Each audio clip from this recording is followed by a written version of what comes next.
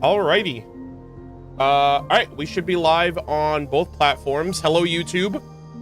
Welcome to the stream. People ought not be so frightened of I ghosts. am fashionably late. I do apologize. But endlessly I'm about very their past excited. We're going to be affairs. getting into all of the Lempo Isle quests today. And so, if it's anything like Hisi Island, I am very excited to write more notes, to learn more about the lore of, I actually don't really know what we're going to get into. We're going to be doing, I think, the Blue Amber Lake area, the Nothing Passage, the Eye of Krati, and there's a follow-up quest to a robot quest that I did off-stream with Bobik131, which was a really wholesome quest, actually. I really, really liked that. I took a bunch of pictures, and that nice little commemorative one at the end there. All of those? Yeah, I think there's gonna be 3 quests today, actually. And I think they all kind of... I don't know if they all tie in necessarily, but I think the Eye of Krati and the Blue Amber Lake tie in together. And then, there's 2 locations for the, Nothing Passage. So that's another one. And then I think there's a post interaction with another quest that I did yesterday. So everything's been compiled. I have a whole list right here of things that we're going to do and in what order. So, so yeah. Give me 1 second. I'm just sending out notifications and links so people know I'm live. Also, YouTube changed their like UI a little bit, and I notice it, so I don't like it right now. I don't like it because it's not new. Or because it's new, rather. Alright, there we go.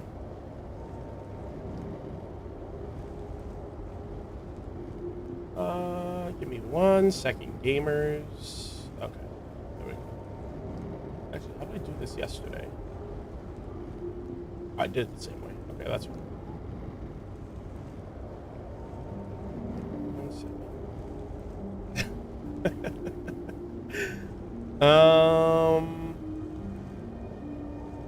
Okay, cool. All right, that should be everything. Hello, everybody. Welcome. Hello, YouTube. Hello, Twitch. Appreciate you guys being here. Sorry that I'm fashionably late. I disappointed you once again. I'm sorry. But I'm excited. I am so excited. After all the lore that we got from the Hisi Island World Quest, and Verna, and Isla, and Aaliyah, and Solove, and Reed Miller, and Rotwang, and the freaking Abyss, and the Eugenics, the Dragons, the Hyperborea. I'm like, I'm cooked, man. I'm like, holy shit. I am so excited for the future of Nodcry. Like, they're breaching concepts that I like, that I don't even think has really ever been tackled in Genshin. It really feels like fantasy meets sci-fi, and it's really, really cool. Yeah. Also, and you still haven't read books and artifacts? Yeah, I know. Speaking of reading books, I am gonna start this video with a kind of clarification of the timeline of this book in particular, because I actually, reading it for the first time, it is really easy to get caught up in the details and not really understand the timeline. I think I have I actually wrote like a separate page of notes on like what I think the actual timeline and interpretations of those ancient records are. So I'm gonna kind of do a little recap, like a personal recap of those events of the records, just to make sure that I have everything airtight and understood properly, because if I go into these next quests with misinformed perspective, it's gonna like mess up my understanding of future details. But yeah, I was so lost reading that I didn't even wait. I was so lost reading that when I did the quest. Yeah, like I'll be honest with you, it was really confusing for me too. and I'm also streaming it. So like there's like an added layer of like, it's like an added layer of unawareness, because like you're trying to tackle so many things that you can't really be 100% locked in on anything. So so yeah, I'm gonna try to make sense of it based on what I read and based on what I reread, and I think I'll have a better understanding of it going into these next quests. Also, I've made the decision to not do the reputation quests yet. I realized that my last stream was 9 hours long, and it's not like it was a major contributing factor, but the fact that I kept stopping and going because I was doing different aspects of the Hisi Island reputation, it kind of took me out of it a little bit. And those also took their own time, along with the Columbina anecdote. So I'm just gonna focus on quests today, and I'll do a separate stream where we end up doing all of the reputation stuff. Because if I finish the Hisi Island reputation and then do all of the Clink Clank Krumkake reputations, that's a considerable time, I think, that it's gonna take me. So I was like, you know what, that could be its own stream. And now that I know how they're structured, I didn't know how they were structured before, which is why I did it initially. But now that I do, I'm like, you know what, I don't need to wedge those into these. Those can be their own stream. So we'll do that. Yo, what's up, Zedric? How's it going, man? I see you're also really excited for the, I was actually looking up, I was watching some videos on, Astra Wonderland yesterday, and I saw your post in the Discord about, like, how stoked you are for it. I'm really excited for it. It's essentially, it's like exclusively, I think, gonna be a lot of Hexen Circle lore, and I'm just excited for the potential. Like, the potential for the game to grow, the potential for lore, you know, the potential. It's almost gonna feel like a metaverse, if you will.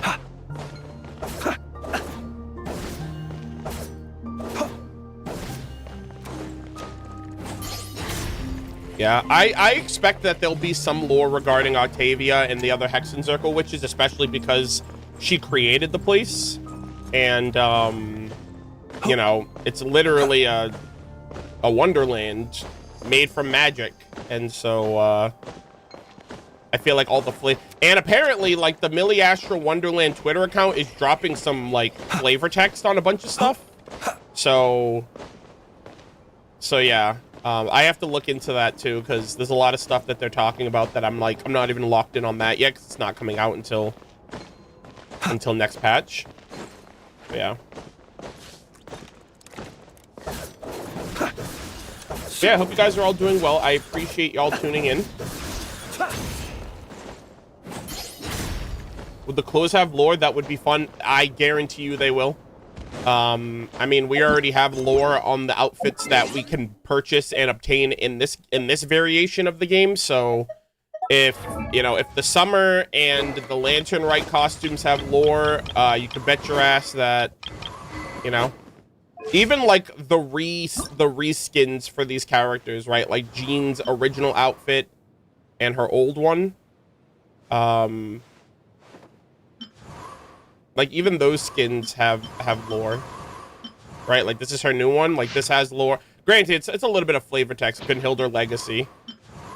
Like, default skins don't have lore, but like the summertime skins have lore. The redone skins have lore. Fucking wing gliders have lore. Every god, dude, I'm excited to read this wing glider. Honestly, I'm super stoked to read this wing glider. Holy fuck! Right, this wing glider gave us Vetterfulnir and Conria lore. This wing glider gave us a little bit of lore on, like, the history of Natland, and even teased. I think this also teased. Actually, this was more of like the Masters of the Nightwind. So I remember this one teased the original Hydro Dragon Sovereign. This wing glider literally teased the dragons. About, like, it was basically a story of Alice telling Klee an allegory for the dragons and the heavenly principles, right? This is literally an allegory. It's like, oh yeah, the dragons, they're finger licking good, aka Literally, the heavenly principles ate the dragons.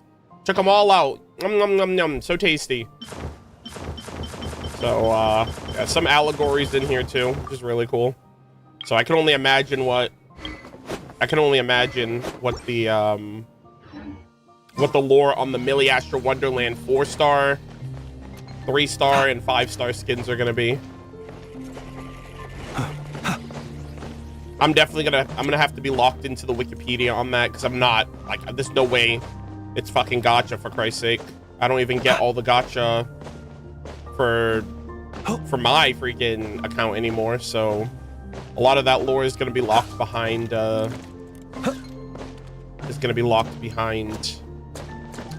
behind that stuff.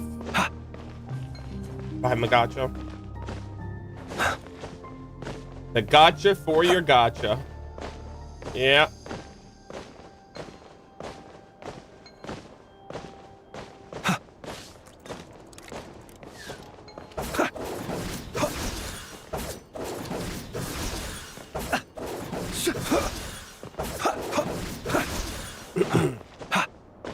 But yeah, so for those of you who are curious, we're going to be tackling a couple of things today. We're going to be doing the Blue Amber Lake, and then apparently there's 2 NPC interactions after that. So we're going to do those 2 after we finish Blue Amber Lake. Then we do the Eye of Krati world quest. Then we do the Nothing Passage. Apparently there's an interaction here, and then there's an interaction here for the quest. And then after that, I did do a world quest off stream last night. It was the Team Rigor or Team Intuition, and it was the quest with the giant robot Bobik 131. I did that whole quest. That was really wholesome. I actually really enjoyed that, and I took a bunch of pictures. And apparently there is a follow-up quest or a follow-up to that quest here that we're gonna also do. So, yeah, those are all of the points of interest that we're going to be tackling today. I should also, I'm going to level up my Statue of the Seven again, because I got it up to level 5, or I have enough to get it to level 5 now. And, I think by the end of this quest, I might be able to get the Lempo Isle treasure trove, because I did get the Hisi Isle treasure trove the other day, and so I might be able to get the next one now, like based on finishing this quest. I have 2 of, actually I found all the sigils on Paha Isle, actually.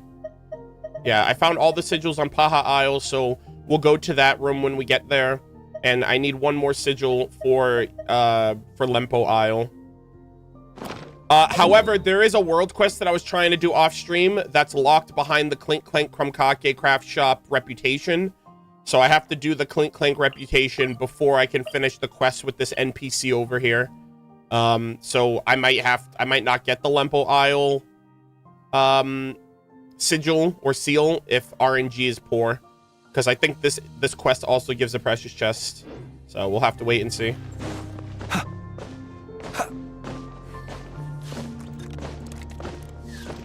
Clink Clank rep quest? Yeah, you must have just gotten here, but I'm saving the reputation quests for after I finish Paha Isle, because the reputation stuff just, it kind of takes me, it's just more padding and more time, and I'm already spending hours on these quests already, so I don't want to pad the stream with more stuff that will just keep me from finishing the main quest. So the rest of the reputations will be its own stream, and it'll be a lot better for me to just deal with it that way.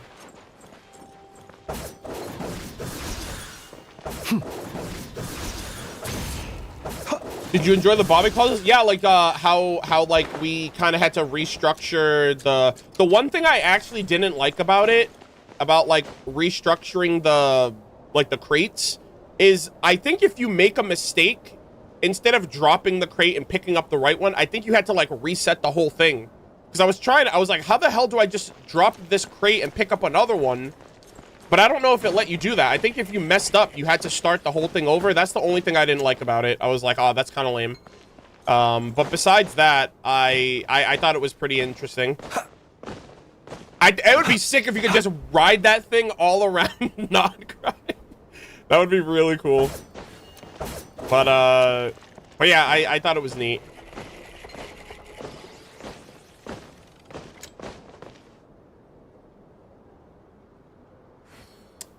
As an FYI, you linked to the Hisi Island VOD in your Discord notification. Oh, god damn it. Hold on. That's interesting. I don't even know how that happened. Hold on, give me 1 second. I hope I didn't do that with the Discord. Uh-oh. 1 second. He who wishes to peer into the abyss needs I hope I didn't do that with my wander tweet. through Nodcry on a misty night. Traveler now? I did it with my tweet as well. God damn. Drag him into I the think darkness. I did. I think I'm an idiot.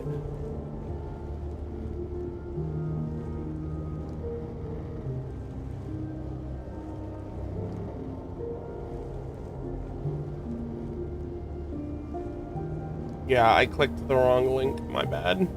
Oh, that's why the VOD came up. I'm so dumb. Why'd I do that?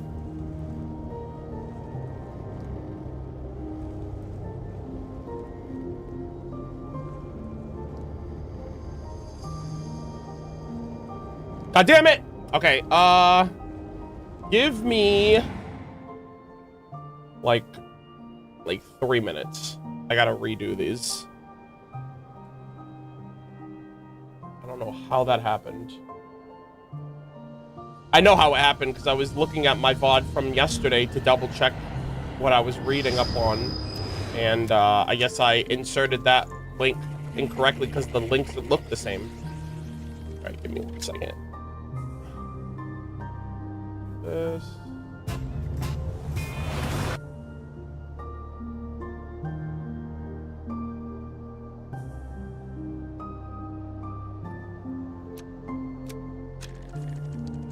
People ought not be so frightened of ghosts. They are merely talking shadows, chattering away endlessly about their past affairs. Alright, I'm gonna delete that. We're gonna try again.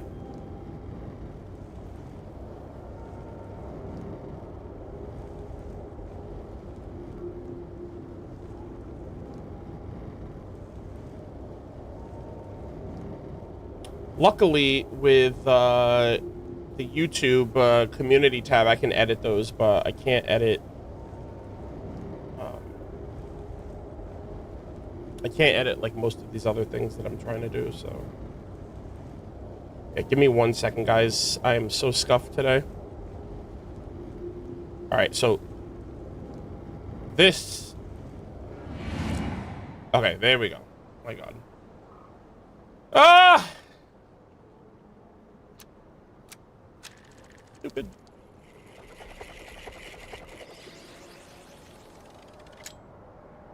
Okay, so let me try. Okay, really quick, Chad. Just give me like a minute. For people who are watching the VOD, I posted the wrong links, and now I'm paying for it. Edit. Yeah, luckily on YouTube you can edit the YouTube community posts, so this isn't too bad. I don't have to delete and then repost. He who wishes hopefully no one to noticed that though. I'm sure someone did and they were like, what the hell? Nodcry on a misty night. I gotta go to my other The march channel of the too, wild actually. hunt will be sure to drag him into the darkness. Alright, we're gonna...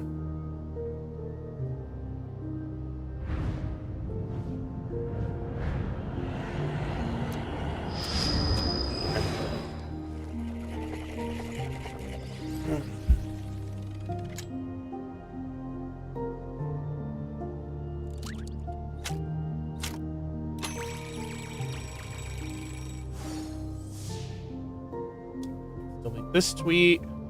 People ought not be so frightened Another of one. ghosts. They are merely talking Yeah, I guess we'll shadows, start after this. After I chattering clean this away mess up. endlessly about their past affairs. Start. guys. Yeah, thanks for letting me know, David. I was very confident that I didn't mess anything up.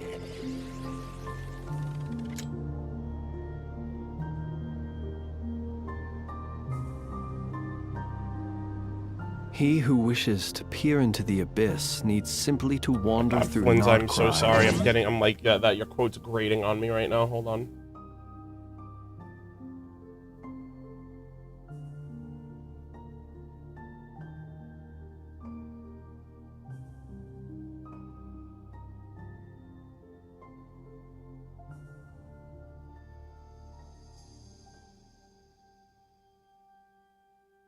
Oh, hold on. Okay, we'll do that. Move this over here. God, this is so scuffed. I'm like, yeah, guys, we're not gonna do any of the reputation because that's gonna take up time. I'm basically doing the reputation, like, no, when nothing's changed.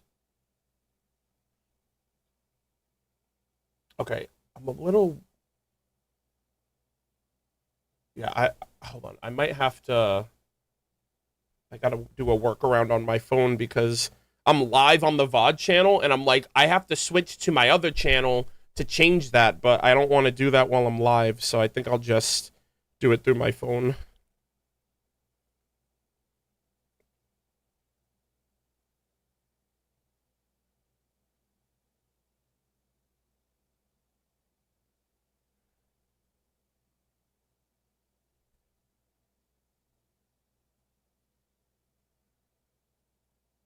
Actually, I'm like, can I even augment my tweet on my post on my phone? I don't think I've ever done that before.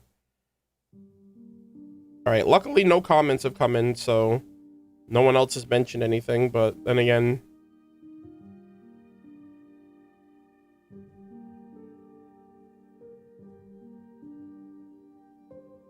paste. Let's go! They were none the wiser.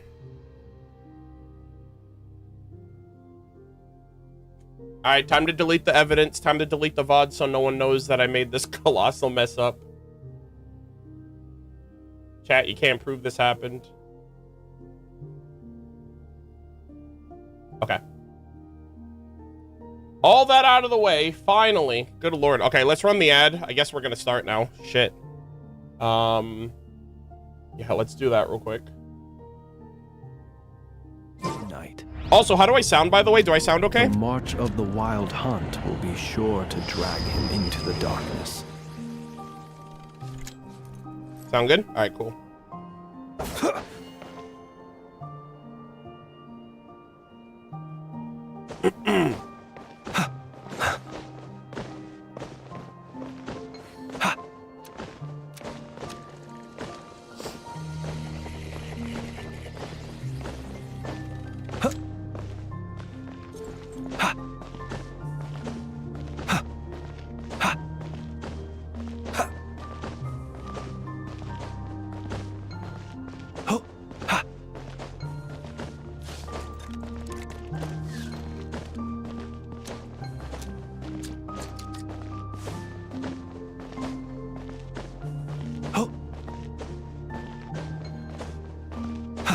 This guy here, what happened?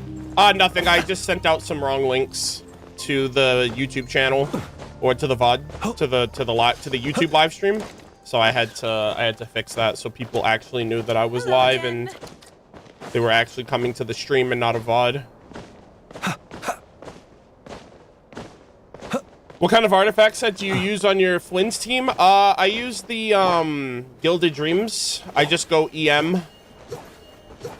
I go EM healing bonus because I kind of want her to be more of a healer than damage or anything. So I mainly just use her for heals. Actually, I haven't used her yet either. Like, this is the first time I'm using Kuki. I would have had Fischl in this team normally, but I don't have I wouldn't have any heals, and I've been actually getting super close calls with that team when I have Flynn's. So I'm like, you know what? At least for the overworld, let me prioritize some some sustain with heals. So yeah. But yeah.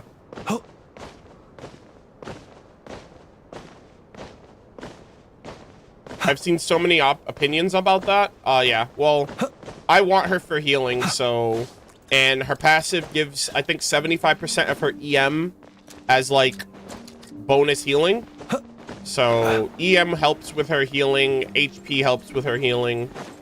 You know, and EM also kind of generally, I think, helps with reactions. But she's not the one that I'm relying on for damage, so I don't really use her for that. Yeah, Flynn's is really squishy. It's kind of crazy.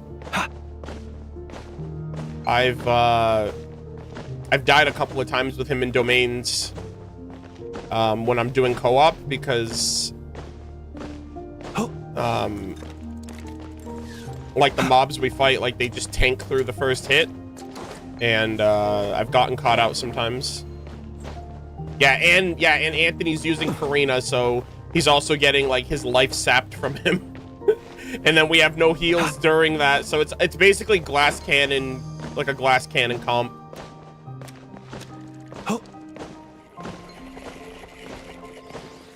This isn't the new schedule, I hope. I mean, I didn't say anything about a new schedule, but it's just because of my sleep schedule at the moment.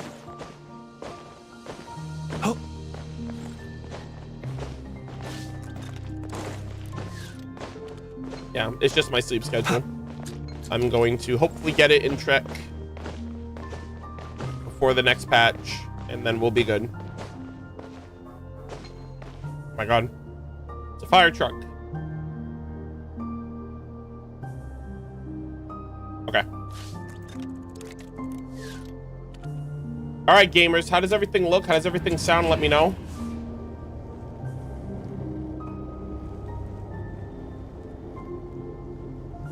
All good? All right, cool. Let me just check YouTube real quick. Okay, we're good on YouTube.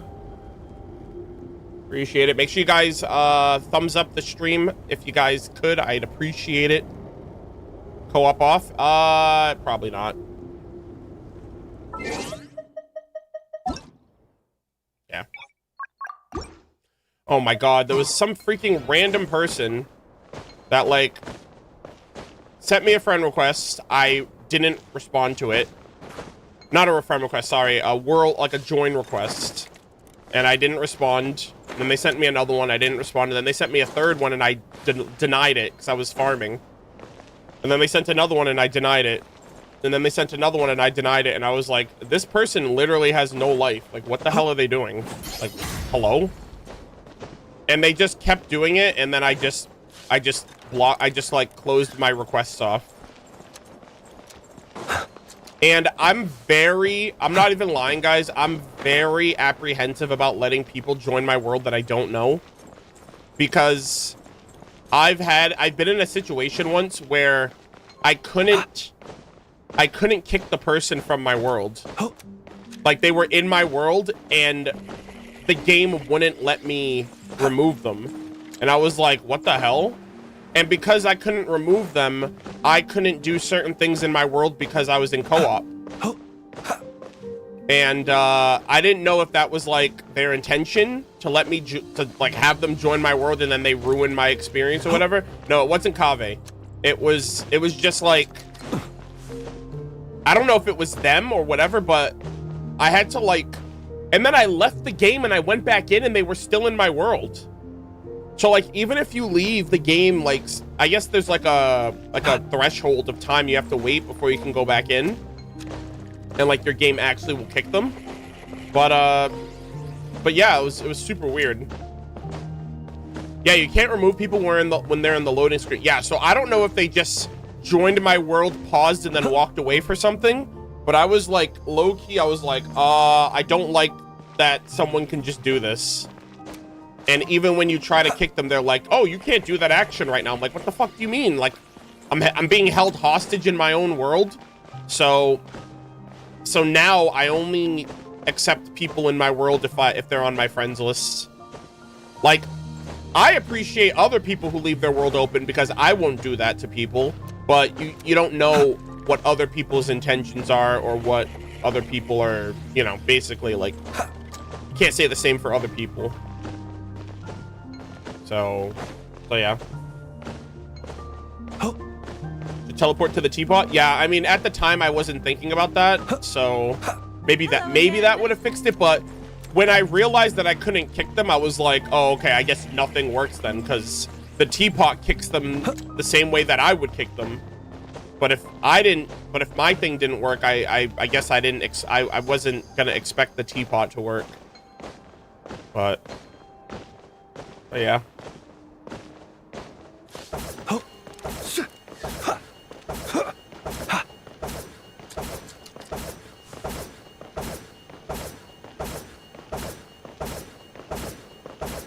After finishing Blue Amber Lake quest, maybe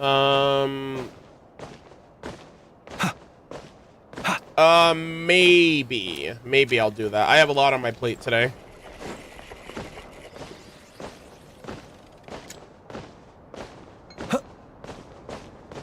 Are you gonna stream the Archon quest the next day after the update, just like you did for Act 1? Yeah, I mean, I'm not gonna stream it on the day of. But, yeah, if it comes out Wednesday, then I'll probably stream it on Thursday. So I basically give, well, technically it comes out Tuesday night, but Wednesday is the whole day. So, yeah, I'll start it on Wednesday, and I probably won't even finish Act 3 that day. So I guess, you know, that'll be fine.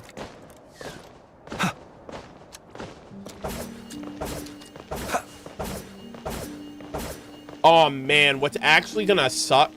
I do have to finish the reputation though before the Archon quest, because unless the Archon quest lets you, I guess the Archon quest would let you focus experience the reputation. Because I was gonna say the reputation might actually mess with me a little bit. Because like right now, for some, this is actually kind of weird, but for some strange reason, this quest does not let me focus experience the Clink Clink from Kake Craft Shop. So like I was doing this quest and now it's like, hey, you have to actually do this one first. So I was a little, maybe it was because I didn't focus experience this quest before I got to this point. Because to be honest, I wasn't expecting the world quest to bring me to Ino's craft shop. So maybe that's why. Maybe it's because I didn't initiate it before I got here, and so I actively locked myself out. But yeah.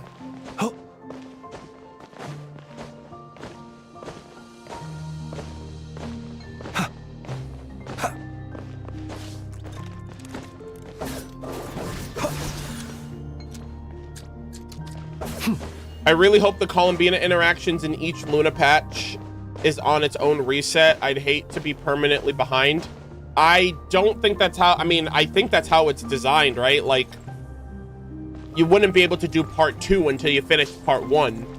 So, reasonably speaking, people like you and I, who missed a week, we are going to be a week behind by design.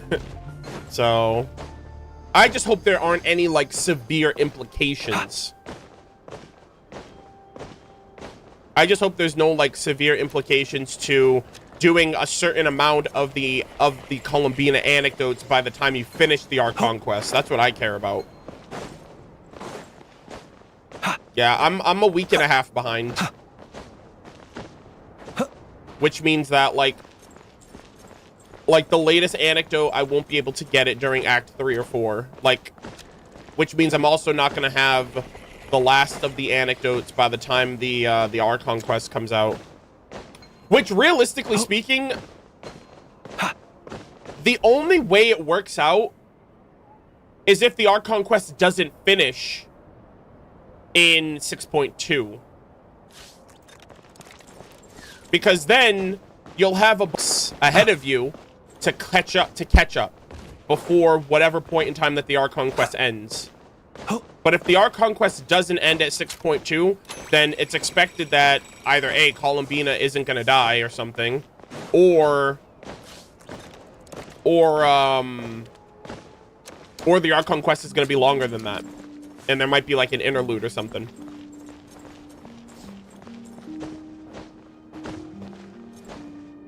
But yeah, basically they're giving you 18 weeks to get all of the anecdotes for Columbina, which means either the Ark Conquest is going to be 18 weeks and you'll be able to do some of them even after the Ark Conquest, or the Ark Conquest is going to be longer than 18 weeks. And you'll have a bunch of extra weeks following to clean up what you missed out on. No, these later streams are not, this isn't the typical schedule. I'm just trying to fix my sleep schedule. So yeah. Anyways, yeah, apologies. I know I said I was gonna start. I gotta use the restroom and then we're gonna start.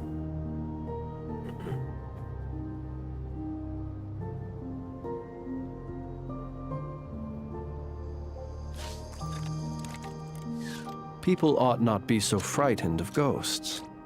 They are merely talking shadows, chattering away endlessly about their past affairs.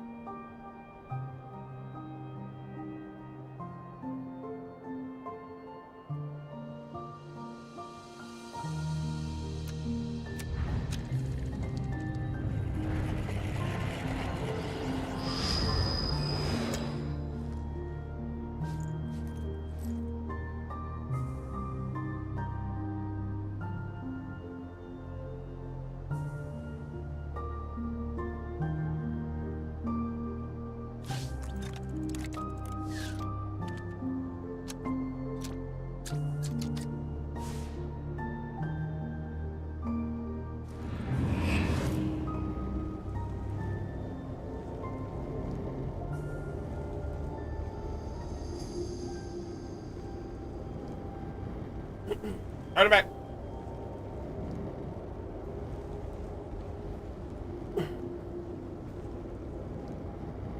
All right, how does everything look really quick? YouTube said that they had a little hiccup.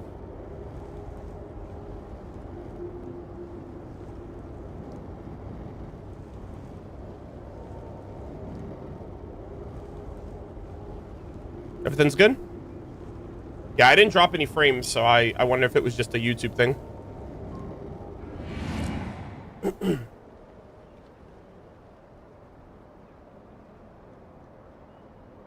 Oh, it was just YouTube's on? Okay, okay.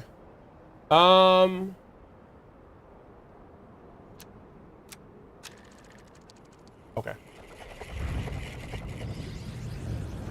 Alrighty, gamers. We should be streaming for the next few hours. So this should be fun. Also, yeah, I'll make a separate page for this as well.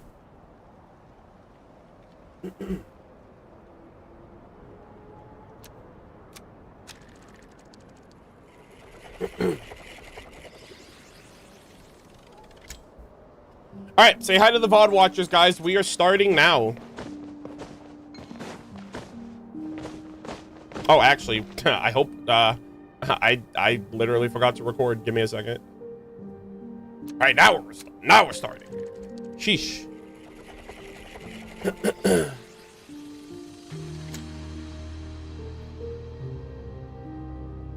Or rather, I'm starting. Oh God, what a startup! What a startup to a stream, guys. I'll tell you. All right. Also,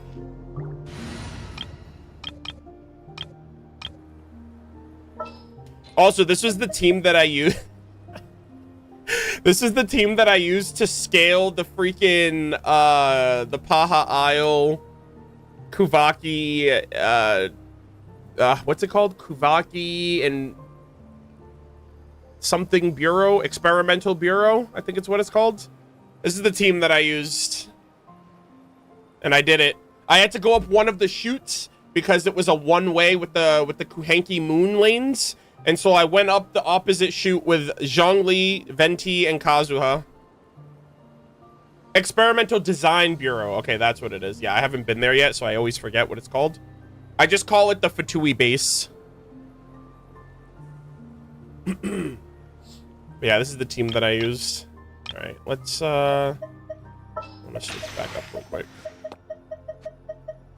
I've been waiting for you for ages. Where are we dancing today? Follow me, and bask in the soft light of the moon.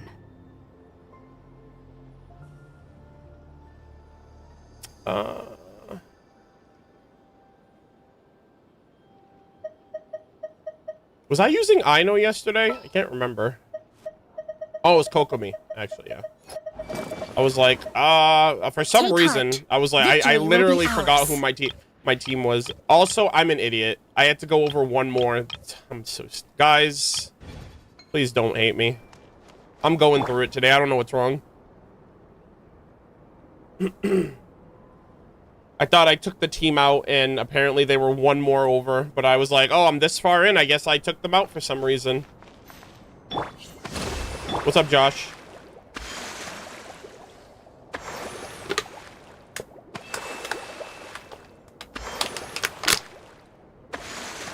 Also, completely side tangent or side thing. Oh. Okay. Allow me. I love the track that plays at the at that like Kuvaki Island near the Hisi Island. I was idly just there for something yesterday, and I was collectathoning, and the music there is so good. I actually want to find out what the track is so I can listen to it like recreationally, like normally. Yeah, my Kokomi isn't built for heals. She's built for EM, so that's why the heals are kind of scuffed.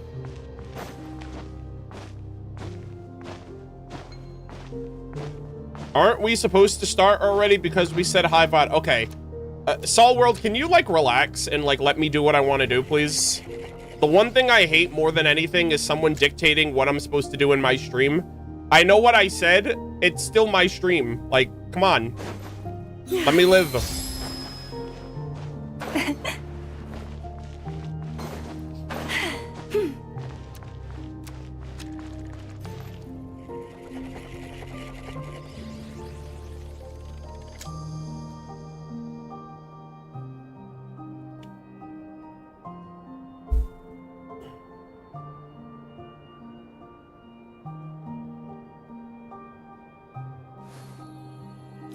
Have you been doing anecdotes? Not yet. I'm gonna be doing the anecdotes off stream because they're random and I don't get all of them at once. So that will be a future upload. All right. Okay. All right, ladies and gentlemen, boys and girls, we are continuing on with the well, actually, rather, this is gonna be a little bit of a follow-up to yesterday's session before we actually start, because this isn't where I'm actually going to start. I'm actually here to clarify some things. So we just finished reading recently all of the, so we just finished reading all of this lore that's here. And between reading this and having a little bit of time to marinate on it, I actually wrote a bit of notes for everything that I think is the proper interpretation of this. It's particularly this Ancient Volumes timeline, because reading this for the first time is overwhelming. I'm doing the quest, I'm interpreting, I'm misinterpreting, I'm talking to chat, I'm doing a whole bunch of stuff, and this is a lot to take in, and I'm commentating as I'm reading everything in real time. So I gave myself a little bit of time to actually like sit down, read this properly, go over everything, and I think I actually have a solidified understanding of this reading. So the first thing that went over my head immediately was that the first line says, according to the teachings left by the Apostle of the Golden City. That's the Voyager.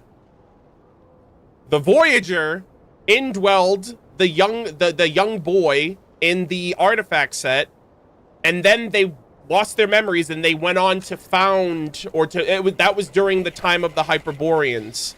So the person who followed this decree of thou shalt not marry someone who does this, and that. We have to maintain our bloodline. This was basically a doctrine, a teaching that was passed down by the Voyager to the Hyperboreans after their city got destroyed and after the fall of the unified civilization following the War of Vengeance with the sovereigns and the heavenly principles.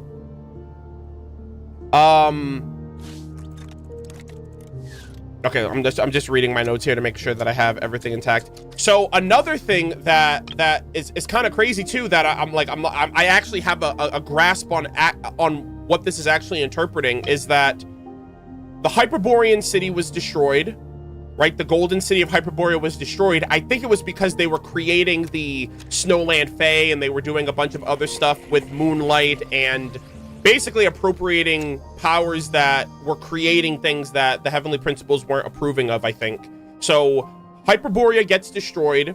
Majority of the Hyperboreans are wiped out. They're small in number. They need to preserve their bloodline because there is a prophecy that indicates that there will be a hero, an heir of Elysium, that will save them from the heavenly principles, that will save them from, you know, that will come into the future and will basically save Nodcry. And that is when, and that's because they have the ability to see into the future or something like that, right? Isla was able to do that as well. So this was thousands of years in the past, but they foresaw in the future that the hero of Elysium will come and will save Nodcry or whatever. So they start implementing all of these parameters to protect their bloodline until that time. So that way, I think it's supposed to be a Hyperborean or someone of Hyperborean descent. And so that is when they start doing the eugenics of modifying and creating like a perfect bloodline manipulation, like perfect genetic manipulation, to make sure that their bloodline survives the recreation and the reestablishing of humanity after everything that got destroyed during the War of Vengeance. So Hyperborea gets destroyed. Hyperboreans are building up again. They prophesize this hero of Elysium. They have to maintain their bloodline until then. So they start manufacturing and creating like a perfect bloodline, I guess, roadmap for themselves into the future. And I think they prophesized their, like, this hero of Elysium around the time of the Cataclysm. Now, what I didn't put together on the first read is that the thing that I didn't lock in initially is who are the founders of Nodcry? Who founded the Paradise? Who founded Elysium? Who are the founders of Nodcry? It is the first Torchforger and Reed Miller. So I actually think Reed Miller is the hero of Elysium. I think. Which means, which does that mean then that Reed Miller is like of Hyperborean descent and he is the byproduct of this perfect gene manipulation? And he went on to basically become the Gold Roger of One Piece in Genshin Impact, right? He's got like this, I think, this mysterious treasure that no one can find, and he hid it away before he was hung from the gallows and he died and whatnot. And he helped found Nodcry with the Lightkeeper founder. And so I think it was Reed Miller that was the hero, or like the prophesized hero. And maybe now, you know, like the Traveler is kind of like a parallel of all of these things, right? We were Tenoch. We were the hero that saved, you know, the Marana, that defended Sumeru against the Marana. And, you know, we stopped Narcissenkreuz. So maybe we are the present-day hero of Elysium. But I think the prophecy regarding the Hyperboreans and them using their bloodline and this gene manipulation to create a pathway for this prophesized birth to happen, I think it was Reed Miller that they basically were trying to create. Which I also wonder if that's like low-key Like, they created somebody with the will to rival the heavenly principles, which I kind of wonder if that is akin to a descender. I don't know. I'm not saying Reed Miller's a descender, but I wonder if that was like the extent of what they were trying to do. They were trying to create somebody, or they were trying to bring about the birth of someone that could turn the tides of this world. And that feels very descender to me. Another thing too, this is something that I also like retroactively am thinking about now. I wonder if the reason why Shield Coatl was mentioned when we were first getting into this place, right? We went through all of those rings. We got authorization. They were like, welcome back, you know, Master of Flame and Wisdom, Shield Coatl. I wonder if it's because of the Golden Entreaties. Because that's the only other... like, I don't think we have anything in our inventory that ties us back to... maybe the Bibu picture... because the Bibu picture would imply that you finished everything in the quest line. Also, the Pilgrim's Chronicle got an update. So the Pilgrim's Chronicle also updated with Bibu, implying that you finished the City of Tallinn as well. So I wonder if it's just the fact that we have... if ever you find that the game is acknowledging that we have... at one point harnessed the Golden Entreaties, which were the eyes of Shield Coatl. Like, it was basically his eyes split in half. Also, we're the Chosen of Dragons, so that might be it too. And this is basically records within a quote-unquote hard drive, right? That giant, like, pillar. It seems to be like a hard drive that's, like, storing all of this data and information. Another thing, too, is when Dragon King Nibelung left Teyvat, and the moons were under the rule of the, you know, and the moons were under the rule of the heavenly principles, the dragons were still trying to reconstruct. They were trying to do their own form of lunar reconstruction. And so they were also tampering and messing around with like the moon technology. And Shield Coatl also went to the Moon Sisters to ask them about like, where's Dragon King Nibelung? When's he coming back? So Shield Coatl also has some form of, I don't know if it's like memories or maybe this place was built by them. But Shield Coatl being one of the sovereign dragons, it makes sense, at least to me, that he of all of the dragons would still be around because, you know, they were dealing with lunar reconstruction of like the Tonatiuh, the space elevators, the void shuttles and stuff like that. So, so yeah, I think these are all different mixes that kind of make the timeline a little bit more clearer in my mind. Also, I just want to say something really quick. It is very interesting to me that now that I have the context, according to the teachings left by the Apostle of the Golden City, all matters must be governed by reason alone, untainted by sentiment. For mortal tongues cannot articulate the sacred mysteries, and frail emotions will only profane the words of the ancestors. You know what's ironic about this? It's basic. That's exactly how the heavenly principles like taught the angels. And that is in turn how the angels lived amongst, like, they were like, you must love all. You must not love one. You must not give into that emotion. You have to basically rule with reason, govern with reason. And then the Voyager comes in, makes the angels change that, and then they lose their memories, and now they're following the same kind of doctrine as the heavenly principles, I feel like. It's very interesting. It almost kind of seems like the Voyager is following the same line of reason, right? Logos, reason, as the heavenly principles now. Given that they lost their memories. I wonder if they're basically indoctrinated at this point. But yeah, I read that line and I was like, oh my god, it makes so much sense now. So I think this is incredible.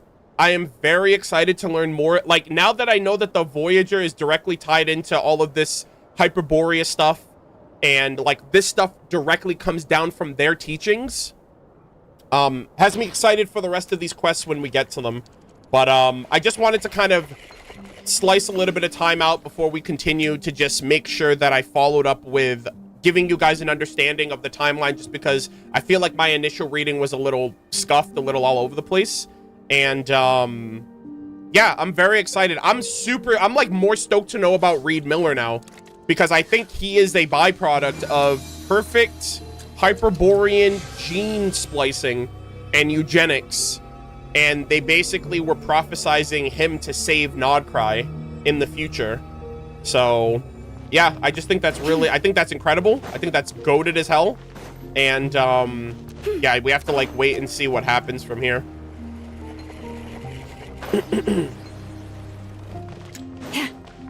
Oh, okay, hold on real quick. I got Murder of Birds, recently discovered your channel and have been consuming your HSR content, really enjoying. In some time we'll get to Genshin, but for now I'm there. Sorry for asking on a different game. I'm gonna do HSR actually on Thursday. I want to give myself like an every other day streaming schedule right now, because I feel like I'm gonna be streaming this for several hours today. I was gonna do HSR tomorrow, but we're gonna do HSR on Thursday, in fact. So 3.6 will be on Thursday. I'm also gonna be pulling for Permancer Terra. Yeah. So yeah. Also, Harstert, I think that's how you say that. Thank you so much for the super chat. Hi there, I really hope the stream goes well. Found you not too long ago. I myself quit Genshin a while back, but watching you brings me the same feeling of happiness. Wishing you all the best. Thank you so much. Really appreciate that. Thank you, thank you. But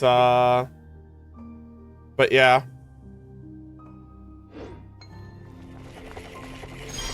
Chat. You know what I just thought? Oh my God. Guys.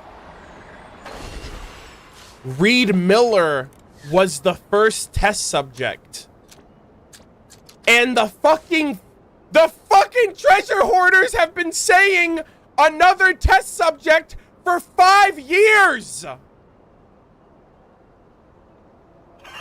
Have you decided where you will go from here? There's no If not, fucking way. why not find a patch There of is soft no grass way. and rest a while? Hoyo! This, bro, Hoyoverse foreshadowed this shit 5 years ago. Reed Miller is literally a genetic test subject of the Hyperboreans. And these fuckers, another test subject ever since the game started. Oh my God! Guys, that is crazy. That is, I'm not even kidding. That is the craziest throwaway quote. And guys, that has to be intentional. They've been drilling that shit into our heads ever since launch. And that shit pisses me off. I'm like, brother, like, shut up. Yeah, another test subject. Hoyoverse was low-key, like, sowing the seeds. Wait, so am I another test? Is Aether? Chat, hold on.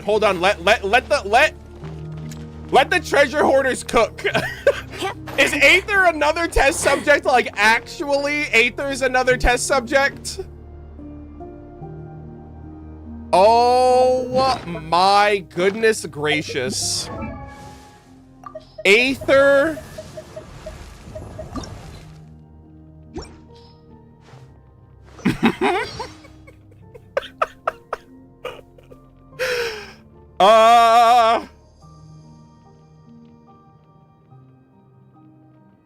Chat. That is exceptional. If that has to be like legitimate. Hoyoverse, the game was done before launch. I'm convinced. You cannot convince me otherwise. Like, and they had Reed Miller in the adventure handbook since the game came out. Right? He's the founder of the treasure hoarders. And these fuckers, do they know? Oh, who told the treasure hoarders? Hold on. How do you know that? Who's the first test subject? You know? Wow. A ragtag group of bandits whose traces can be found all across the lands, even in the deepest depths of uncharted domains. Although their main purpose is hunting treasure, they are also known to get rough with unfortunate passerbys who happen to be nearby. It is said that the group's founder, Reed Miller, defined the treasure hoarders as an organization of mutual cooperation. That is crazy. That's wild, brother. Oh my god. Also, I don't know why I did that. Hold on. Sorry, treasure hunter. What I meant to do was this.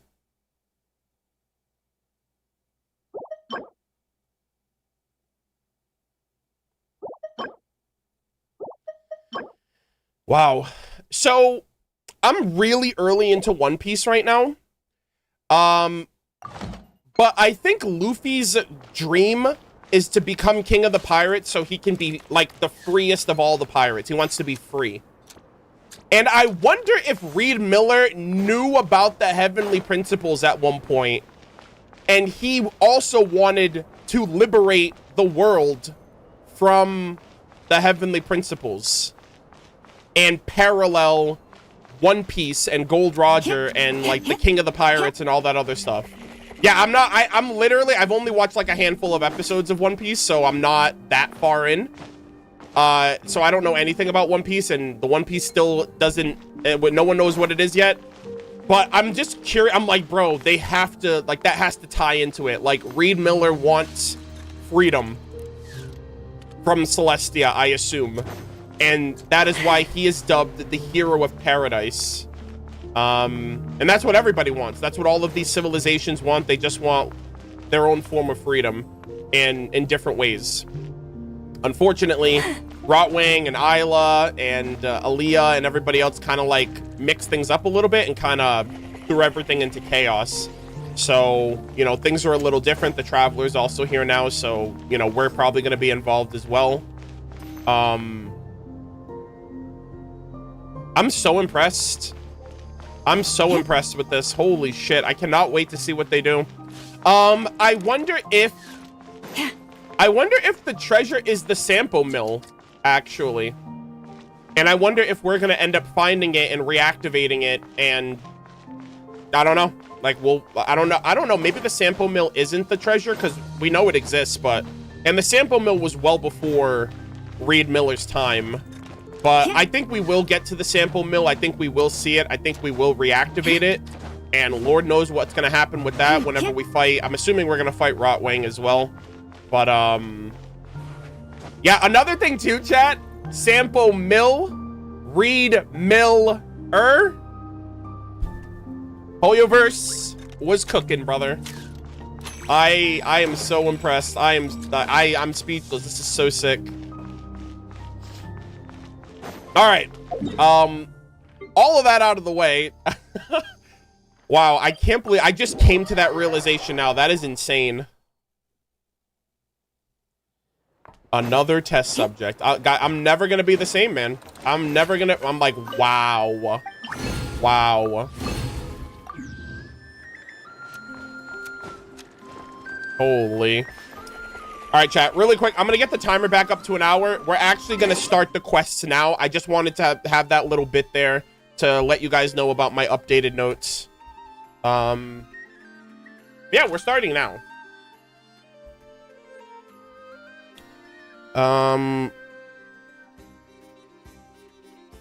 Blue Amber Lake.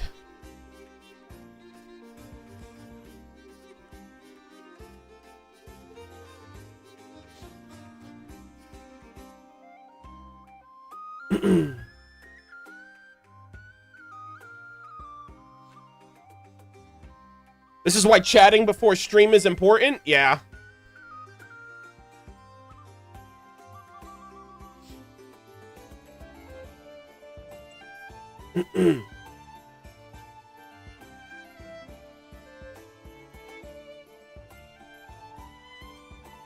Reed is also a type of grain. Grain is used in the mill. Mills make flour. Flour is used for bread.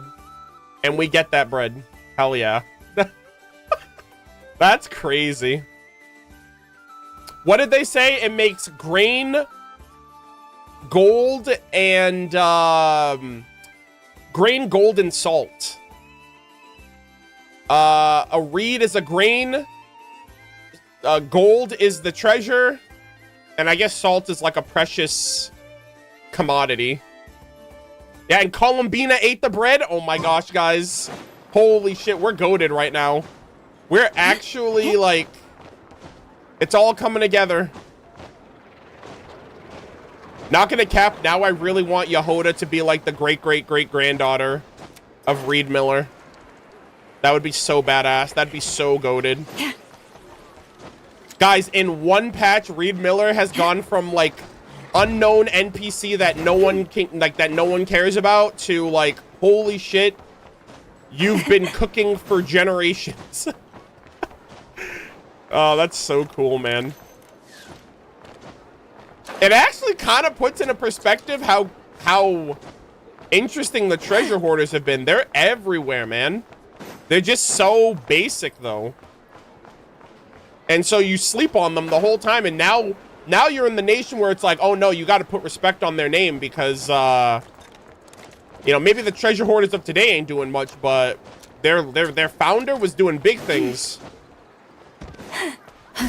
Brother's literally the savior of Nodcry.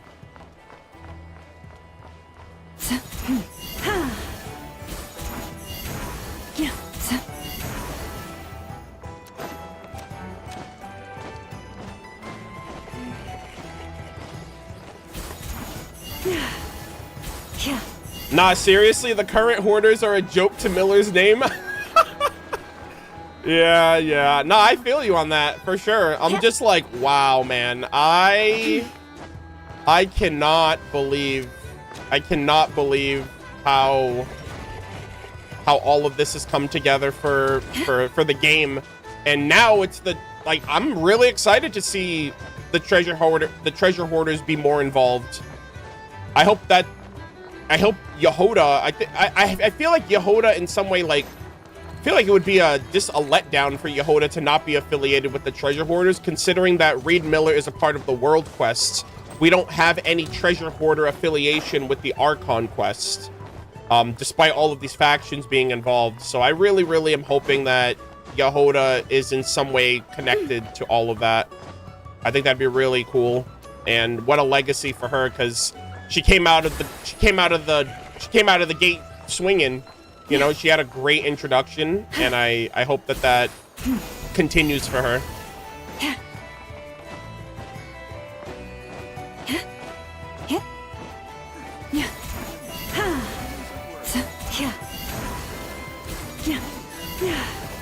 Oh, man. All right, gamers.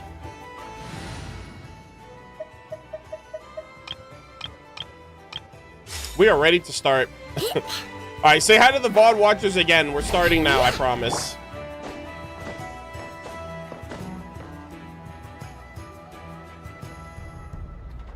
Statue. Okay, we're gonna do the statue of the 7 first. All right. Alrighty, ladies and gentlemen, boys and girls, welcome back to another Genshin Impact playthrough session. We got some of the craziest lore I think I have ever read in this game's 5 years, with Hyperborea, Reed Miller, 500 years ago, the prophesized hero of Elysium, and everything else in between, the Voyager, the dragons. Like, I am so blown away by this world quest setup that they have and its future implications with Rotwang, and, you know, this destined, you know, fight that's going to be happening in the future. The Sampo Mill, Hyperborea as a location. Hopefully we'll be able to go there or go to the ruins of Hyperborea. And there's just so much that I still haven't gotten exposed to yet. We're going to be doing the Lempo Island or the Lempo Isle world quests now. We have the Blue Amber Lake area, the Eye of Krati, Nothing Passage. I think all of the quests are going to be taking place in this area. But I'm so blown away, and we still have weapons, artifacts, books, character lore to check out, which we'll be getting into that in the future as well. But I'm so blown away by the Hisi Island world quest. We finished those the other day. And so now I am back, and we're going to be tackling Lempo Isle quests next. And then my next stream from here is going to be the Paha Isle quests. And then we're chilling until Luna 2, rather. So, let me change my time of day, because I just noticed. I'm like, oh no, that's the sun setting.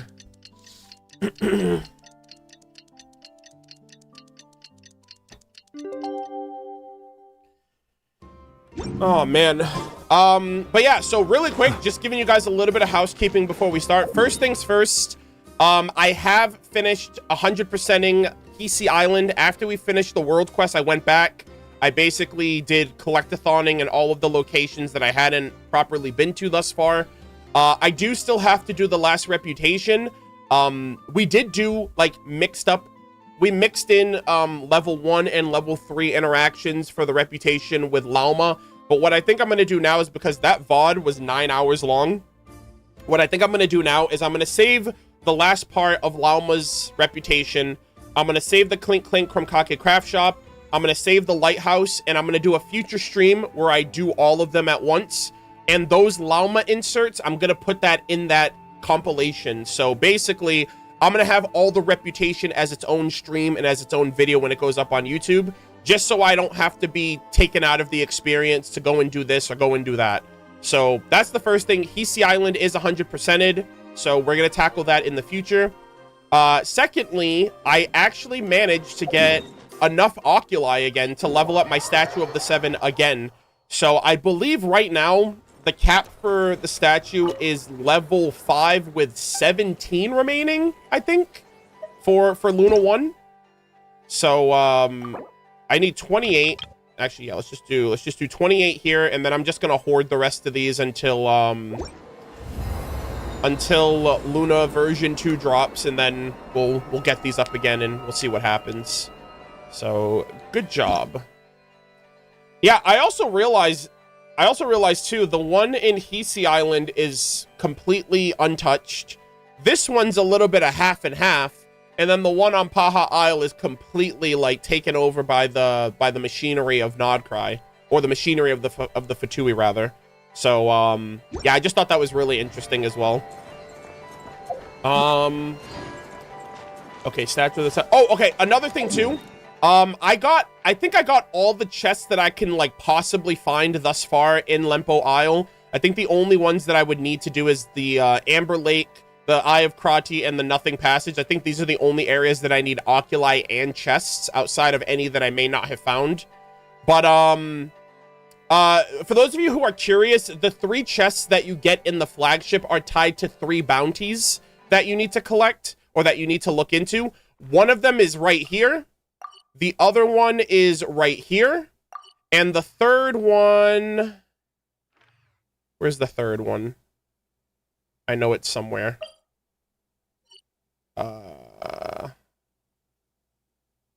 One's in Nashertown. Oh, that's the second one. This is the first one. That's the second one. Where's the third one? I know it's around here somewhere, damn it. Did I forget to mark it? I think I forgot to mark it. Oh, yeah, and the third one's over here, actually, I think. No. Hold on. Where's the third one? Is it above the lake? Okay, I don't think I marked where the third one... Oh, I remember now. The third one is right here, actually. I forgot to mark it, but the third one is, like, right here. It's with, like, a Kairagi and, like a merchant guy.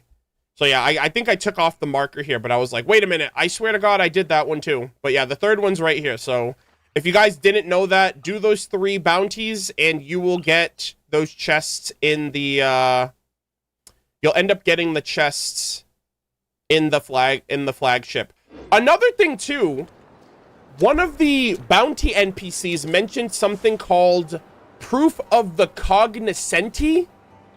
And it was boldened. And I think they said that it was like an ancient treasure or something. Let us have a and I think it's tied into Reed Miller.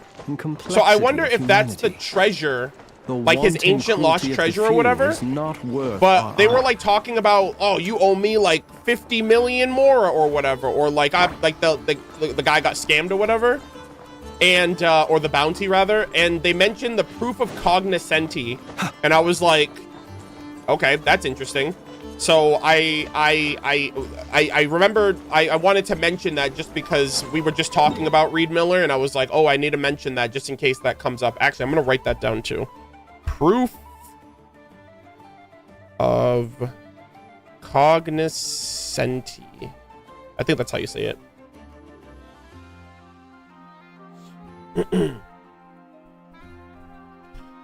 The 2-star artifact seller talks about it too. Where are they actually? I don't even know where anything is in this place. I'm still like trying to find everything.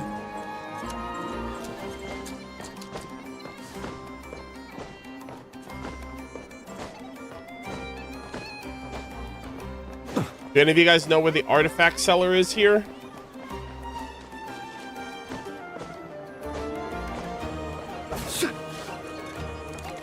On the path where you first enter into Nodpry? Okay.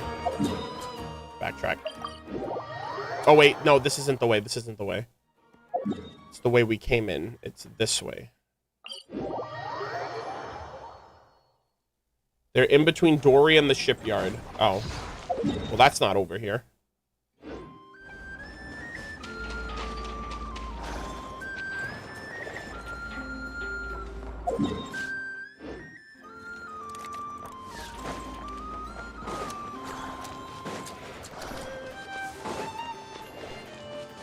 All right, anyways, I will, oh, yeah, it's probably over here. Okay, that's the jeweler. Wait, it's not him, is it? No, I don't think it's the jeweler. Or maybe it is. Hold on, let me double check.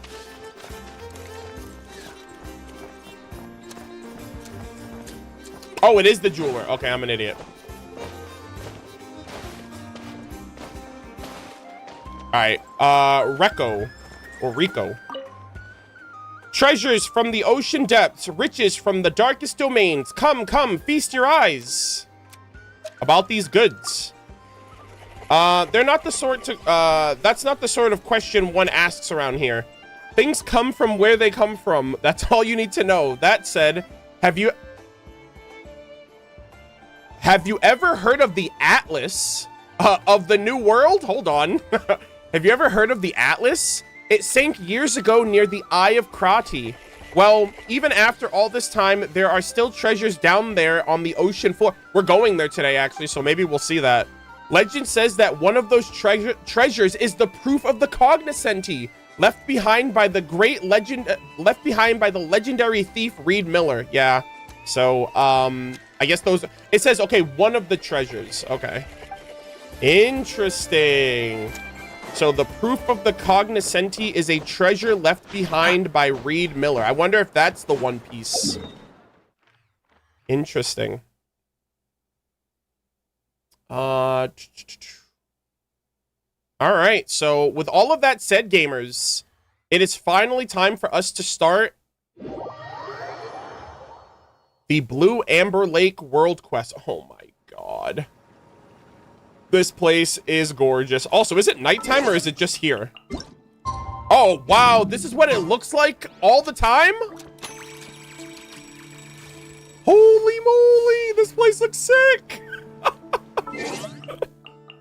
Hey, I'm not complaining. Oh, wait, hold on. I meant my camera. All right, I need to get a picture. I don't know if this place is gonna be different at all. Oh, this place is gorgeous, man. If it's perpetually nighttime, this kind of reminds me of Chinju Forest in Inazuma. I have not been around here at all. I've been staying away from this place. I've been the honey brood of the few turned into bitter wine, exhaust the flames of self-reproach in his heart. Wait, what the heck? Oh, so who's singing? But everything is but fantasy, and the silver branches return to the ocean with the ebbing tide. Hold on, who's singing over here? Also, what the heck is this flower? Hello? Okay, I assume this is quest related. Oh, this looks sick. Oh my god, it's the giant whale boat.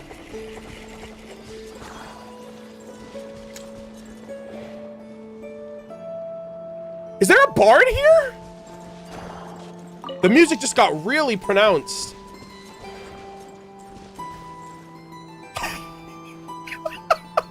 Hold on.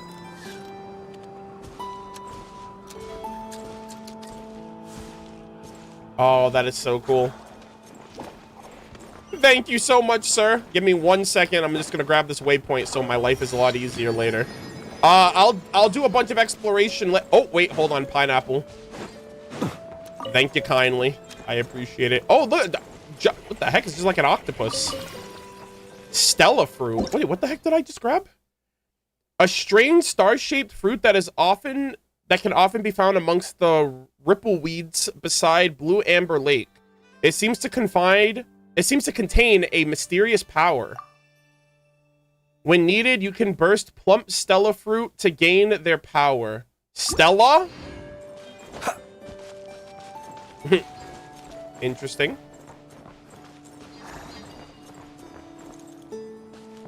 Okay. Ladies and gentlemen, let us begin. I think this is it. Ah! Cinema. Oh my god, I love these shots. Let's go. Okay, Danyusha... Danyusha Shesternan. So, it's a tragedy, isn't it? He gave up the reward, and when he returned home, nothing was the same. Oh, okay. Zorik Shesternan. Why tell the story of a fool like him? If it were me, if it were me, I would have stayed on that island. Apples aren't my favorite, but that'd hardly be an excuse.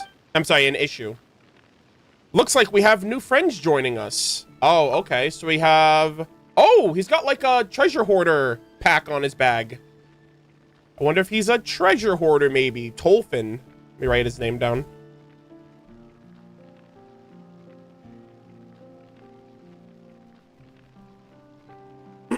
Oh, that's a water canteen. Okay, I thought that was like the bottom part of his bag. All right, we got Tolfin, and then I guess this is like... These two have the same last name, so I assume these two are like husband and wife or something. Or brother, sister, I don't know. This is a nice place to rest. Are you all telling stories? We're about to get some dank stories, Paimon. We call that lore.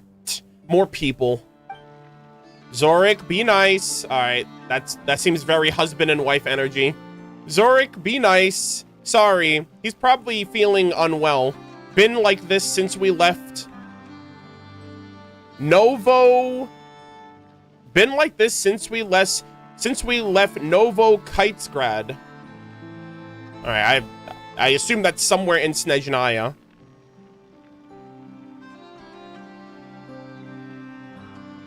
Novo Kitesgrad. Yeah, Russian names, yeah, they're my weakness, man.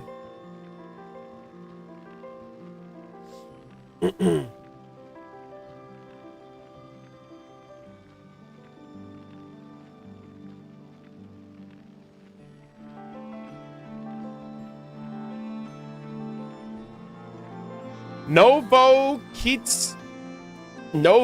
Kitezgrad?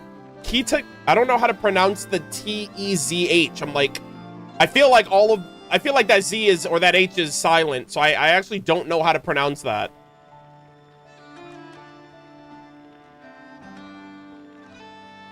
Is it Tez? Novo Kitezgrad? Kinda like Tesh? Novo Kitezgrad. I don't know how to say that, like... Novo Kitezgrad. It's weird.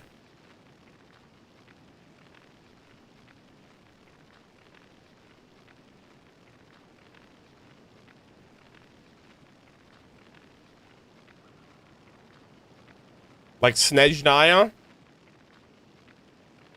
I guess so. Okay, so Novokitezgrad. Weird how I say it. I have to say it in pieces. It's more vibrant SH. So Novokitezgrad? Novokitezgrad? I think. Yes? Okay. Oh my god. Guys, I can learn. I've never heard that word in my life, so I don't know how it's said phonetically. And then on top of that, I read that and like all the letters just jumble up because I'm like the I, the T, E, Z, H, G. I'm like, I've never, like, at least the, you know, the English, like the English word. I've never seen, like, I guess it's kind of Russian inspired, but like I don't even know how to pronounce that on a sheet of paper. I've never seen words like that. I'm like, I don't even know what letters are pronounced and what letters are silent. So I'm all over the place. And me being dyslexic also doesn't help. English isn't any better. That's what I'm saying. I'm saying it's a clash. It's like, it's a clash between what I'm used to and what y'all are used to. So, you know, and then you add in some personal stuff and it's rough, man. Okay, so I think it should say, been like this since we left. Yeah, been like this since we've left Novokitezgrad. Kitezgrad. I think that's how you say that, right, guys? I'm like so I'm so self-conscious about saying this word. Okay. Been like this since we left Novokitezgrad. I assume that's somewhere in Snezhnaya. Let us introduce ourselves first. I'm Tolfin. As you can see, I deal in little odds and ends and tell a few stories. Huh. You know what's a little weird? Something that I just realized. Sometimes in quests, Hoyoverse will deliberately leave a character's name blank or like question mark until they say their name. But then other times like this, they said his name before he introduced himself.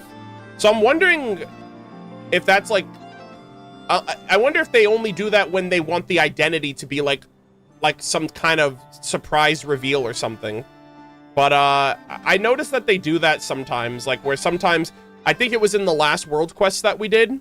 I think Kasha was her name, but because she didn't introduce herself, it was just question marks. So yeah, I'm like, sometimes they do it, sometimes they don't. I don't know.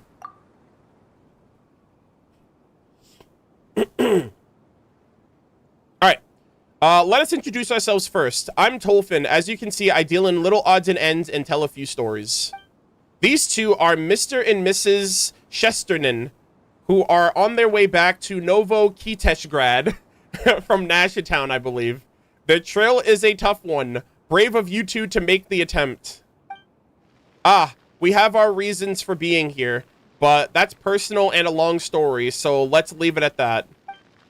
It's our turn now, right? Paimon's Paimon, and he's Murder of Birds. We're adventurers, just passing through. Or passing by. Oh, you must have heard... Hold on! Wait, what? Is this a Reed Miller quest? Oh! Then you must have heard of Reed Miller's great treasure. They say that the key to unlocking its secrets lies... Oh, there's 5 proofs of the cognoscenti. Yeah, I didn't know that. I thought the cognoscenti was the treasure. Okay, so there's 5 of them. The 5 pieces of Exodia. You bring them together. You bring the 5 pieces of Exodia. You get to obliterate the lock, and it unlocks the door to the vault of Reed Miller's treasure. Treasure hunting is in my blood as an adventurer. For Paimon's sake, I must obtain the great treasure. I like that. You're doing this for Paimon? Paimon's touched. When we get the great treasure, she'll share it. She'll share half of it with you for sure. All right, guys, remember that, okay? I get half. Paimon said so. Speaking of that, I've heard many stories about Reed Miller, and I was fortunate enough to lay my eyes on a proof of the cognoscenti. One of them was even found by my friend. Also, there's a note on the paper on the table over there. I gotta read that. Coincidentally, this very spot we're resting at was built by that friend of mine. Knowing him, the proof of the cognoscenti must be very sorry. Knowing him, the proof of the cognoscenti might very well be here. Bro, just a proof of, like, a secret treasure of the legendary treasure hoarder is here? Are you talking about, oh, Papa Wrench is brought up again. I'm gonna write that down too. I don't know. Papa Wrench. That's Verna's master, right? Like she's an apprentice to him. Oh, it appears my friend is quite famous. Back then, he was traveling between the islands with a caravan, and as it happens, I would have some dealings with them. Come to think of it, his stories are quite extraordinary. Although he lost his memory due to an accident, his skill in crafting and maintaining machinery is as remarkable as ever. Is that the guy that was in the Aino illustration in her event? The guy that, like, helped her learn how to, like, build and do all the machinery and stuff? Is that Papa Wrench? Right? A wrench because tinkering and creating robots? There was like an older gentleman at the end of that event. I thought that was like her dad or something, but he was just like, she was a genius, and he was like, oh, I noticed the genius in you, let me help you out. I wonder if that's who it is, because it mentions skilled in crafting and maintaining machinery, and I just thought of Aino, and I was like, the Aino event, there was a guy that was teaching her, and the very incident that caused his memory loss, that shipwreck from many years ago. I'm sure you've heard of it too. Mr. and Mrs. Chesterton, I believe him to be a survivor of that incident. Could there be such a coincidence? Zorik survived that incident too, but my father wasn't as lucky. Danyusha, didn't we agree to leave all that behind? Yeah, I know, but lately I've been thinking, Father loved me, loved us so much. Were he still alive, he wouldn't sit and let this happen.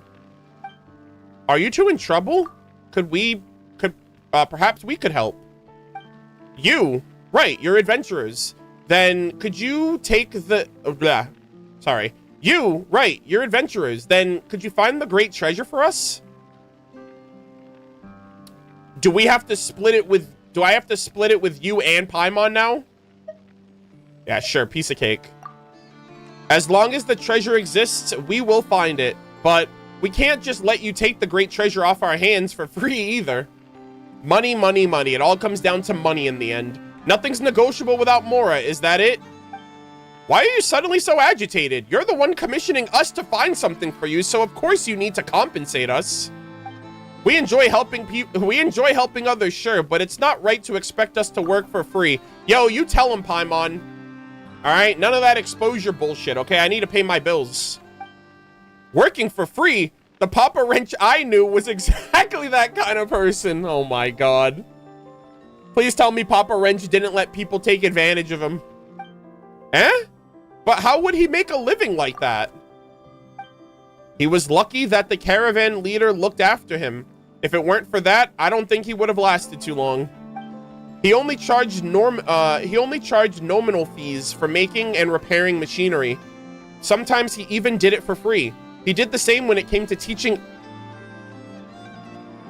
Oh my god, chat. He taught Aino for free. I mean, she was already like a kid on the streets. Sometimes he even did it for free. He did the same when it came to teaching others about machines, sharing his knowledge without reserve. This man is so wholesome. The children in the caravan loved him too, because he had endless stories to tell. Though I should clarify, I could go toe-to-toe with him on that. Too bad I didn't prepare candies for my audience like he'd... Oh my gosh, bro is there are so many kids in Nodcry. There was that... The cutscene was literally... Or the... It was like a slideshow. It wasn't a cutscene, but like... The sequence in the Aino event was like a bunch of kids running through the street. And Aino was like amongst them, but she was just like, you know, she's different. She's built different. And then like Papa Wrench, I assume, took an interest to her and then taught her about like machines. And then Aino went on to create her little robot family. Yeah. So obviously all of the kids in the Speranza, most likely, are like, and he brought candy too. So the easiest way to a kid is just candy and junk food and all that. Too bad I didn't prepare candies for my audience like he did, though. His little listeners were, without exception, all captivated by sweet candies and fantastical stories. Now you've got Paimon all curious about meeting him. It must have been good listening to his stories. Oh, Paimon wants to hear about how he found the proof of the cognoscenti. Unfortunately, he's no longer with us. That must have sucked for Aino. Damn, that... I wouldn't be surprised if that's why she went on to create Inefa. I'm not saying that he was, like, her caretaker or anything, but, like, he was most definitely, like, a positive adult role model in her life. And then, after he died, she probably was like, I need someone to take care of me. And then here comes Inefa. I'm sorry, here comes Inefa now. Aw. Huh? But you were saying he built all the mechanical devices here for a... Oh, another child. Hold on. He built all the mechanical devices here for a child named Tinette. She was rendered eccentric and hard to get along with by an illness that tormented her. It took Papa Wrench quite some time to get close to her, too. These devices were originally made to make her happy and fulfill a small wish of hers. But that poor child oh my god. But that poor child didn't make it. After that, Papa Wrench also passed away from his chronic illness and overwhelming grief. How do you have so many sad stories to tell? Madam, you're mistaken. Madam, you're mistaken. Other than tragedies, I have plenty of stories about righteous bandits robbing the rich to help the poor, and tales of underdogs getting their revenge to share. But for now, perhaps the two of you could provide some story material. How about a family-friendly treasure hunting tale? The treasure in this case would, of course, be the proof of the cognoscenti that Papa Wrench left behind. He once said that, should he pass, all his belongings would be mine to handle as I see fit. I'm sure he wouldn't mind a couple of adventurers taking it in exchange for a great story. Wow, what a freaking goat. After a thrilling adventure by the mirror-sheening Blue Amber Lake... After a thrilling adventure by the mirror-sheening Blue Amber Lake, the two adventurers find the treasure at last. Cliché, perhaps, but a captivating evergreen tale nonetheless. What do you think? In that case, we'd be happy to. But, rather than our story, could you tell us more about Papa Wrench later? Aw, no problem. Like I said, all the mechanical devices here were built to make Tinette happy. According to Papa Wrench's vision, Tinette would need to go on a... Oh my god, what a great shot. Holy moly. Tinette would need to go on a quest like a true adventurer. You'd have to collect all of the Stella Fruit, deliver them to Sergeant Octopus, and pass the trial to awaken Colonel Iron Whale. Oh my god, guys. This was all literally made... This was like a scene. He just made like this entire place for that girl. That's why I was like, an octopus. I was like, that looks like an octopus over there. So yeah, it was like a bunch of stages. They're like doing a little play or something. Then the proof of the cognoscenti would be her reward. That's all the hints I can give for now. If you two run into any difficulty, just think of just think of this as extra spice in our story. It's all right, Papa Wrench. Wouldn't make anything too tough on purpose, right? I'm sorry, it's all right. Papa Wrench wouldn't make anything too tough on purpose, right? I apologize, guys. I'm like struggling to read today. This should be way easier than those mechanisms in the ruins. All right, then. Show me what you're capable of. Sergeant Octopus has command over 2 areas. You should start your challenge. You can start your challenge from either one. As for you, Mr. and Mrs. Chesterton, since you're just passing through and don't intend to be held up by this treasure hunt, please excuse me if I accompany you no further. Of course, but we'll stay here for a little bit, for a little while longer. Aw. Guys, this is wholesome as hell. I really appreciate this, man.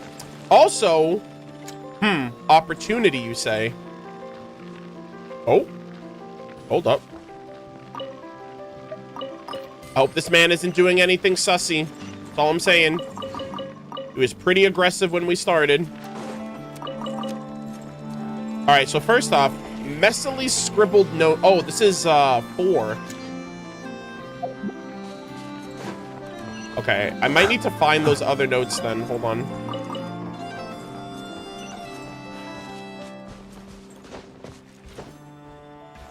Are those other notes nearby? I hope so.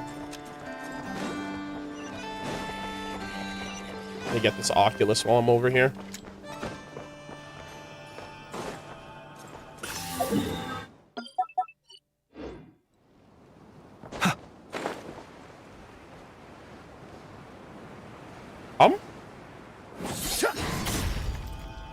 Wait, where's this?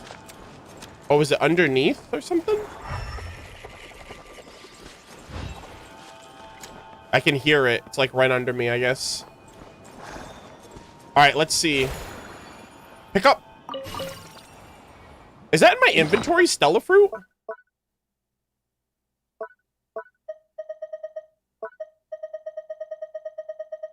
Oh, it is. Oh, that looks real. Dude, that's literally a star fruit. Holy moly. Stella fruit, a strange star-shaped fruit that can be found amongst the ripple weeds beside Amber Lake. It seems to contain a mysterious power. Okay. All right, I need do I need a Kuhenki for this? Wait, what the heck?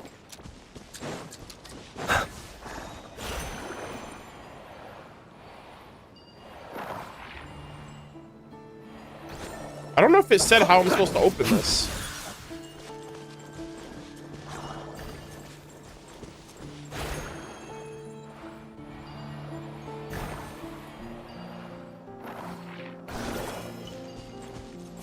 Oh, hold on. Oh, okay. Yeah, that was a little weird. I was like right in front of it and it wouldn't trigger. All right, let me grab you. Kobe! Let's go. All right, so I think... Is that all of them?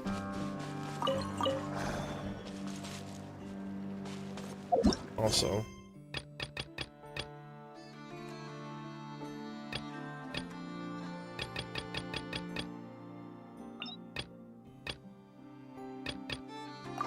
All right. Oh, it's I'm an idiot. I didn't realize there was an under part of this. Yeah. Stand with me. Be silent. Close your eyes. Direct slimes.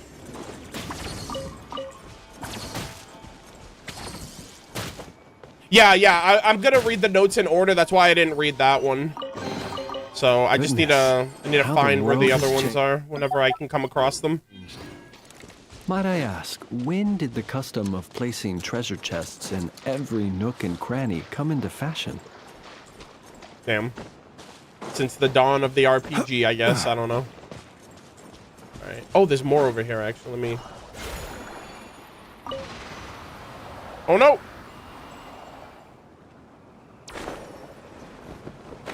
Okay. All right. I need another one of those things.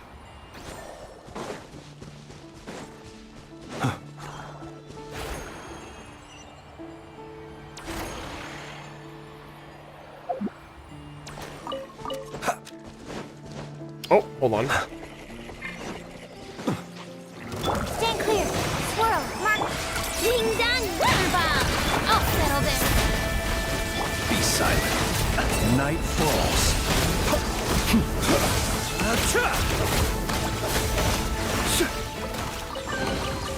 Perhaps these Sweet. treasures might be of utility to you on your journey. Please, I insist. Oh. Grab that. And there we go.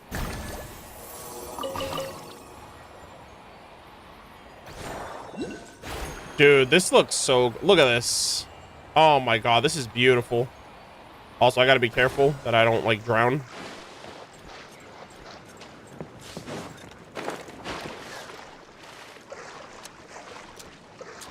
Oh, not in numerical order, in the order you find them. Oh, okay, okay, my bad. I must have misread that. Oh, I obviously misread that. Okay. I mean, I don't even know if I'll find them all, because that one's number 4, so I'm like, I haven't seen any other ones. All right, okay, you know what? Let's read this then. Messily scribbled note. Ellipsis. This is all meant to fulfill... Oh, this is from Papa Wrench, I think. This is all meant to fulfill Tenet's wish. Or this is all meant to fulfill Tenet's... This is all meant to fulfill Tenet's wish. I do not wish to say that this is her final wish, for I hope it is not so. I have told her every story I know, and even so I do not, but... And even some I do not, but invented to comfort her. Tolfin often comes to see us, and though he is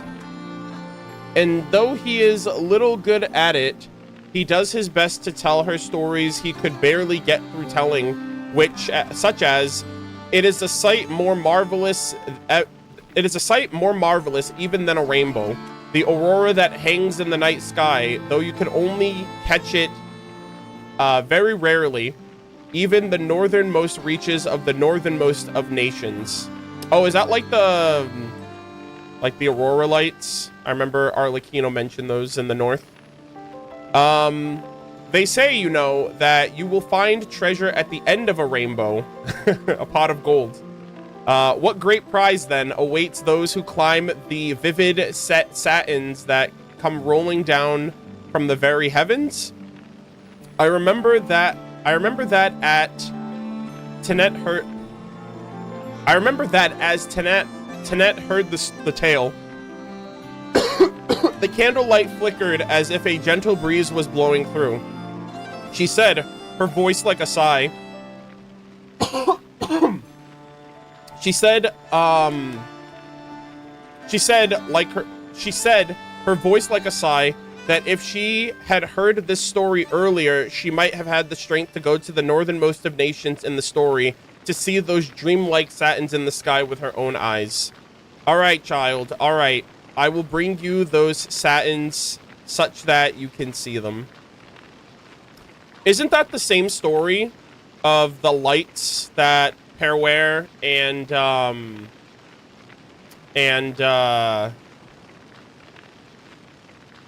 trying to think of her friend's name. It's on the tip of my tongue. Perware. It starts with a...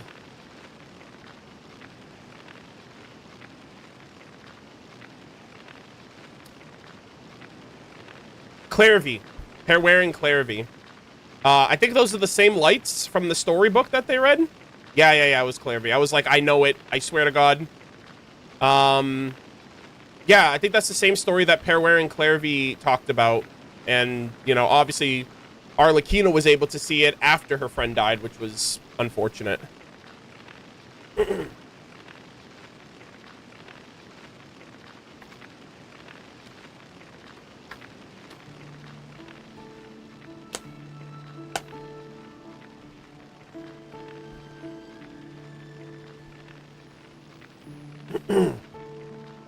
All right. Yeah. Today I'm just today's a struggle. Today's a reading struggle day. Just saying. For those of you who don't know, I do have dyslexia. Some days, like the other day, I was reading fine. Today, I'm like tripping over every other sentence, and I am very aware of it. So I'm trying my best. I unfortunately enjoy lore, so I do have to read.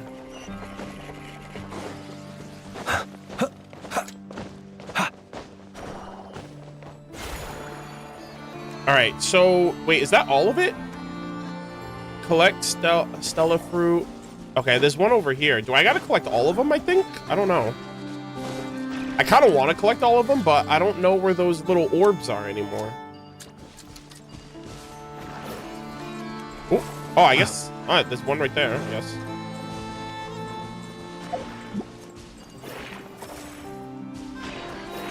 Oh, can I Kobe this? Damn it. Kobe. All right, another one. Oh, there's another one over there.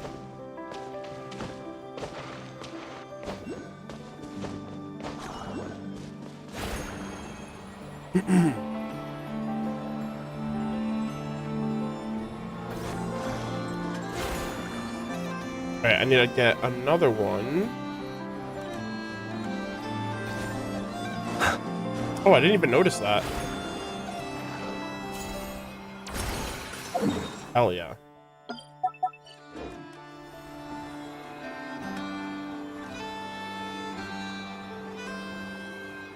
I'm like, okay, how do I get that one, though? We gotta grab that orb and run it all the way back? Actually, yeah, I think so.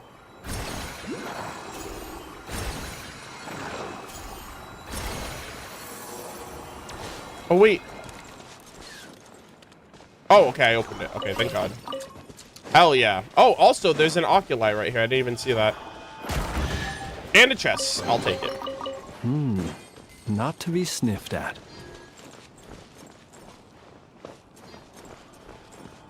I didn't notice your dyslexia. Well, yeah, I mean, on my YouTube videos, you'll notice if I'm reading any lore, I'm constantly editing out my, like, reading flubs. So, a lot of people probably don't know, but if you're watching me live, it's very... I think it's very apparent and noticeable. Yeah, I read everything, so... Usually it's the... You would probably assume the opposite from someone. It's like, oh, well... But it is what it is. Oh, let me grab that. I'm gonna go fight this guy real quick, just because I'm over here. Oh! Guys, fighting treasure hoarders is just gonna hit so different now. I just realized... Close your eyes. Be silent. Uh-oh, what the hell am I doing? I meant to switch to Kuki. And then I meant to do this. Also, fighting this thing on an incline is terrible. Also, I just realized this thing's electro. Mistakes were made. What am I doing? Also, I'm fighting this thing on a fucking incline. That's so annoying. Animal test 6308. This is actually terrible. Observe. Holy moly. This is like the worst place to put a monster. I did not realize it was going to be that Perhaps bad. These treasures might be of utility to you Holy on your shit. journey. I don't think I've ever fought something... Please, I insist. Oh my God. Jesus Christ. I almost fell to my goddamn death. Good Lord, man. What a scuffed stream. I hope you guys are enjoying yourselves. Also, what the hell? Oh, is that where the treasure is? Oh my God, that looks kind of intense. What the heck? It's like a vault that goes down into the underbelly. Oh, I love this, though. Can I sit in these? Yes. What a based sitting location, guys. Sitting. Hell yeah.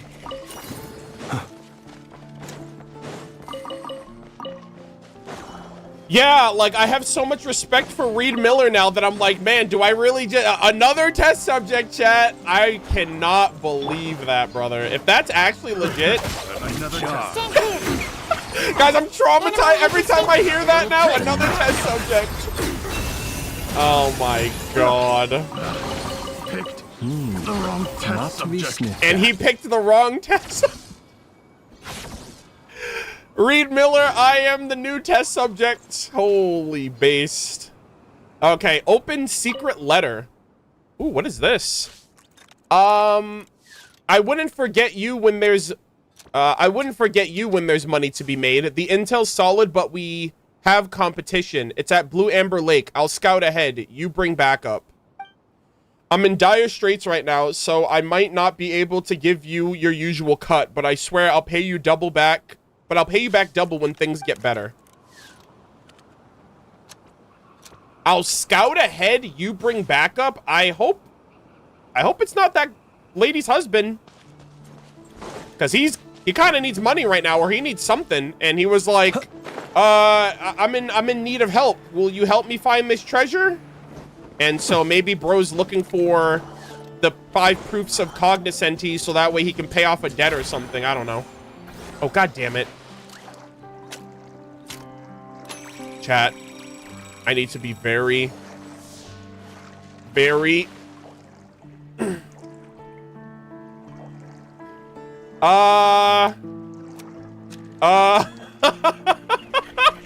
I'm gonna teleport. I'm just gonna teleport, guys. All right.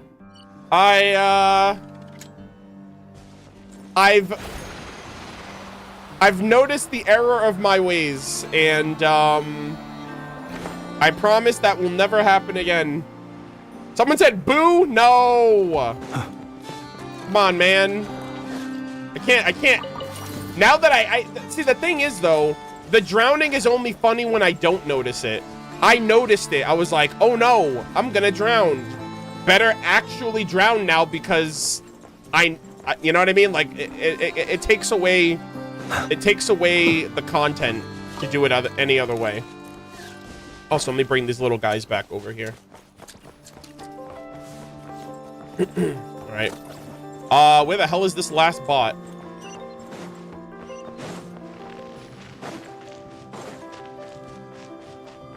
Are they all nearby? Oh, wait, what the hell?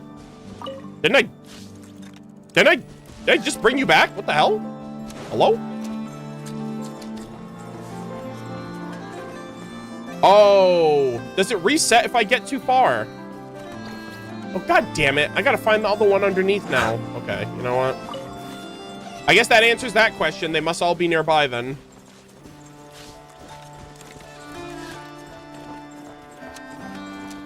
Okay, but here's the thing though. If I go up top to look, is that too far? Well, actually, yeah, this one says up. So maybe there's one above that I gotta grab too? It literally has an arrow pointing up, so it better... Is it up here? I have no idea. Please don't reset on me. Okay. Maybe elemental sight can help me.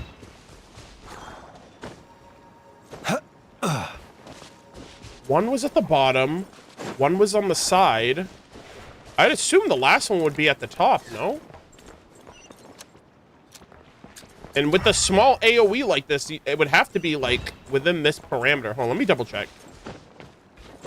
Maybe it's, like, on the...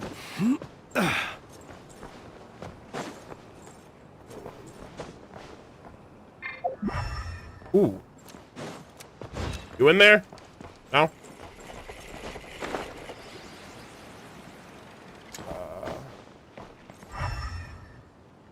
If I was a little robot dude, where would I be?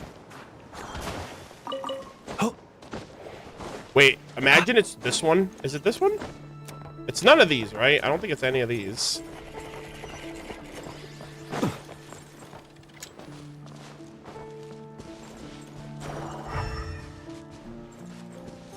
Not like in a bush or something?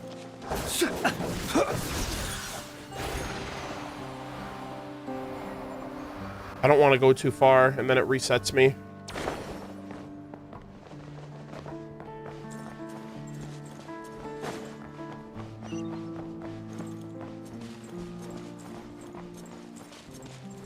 Let me double check.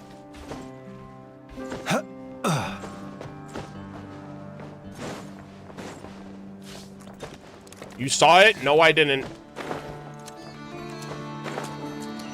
If I saw it, then why didn't I get it? You tell me that.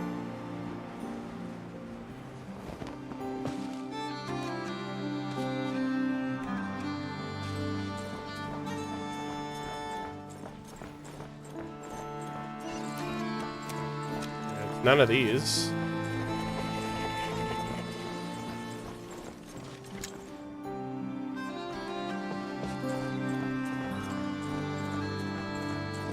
How far can I go before it resets?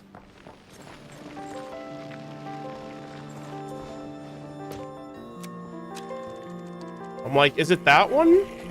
I'm like, it's so... I don't want it to reset on me, though. Is it this? Hello? Also, what the hell? Did it reset? It reset! What the hell? I went too far. Do I have to finish the quest to get it, or is it available? Oh.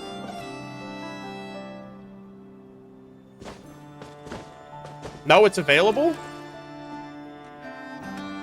Okay, I clearly went too far. It's not that one. Also, that one's got little bunny ears, which is kind of cute. I don't think I've ever seen one with those ears. All right, guys, I know I could just do the quest, but I'm like, I'm determined.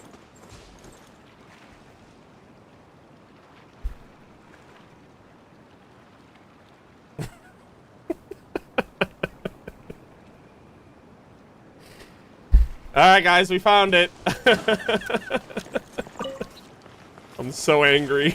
Yeah, who said that I saw that? I did not see him over here. He would have been hiding by the bushes. Like, whoever said that, you lied. I could not see him. He was obscured by the bush. Oh, man. That was an experience, I'll tell you that. And you know what? I'm gonna get the whole gang together. We're gonna do this all as one big old happy family. All right. Hey, there you go. We're gonna do this the right way, damn it. Thank God. Yeah, I saw that. I was like, damn, man. That was a lot harder than it needed to be, I'll be honest with you. Let's go! Not to be sniffed at. Oh my gosh, they're taking flings away!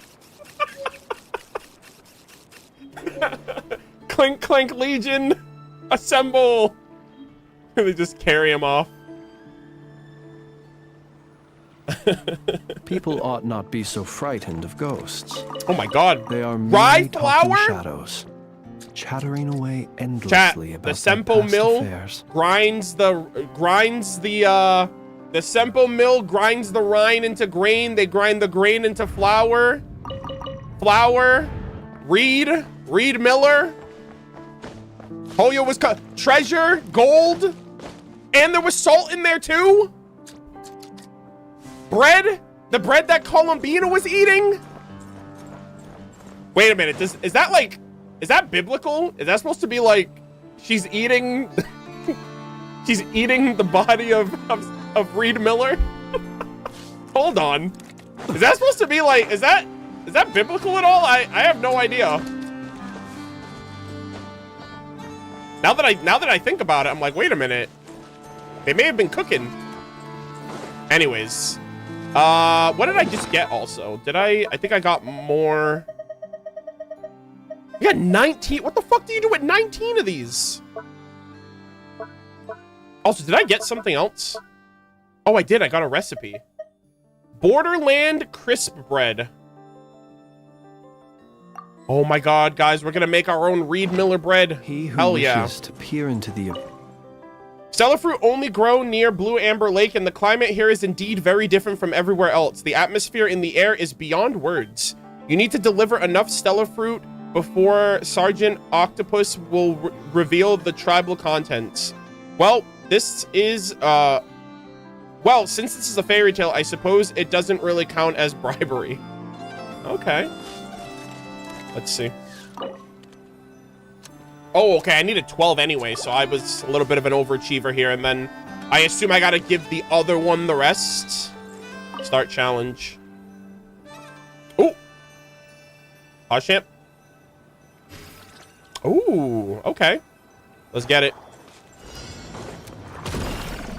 My gosh, that's the slowest jump I've ever... It's the slowest jump in history. Good lord. I do like the, oh dude, I love the Kuvaki. Some of the Kuvaki puzzles are a little hit or miss for me personally, but uh-oh. Oh, that's not the jump. That's the, oh fuck, what the fuck? Please tell me that little girl didn't have to go through this trial, wasn't she? What the? I hope this is just like the Traveler's version and not the actual version that was used. I'm getting electrocuted over here. Jesus Christ. Uh-oh. Ooh, let me go over here. Grab that. Grab these. Oh, okay. Oh my god, oh my god, oh my god. Oh my god, that's literally like a DNA strand. What in the world? Also, I'm like, I got no stamina, brother. Holy moly. Oh! Okay, there we go. Nice. Oh my god. Oh shoot. He's powering up. Oh, is he sending power to the boat? Let's go. Oh, he's already up here. What the hell? He's about to reap all of my reward. He's gonna reap the rewards that belong to me, damn it. All right. Hell yeah. We take those. Not to be sniffed at. All right, next up.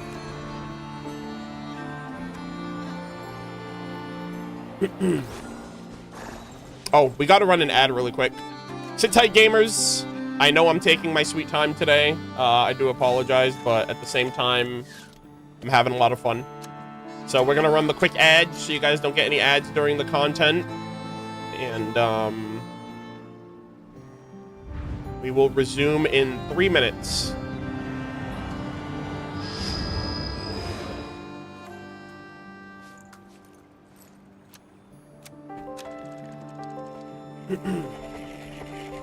Damn, someone on YouTube said this is why she died. That's crazy. No, no, no. Don't disparage Papa Wrench's name like that. How dare you? I will not stand for this slander.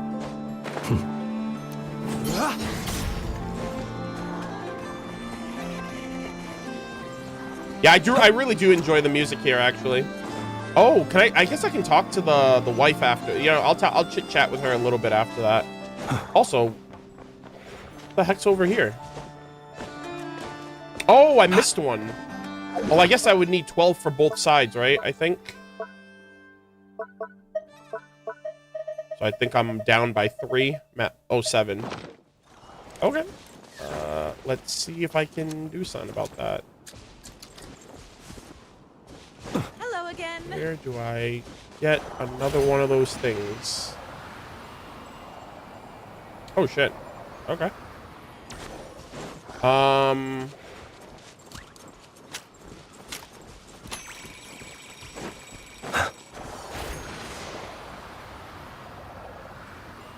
O7s? Wait, why are you guys spamming O7s?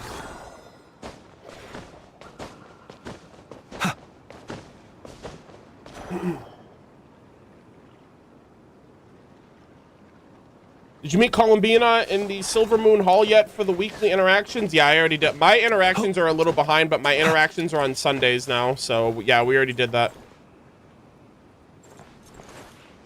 Oh, because I said 07s. Oh, okay. Guys, did I mention I'm having like a weird day today? I have no idea what's going on. Oh, an Oculus. Yo, don't mind if I do. Oh, wait. Actually, no. I'm gonna leave that one alone. That's a little too close to the other quest trigger, and I don't wanna trigger another quest before I do this one. So I'll grab that one later. Yeah, I at least know it's there. Also, wait, do these not have? Oh shit!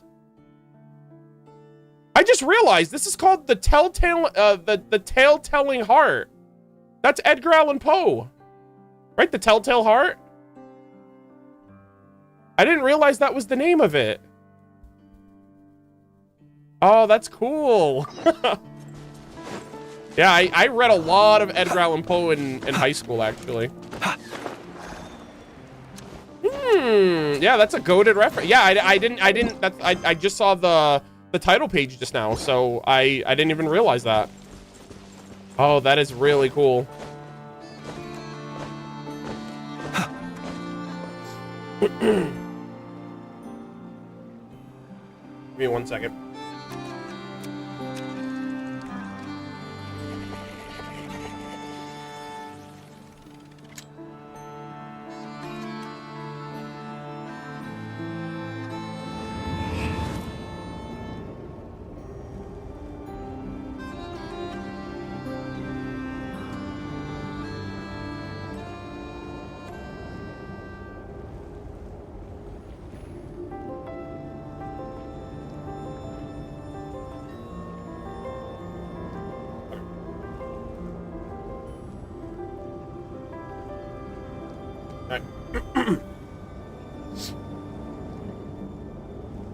A good reference, a lot of references in the quest names this patch. Oh, really? Yeah, I'll have to keep an eye out for that then.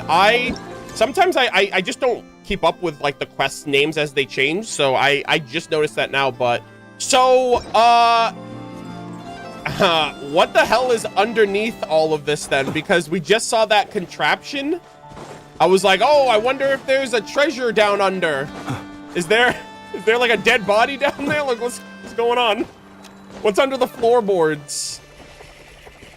I wonder how close, I wonder if it's just a name reference or if it's actually like, yeah, like this. This is the floorboards, man. What's under there? Whose heart's down there, man? But yeah, that's interesting. I didn't realize that.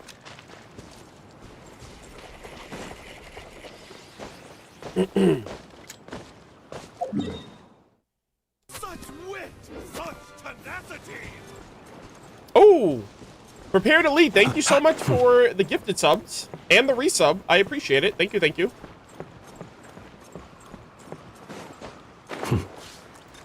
But yeah, I think that was really cool. Also, I still need to figure out how to get that thing. Okay, ads are done. So we're going to continue now.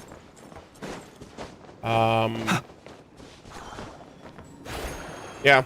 Another thing that I really appreciate from the Telltale Heart is that the Nevermores in Ruby, they're named Nevermores after the Telltale Heart, right? Like quoth the Raven, Nevermore.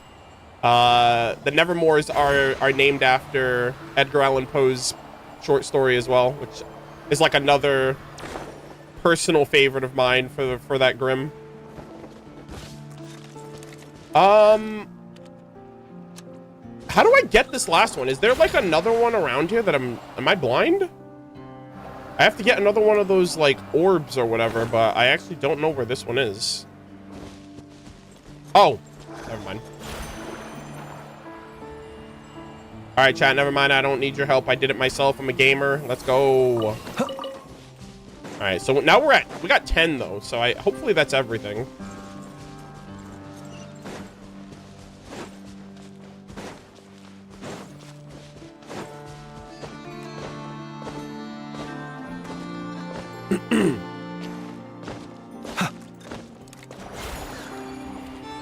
Yeah, I'm still waiting for the lore explanation of why Aether can just turn into like a fucking Kuhenki.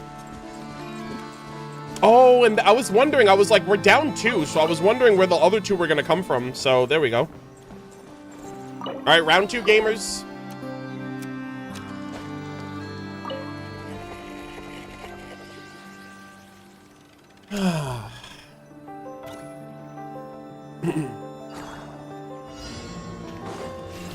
Kobe. Oh.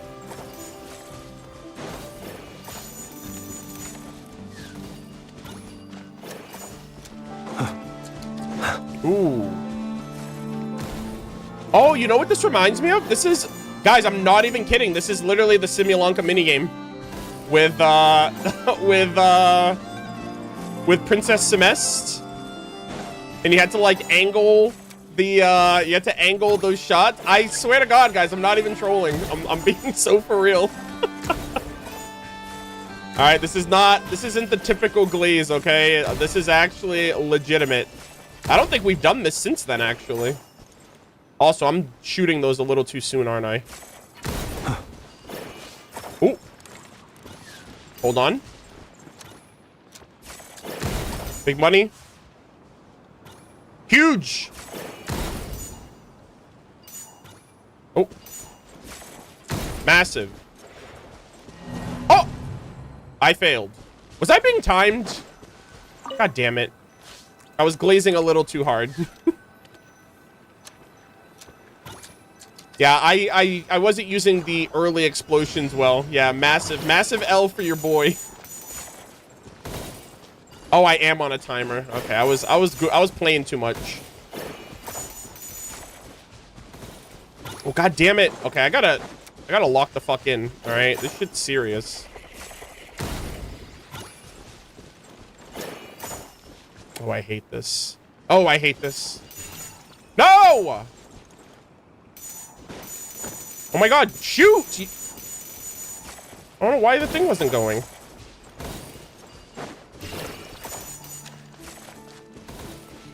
Guys, I'm cooked.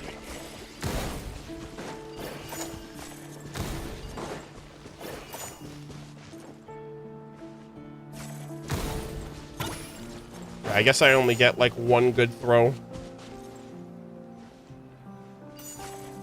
Why did it do that? Hello?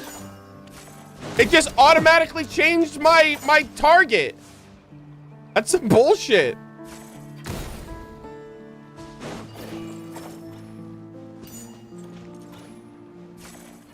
Oh man, this is rough, gamers. Okay, huge, massive W. Jesus Christ, get me out of here.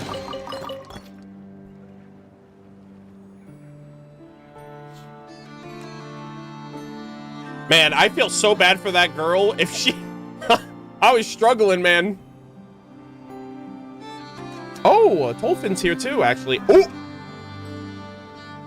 Wait, is that it? Is the... What? What are you doing? The thing's moving. But how do I operate it? Wait, hold on. What? What the heck? What is going on? Nani? Goodness. Is everything How the okay? world has changed. Might Alright, I how do I ask, get back without when drowning? Did the custom of placing treasure chests in every nook and cranny come into fashion?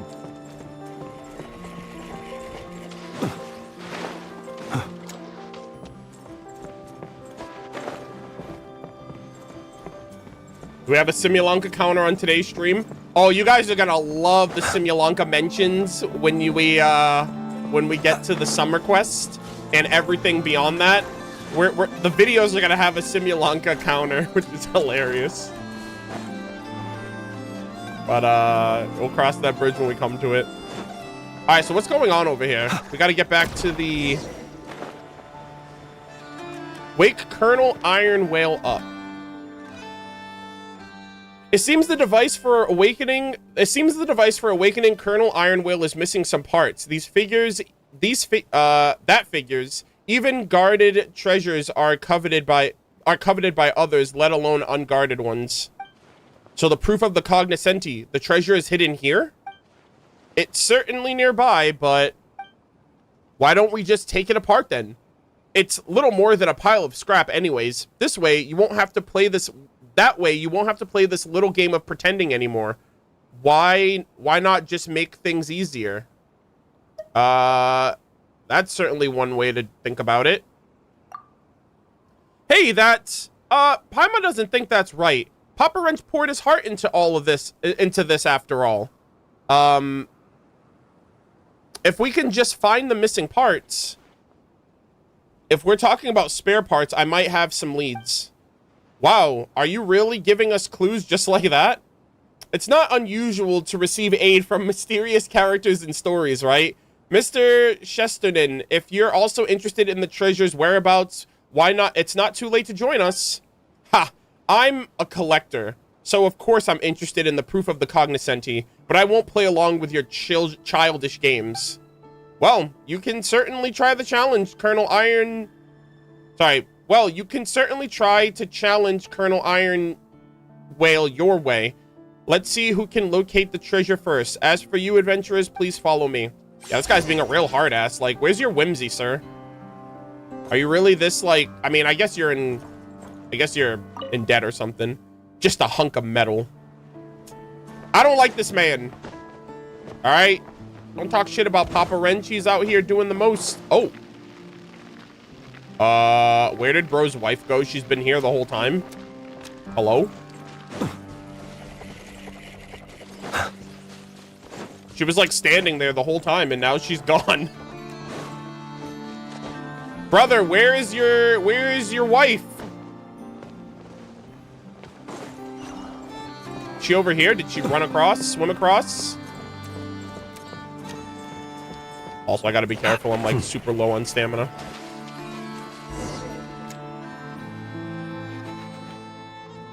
Papa Wrench's workshop is down this way. You should be able to find the spare parts there.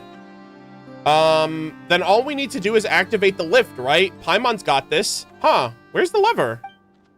Ah, a weasel thief! Did it... Reed Miller, you sly weasel. Look at this man. This man was truly built different.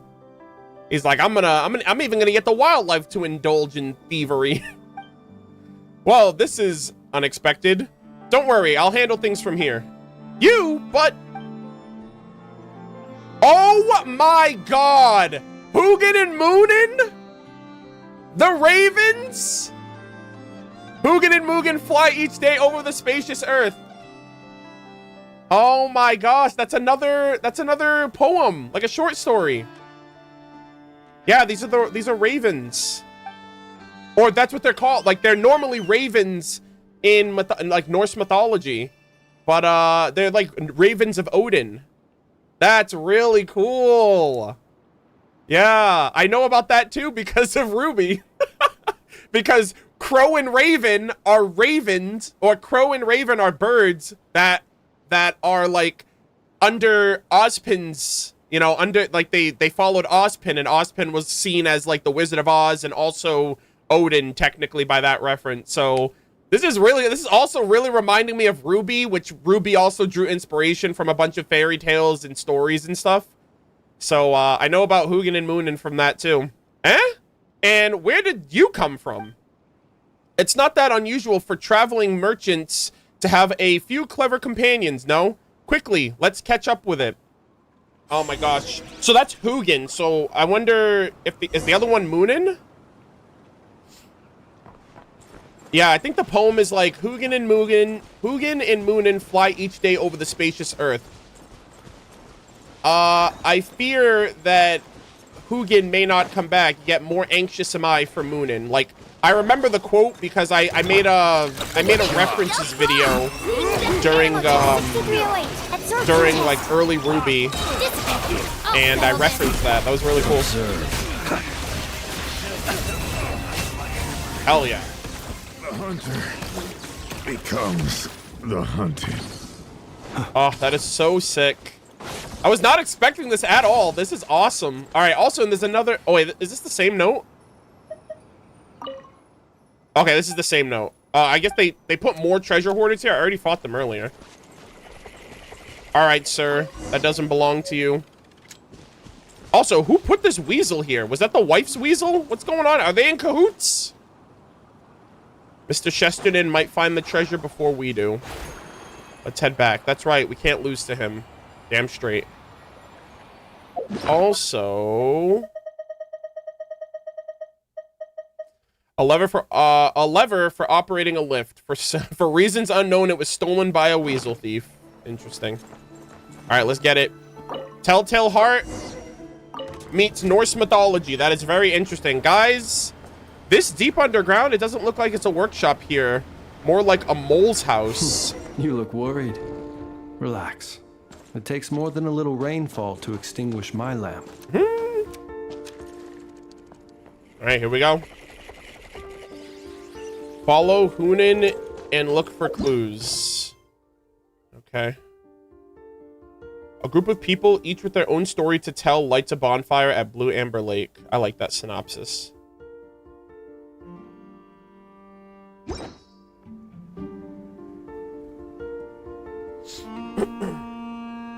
Yeah. It's also interesting, too. Yeah, I was going to say, it's interesting, too, that Hugin and Moonin are Norse-inspired. And, or are, like, they're based on Norse mythology. And Conria is also based on Norse mythology, so very interesting. Animal test 63. Do you want this? Look, enhanced animal model. Oh my gosh! Sheesh. Alright, what are we looking for, buddy? Oh! Oh shit! Also, we got another note! Hell yeah! Goodness, how the world has changed. Okay.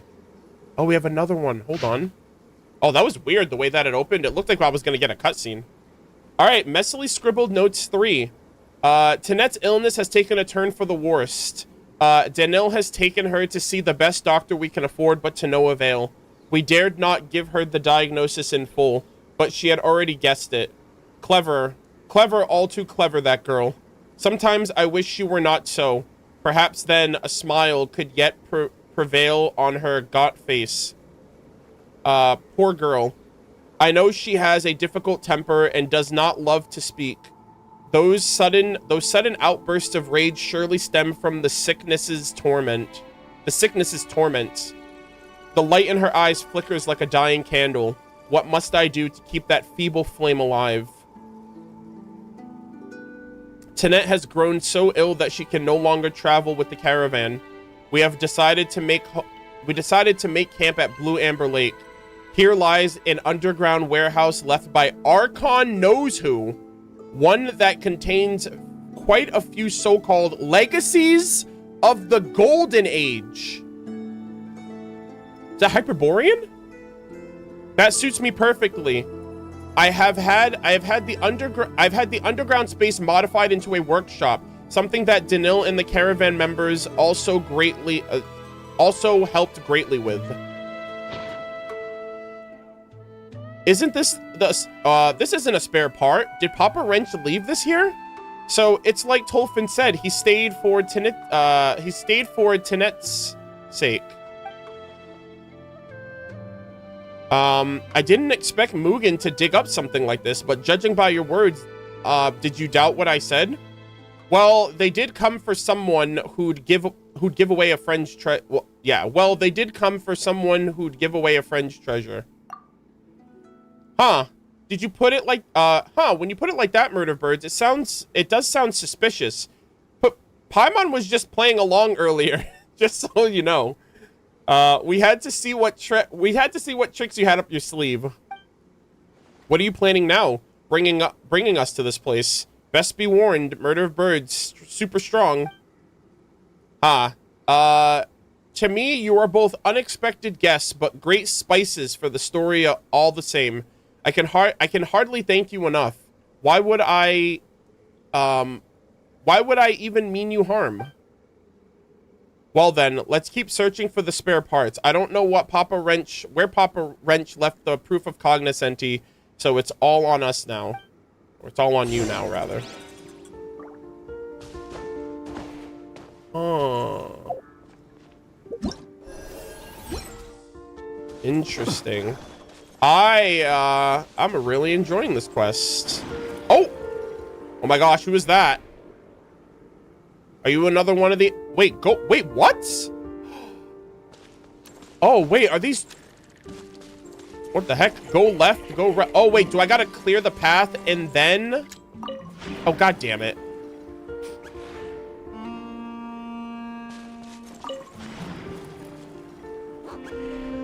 Bruh. What is happening? What is happening? Alright. Oh, okay, hold on. Do I have to use the weasel? I'm like, okay, I'll take one, you take the other. God damn it. Yeah, there we go. I'm over here getting freaking jebaited by a mole. Good lord. Oh, another chest. Thank you. All right. Not to be sniffed at. Oh, it's the warehouse. Oh my god. This is so cute.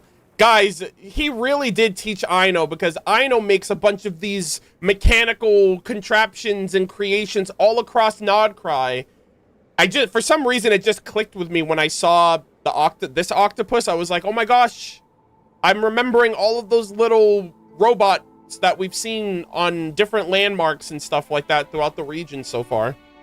Huh? What's going on here?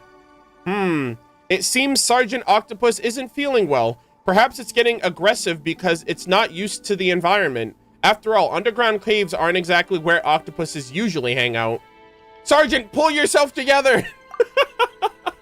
Our power is essential in awakening Colonel Iron Whale, Sergeant. So how exactly do we make it stop? Looks like we've got to get closer to make it stop. All right. That's funny. It's like, pull yourself together, soldier! We got a mission. Should I recite a few silly limericks to lighten the mood? To set the mood? Perhaps not. Okay. I gotta be careful I don't electrocute. Oh! Famous last words. God damn it. God damn it all. That's what I get. I wasn't looking before I leaped. I just ran. Wait! Hell yeah. I'm a gamer. Whew, it finally stopped. Maybe this guy needs a demotion to Colonel Octopus. It's safe now, Murder of Birds. Let's look around for the spare parts. 3 humans and a weasel search up and down until you finally find the spare parts. Awesome. Now we can go and wake Colonel Iron Whale up, right? Oh my god. Guys, is this also a Monstro reference? Because, oh, well, we're not in the whale. We're under the whale, right? Technically. I was like, oh my gosh, we're stuck in the whale. I was gonna say, is this Monstro? Because, like, we're in the underbelly of it. 3 humans? Yeah, allegedly 3 humans game. Yeah, the spicier, the better. Whether it's food or adventure, too much spice is bad news. Don't worry, leave it to Moonin. I'm sorry, don't worry, leave it to Hugin. Treasure hunting isn't all it can do. It's also good at pathfinding. You see? Just follow its lead and we're bound to find something good. Oh, you're not gonna do anything yourself, are you? It's it's been on us or your weasel thief this whole time.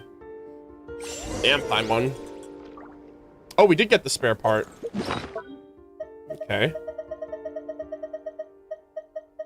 Spare part. A spare part that looks like a clockwork key. Seems like it can be used to awaken Colonel Iron Whale. Alright. Oh, let's go this way. Thank you very much, Yaljin. I think that's how you say that. Thank you for the tier 1 Twitch sub. I appreciate it. Got this. I gotta... Oh, there's a chest over there too, actually. Okay, I gotta do a couple of things before I leave. I didn't even realize there was an upper part until the weasel pointed it out. Oh, we got another note. Oh, the first one. Okay. Messily scribbled notes 1. Followed the caravan to Hisi Island. The people there called themselves the Frost Moon Scions. According to Danil, they were adherents of the Moon Maiden, and they have an interesting way of viewing things. For example, most of them reject the use of Kuvaki devices, believing that to use them is to abuse their deity's blessings. As such, I did not have to help them repair anything while the caravan was there, and only needed to fix our own machines. To my surprise, a girl of 10 or so... Oh my god. So this is like I'm reading them out of order, but I guess normal, I can put it together in my head. So this is the first one, obviously, that starts off everything. Oh man. To my surprise, a girl of 10 or so came to look for me in secret during a break and asked to be taught some mechanical principles. Perhaps she was concerned that she would be discovered by others. Is this Verna? But she did not give me her name until we were leaving. She was somewhat impetuous, but she has both enthusiasm and talent, and learned the basics I taught very quickly. Yeah, I'm wondering, I'm like, is this could either be Verna, this could be like somebody else, but Verna is his apprentice, or was his apprentice up to a certain point that she mentioned, so I assume this is her. She was somewhat impetuous, but she has both enthusiasm and talent, and learned the basics I taught very quickly. It's just a shame that the Frostmoon Scions will likely not let her fiddle with machines in public. I left her a few technical manuals that I got through trade with other traveling merchants. Danil initially thought that these little books could help me regain my memories. I hope she can buckle down and gain something from these texts. Okay. Ellipsis, some time passes. I stayed a few days more in Nashatown this time. Come to think of it, this is the first time I've been split off from the rest of the caravan for this long. Danil and Demian seemed to go a good way back, with the latter arranging for my lodging after only a short chat, right next to his own place to boot.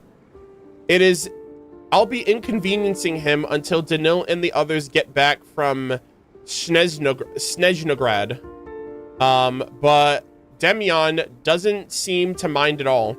In fact, he wound up speaking to me about machines quite a bit, starting with the origin of the name Papa Wrench. It's a bit embarrassing now that I think about it, since he clearly picked that topic just so I'd have things to say. I say, it's no wonder he's in sole charge of the flagship here in Nashatown despite his youth. Danil did ask if I wanted to join them in going to Snezhnograd, or perhaps Novokiteshgrad.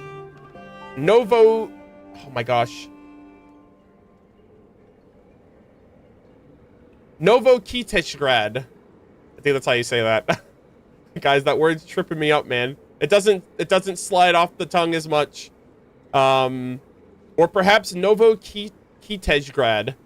After all, that's where my technical skills are from. Oh, interesting. So I'm sure these are locations we're gonna go to when we go to Snezhnaya next year, I'm assuming.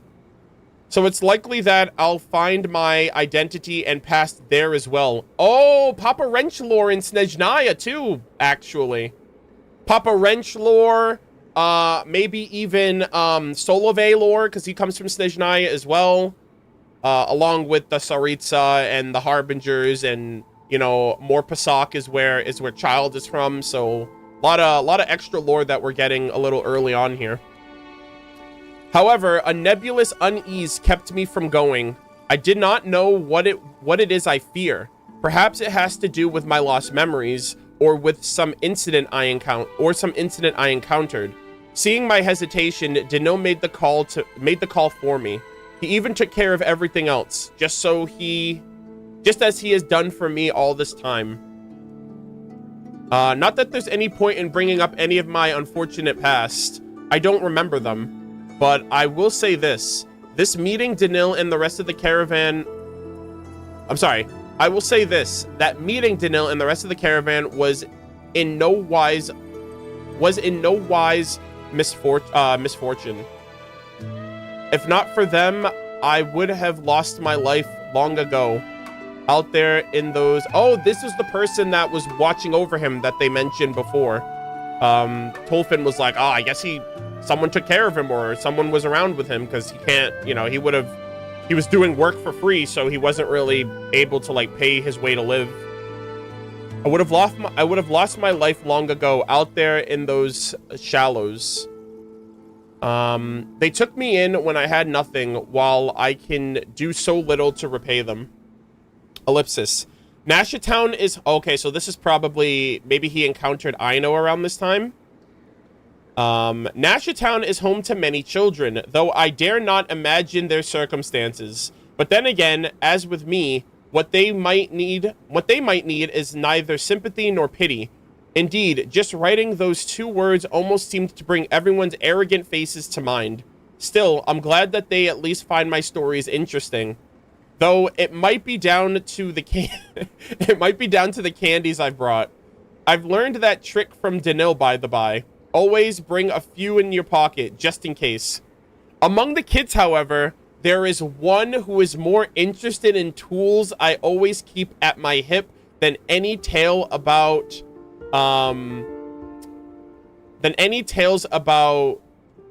Sneguro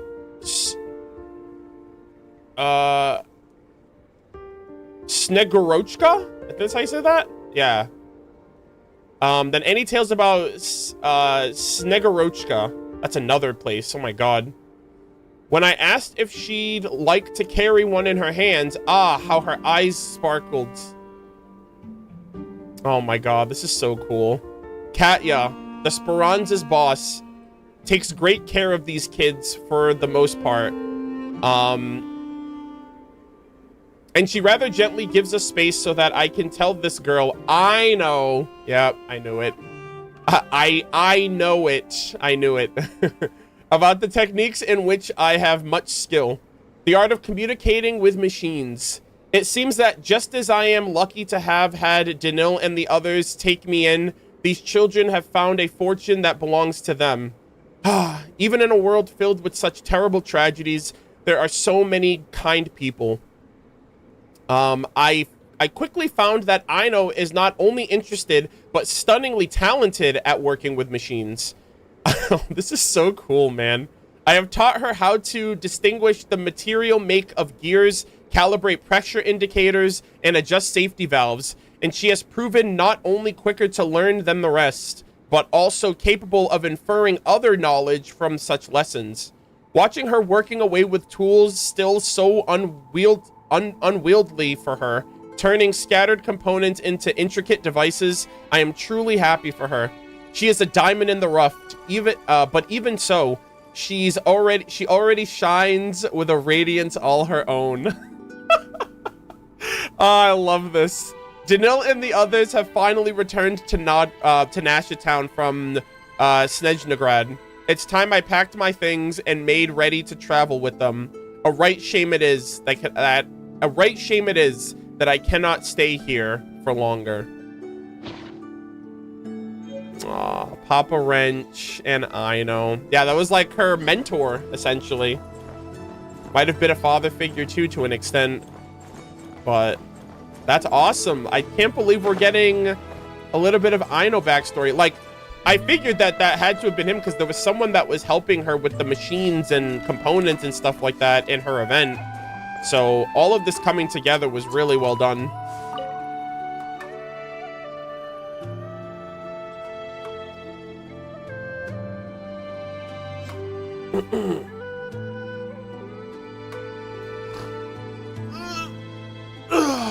I did this first and then the Aino event. I screamed when I saw the CG with Papa Wrench on the event. Yeah, I did it backwards, so that's still really cool. The cruelty of the few is not worth our ire.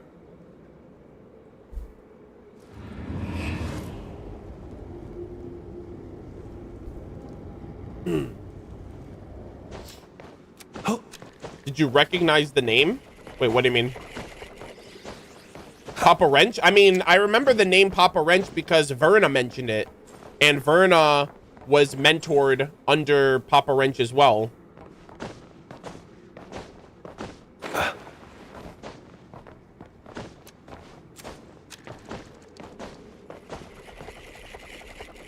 Snegorochka?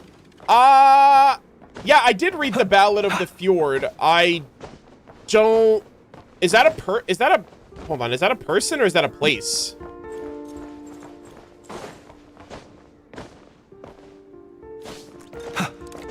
It's a person? Yeah, I do remember that name, but like, I'll be honest with you, all of these Snezhnayan terms are like, and they all have the S-N-E, like they all they're all kind of blending together right now because I can't make heads or tails of the names. So if I did read that, but I don't remember, like, it's all jumbled up in my brain right now.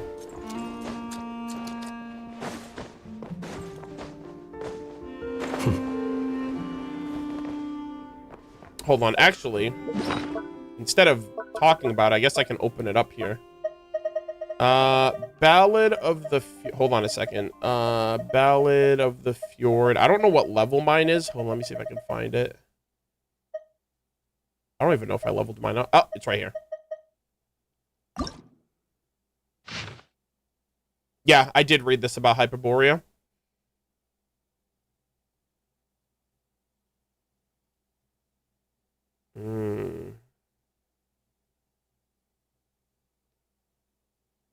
He and Snegurochka once fell in love, yet lost each other due to the wicked tricks of the the changelings. Yeah, we just heard about them recently too. Wow, that's so cool. Okay, so that's Ajax's lover.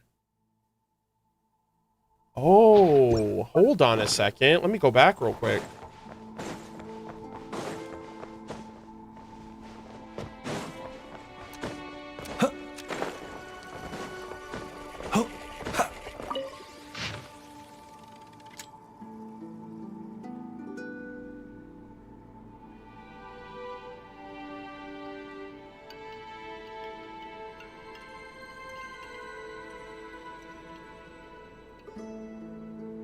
Gosh, where is it?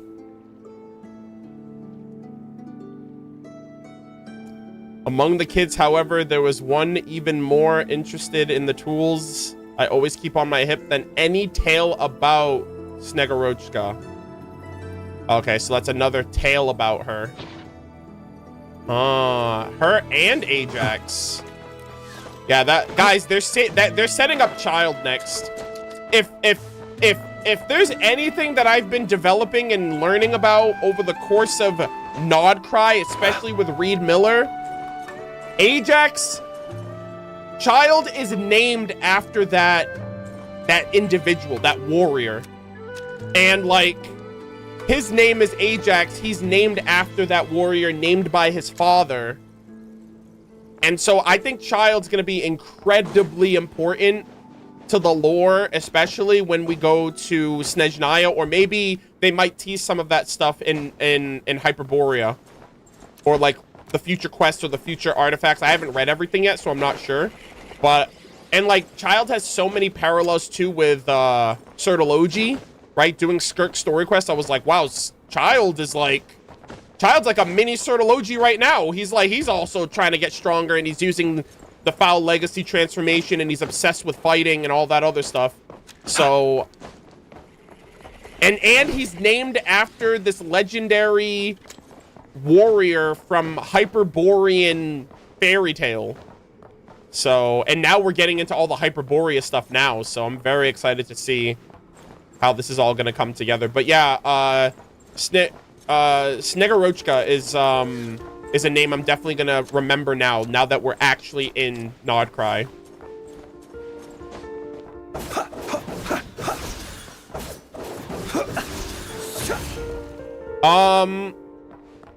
Okay, are we good?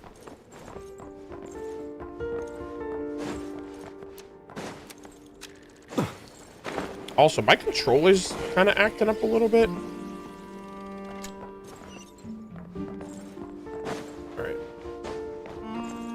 Find a way to the entrance? Okay. Oh, there's another note.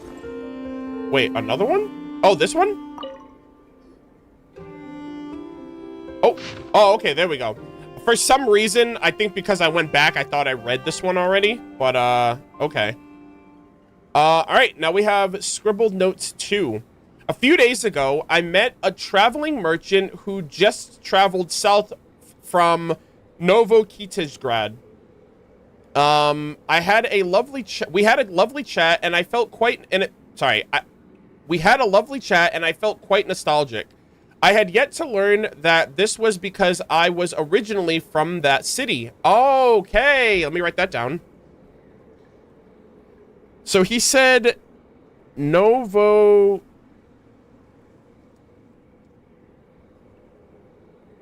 Kitezgrad is where he's from.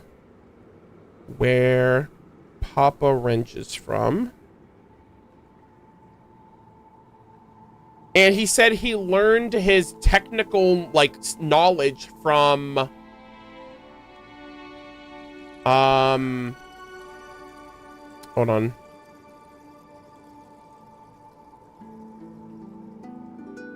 Oh, it was the other name. I can't remember what the other place was called. They're all blending together, man.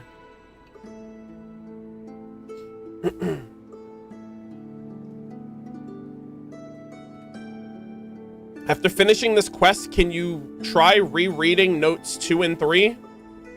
What do you mean, try rereading?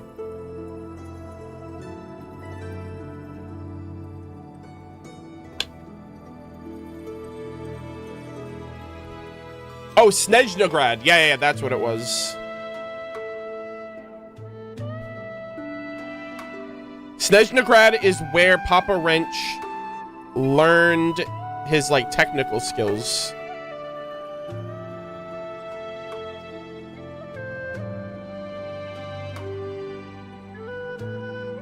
Because I had a bug that didn't let me read them. Bruh. No, you're not the only one that had the bug, because I did read them perfectly fine.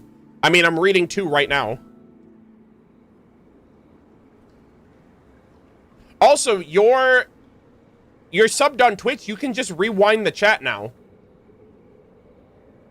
Twitch subs can rewind chat. So just rewind to that part of the VOD and then come back up. Yeah, I'm not going to reread those. Also, there's Wikipedia. But yeah, I didn't get the bug. I'm good.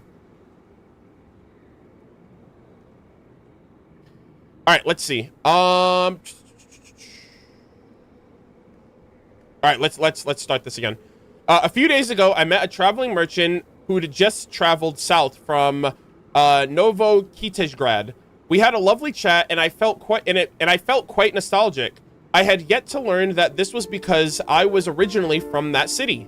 Fate's coincidences tend to come at you suddenly like that, I suppose.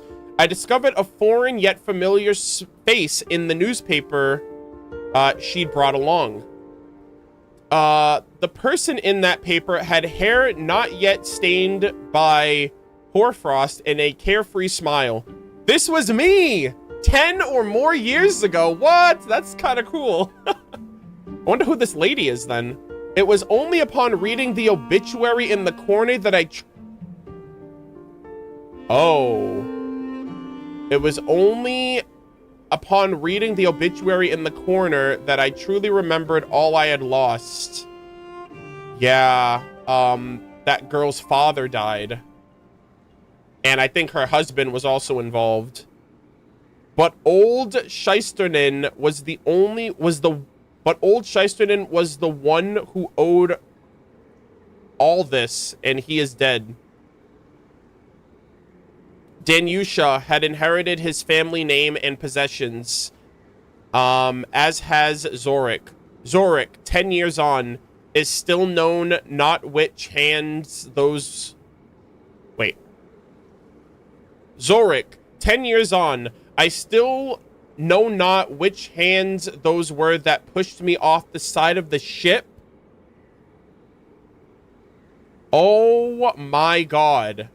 Someone tried to kill this man?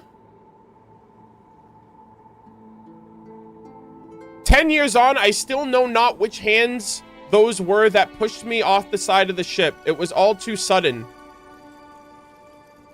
Surely, Zorik simply did not react in time, and the incident that occurred aboard the Fortunate One was but a tragic accident. Surely. Yeah, I guess you can say... Actually, you know what? This is no time for jokes. I was gonna lock in a misfortunate joke, but we're not gonna do that. Danyusha, my child, what can I now do to mend the losses you have suffered since your mother passed? Even my attempts at reparations were not to last. For though it was not my intent, I caused you to lose a father also. There is nothing I can do for her now. Surely a visit from a dead man, uninvited, will not find any welcome. So he lost his memories after falling overboard or getting pushed overboard. And when he came to, they thought I guess they assumed he died and the father died. And now they're here looking for his treasure. And it's because he didn't even know who he was. He didn't know about this stuff until 10 years later reading this newspaper. Wow. Same handwriting as earlier. Wait, Danyusha? Zorik? Is Danyusha Papa Wrench's daughter then? But Paimon thought he fell into the sea because...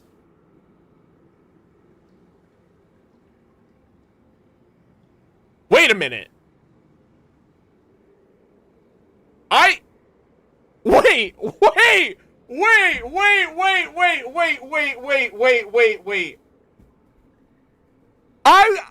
The way she said it, I thought that was another guy and Papa Wrench. Not that he was him. Oh my, yeah, I literally just made that connection. I was like, wait a minute. So her husband pushed her father off the boat?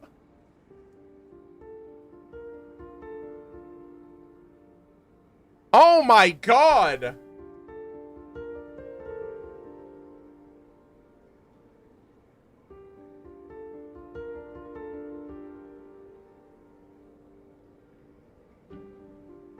Allegedly. Yeah. Allegedly. Holy moly. No, because in my... So here's the thing, guys. This is why I didn't lock in initially, is because he lost his memory, but like at the beginning she's like, oh, my father died. I'm like, oh, okay, well, it can't be Papa Wrench because he's not dead. But it's because he lost his memories. And I glossed over. I was like, okay, well, her dad's dead, so it can't be Papa Wrench that's her father. Oh my God, that is crazy. That is so tragic. So this man was her father. They're like, he's traveling and whatnot. Well, I guess he's traveling now, but I don't know what his life was like prior. Oh man, I assume he was pretty famous, they said then. He was pretty famous in Snezhnaya until he lost his memories. So Papa Wrench lore. I think we're gonna get Papa Wrench lore. I wonder what his name is then too, because I guess he just goes by Papa Wrench, but I wonder if they're gonna drop his actual name. Or did they mention that at the beginning? I don't know if she mentioned her father by name or not.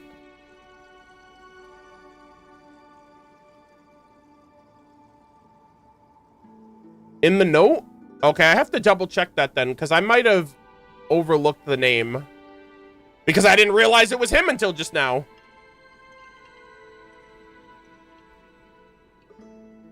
Oh, man.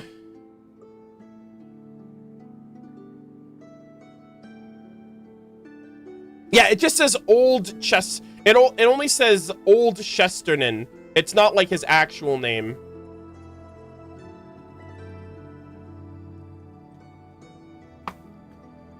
I look forward to replaying this to understand properly because I'm lost. So, I guess they were on like some mission or something. Back in the day, he had... Okay, so Papa Wrench used to be some guy. Really famous tech wizard in Snezhnaya. And I guess they went on some expedition on a boat. And there was some crazy shit that happened. And her daughter's boyfriend pushed him off the boat. So I guess there was some like kind of mutiny or whatever. He got pushed off the boat. I guess he's like drowning or whatever, and he loses consciousness, and in that drowning, he loses his memories. I guess he is then saved or found, and he doesn't remember anything of his past, and his daughter assumes that he fell off the boat and died. So she lives the rest of her life thinking her father's dead, when in reality, he's living as a new person because he lost his memories. And then he goes on to like you know, travel with this caravan through Nodcry and Nasha Town and Hisi Island and the Blue Amber Lake, and he teaches, like, he tells stories and he helps people with technology here and there, and that's who he is now. So that's really cool. Now, the thing is, the crazy part is 10 plus years later, unfortunately, he's already dead. So his daughter is now going to find out that her father was alive, and we're probably going to tell them, oh, I think it was your husband that pushed him over for some reason. And here's why. I think he pushed him over because he had this huge fortune. And because he was married to the daughter, if we kill your dad, then we get the money. She obviously loved her dad, so she wouldn't do it. So I think the husband killed the father to get money and wealth and inheritance from the marriage. And what sucks now is that he's dead. And here's the kicker, guys. The Telltale Heart, the story of the Telltale Heart is about a body, like somebody dying and being hidden under the floorboards, and then the police come and question the suspect, and the suspect's like, yeah, I don't know anything about that. Meanwhile, the guilt of knowing that the dead person is under the floorboard is eating away at the guy until he confesses and says, it was I. The heart, the guilt is killing me. I can't, like, and I think that's what's gonna happen with her husband now. I think he's gonna come clean. I don't think he's gonna come clean because he's guilty. I think he's gonna come clean because we're gonna expose him. What a cool tie-in, man. I am so impressed by this quest now. Yeah, that's why it's called Edgar Allan Poe, my goat. Edgar Allan Goat. Oh my god. That is so sick, man. This is a great quest. And so now, unfortunately, he's dead. And I think she's gonna find out about what truly happened to her father. And W Hoyoverse, because I think when we go to Snezhnograd, which is where he learned his technical know-how, and when we go to Novokitizhgrad, which is where he's from, we're gonna get Papa Wrench origin lore, like who he was, what he did. I'm assuming we're gonna find out his name in this quest. And then, and yeah, and so I'm very excited.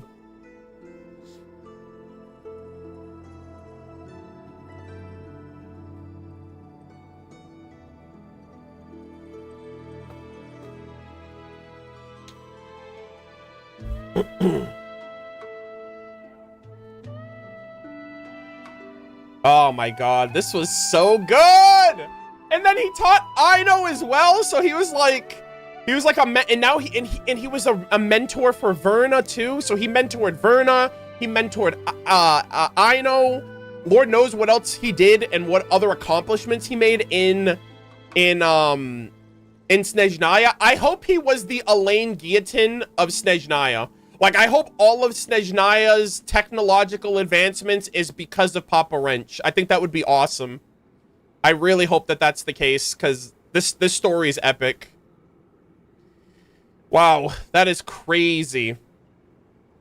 Is Danyusha Papa Wrench's daughter then? But Paimon thought he fell into the sea because of an accident that happened 10 years aboard the Fortunate One. Oh my god. Hugin, you just had to dig up this page out, didn't you? I guess I have no choice but to... Paimon knew you were up to no good. Murder of birds, draw your sword, quick! No chance but to tell you all my plan now, and ask that you pretend you know nothing from this point on. Oh. Is he like trying to, is he like doing some undercover sleuthing? Huh? I think he suspects the husband. I was there the day Papa Wrench saw the obituary. He had a strange look on his face, so I asked him about the matter. Even so, he kept insisting that he couldn't remember the details from 10 years ago.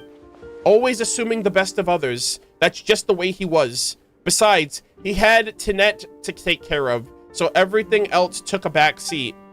After he passed, I kept my ear to the ground, and what do you know? News reached me that the Shesternin had Yep, there it is. the husband killed the wife. The husband killed the father-in-law. The husband killed the father-in-law to inherit his wealth. They burned it up, and now they're back because they heard or they know of that the father-in-law had a treasure that was worth a lot of money. So they stole all the money, or he took the money, spent it all, and now he's back for even more of it in the form of the proof of cognoscenti. Yeah, fuck this guy, man. After he passed, I kept my ear to the ground, and what do you know? News reached me that the Chesternin had exhausted their wealth over the last 10 years and had landed in serious debt. So, I sent a messenger to tell a story.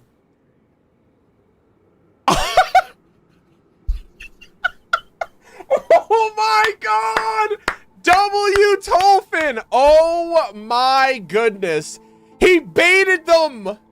He baited them to come here! Wow. So, I sent a messenger to tell a story. Have you heard the proof of the cognoscenti that can lead you to a great treasure that is at the Amber Lake, is at the Blue Amber Lake in Nodcry? Wow. Technically, it was Papa Wrench, Mr. Chesterton Sr.'s inheritance. As his legal heir, Zorik has the right to it. I'm not as charitable as old Papa, but I wanted to give Zorik a chance to prove himself, and that's how the treasure hunt came to be. Oh my god, what a goat. He's not interested in the story or the setting, but he seems determined to get the proof all the same. It's entirely possible that he might find it before you two. That won't do. Indeed.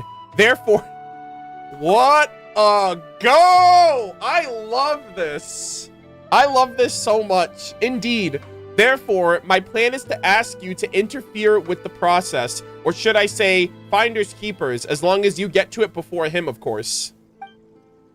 Oh my gosh. Though if your conscience permits, you can let him find it first before taking it off his hands. Not a terrible strategy either, that.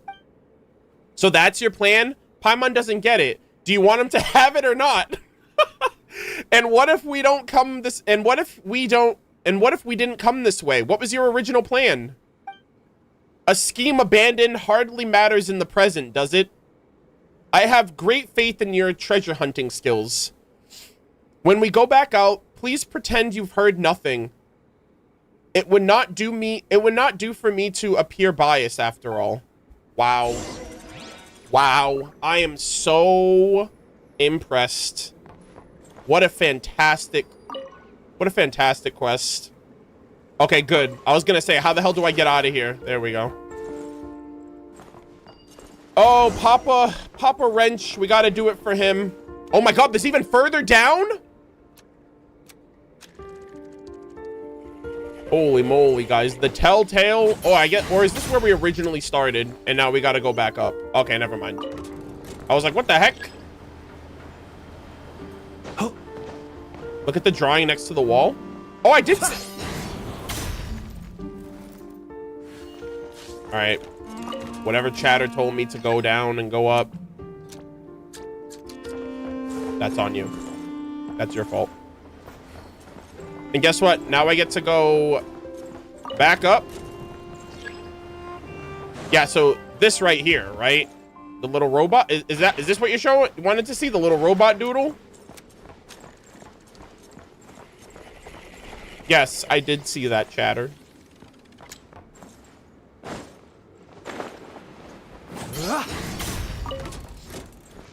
All right, don't say I never did anything for you, by the way. I did all of that. I went down, I came up, I went down, and I'm going back up just for you. Just TP? No. All right. Some of us like immersion.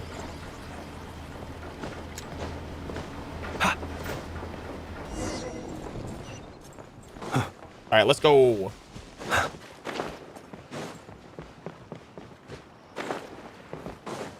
Oh my god, what a fantastic quest. This is so good. This was so good, man. I was so entertaining. And we learned about Reed Miller too, by the way. This has nothing to, like, overall, this is a great story. I'm also, like, it's also, like, you know, we got Aino in this quest. We got Reed Miller. We got, like, the 5 pieces of Exodia treasures. And we have a lot of lore to look forward to when we go to Snezhnaya. This was exceptional. So, you found the spare parts? Seems you're helpless against this hunk of metal junk. Heh. Haha, we won. The proof of the cognoscenti is ours now. Yeah. And now it's time for him to reveal himself and reveal the fact that he's not leaving without that treasure. And we will resume this quest in 3 minutes so I can run an ad and use the bathroom.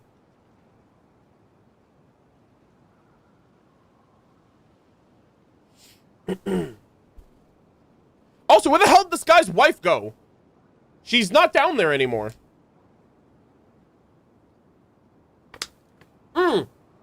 Yeah, Verna was also teased in this quest too. So that's like another hats off to this quest, man. Really, really good stuff.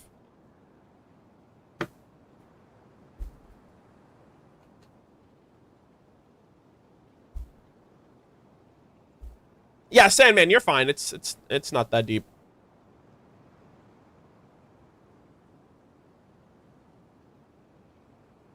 Oh, you're finishing up the world quest, I see, but not finishing up. I understand. Yeah, I mean, I still have the Eye of Krati to do and the Nothing Passage, so we're gonna be streaming for, I don't know, maybe like 3-4 more hours, most likely. This, I'll be honest, this took a long time to get through, admittedly, but hey, that's how we are around here. It is what it is.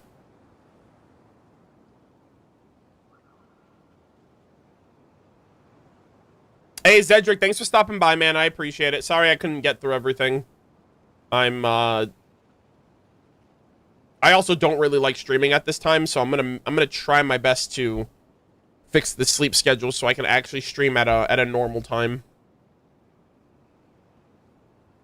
You're gonna do them all? Yeah, the plan was to do them all.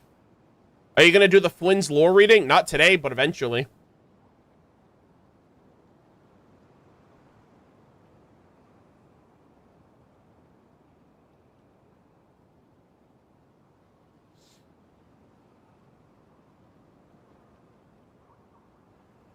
Okay, let me use the restroom. I'll be right back. Ugh.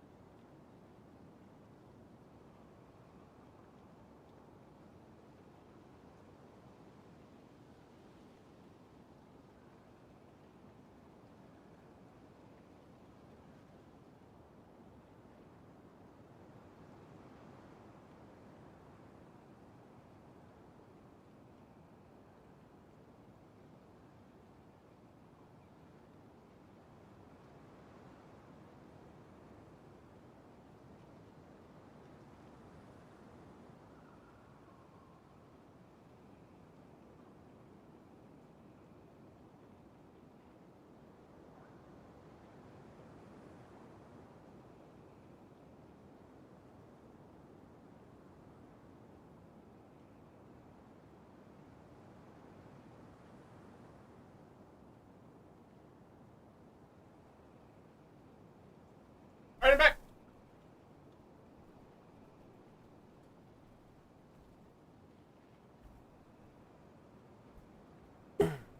Is he good to stream for that long? Yeah, I have a bad sleep schedule, which means I'm usually up at this time.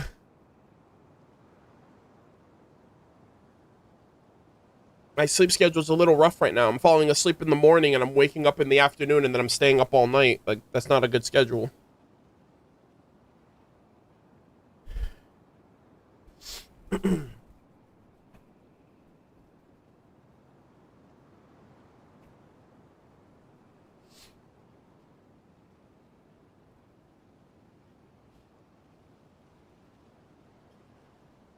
Okay. What's your time zone? I'm on the East Coast, so it's 7 p.m. It's 7:15 right now, my time.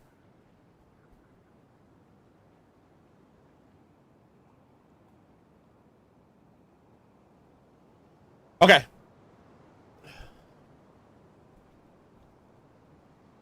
Let us resume. All right.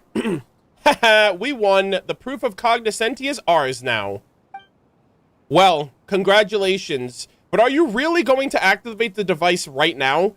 This thing looks like it's been out of use for a while. It might, there might be some malfunction. Mr. Scheisternen, are you worried that such a malfunction might hurt? What? Chat, if I didn't know any better, I would say that this is an exact replica of those events 10 years ago. We're on a boat overlooking some water. And it looks like you could easily push someone into the water, too. And, yeah, this is a little sus, if you ask me. Mr. Scheisternen, are you worried that such a malfunction might hurt one of us? How thoughtful. However, with the treasure within our reach, it would be too much to ask us to simply ignore it. Yeah, that's right. Murder of Birds. Let's install the part and start it up right now. Oh my gosh. All right. Bear witness, sir. Install part. Oh, here we go. Oh my gosh. Oh my god. Let's go. Oh, that is gorgeous. Wow. Cinema. For you, Papa Wrench. You're the absolute GOAT. Yep. This must have been the gift that Papa Wrench wanted to give to Tinette. Shocking. Best dad. He wanted to give her her own Aurora Borealis, her own nights, her own, like, rainbow in the sky. Oh, the music. Did something shiny just fly upwards? Well, was that the proof of the cognoscenti? I'll go up and take a look. We're already up here, Aether. Where else are you gonna go? You can climb up that thing? Can we even call ourselves adventurers if we can't even manage that? Even if Murder of Birds can't do it, Paimon sure can. Wait, what?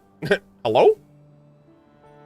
What reliable companions you are. Well then, I hope to hear good news from you soon. What are they talking about?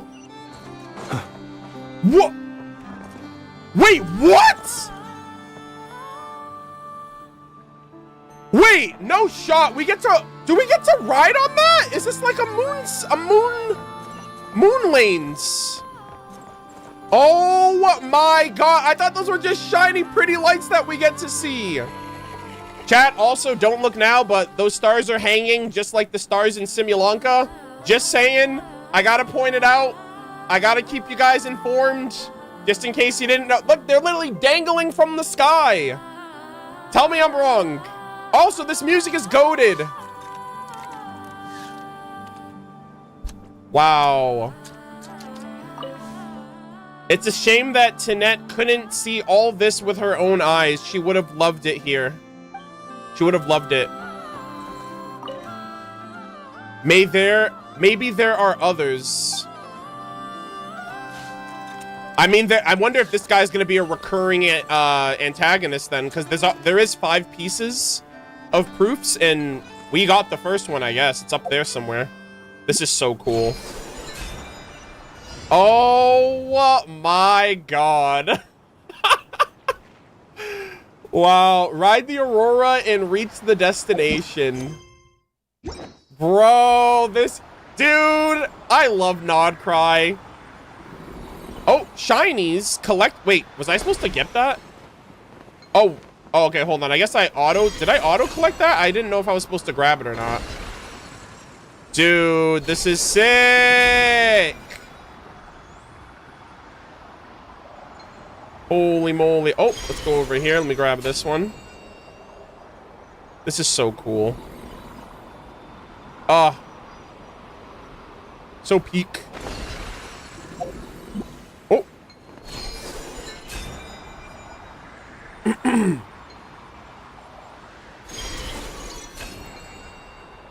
Nice. Ride the Aurora and reach the destination. Damn, there's a bunch of Kuhenki over here too.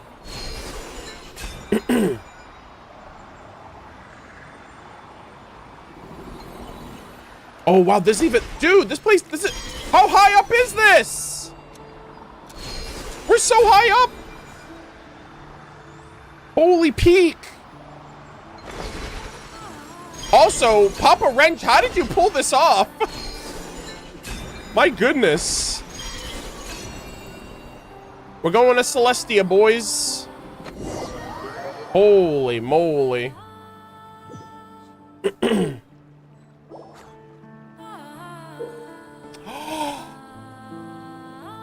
Oh my god, chat.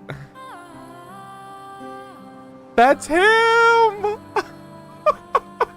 That's literally the same guy from Aino's little illustration. Tolfin, the goat you are. Yep, we got Tolfin, Papa Wrench, and Tinette. Wow. This was beautiful. Guys, was this the proof all along? This was the true treasure. I don't care what the real proof of is of the cognoscenti. This was goated. Those shiny things we collected earlier, they look, oh, they were all pieces of the picture. But where's the proof of the cognoscenti? Paimon doesn't see anything, Paimon doesn't see anything like that at all. Also really quick, I just want to say this. You guys don't have to mention that there was no music present during that sequence. I'm playing the game. I don't know when the music plays or how often it plays, so you guys don't have to mention the obvious as if it's like a bad thing. So I just wanted to say that because there were some people in Twitch chat that were like mentioning it like I had any control over that.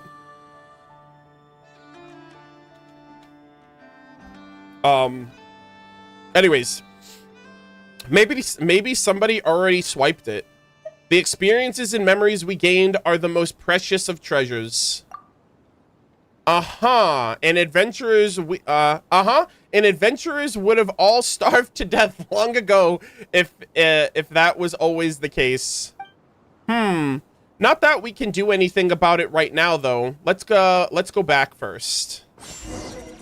Okay, well this is the thing. We're gonna have the picture and we're gonna expose this man with it. Haha, you're too late. You didn't find the proof of the cognoscenti up there, did you? Huh? How did you? Sure, but we found something more precious still. Hell yeah, the real treasure. More precious? Impossible. Judging from that smug look he's wearing, he's probably found the proof ahead of us. Might as well try to trick him here. Oh, you want to play along with your little act then? Well, there are 5 proofs of the cognoscenti after all, nor would locating the great treasure be a simple affair even after one collects them all. So I would hardly be surprised if something in Papa Wrench's collection could far surpass a single proof in value. Such an item exists? Yeah, look at this smug piece of shit. Of course, you could call it priceless even. Debated. Hook, line, and sinker. Paimon has no idea what Murder of Birds is up to, but this isn't exactly a lie, right? Memories are priceless, besides. just ask Tolfin or something. He'd pick what we've got over the proof for sure. And what would a wandering merchant like him know? Aha! I get it now, brat. You're bitter because you lost, aren't you? You're upset that I don't need to play your little games to get to the treasure. I happen to be in a good mood, so I'll pass this advice to you for free. Forget about the rules. People who stick to them hardly ever get the life they desire. Fortune favors those who think outside the box, like me. Yeah, killing people, that's crazy. See? You did all that work in the end, you still couldn't find the proof of the cognoscenti. And you killed someone, inherited wealth, and blew it all, and you fumbled the bag in 10 years' time. This is only gonna last you so long. Like, hello? Zorik takes out a pristine and opulent goblet. It is hard to believe that it also belonged to Papa Wrench's collection. Ah, yes. It is true. Yes, it is indeed true that one of the 5 proofs of the cognoscenti is a goblet. Oh, that's interesting. But as far as I know, that one is in the Fatui's possession. Many treasure hunters have their eyes on it, in fact. Oh, shit. The proof that Papa Wrench found was a mask, and he would often let the children play with it. What the hell? You're letting them play with a precious ancient artifact? Oh, so I guess, are they all the artifact? Are they like an artifact set, right? So one's a mask, one's a goblet, one's a feather, one's a flower, etc., etc. As for this goblet, I do believe it's a gift the caravan leader brought from Snezhnograd. Ah, but Papa Wrench never could bring himself to use such a precious thing. It's valuable, of course, but nothing compared to the proof of the cognoscenti, which in turn makes it even less valuable than the treasure Murder-of-Birds found, I fear. Damn.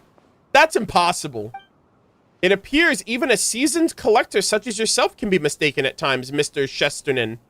If it sets your mind at ease, you are free to find an appraiser for it when you return to Novokitezhgrad. Where is the real proof of the cognoscenti then? No, forget it. Where's the treasure you spoke of, kid? The one you claim is the superior find. Alright, this guy's hounding.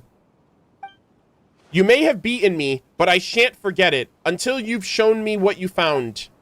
Huh? That's... The picture and memories might be priceless to Tolfin, but could we really say something like, this is the most valuable treasure without embarrassing ourselves? Hurry, Murder-of-Birds, think of something! Paimon's like so nervous. Since there's more to what happened aboard the Wait, hold on. Since there's more to what happened aboard the Fortunate One 10 years ago, before we show you, take a look at this. The note. You showed the picture from earlier to Zorik. What is this trickery? Who commissioned you to do this? Was it that old man? Is he still alive? Where is he? So you are the Zorik that Papa Wrench mentioned. Papa Wrench? So he lured me here with a fake name so that he could have his revenge. Is that it? You really, you think you can take me? Revenge? What are you talking about? Wait, so the one who pushed Papa Wrench off the ship was... Brother just exposed himself. He just snitched. Drop the act. You're all working with that old man, aren't you? Wait, does Danyusha know? Is she in on this too? That woman, she agreed so quickly because she knew that it was a trap all along, didn't she? Offering to deliver the letter, doing all that just to isolate me. You're getting ahead of yourself. No, not one of you will ever get me. Wait, no, not one of you will ever get me. Not you and not that old man. Zorik scurries away, not even bothering with the precious goblet he mistook for the proof. Damn. Are you just letting him go? We don't have any grudges against him, but isn't Papa Wrench your friend? Don't worry. The path he took looks most dangerous. I won't be surprised if something happens to him. The debt collectors are gonna come knocking. All right? You can't run from debt. That bro's running. He's not going to be running for long, I'll tell you that. What do you mean? I mean that Papa Wrench has many other friends aside from me. We're going to get our revenge on what happened to Papa Wrench. Hell yeah. I mean that Papa Wrench has many other friends aside from me. Besides, who doesn't love a story where justice is served? I'm afraid 10 years isn't long enough to change his ways. If he had proven himself a changed man, even just a little, then I would have forgiven him per Papa Wrench's wishes. Oh, actually, Tolfin might be the one to call in the hit on this man. He's like, hey, I gave him a chance, so now I gotta call in the goon squad. Alas, like many others, he too is a prisoner to his baser instincts. What a tragedy. What saddens me more is the lack of a winner in our little treasure hunting game. No new story material for me then. That word has changed meanings, I'm afraid. Yeah, I know. I thought of it after I said it, but I was like, I don't care. I know what I meant. Oh, Paimon almost forgot. Where exactly is the proof of the cognoscenti? Will we find it here? Can we ask Hugin? Can we ask Hugin for help? Might this be what you're looking for? Wait, did he have it? Bro, did he have it the whole time? Oh my God. Okay, you know what? He took us on a fairy tale journey, right? He took us on a great story. I don't fault you for it, but you could have just told me this sooner, man. A mask? Is that it? But how? You had it on you this whole time? Haha, quite not. Zorik did find it first, but he thought the flashier, fancier goblet was the real proof, so he tossed the mask aside. And now that he forfeited it, the treasure is yours. Hell yeah. Feels like a freebie, but wait, we worked hard for it too. It's our just reward. That's right. If you end up revealing the great treasure secrets, well, that might make for a fascinating story. Wow.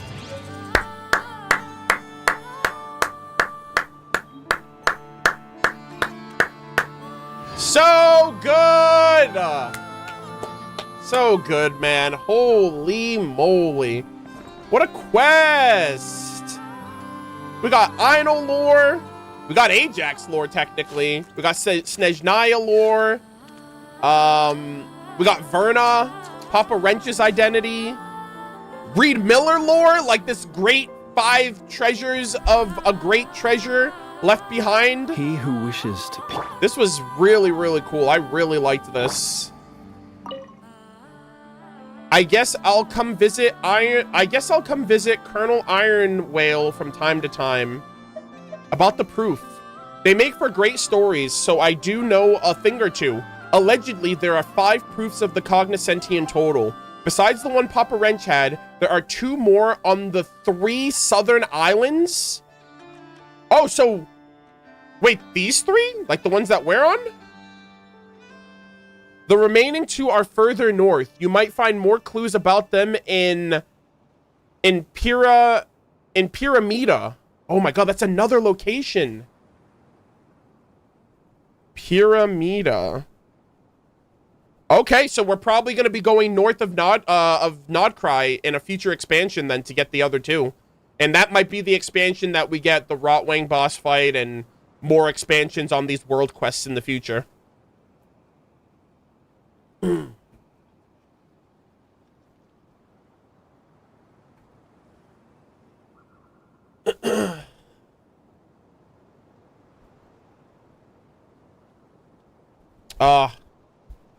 This is so cool, chat. If you're also interested in the great treasure, you might want to keep an eye out for them. Yeah, of course. You kidding me? About Hugin. A journey needs empathetic company, no? It has quite the natural gift, so training it doesn't take long at all. Maybe it's because I have a special connection with weasel thieves, which I suppose you could call a family tradition too. Oh. Little Tolfin lore there. Goated though. This was awesome. Okay, my controller is actually acting up. All right, really quick. I want to get a picture with him. I don't know if he's going to be here long after this. I was also told that I was also told... Yeah, look at this. I'm not moving my controller. This is annoying as hell. I might have to grab another... Hold on, give me 1 second. My controller's already giving me stick drift.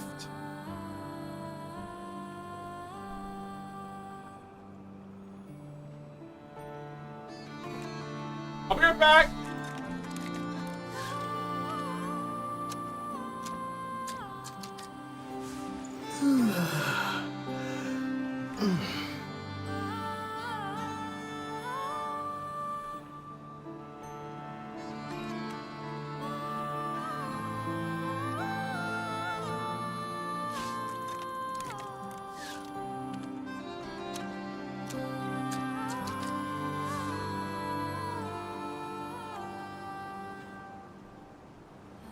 All right, I'm back.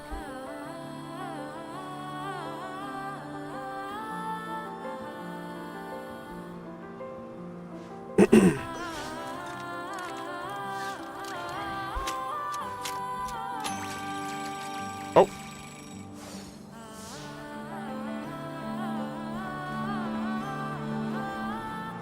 All right, we good?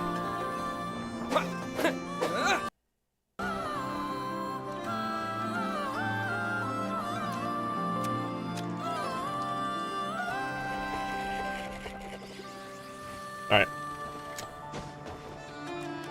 Oh, man. You can find Tolfit. Well, I know there's some post-quest NPC locations. Hold on. Okay. Let's get a little picture.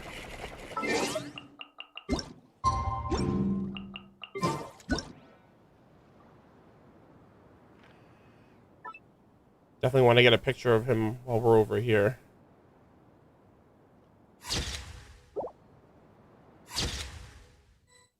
All right. Oh, I think I also got an item, right? All right, well, we got a furnishing, so that's good. Did we get that picture? Do we still have that picture? Oh, we do! Wow. Oh, this is so awesome. Photo with Colonel Iron Whale. A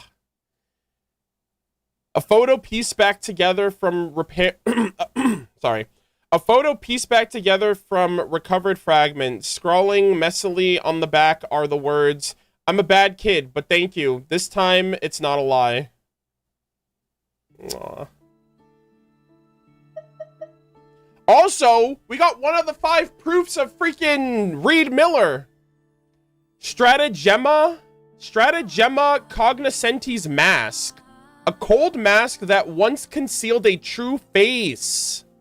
It is said to be a keepsake from Reed Miller, the founder of the Treasure Hoarders. No ornaments grace the mask, but for the frosty moonlight... Sorry, no ornaments grace the mask, but for the frosty moonlight that dances across its pure silver facade. Is this like an artifact set? Do we have something like... Hold on, let me see. I don't know if that's... Yeah, yeah, we don't have that yet. Yo, in before that's foreshadowing the new artifact set that we'll get with Hyperborea, maybe. So here's what I was thinking too, chat. You know what I was thinking about when they started talking about these, when they mentioned the goblet and then they mentioned the mask. I was like, oh, I wonder if each of these proofs has like a... I was thinking of Harry Potter. I was thinking of the Deathly Hallows, like the Cloak of Invisibility, the Elder Wand, and the Resurrection Stone. Oh, I can read it? Oh my god. Okay, big lore. Okay, I gotta lock the fuck in. Holy shit. But yeah, I was wondering if each of these proofs has like a special power or something. and like they're all separate, but what happens if one person harnesses all of them? Can you does the goblet like have like endless wine or something like that? I was just thinking about that. And yeah, I wonder if they're more than just items. Like, and this one says a cold mask that once, well, concealed a true face. So obviously he must have worn it as like, he's like a phantom thief or something, right? So it conceals his identity.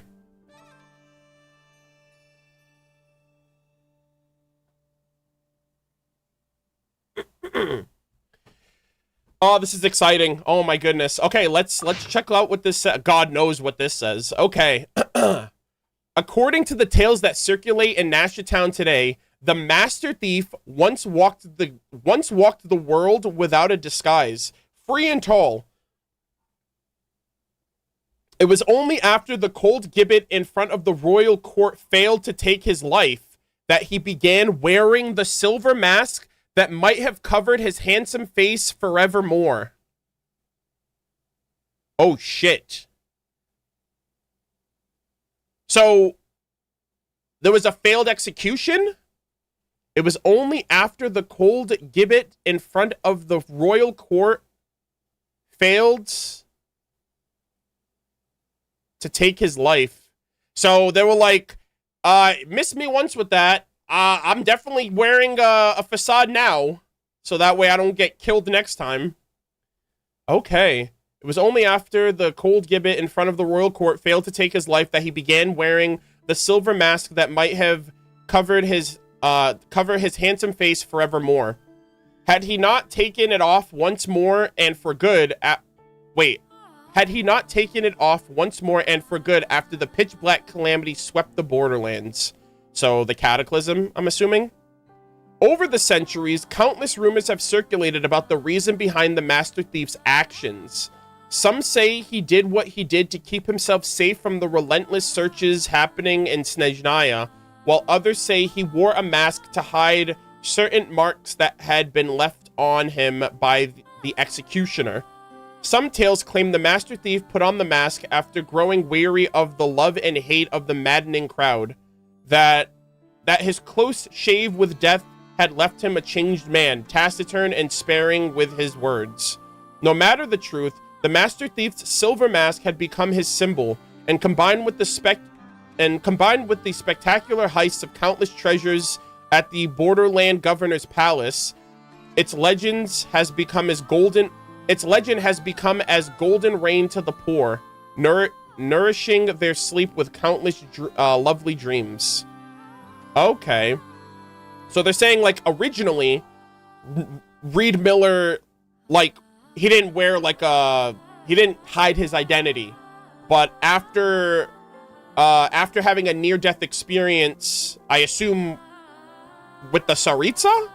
Or, like, it says the royal court. So, like, the royal court, he started wearing, like, concealment. Like, the mask to conceal himself. Interesting. But, like, no offense, but, like, how much is a mask really gonna... Like, a mask can't really hide your identity as well as... Like, I mean, maybe it does, but, like, sometimes you can just tell. So, I'm wondering how well... Bro had to, like, wear new outfits and basically be a master of disguise at some point. You once prayed to the gods, to your master, but none answered your wails. That is because the gods are just as helpless. Just like us mortals, they are trapped in the mortal world beneath the moon. They cried out in horror and despair, but none heard them. Brothers, the gods can save no one. Like us, they can't even save themselves. All we can do is take pity on each other. The thief who wore the silver mask held the gods in open contempt, scorning the empty fame that the nobles vied for so desperately.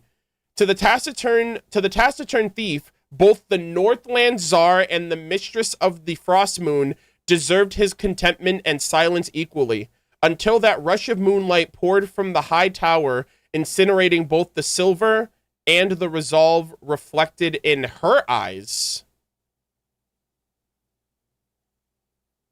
Her eyes?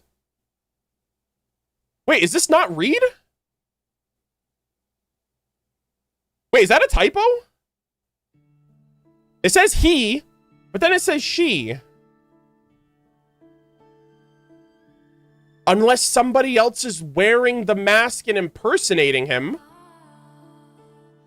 But, like, how could you not tell a woman is impersonating a man? The thief wore the mask, held the gods in open contempt. Until that rush of moonlight poured from the high tower, incinerating both the silver and the resolve reflected in her eyes.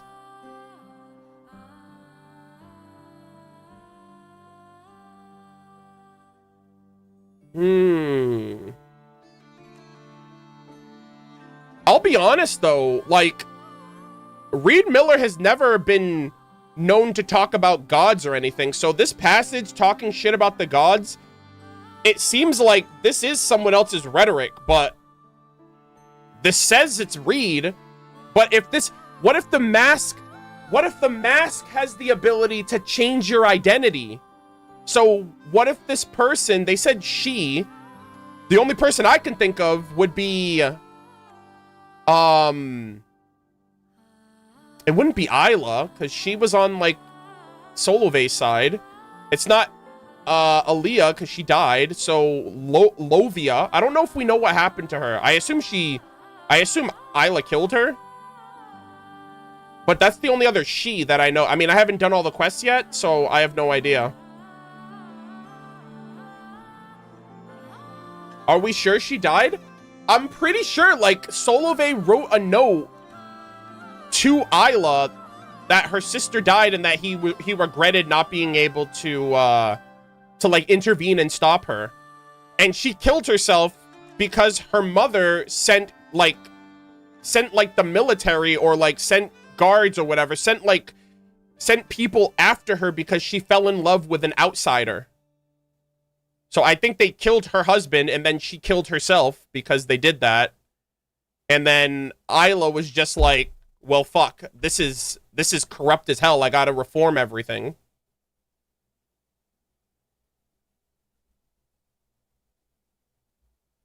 So unless she did that before she died, then I don't know. I don't know who this she is. There's only 3 girls I know of.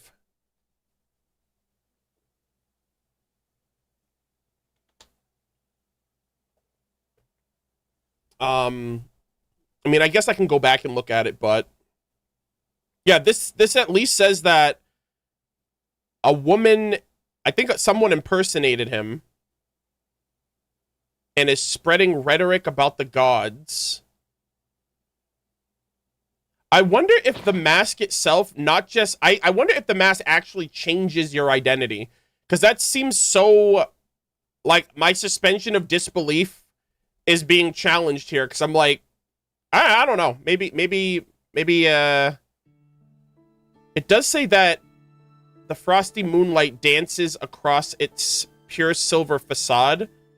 So maybe it has, like, moonlight powers that lets you do that? I don't know. That'd be sick, though. That seems pretty, it seems pretty sick, if it's possible. Yeah, I'll go back and reread that note then, I guess. So really quick before we do that, so that's 1 down technically. Aether has 1 of the 5 proofs, which is huge. Oh, sorry. Yeah, so we have 1 of 5, and they said that there's 2 more in the north, and the other 2 are somewhere in this nation. So they said the Fatui has the goblet. So the goblet must be at Paha Isle. And there's a Paha Isle world quest. And I actually think the other one might be at the Eye of Krati, because I've done all of the other quests here. So one's here. I assume the other one is at the Eye of Krati, and then the third one is in the Experimental Design Bureau. Interesting.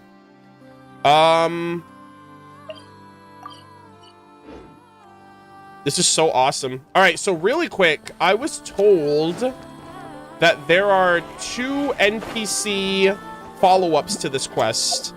I'm gonna get to those in a second. I actually do want to go back to this thing.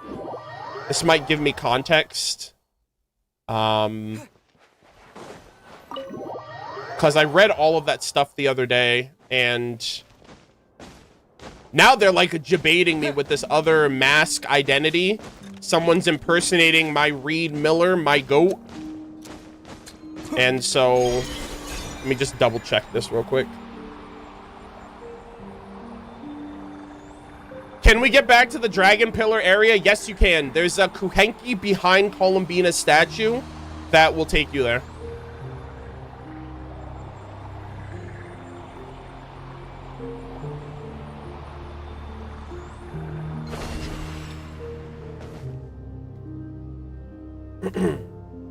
Oh no! Hold on, chat. There's a little bit of lag.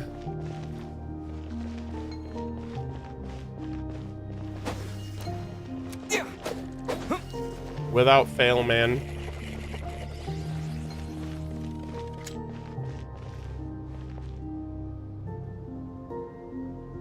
Yeah, there's lag going on right now. Apologies. I have no idea.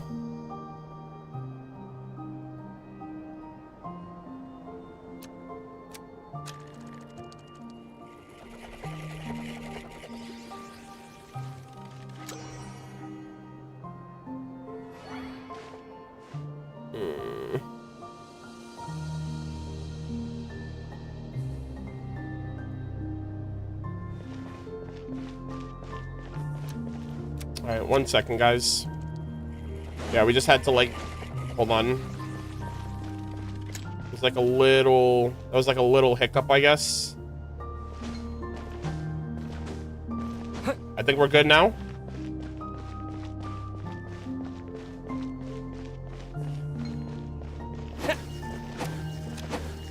Yeah, that was OBS right there. All right, we should be good. Okay. Little odd. I apologize. Yeah, little spikes like that I can't really do much about. I just have to pray to God that it's only temporary.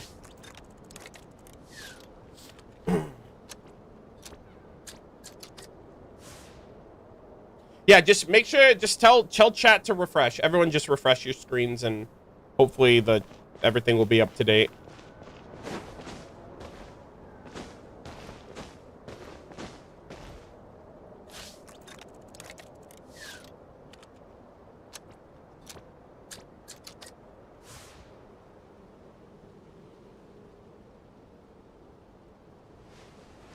Will you not read more on Aino's lore voice lines 3? I assume she's going to talk about Papa Wrench. I'm not going to do it right now just because I have a ton of other world quests to do. So, yeah, we're not going to do that today.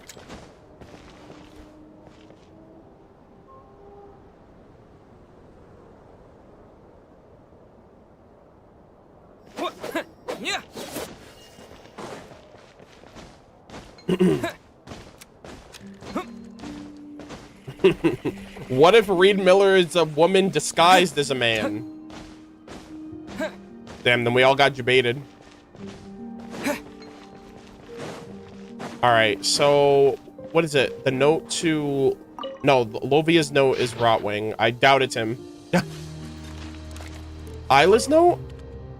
Hold on.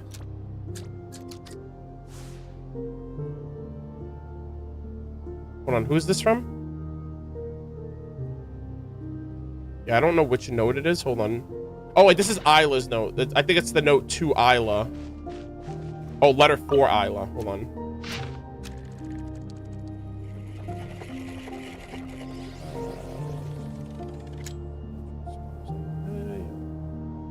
We ultimately...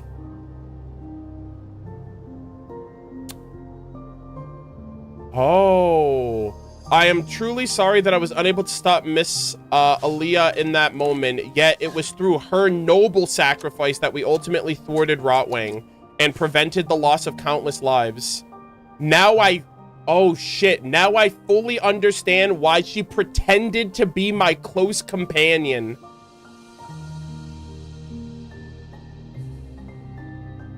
Oh wow, that went over my head. Well, I didn't get the context. I didn't know what he meant by she pretended to be my close companion. Like, when I read this initially, I didn't think she meant that. I didn't think he meant that she was trying to pretend to be Reed at the time. I thought he meant, like, she was trying to be a close friend of mine. But then she went against him or something, or did something that he wasn't expecting. Oh, wow. Yeah, so now that I have the context of the mask, she pretended to be Reed Miller. And I think she... Oh, wow. So here's what I think happened. I think that... So I think at this point, Lovia has already been taken care of. People think that Aaliyah is dead, right? Her husband died. She killed herself. And she took on the identity of Reed Miller. I guess people thought that he wasn't dead yet, so I'm wondering how... Wait, but wasn't he originally executed? So do they think that his execution was a... Well, yeah, I guess that must have been the case then. So I think Reed Miller did die, but she used the mask to present herself as Reed, so people just assumed, oh, look at that, he's not dead. He didn't actually die, he got out, he's free. And I think what she's doing by pretending to be Reed Miller and, like, talk shit about the gods is baiting Rotwang back into the situation so that way they could stop him. I think she was doing that to, like, to draw Rotwang out for them to defeat him the first time. I don't know who executed Reed Miller. I mean, he was basically the pirate king of Nodcry, so maybe the law caught up with him or something like that. And I'm wondering why or how that came to pass. I don't know. I still have a ton of stuff to read. This is only the second, like, part. This is only the first part of the quest. But, yeah, so I think he died. She took his identity, convinced people that he wasn't dead, and then people believed that she was actually him because of the mask. Which I wonder if that mask actually has, like, supernatural properties that made... It's almost kind of like Star Rail, Honkai Star Rail. It's like if you tell people a lie and they believe it, it's true. Yeah, I wonder. I don't know. But she fooled a bunch of people into believing she was Reed Miller, and her, alongside Solove, thwarted and defeated Rotwang. And he will eventually return. And I think the second return is going to be with the Traveler.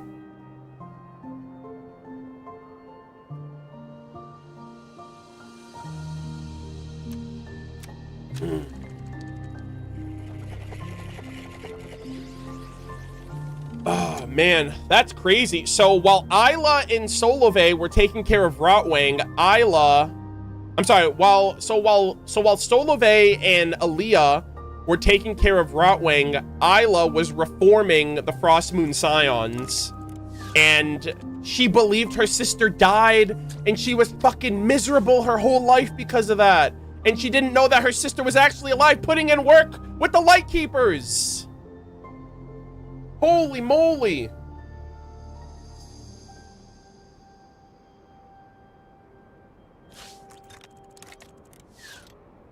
And they were only able to do that because Isla also gave them the arrow of Terpychoranus, basically the arrow of light.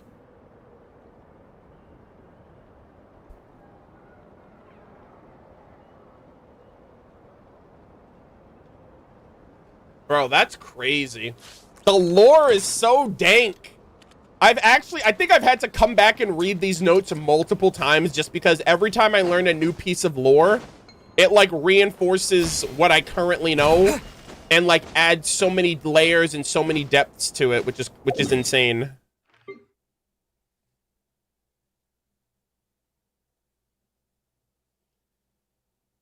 Yeah, so Aaliyah was alive. Yeah, so I think she, like, feigned her death as well. So she died. Everyone believed she was dead, including her sister. I guess she revealed herself to Solovey. Or maybe Solovey didn't know until the very end. Who knows? Because he said that she pretended to be my companion. So she lied to everybody. She made her sister believe she was dead. And she pretended to be Reed Miller to Solovey. So I wonder when Solovey actually found out that his friend was dead. It must have been after that. Because the context prior would have been like, he probably believed that Reed was alive too. But she had to deceive everyone in order to deceive Rotwang. Wow. That is crazy. And it says that she sacrificed herself, so it's not like... It wasn't like it was a Pyrrhic victory when you think about it, because, like, in the end, she died, and Reed died, and Lovia died. I mean, she kind of deserved it, no cap. Like, she's dead, but she's a justifiable death. Like, the others had to sacrifice themselves for the cause. Anthony, are you still in chat right now? I don't know if Ant's here.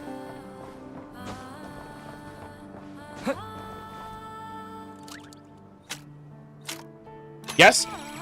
You said that there was an NPC here initially. Is that Tolfin? Was Tolfin who you were talking about? Or is there someone else? Oh, wait, no. You said it was over here, right? So there's one here. And there's one at another random location. Unless Tolfin is that random location. Oh, I need to change the in-game time. Okay. Let me do that. Okay, so...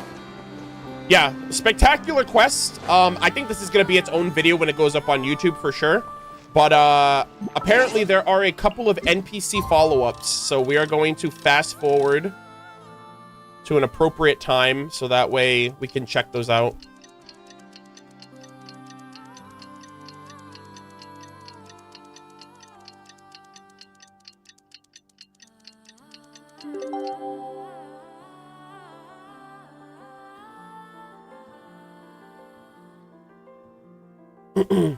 Did you read Hymns of the Far North? I don't read weapons, artifacts, or books until I finish quests, so no.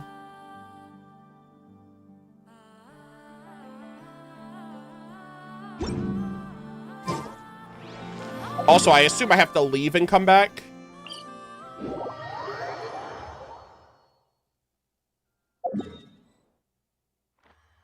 Did you talk to Tolfin yet? I mean, yeah, I just talked to him on the boat. About the proof. And, everything else.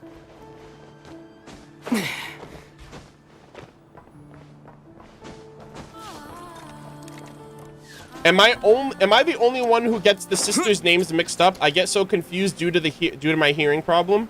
I mean, it is a little like they could have given them two different names, honestly. One's Isla, one's Aaliyah. If you look at them, you could easily get like mixed up. And I have dyslexia, which is rough. So I have a little trick in my brain, is that I have a friend named Isla, so I remember how to pronounce the name, and I'm like, okay, Isla. I know Isla. Isla is the reformer of the Frost Moon Scions, and then that's how I remember who's who. And then Aaliyah, I know a Leah. And so I try to remember by, like, trying to have some form of separation between their names, despite their names being familiar. So I really think of them as Isla and Leah, just because, you know, that helps me to not get them confused.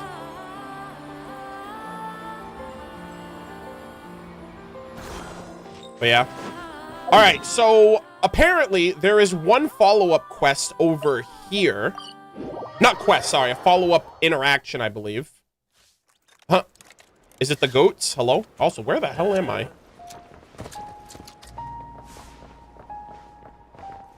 Oh! Wait, hold on. Is it this?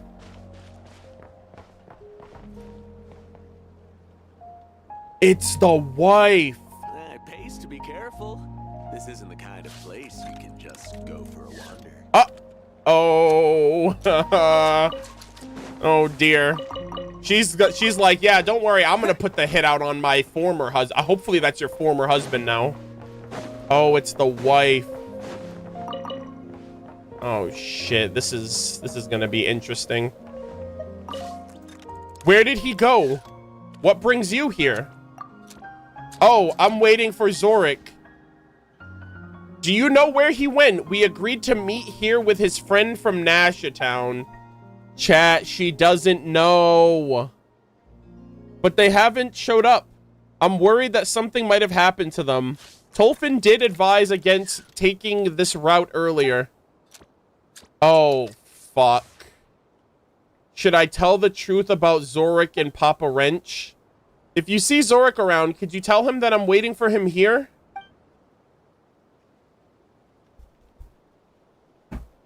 Ah! Chat, we have to tell her, right? We have to tell her the truth. We can't, man. She's been living a lie her whole life. She doesn't even know what truly happened to her father. She deserves to know.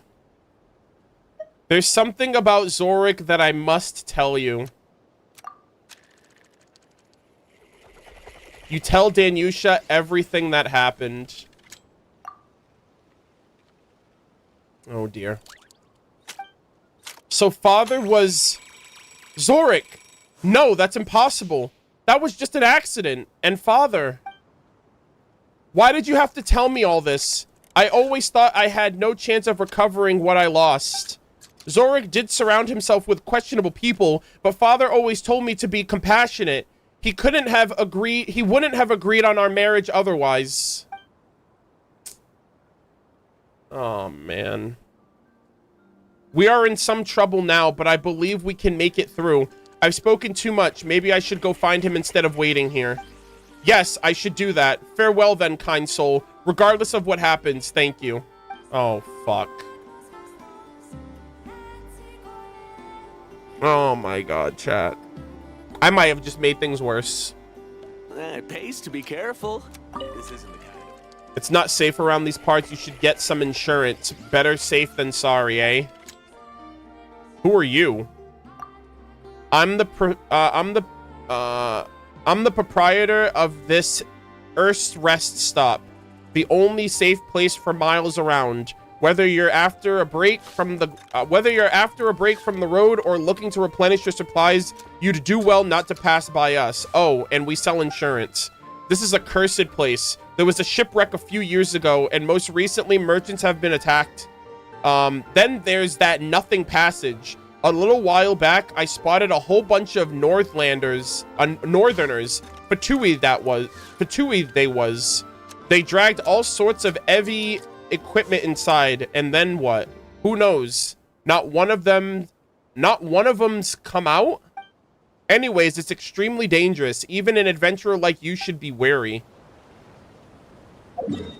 Nothing passage? Wait, he said that they went in and they didn't come out? Damn. Nothing comes out? Hold on. Oh dear. Insurance? It works like this. You give me a bunch of Mora for a policy, and then if and when the unthinkable happens, within the confines of our specified region specifically, I'll pay out 10 times the Mora to your designated beneficiary. How about it? I don't think I need it. Young people always think it won't happen to them. Damn, brother. Oh, I'm so sorry, ma'am. Please be safe. You are getting roped up with the wrong crowd, let me tell you. That is unfortunate.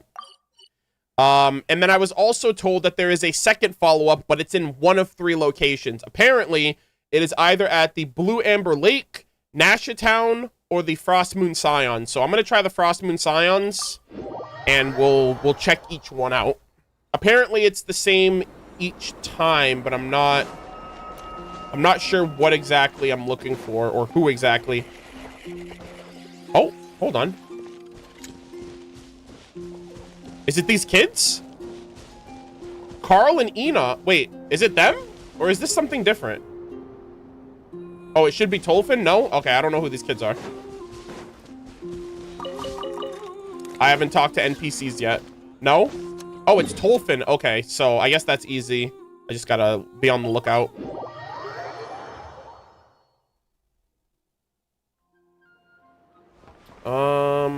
Not him. Oh, here he is! Oh my gosh, he's here! And Hugin! Hell yeah, what's going on, bud? O friend who hath journeyed from afar, leave not in haste. Stay thy step, rest a while. See, the campfire yet burns warm, and the tale hath but scarcely begun. Let the winds through forest let the winds through forest bows and over the lake's heart sing for us, bearing the echoes of ages past and sweeping the weariness of your travels away. Then shall we weave the chapter left undone, that they may become the hope with which we greet the coming dawn. Yo, hope, Tumaini? Keep listening. Hey, you know what? I'll be here for a minute. Yo, hold on. Reed Miller ever masked his face. No wonder for a thief of his renown. Yet some claim to have glimpsed his true countenance. Perchance the truth lies hidden within the next tune. Tolfin, how do you know this? 'Tis said the thief once walked the world unmasked, his gentle smile remembered even by children of the wayside. The cruel gallows took not his life, yet he donned a silver visage, and his words fell silent evermore. Some say he veiled his light and hid his ways, while others claim beneath the mask he was no longer the rogue of olden grace. The great thief spoke no words of his designs, yet in quiet shadows he let the needy taste of yet in silent shadows he let the needy taste the glint of gold. Oh, okay, so he's recounting the histories that are known right now. So people knew Reed Miller as like a masked thief after his execution failed. A dark and dreadful doom swept over the land, and from the high tower poured the moon's pale hand, and melted forth the silver moon he wore. Since that faithful hour, though veils be gone, the sorrow of his gaze could hide no more. Holy fucking bars, man. Keep listening. This next song, well, it holds a certain meaning for me, perhaps because it tells of Reed Miller, the legendary thief, yet also a poet in his own right. I wonder if Tolfin... I mean, Tolfin seems to be a fan. Holy moly. I mean, yeah, I guess so. He's got, like, He's got the treasure hoarder canteen. He's got the weasel thief companion. I wouldn't be surprised if he's, like, from the treasure hoarders, or if he's, like... You know, he said that he has, like, his own work. So... Amber wine trickles down... amber wine trickles slow into our waiting cups. Come, let us toast the cawing in the night that refuses to fall silent. As it's getting dark, that's crazy. The first cup, to the heartbeat, no noose could stifle. Oh, sorry, the first cup, to the heartbeat, no noose could stifle. Soaring high like a stubborn, untamed ideal. The second, to the gentle valor who entrusted life and death to the soil, meeting the malice lurking in the dark with fearsome grace.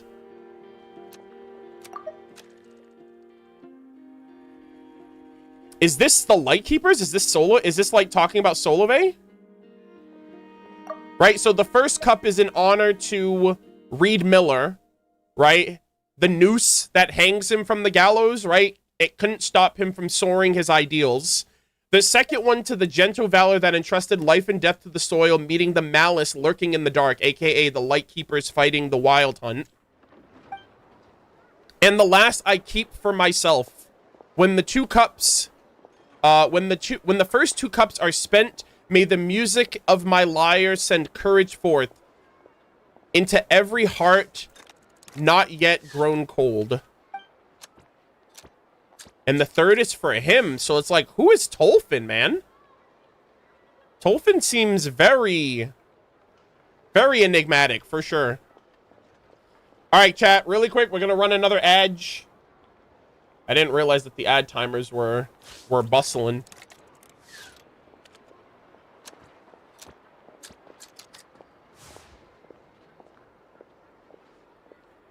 He's just singing, man? No, no. Yeah. You know who else has stories to tell? Enjo. All right? These people are not just saying stories, okay? They're dropping dank lore. Venti had stories to tell, too. Tolfin, I'm on to you, man. You know more than you're letting on, I'm sure.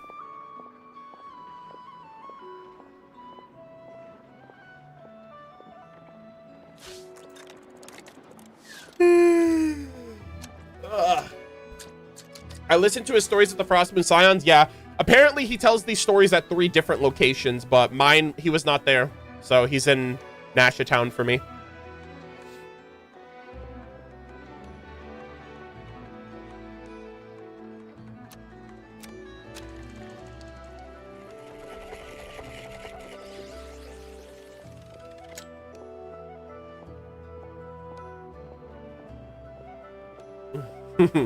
I miss Enjo. Yeah, I mean, we just saw him. He's chilling. We'll see him again. We should see him within the next year, like before Snezhnaya, because Nodcry or Natlan should be getting an expansion with the Mare Javari. So.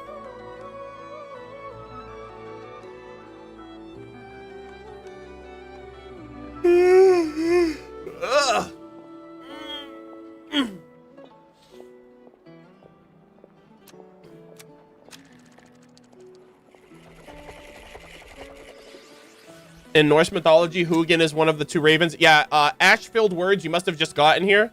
I am a big fan of the Hugin and Mugen short poem. So I talked all about that at the time when we first got introduced to him.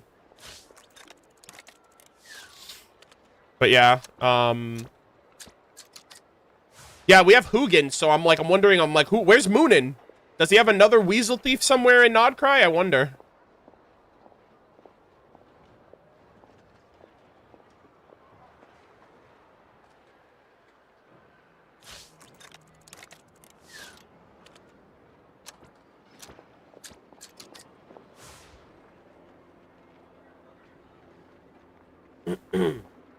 Also, Kate, thank you so much for the super chat on YouTube. I appreciate that. Thank you, thank you. 1 second. Yeah, thank you very much. I appreciate that. Hope you guys are all enjoying the stream. I'm really sorry that it's super late. It's already 8 o'clock my time, and I still have 2 more quests to do. And this one took like 3 hours, roughly.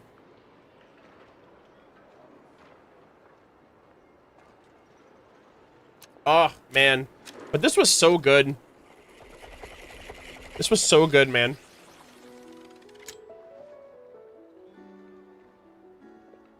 Which one are you doing next? The Eye of Krati, I think, is the next one. And then Nothing Passage. And that's all for today. All right, let's continue. Oh. Also, give me 1 second. Okay. All right, let us continue. Damn, this girl keeps running back and forth, man. All right, let's continue. To we bards, the god... Yo, Venti name dropped! Venti mentioned in Nodcry? Hold on. To we bards, the god of wine and song is ever the guardian of every tune we spin. We let this next melody be our gift to his realm. May the winds of freedom bear you safety onward, my friend. What the hell? So Venti is sharing his bard tunes from across time. I remember the day Genshin Impact came out, guys. I'm not even... The day Genshin Impact released and I streamed the Mondstadt prologue, I was like, oh my god, this bard, Venti, he's like associated with time. he says that he knows every tune ever written. And I was like, oh, well, he knows every tune now, but he says he also knows every tune ever written, implying that he's connected to time somehow. And then he just takes those tunes and gives them to the bards, and then they recite them. So that he's like spreading his influence across the nations. That is so cool, man. The bards do strum their strings, not for feast nor bright revel. The wind bears their songs over lofty walls, piercing the proud and highborn. Mark well, the towers of old shall crumble with wind and time. Venti and Istaroth are popping off, guys. Yep, the towers of old shall crumble with wind and time. This storm-forged tune of iron and defiance. Songs for every hero's struggle. Wow. She is the flute of Fontaine's blade dancers. She is the cry of Natland's gladiators. Though strings may split, though the songs fall silent, on every street, at every window, still she hums her tune. If someone plucks out your tongue, you can still sing with your eyes. If someone blinds you in both eyes, you can still see in your ears. But if someone dares to steal your song, the freedom you yearn for, that alone shall never do. Bro, this is spittin'. Holy shit. Yeah, she's talking about, I think he's talking about Lady Vanessa. Well, in that one passage, Lady Vanessa is the first thing that comes to mind. Oh my god. Right? That is so cool.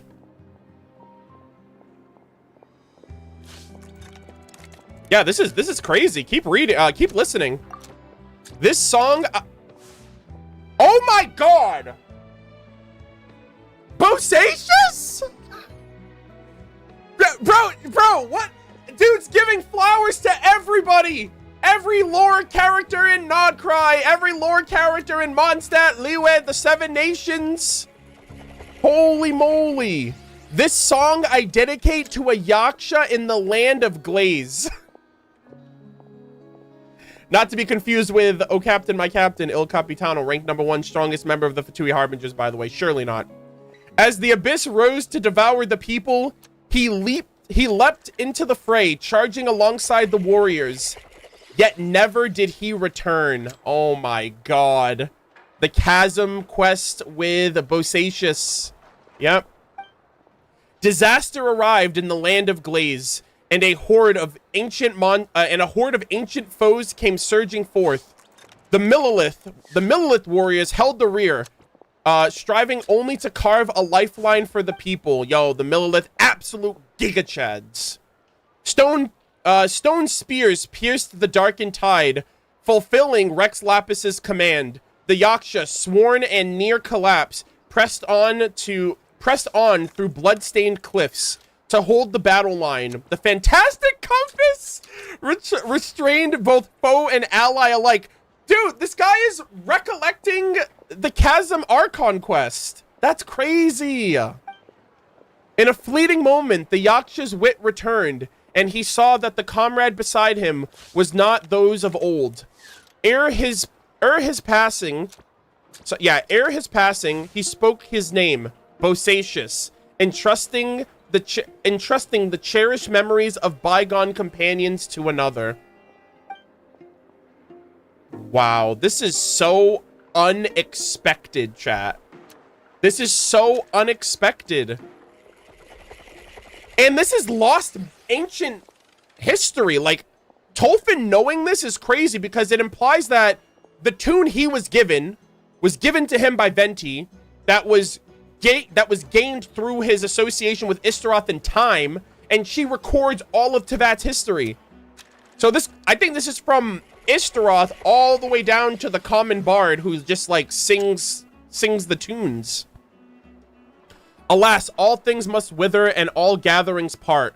Blood and time soak together into the hidden veins of stone. Mountains and rivers may shift with sun and moon, yet the harbor Yet the harbor city endures in steadfast peace. The hero is gone, but his deeds remain steadfast as the unyielding peaks. Yeah, guys, I'm gonna be here all day. Are you kidding me? Oh my God. Friends, let wine set your cheeks aglow. For I sing not of kings enthroned or of monks in their laments, but hark, a tune of Uza and Shimti sweet. Let not sorrow linger. Lay down your grief. What is happening right now? Al-Ahmar, King Deshret, the Scarlet King. Holy moly. Al-Ahmar's palaces lie buried, unknown. No slaves' pastures. No slaves' pastures, no roses of kings are grown. Like snow on the desert, cold and brief. It blazes a moment, then scatters to grief. Bars. Mortals chase the sun and the desert's pride, while gods and their lovers grant heavens wide. Yet sweeter by far rings the drunkard's cheer than all their vain promises whispered here. Pour deep the wine, my friend, and sing until fair Padisara's blooms shall spring. When in the endless oasis, the eternal oasis, when in the endless oasis its flowers again, my love shall return to be mine till the end. Oh my goodness, this is so cool. Yeah, this is referencing Ufara and Ufara, Jet,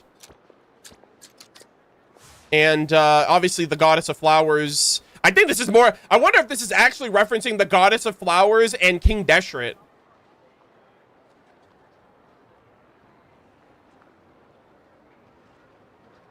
But yeah, this seems to be referencing, it could also be a reference to Ufara and Jibril. You know, because that's the whole thing, like Jet brought their weapons to the Eternal Oasis to be together forever. And the Eternal Oasis seems to have also been like an eternal paradise for King Deshret, Nabu Malikata, and Ruka Devada. So, that is so cinema. Bro, they're taking me down memory lane. I did all of these quests. And they're actually going in order too. So the Chasm was 2.6. Eternal Oasis, I believe, was 3.4 or 3.5. One Cup of Wine, One Crimson Rose.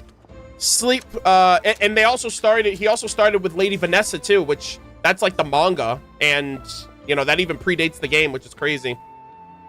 One cup of wine, one crimson rose. Lay slips away as the sand that flows. Yeah, oh, see, like, yeah, okay. One cup of wine, one crimson rose. Life slips away as the sand that flows. Yet on the vine, through sun and rain, the grapes that still burns with a ruby flame. Yo, Tolfin, you are my king. You're doing the most right now. Bro's literally just going off. Oh my gosh, Irenaeus? And the Lock Knights and Fontaine. Dude, he's giving lore of every nation. The next tune I ring sings of the leader of the Lock Knights of ancient Fontaine, the knight Irenaeus, whose eyes gleam like the sea. Tales of knights, wicked dragons, cunning wizards, and a holy blade are told and retold, for in Fontaine they are ever renowned. Oh my god. Hearing the envoy's intent, knight Kaidenin of Duniar flew into a rage, ready to strike down the one who dared propose marriage. But knight Irenaeus, with eyes like the bright sea, held him back and addressed the envoy who sought to wed the Capitoliani musician to her. O envoy of King Remus, let the noble minstrel sow mine heart I give to this fair land, and none else shall it know. Until the unjust and tyrants can harm Fontaine no more, I shall marry none, nor be claimed. My heart belongs to these shores. What a fucking queen. Keep reading. Or keep listening. Wow. Oh my god. Ochcon! Oh my god, guys. Hoyoverse did this for us. This is for us, chat. This is our reward.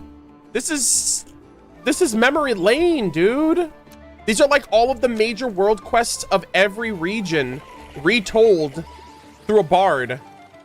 Or actually, yeah. That's what that's kind of what it reminds me of. This is so sick.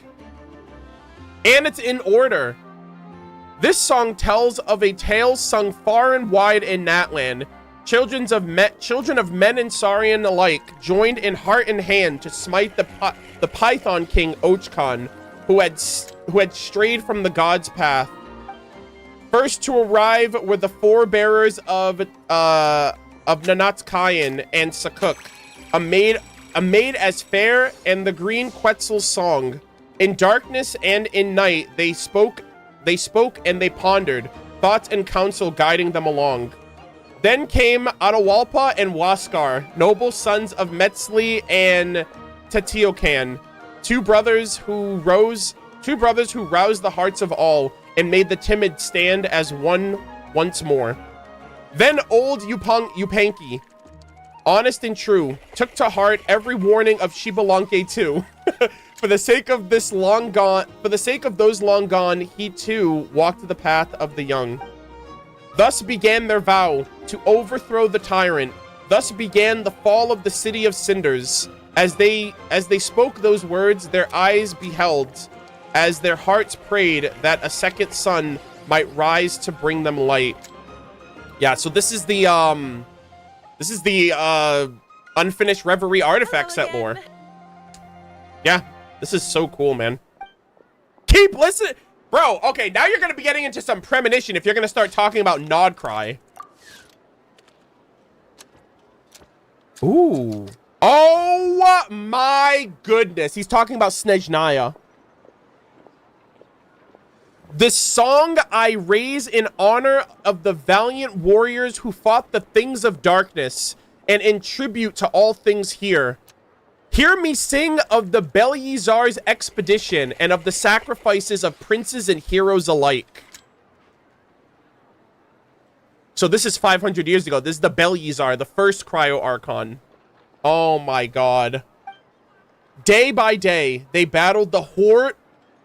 What? Day by day, they battled the hounds of the god of darkness, Chernobog. Oh my goodness. Holy! That's like the devil. Day by day, they battled the hounds of the god of darkness. The god of darkness? Hello? Is this Gosoithoth's master? They're fighting the god of darkness in Snezhnaya? The god of the abyss, I assume. Oh my, guys, I can't. What are they doing? What the hell? We've battled small fry compared to that. I mean, Gosoithoth is the biggest abyssal threat in my opinion that I think of, right? Marana was pretty simple too. Granted, they were still a threat, but like, day by day, they battled the hounds of the god of darkness, Chernobog. The valiant warriors of... Okay, hold on, I know this one. The valiant warriors of Kitezh.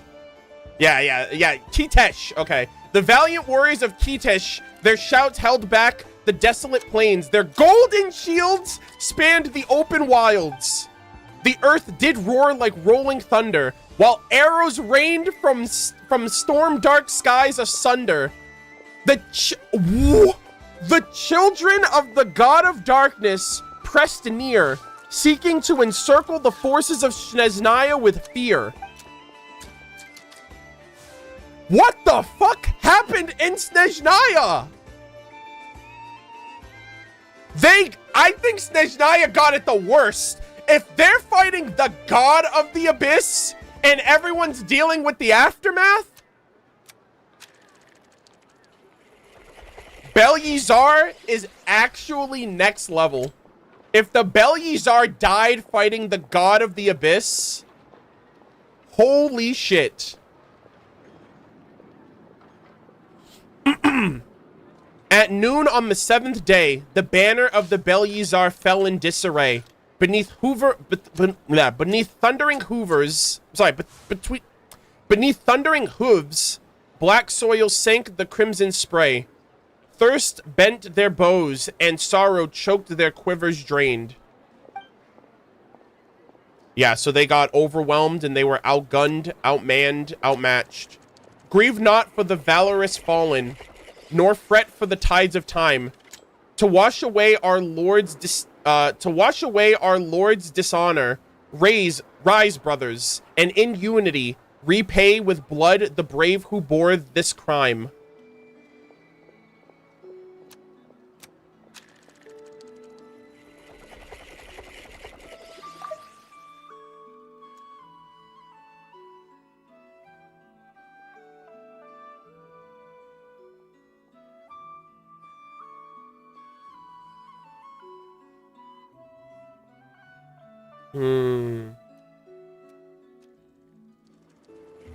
Yeah, that second line there sounds a little odd. It's implied. I was like, what do you mean the Lord's disgrace? Didn't they defend Snezhnaya?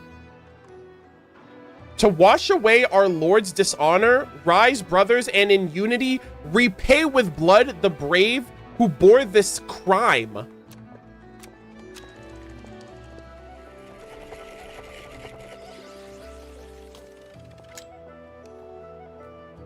Was there dissension among the ranks? Was there collusion? Was there treachery, treason? I wonder if, I hope the Belyazar didn't do that. That's what it sounds like. I mean, I don't have any context. We have to wait and see. Oh my god. Bro, imagine he just keeps going. He's like, yeah, now we're going to talk about Conria. Now we're going to talk about Celestia. And the next song, oh my god, Reed Miller. Bro, I'm gonna be here forever. The stream's not gonna end, chat. I swear to God.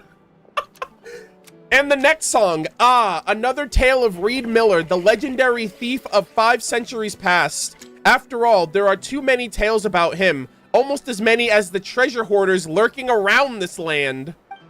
From the north, the bitter winds doth blow. Through the hut of the poor, it ever howls. From the north, the bitter winds doth blow, and were it not for the yon cold north, whence else should sorrow flow? From the north, the bitter winds doth blow.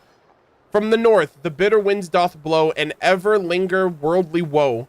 The beasts boost high of gold and the lords boast high of gold and gain. Yet care not for the hungry, the cold, the pained. Then came the oh my god, a classic Robin Hood. Then came the legendary thief, like a whispering breeze. Swift as the wind, vanished as mist among trees. From the north, the bitter wind doth blow, and still the world knows unjust so. Yet legends ensures not ebbs but flow. Yet the legends endure to not ebb but flow. From the north, the bitter wind from the north, the bitter wind doth blow. From the north, the bitter wind doth blow. Holy moly. So he was stealing from the rich and giving to the needy.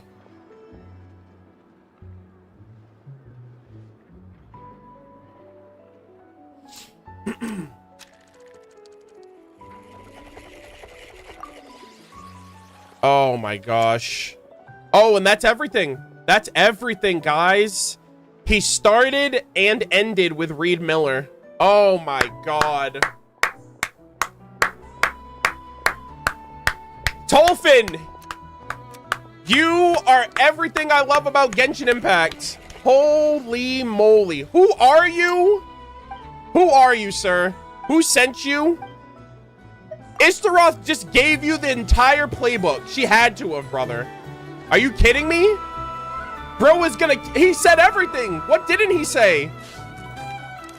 I'm surprised he didn't start talking about the freaking War of Vengeance like he was there. Oh, that was spectacular. And we got teases of Snezhnaya. Chernobog, the god of darkness. What the hell is that? That's a future weekly boss, I'll tell you that right now. If Ghostoithoth is any indication, he was the Reaper of the Abyss. We now have the God of Darkness.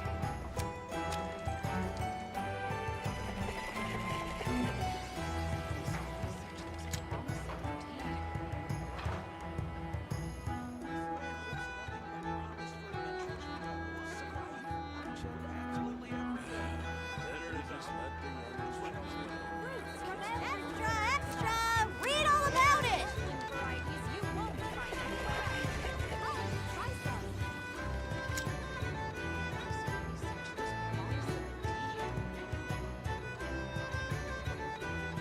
Alright, sorry about that. Oh my god.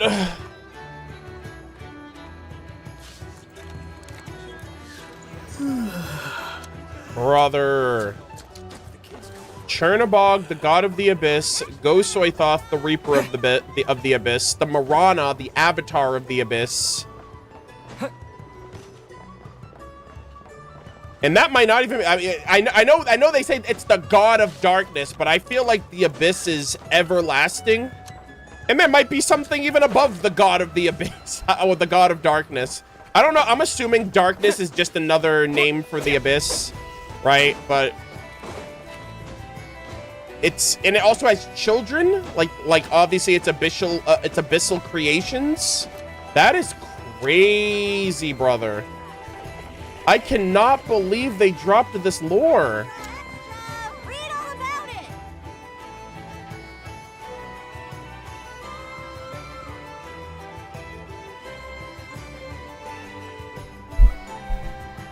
Damn. Okay, here's my you guys ready for a Ghost Rider moment?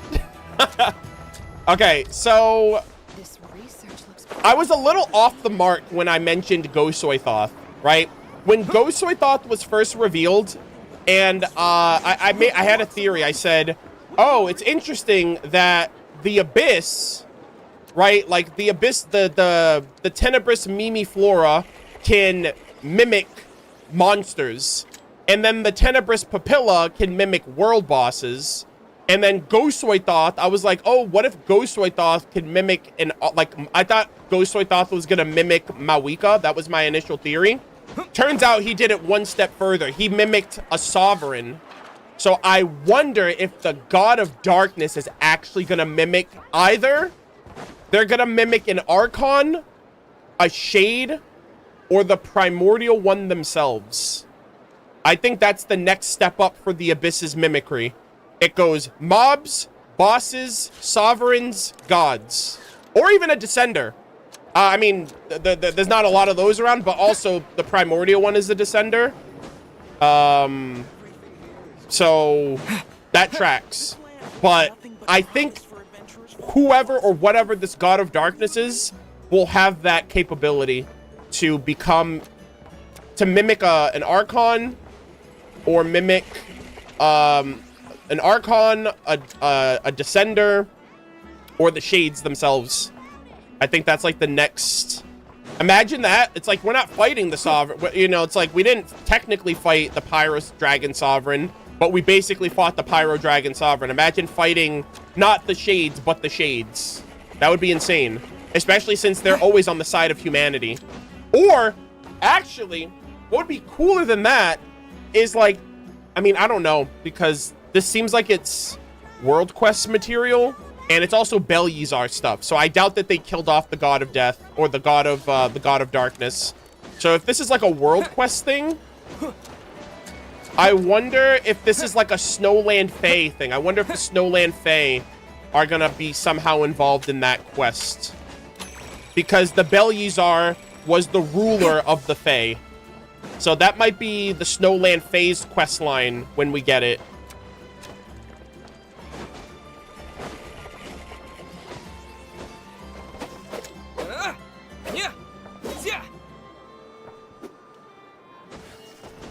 Aren't the sinners kind of shade mimics? Yeah, but they're not like... I guess in a way, I guess you're right. But like... Yeah, I guess if the sinners are already doing the shades thing, then I guess the God of Darkness's next step up from that would be... I don't know. Like, what do you mimic then outside of everything that's already been done so far? Mimic the fucking Traveler or something. I don't know. Like, we go up against Dark Aether or something. It's like we go up against 7 Shifting Serpents Aether. Or Lumine, whatever Traveler you are. Or, I mean, I know it's already Dragon adjacent, but Dragon, like, what if the God of Darkness resurrects and reanimates Dragon King Nibelung, the original creator of this world, literally revives them with the same forbidden knowledge that corrupted them initially? And then we gotta fight Dragon King Nibelung in the endgame. Or in that world quest. Or like a semblance of them or something. That'd be insane. So, Fanes or Dragon King Nibelung would be sick. But, yeah. I would welcome either or.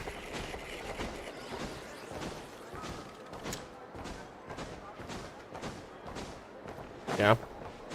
The Voyager could also be another one, too. Just because...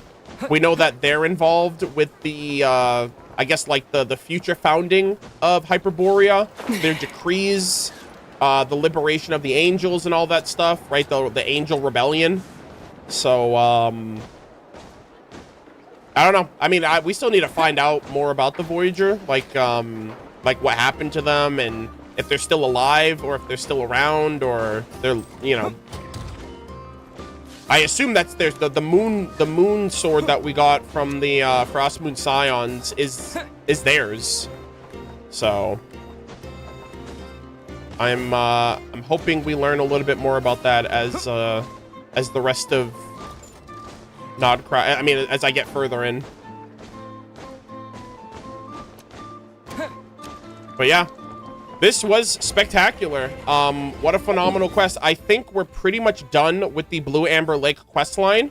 I'm going to take a short little intermission, and we're going to start the Eye of Krati quest. But this was an exceptional world quest. I was not expecting all of the... Like, it was such a great, well-told story. And it weaved so many different threads that we already know about, like Verna and Ino and, you know, Reed Miller, and even the story that we learned about with the Frost Moon Scions with Isla and Aaliyah and Rotwang and everything else like that. And we still have more future stuff with these quests to look forward to. So this was exceptional. This was great. Pretty straightforward for the most part. A great location as well with some nice music and scenery. But, yeah, I think I'm gonna take a little... Oh, and we have a viewpoint now, too. Iron Whale's Dream. God, this is so cinema, dude. I'm having so much fun tonight. Yeah, and I guess to cap out before we take our little break, we have... Its heart, made of colossal gears, has long since stopped beating. Its steel veins have rusted through, until one day... Someone calls it forth from slumber, and the great beast exhales towards the stars, letting out a long, satin-like breath. So good, man. Exceptional quest. I loved it. I knew I'd like this area, but I did not realize it would have such a sentimental attachment to it, with a great NPC, a great individual in Papa Wrench. And we get to look forward to more. I guarantee you, Hoyoverse never misses. We're definitely getting Papa Wrench lore. I don't think they dropped his name. So unless we get more info on him in Nodcry, we might have to wait until Snezhnaya to know about. But we do know it's Old Man Shesternin Sr. So if we get a Shesternin name when we go to Snezhnaya or Snezhnograd, we'll hopefully be able to learn more about him, like his name and some of his early accomplishments and achievements would be cool. But yeah, this was amazing. I hope you guys enjoyed it. As always, let me know what you guys think in the comment section down below for this video. I'm going to take a little break, and we're going to be continuing with more world quests. All right, chat. Sit tight. I'm going to take a little 3-minute break. I'm going to run an ad. And we're going to start the Eye of Krati quest.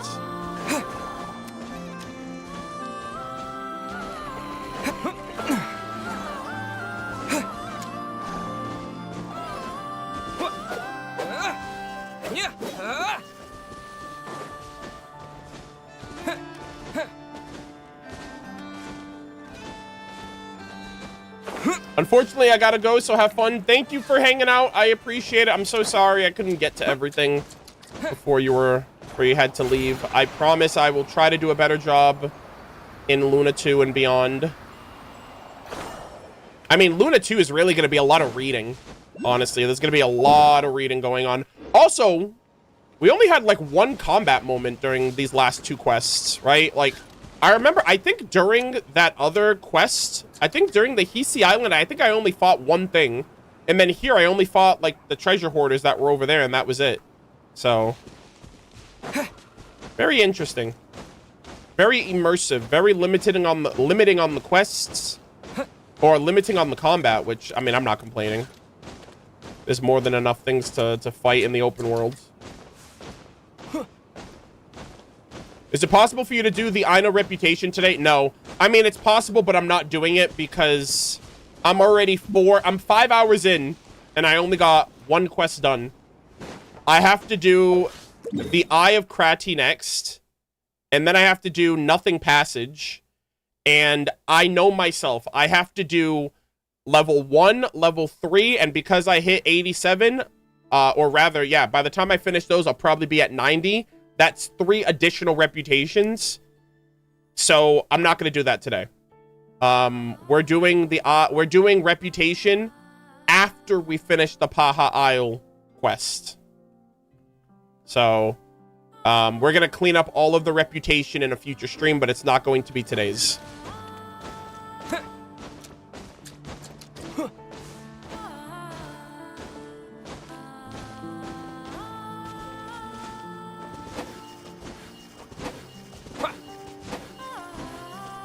Did Arnold know about the ZZZ debate? What are you talking about?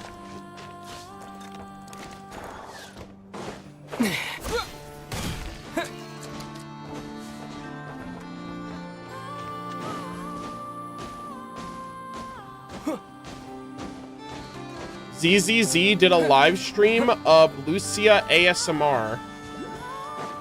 Oh.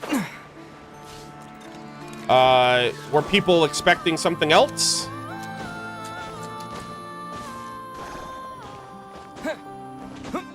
Also, is Lucia like that lore character?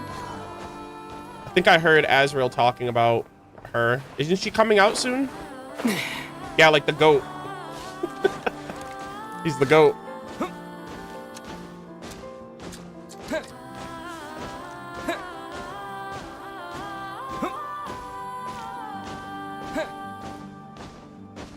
That's exactly what I expected it to be. You expected an ASMR stream? From ZZZ? I mean, I'm out of the loop. Maybe that does make sense.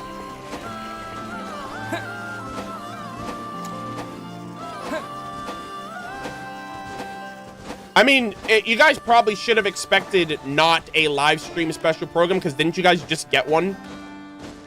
You guys shouldn't have expected like a legitimate one, because it's like you guys just got one. I think that's what he means.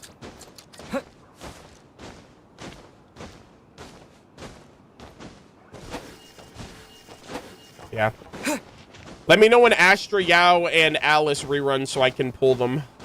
I'm gonna be waiting like a year for both of them because they...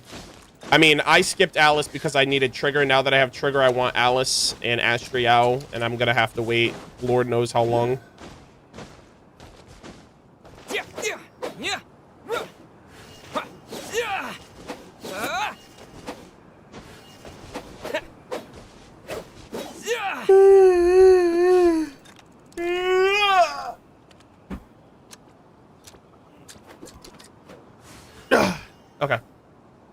I'm good. I have to use the bathroom. I'll be right back.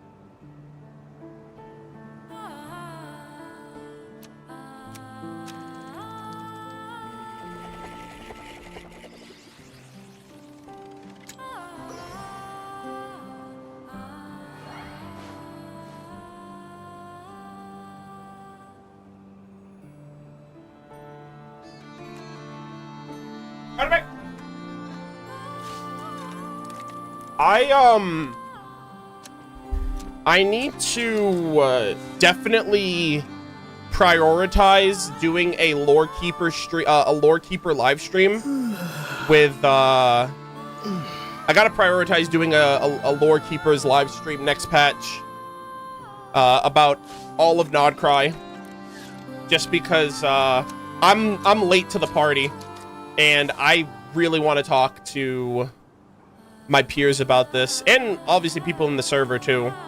I feel like there's so much going on.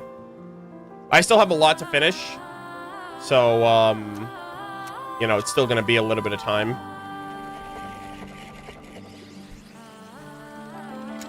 No, I don't even mean the UGC, I just mean about this patch. Like, unfortunately, it's gonna have to be next patch because, you know, next patch is gonna come out with Act 3 and 4.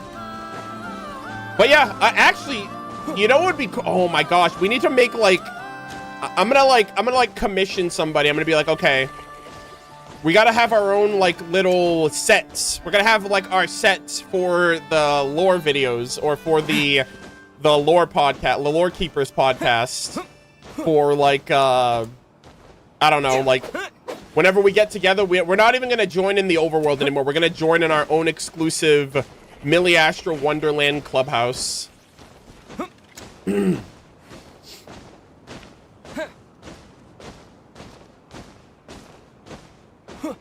yeah, I'm hoping everybody's doing okay. I know everyone is like kind of doing their own thing lately, and I haven't been able to watch anyone's streams because I am behind on everything, so I don't really know what anyone's... I'm sure everyone's enjoying Nodcry, but I just haven't really been able to like link up with anybody just because I've been behind besides the Archon quest, so I can't participate.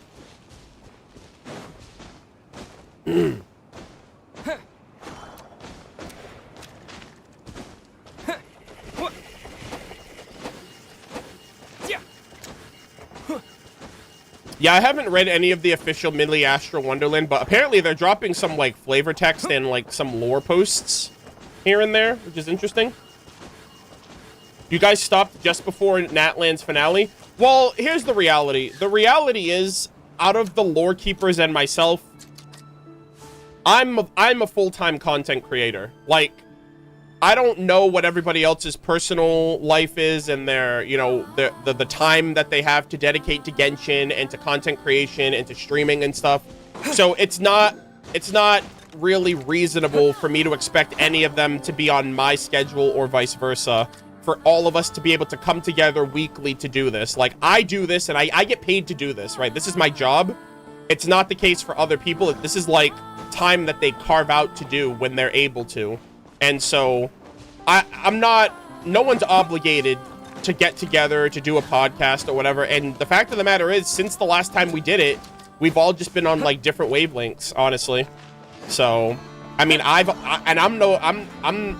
guilty of that too. Like, I have a lot of Genshin editing that I've been working on for the last year with Natlan. I certainly couldn't rationalize doing a lore podcast when I have hundreds of hours of footage that still need to be edited. So you know, it's just not something that we can reasonably do at the moment because everyone's at like a different point, and it's really just coordinating and scheduling more than anything. Like we're all down to talk about it. It's just the timing has to be appropriate. Who are the Lore Keepers? It's a the Lore Keepers is basically like a community group that was, I believe Minsley created it, but it's essentially just a group of, or it's just like a community of Genshin content creators who focus on lore. So I believe there's a Discord server for it too, but yeah, it's, if you look at my Twitch profile, if you look down, it'll show Lore Keeper, and that's also like the Discord group that we have for us. Yeah, not the Discord, the Twitch group that we're in. But it's just like, it's just to identify ourselves as like lore enthusiasts within Genshin. But yeah, it's like, it's nothing like official. It's just like, hey, if you like Genshin, these other Genshin CCs also like Genshin. And yeah.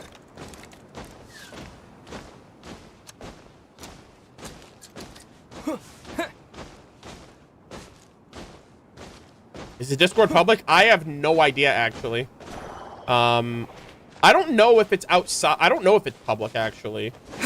I wouldn't be surprised if it's not, just because it might just be a content creator server. But yeah. All right. I'm gonna run a 30-second ad, and then we're gonna start.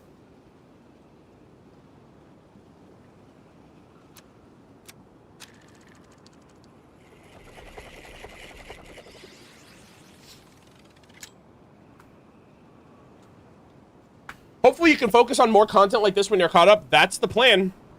Genuinely speaking, that's the plan. I honestly just want to get on stream and just talk about lore. I could literally yap about Genshin lore all fucking day. If I have an audience and we have questions and we have like theory crafting and we're thinking about things that have not happened yet in the game, I could literally do this all day. So it's just the fact that we're on a time schedule. We have 6 weeks at a time before new content comes out, so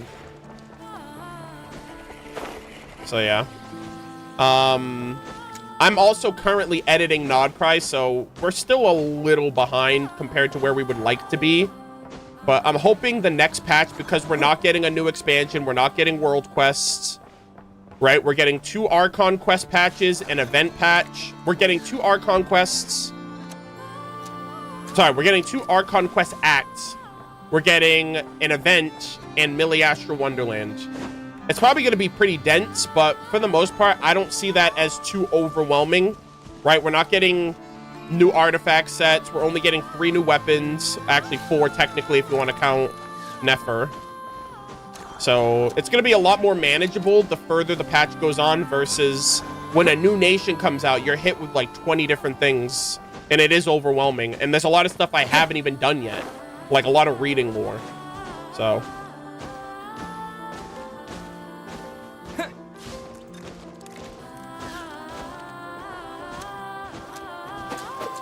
Arnold, is your background still a green screen? Did you not see me walk to the bathroom a second ago?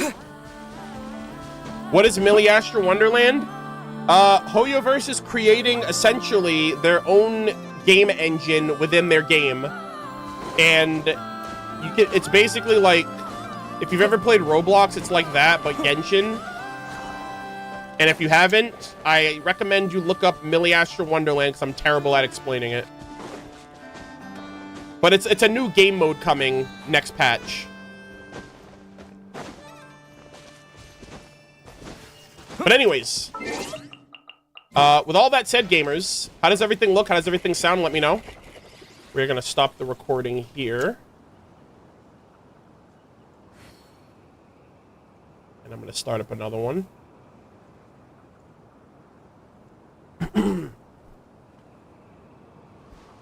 I still don't understand what they were thinking when they made the UGC, honestly.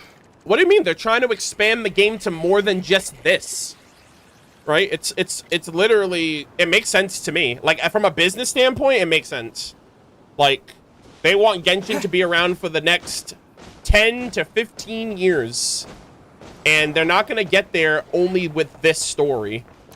They're expanding their IP.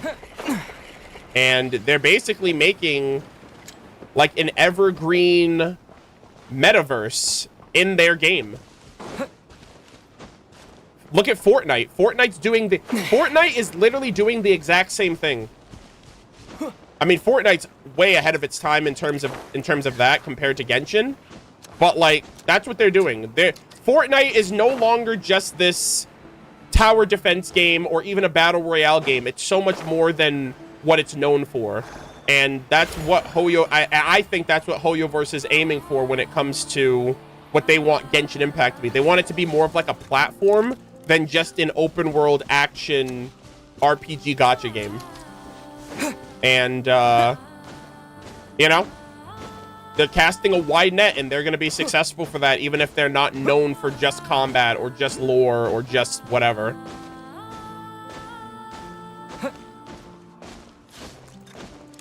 Why not make it its own game? Why not? Well, okay, so first off, you say that as if they're not making Petite Planet and Honkai Nexus Anima. They're already making other games. Why not take a cool idea and put it into your biggest game, because you're already making other games, and they came out with Zenless Zone Zero, and they came out with Honkai Star Rail. Like, they already have other games. You're essentially saying you don't want them to make it, which is like, why not? It's like, because it doesn't take anything away to make it in Genshin. And Genshin is their biggest player base, and they're tying it in with the story and the lore and everything. I don't know. And to think about it this way too, or the way that I think about it, is remember that GameSpot article where they were talking about, like, there was an interview that was done a few years ago, and it was like all of these things, all of these questions, like, are you going to do other endgame modes? Are you going to have customization for the Traveler? And a lot of people were let down by that interview, but since that interview, we've gotten Stygian Onslaught, we've gotten Imaginarium Theater, and we're getting this whole create a character system where, sure, whatever, the Traveler and Lumine, Aether and Lumine aren't customizable, but the next best thing is you can create, like, your own character in the open world and use it and customize them the way you want. And they added this whole other system as well, and I don't think that takes away anything. If you only care about one thing in Genshin, you might see that as a negative, but in no way, shape, or form does the company. Like, that's actually a really smart idea, because that doesn't pigeonhole you into just being this combat game or this gacha game, you know? And it's going to bring in a lot of new people, especially people who are, like, builders of games, or, like, even people that make levels and games in Roblox or Fortnite or whatever. This is undoubtedly going... If it's successful, it's undoubtedly going to propel Genshin. And I can't see how that's a bad thing.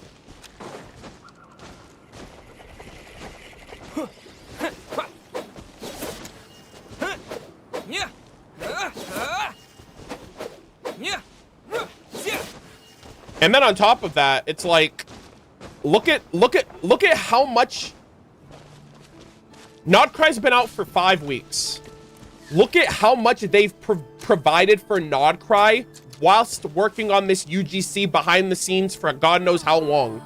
It doesn't seem like, to me, it does not seem in the slightest that the UGC took away from Nodcry.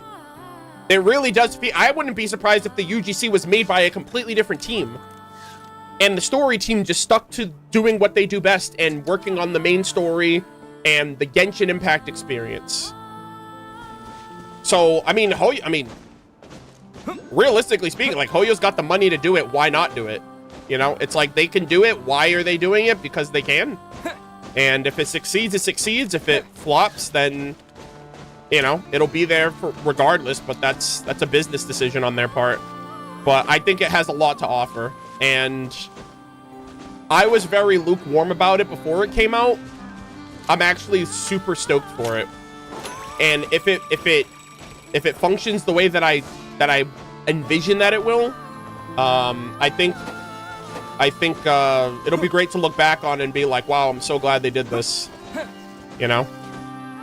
Say what you will about TCG. A lot of people talk shit about TCG. They update TCG still, and there are very much TCG only players. I know people that only play TCG. I know people that only get on to like work on their Serenity Pot. There's fucking subreddits for that shit. So like, there's an audience for it. It doesn't have to be the definition of success in your eyes of like, oh, but how many people play it? It's like enough where Hoyoverse feels the need to support it. So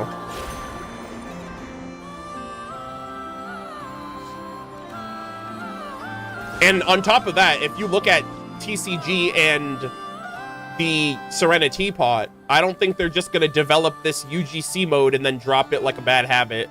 Like, this is definitely a long-term investment and a long-term, like, project for them. And yeah, Divine Ingenuity was the vision. Like, Divine Ingenuity, I wouldn't be surprised if the first Divine Ingenuity was when they started this whole thing. And they were like, let's do a small little playtest. Let's put out this Divine Ingenuity game mode. And now, it's pretty much permanent now. I guarantee you we won't get another Divine Ingenuity because they now have UGC. Or maybe they will. I don't know. But UGC is Divine Ingenuity is functionally like baby's first UGC. So I believe that they were working on that shit with a purpose, with an intent. I think they do that with a lot of things, actually. Like, I remember, I mean, it hasn't happened yet, but like the Rhymegrass, like Dendro cryo reaction. I won't be surprised if when we go to Snezhnaya, they implement that, because that's the cryo region. Right, they're doing a lot of hydro-oriented stuff right now in Nodcry with the hydro element and like these lunar reactions. So like, I think Rhymegrass might have been a precursor to what will eventually come when Snezhnaya releases, because we need a Snezhnaya gimmick. We have one in every nation. So so yeah, I personally I do not have a doubt in my mind that Hoyo has everything well planned out, and I'm excited for it.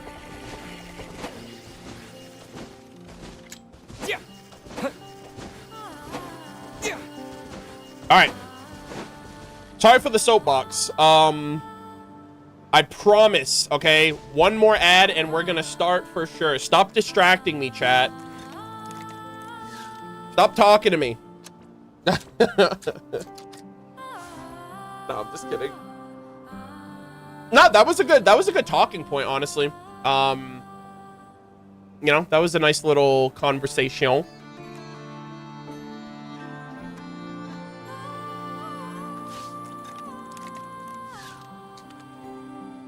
Yeah, so you know that entire conversation I just had, that would be like a video for YouTube. Like, that's the future that I want to have when it comes to being caught up. I can just ramble and talk about shit passionately and, you know, talk about it live with you guys and then put those on YouTube for the viewers. Why is your camera window not at the bottom corner? I personally don't like when you can only, like, I like that. I like there being a little bit of perspective on the outline. So like, I don't know. I don't like the fact that the camera is just smushed in the corner and you can't see any of that. I just have it inched up a little bit just to give some perspective of my surroundings, I guess. I don't really know. So that's a me thing. Like, I don't like that. I don't like seeing cameras like all in the corner. I like a little distance, a little space. But yeah.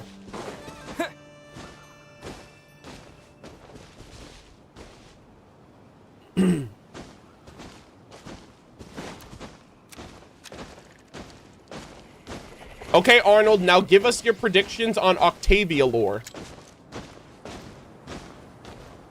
I think she created the Millie Asher Wonderland, but I can't prove it.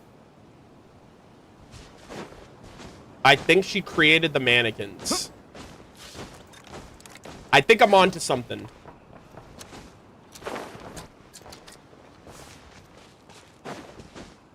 I wonder what her name is. If she's... Oh, well, not her name, but, like, I wonder what, like, her title. You know, like, Alice is the border master, or the sustainer of borders. I guess, is she just, like, the traveler and that's it? Like traveling, like... I forgot what they called her. It wasn't, like, a nomad. I forgot what they said in the Little Witch book. No way? Brand new information? Oh, okay, brand new information.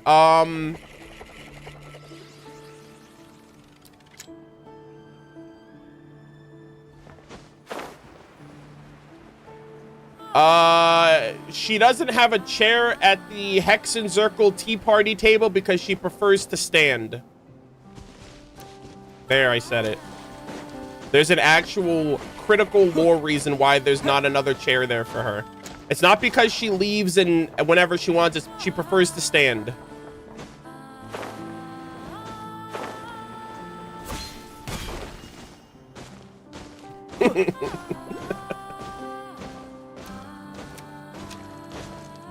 I really hope we learn about the world she's been to. She's been to other worlds, by the way, so... I'm very excited.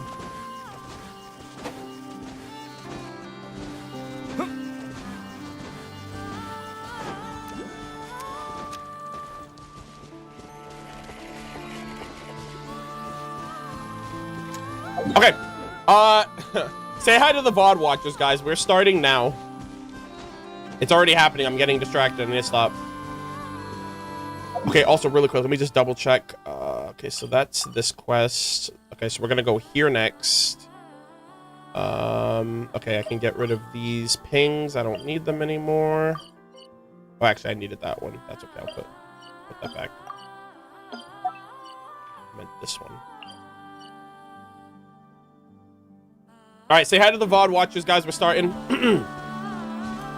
Alrighty, ladies and gentlemen, boys and girls, welcome back to another Genshin Impact playthrough session. We just finished one of the best world quests in recent memory that I can think of. That was incredible. Had so many threaded lines of lore and character connections, character interactions, and setups to a lot of things that I think we're still yet to get the payoffs for the further we get into Nodcry and Snezhnaya, with Papa Wrench, his tragic circumstances with his daughter, and some of the kids that he kind of raised and put under his tutelage, like Berna and Aino. We learned a lot about Reed Miller and his 5 pieces of Exodia, his 5 treasures, his 5 proofs of the Chronosenti, which is basically, you know, I guess they almost feel like keys of some sort that are going to connect to unlocking a great treasure in Nodcry. And Brother went from this nobody NPC to one of the most pivotal lore-focused characters in all of Genshin that has been foreshadowed since day one. A potential experimental, another test subject of Hyperborea to become the freaking savior of this place, the hero of paradise. And that's not even counting all the stuff that the freaking Bard Tolfin told us about, recounting the lore of all of the nations past, Lady Vanessa, Arrhenius, Ochkon, and even foreshadowing the God of Darkness Chernobog in Snezhnaya with the Belyazar 500 years ago. So, a lot of crazy lore. I cannot believe how much this quest gave us. I thought we were just gonna come here and do... And the scenery is gorgeous too. I had no idea what to expect. And now I'm like, oh my gosh, it seems like Reed Miller is the focus of Nodcry. Like, it seems like Reed Miller is the through line that goes through all of these quests. right? Even the first one that we did at the Frost Moon Scions, at the end of the day, it was recounting the records of the Hyperboreans, the Voyager, and basically his birth. And everything else with the light keeping. It's just so well written and so well put together. And I'm not even done yet. So I'm very, very, very excited to get into this next quest that we're going to be checking out. We just finished the Blue Amber Lake, and apparently we're just going to be moving on over next door. Hold on, let me just make sure it's date. It's like a perpetual, like, perfect nighttime here.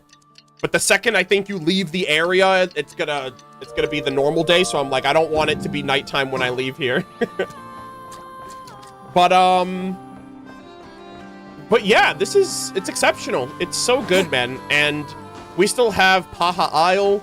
We still have the Nothing Passage, which is going to be the next quest that we do after this. But we're actually going to be heading to the Eye of Krati, which has this giant flower, plant-looking thing that was showcased in the God's Limit trailer during the sequence with Piero. And they also touched on this place a little bit. I think Verna mentioned the Eye of Krati, so I think this place has a lot of Kuvaki energy, if I'm not mistaken. I think that's what was mentioned. And so we are going to see what it offers. And hopefully it's... Oh, look at that. Oh my gosh, bright as day. Good lord. Our bond is strong. Also, I just want to get my health back up because Kuki's literally on her last leg. All right. And I need to switch back. Who was here before? It was a Hydro character, I think. Who was here? I literally forgot who I swapped Aether for. Does anybody remember? Was it Aino? Yeah, it was Aino? Okay. Aino? Present! I love her. Also, I'm just gonna say this. This probably doesn't make any sense. I wish Kuki self-healed when she's off-field. I hate the fact that, like, I'll do this and then I'll off the Kuki, and Kuki's health will just slowly diminish. And I'm like, damn, man, I wish that she auto-healed herself after you used her abilities, because I've had so many close calls with her because I'll just slowly dwindle her health down because I need her for the heals, and then I off-field her immediately. But, yeah, I just wish that she self-healed. Because that's the thing. You know, with her as a healer, she works for Flynn's, but at the same time, you gotta be mindful of where her health is, because she takes her own health.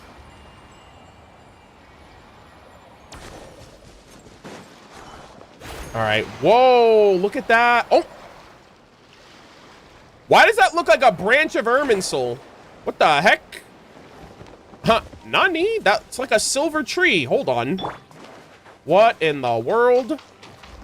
Go claw! Absorption test. Stand with me. Swirl, mark. To dust. All right.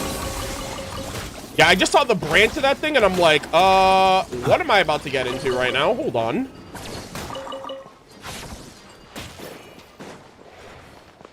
All right.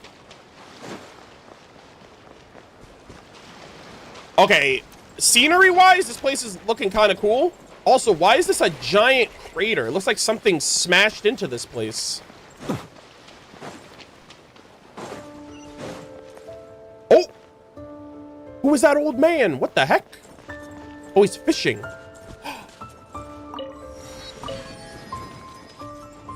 Hold on, chat. Music.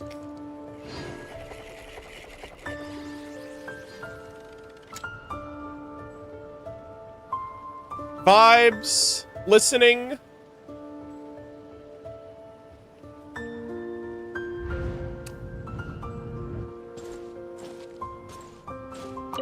My god. All right, so we got a fisherman looking like over here. We got a couple of rock structures with Kuvaki.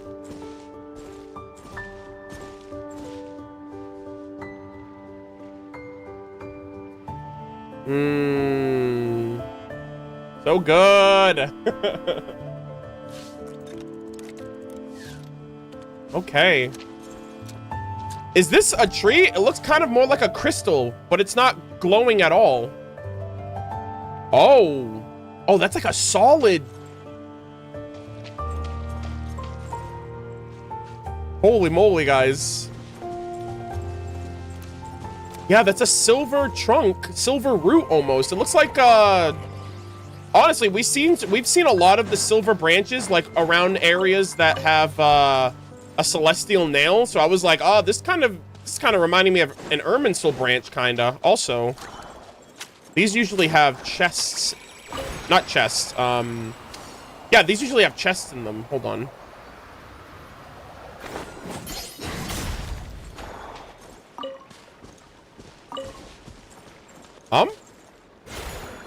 Is there a okay, I might need to finish the quest first. They did say, I think this area has some Kuvaki stuff happening.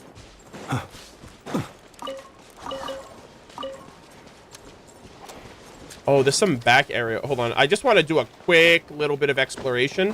This is my first time over here too, so I have not seen this area. Oh! Oh shit, there's a Dendra one? I have not seen this one yet. Holy. Yeah, I have not. I've only seen the ice one. Oh my god. Close your eyes. To dust.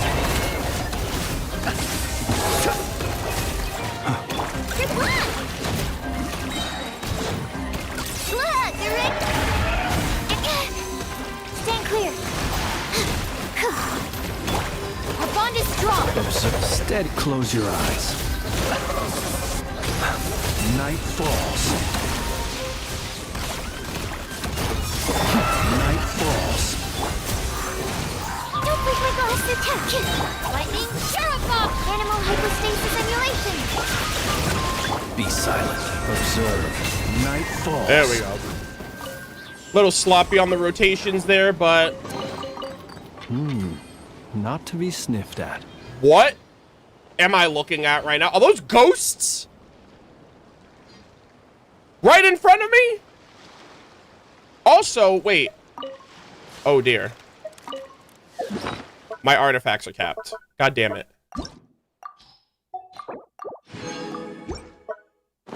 Yeah, some things never change. What? Why are there ghosts here? Okay, I'm gonna stick to this quest. I think that's a separate quest. We'll get to that in a moment. All right, let's go talk to the old man. Old man Finch, is that you? Ilmari.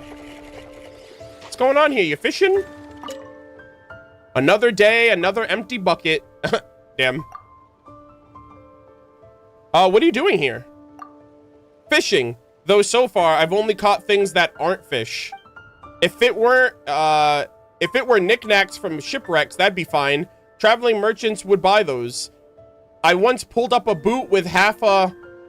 forget it. Talking about stuff like that will scare the fish off. Oh. Is there anything of note nearby? Yeah, let me talk about the tree. About this tree. Oh. It's cursed. Just like Celestia, are you watching? This is your fault. God damn it. Everything in this world is cursed because of you. Maybe not, but that's how it's perceived. It's cursed. There used to be a whirlpool here. The sailors called it the Eye of Krati. Then one day, this tree just started growing right out of it. A whirlpool tree? And that wasn't the only strange thing that happened around that time. Tracing it back, it all started with those rocks falling from the sky. Oh, is this a moon fragment situation? Who knows? Maybe this tree's from the same... Is this a moon tree, chat? Was this a tree? Oh, man. Oh, hold on. God damn it. Oh. Oh, no, my controller. Okay, there we go. Is this a moon tree, chat? What the hell? Was this the tree that... well, maybe Dragon King Nibelung created the moons, And then he was like, "Oh, that was a hard day's work. Let me create a tree upon which I can relax under the shade." And this was like his personal like little tree that he fashioned for himself after a hard day's work. And it's cursed? A cursed moon tree. Great. Then there were those little shiny things that appear every now and again. Then there were those shiny little things that appear every now and then. Rare as you like those are. I figured they might be new kinds of fish too. That's why I came here, to try my luck.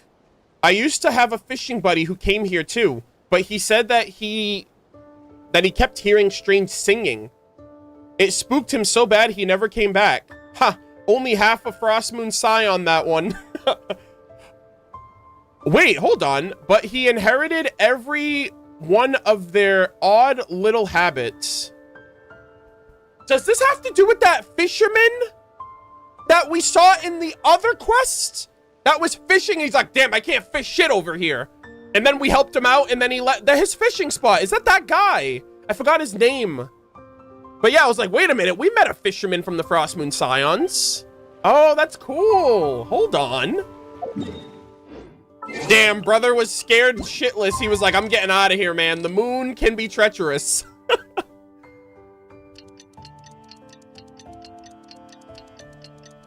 Yeah, I think that's why the name Ilmari sounds familiar. I think he mentioned him. Actually, let me see if I wrote that down in my notes.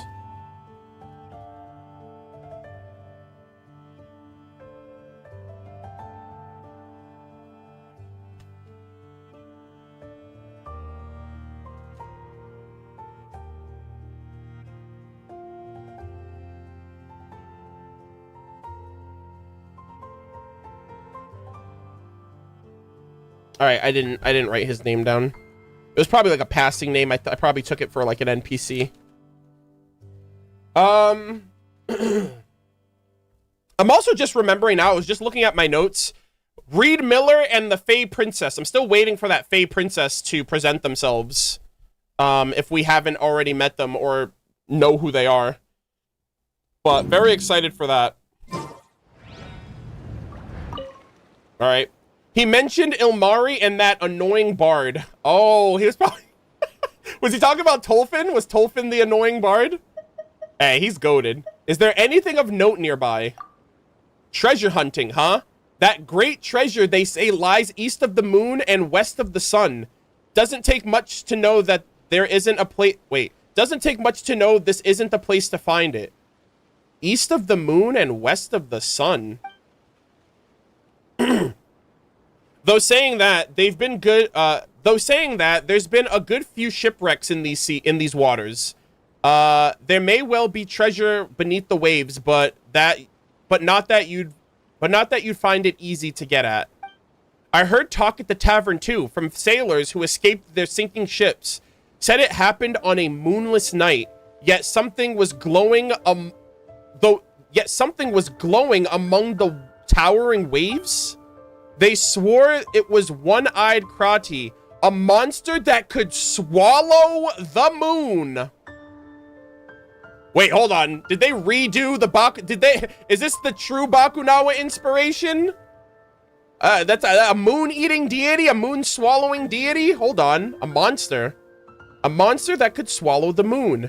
It was fighting a giant sea serpent for the right to rule its territory.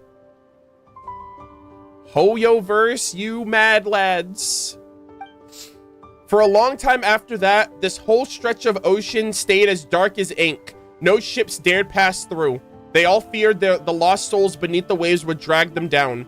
People claim those lost souls still wander nearby, but I say it's all just stories meant to frighten children. I don't buy that nonsense. Sir? Also, Geronimo, do we gotta drain the water? It looks like you can go down here. Oh, shit. All right, you know what that means, chat. I'm gonna get a picture here before they potentially change the area up. I think I've taken a picture at every location before This world is full. before it changes, so I kind of want to keep that tradition going.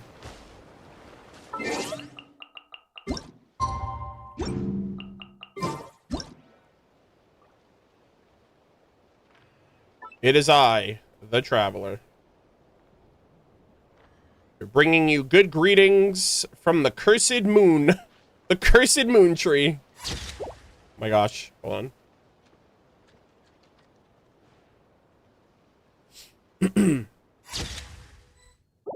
Okay.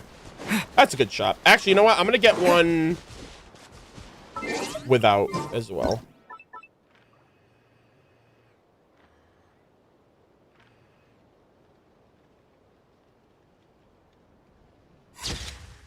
Oh, so good. All right, I think I'm gonna keep Aether in my party. I want a little bit of immersion. All right, so do I gotta go over there now and talk to those oh, are those ghosts the dead crewmates that were on this destroyed ship? Most likely. Oh no, I'm so sorry. 07s. And now they're stuck here? Never thought we'd find the proof of the cognizant in a place like this. All thanks to the captain. If he were the other way around, he wouldn't deserve to be called a captain. Lovisa's fallen overboard. No, the Atlas won't sink. It doesn't end for us like this. There's a proof here. Oh my god, the Atlas. Also, that text was going by a little too fast for me. But, holy moly.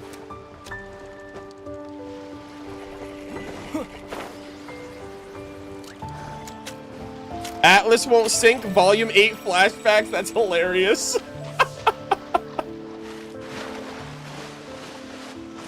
Damn, Hoyoverse, they're Ruby fans for sure. Oh, they say it again? Okay. Give me a second. I gotta double check that because that text was going by a little. I wasn't expecting that. Oh, there's another Oculus. Let me grab that too. I hope I don't drown.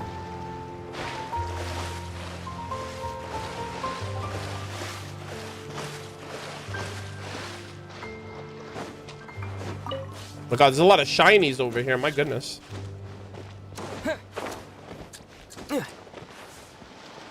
It won't sink. 5 minutes later. Oh my gosh, we can't end like this.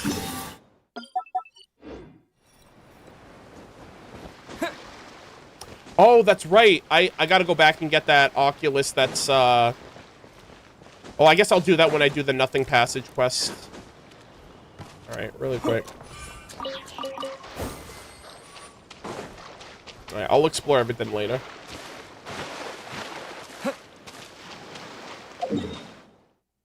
One day you will eat stamina food. Keep dreaming, buddy. I barely eat food in this game. I only eat healing food.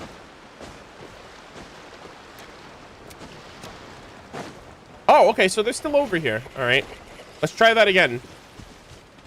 Captain Gretier's guts. All thanks to his guts.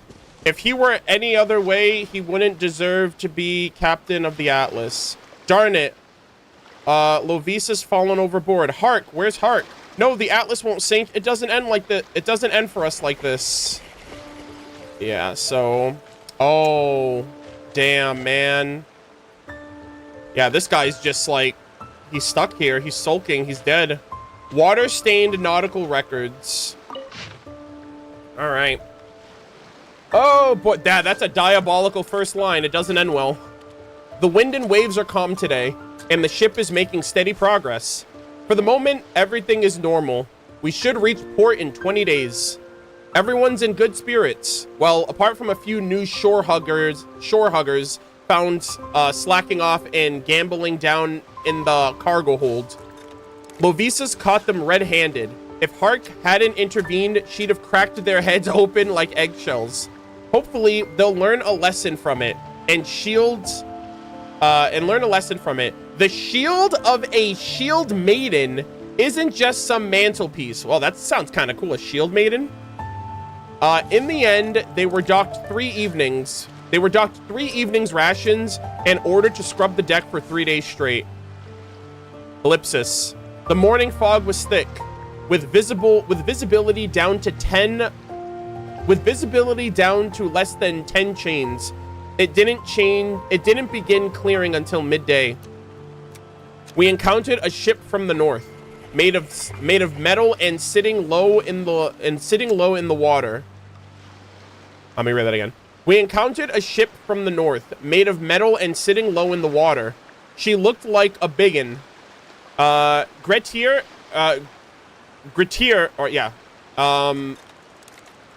Greter decided to draw us near and say hello. After negotiations, both sides came to a satisfactory agreement. While we were there, something unexpected happened. Lovisa was visiting their captain when she smacked a hole in the side and uncovered a hidden compartment.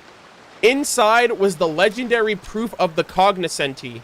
Though it wasn't the foulest, though I've not the foulest how a feather is supposed to lead us to some great treasure. Yeah. So it's an artifact set. So there's a flower, a feather, a goblet, a mask, which is the circlet, and probably like a watch or something, like a pocket watch or something for the timepiece. We've almost arrived at those notorious waters. There's something not quite right about these winds, and the waves grow ever more turbulent. Everyone on deck needs to stay alert. We've given wine and bread to the sea, but Greter's still worried, so he made an offering of Mora and even some iron coins, though where they came from is beyond me. Iron coins? I wonder if that's like the iron coin. Oh, you know who else I'm thinking about too? Ullman. I'm thinking of like Ullman because like those rare coins that Flynn's wanted, and Ullman was like, you know, I'm trying to find some, like, I've been searching for this coin everywhere. So I wonder if basically it's like moon currency. It's like the coins for the moons. But I assume that it's just super ancient and rare, just like that one was. Like the seals almost, like the seals that you find for the treasure troves. Hopefully it's enough to guarantee safe passage. Probably led astray by the wind and waves, there appears to be no few ships that don't belong here following this treacherous route. We discovered a long plume ibis in the deck dead. Oh, we discovered a long plume ibis in the stern deck dead. This isn't ellipsis. This isn't good, gamers. This ain't it, chief. Pick your poison. Oh dear.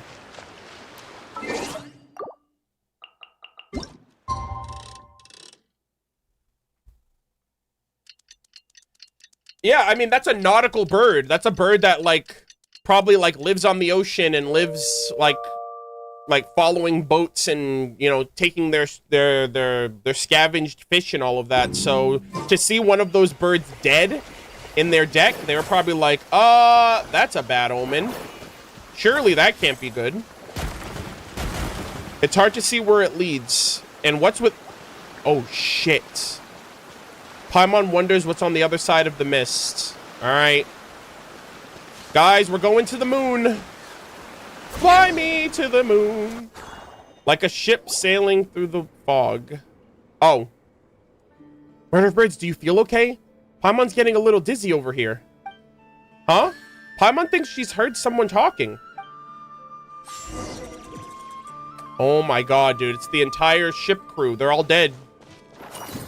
They're just stuck here. Also, what's up with this fog, actually? It's thicker than a bowl of oatmeal. Also, am I underwater right now? Hello?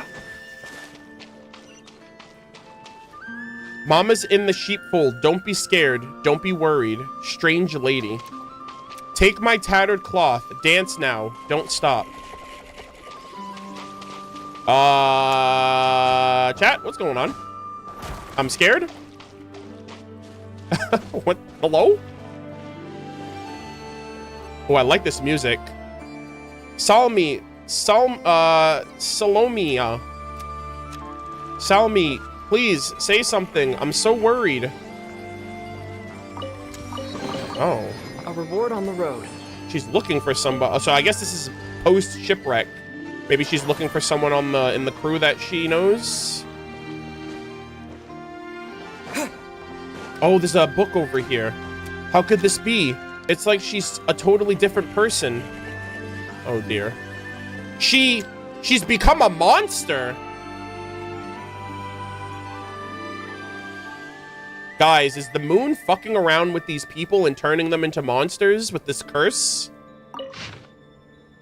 Water-stained logs. I found an awesome new job. It's not like I've never worked as a private tutor before, but Nodcry's upper-class families, well, you know what they're like. But Miss Salmi is totally different. Every gesture of hers radiates the elegance of true nobility. Though her older elder twin, Salomia, is a bit more mischievous. Oh, so that's who she was calling out to. But what child doesn't love pranks at her age? I do hope they'll grow closer. To see these young ladies blossoming into perfect gentlewomen, why it would be my greatest pride. When I was tucking the two darlings into bed, they begged me to sing. Oh, she was singing a lullaby. Mama in the sheepfold for them. It's not my favorite lullaby by a long shot, but with its most quaint lyrics. What with its most quaint lyrics. But since the girls like it, I guess all's well. I didn't realize there was 4 pages of this, Jesus. Thankfully, my fever has abated by this morning. Otherwise, I might have missed boarding the Fosgrin. And then what would I do? How could my 2 little sweeties go traveling alone without their tutor's supervision? Oh, okay. So this was like an abroad tutor on a boat with these like a noble for a noble family. I'm still not sure how I caught that flu. Nope. I'm still not sure how I caught that flu. I've always been meticulous about health and hygiene. Wouldn't do to infect the children, you understand. Salomia's been in a foul mood. Salomia's been in a foul mood all day, and she won't say why. When I was tucking her in at night, she covered her head with a blanket and turned her back to me with a humph. Is she mad at me? Or uneasy at being away from the comforts of home? I'll wager. Or uneasy at being away from the comforts of home, I wager? Sweet little Salmi, though. Well, she's a different story. She apologized to me on behalf of her sister and told me not to take it to heart, as though I could. The only thing my heart has room for is love for these 2 children. Not gonna end well, chat. It ain't good. Oh, man. Just as I was about to close the door, Salmi whispered, Salmi whispered, Miss Vedrana, can you promise me something? Naturally, I accepted. For those 2 children who have left their homes and their father to travel by themselves, I would promise them anything. Please go back to your cabin now and promise me you won't set foot outside your room until the sun is up. She's trying to warn you for something, it seems. I hurriedly closed the door. I was so overcome with emotion that I nearly wept. Salmi was worried about my health. As soon as I finished writing in my journal, I'm going to do exactly as she says and sleep until sunrise. That's not good. Good heavens, a terrifying thing happened today. A passenger was attacked after dinner, and no one knows if they're alive or dead. I took the children straight back to their rooms and put them to bed. Once they were asleep, I went to check the situation at the scene. The damaged cabin had already been hastily repaired, but there was still water on the floor. Something, who knows what, had smashed through the hole and snatched the passenger away. What's a fucking kraken? Was it like a sea monster? With their giant tendrils just ripping out people? They said this place called the Eye of Krati, so I was thinking of like a one-eyed kraken monster or something. And they're out at sea too. At around midnight, the captain held a meeting in the dining room to explain the situation. There was nothing he could do for the missing passenger, so for the sake of everyone's safety, the Fosgrin would leave these waters as soon as possible. I went back to check on the children. Their cabins sit towards the center of the ship. So as long as they didn't leave, we would be safe for whatever's lurking outside. Perhaps due to worry, I hardly slept a wink. I got up to check on the children, only to discover they weren't in bed. My heart seemed to stop for a moment. I ran up to the deck to find the chief mate and had him inform the captain. He gave me a very peculiar look, as though he thought I was insane. Not that I cared how he viewed me, all I could think about were the children's safety. After about 10 minutes, the captain arrived. His tone was reassuring as he told me he was organizing a search. He assured me the children must have gotten curious and decided to explore the ship. He said there were only so many places they could be. It wouldn't take long to locate them. He completely ignored whatever beast it was that had taken the passenger. It was probably still nearby. It appears the children's safety was in my hands. I scoured every corner of the ship until I finally found Salomia beside a cargo crate in the hold. Thank the stars. She seemed surprised to see me. I rushed forward and embraced her. Poor Salomia was wearing nothing but a thin sleeping gown. Her hands were freezing. I took off my coat and wrapped it tightly around her. I rubbed her hands together and cupped her shivering cheeks, asking her if she knew where her younger sister was. She looked at me with an expression I could barely describe, but didn't say a word. After a long while, she raised her hand and pointed to the cargo crate behind me. It was locked from the outside.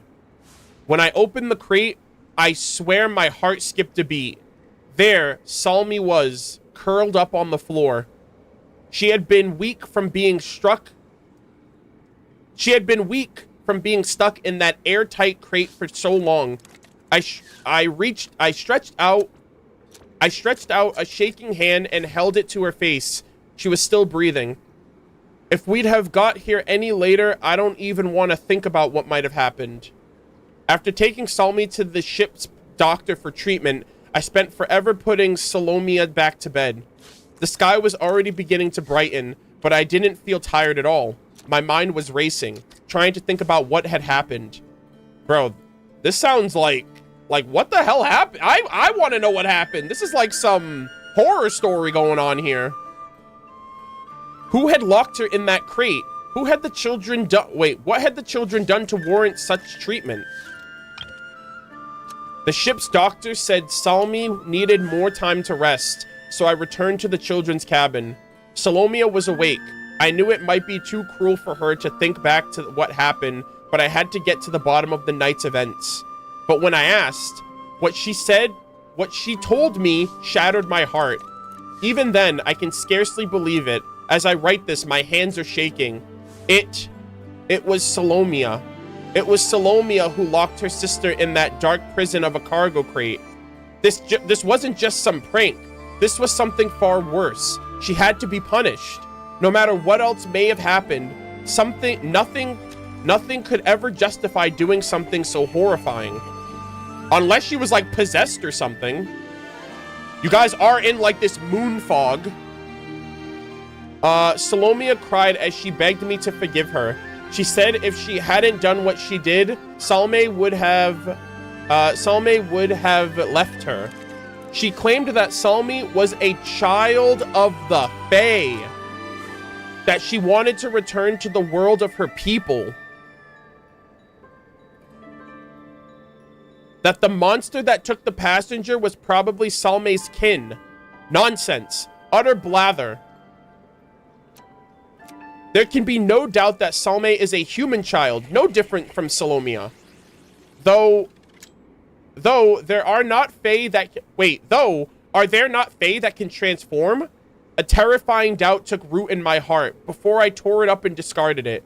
Salomia's impressionable mind must have been affected by reading unsuitable stories, just like that lullaby, Mama in the Sheepfold. Even now I vacillate. Should I pen a letter to the children's father informing him of Salomia's wicked deed? I cannot say what doing so would mean for the girls. There's no time left to write today. I shall decide what to do tomorrow. This isn't good, chat. What is it? Those they mentioned the changeling? Is that it? Hold on.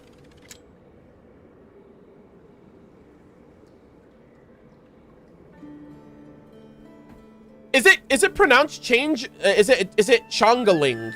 Is it Chongaling or is it changeling? I don't know how to pronounce it.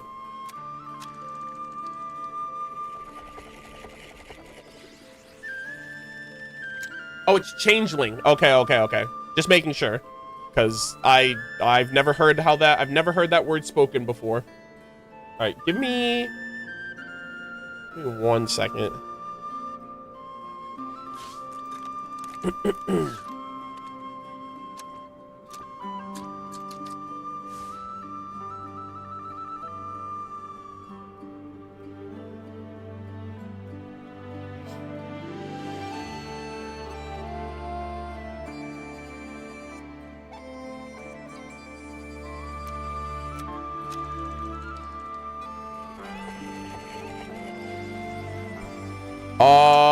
Chat? I just looked up what a changeling is, and I'm actually terrified. I did not know what a changeling is. I just knew that. I was like, oh, I guess it's a fae.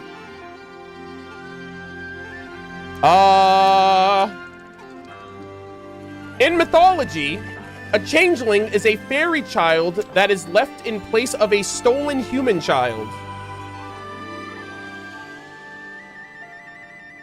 Excuse me? Chat? I don't think Celestia was wrong. The Hyperboreans created the Fae, and then they go off and steal children? They're ungovernable. They're also, like, partially, like, moon creation, so I think that the Fae are outside of Celestia's jurisdiction to do anything about, because they have, like, moon authority. Like, they're of the moon. So Celestia was like, fuck that shit. Oh, yeah, that is not good. And she says that she's a Fae, which means that her sister, her real sister, was probably, like, killed and replaced. Or her sister, I don't know. What do? They eat children? Like, I don't, what the hell you mean a stolen human child? Do Fae eat humans?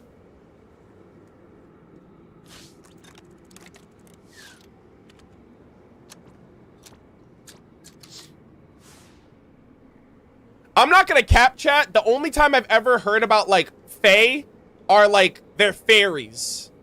Like Tinkerbell. Like Tinkerbell-esque.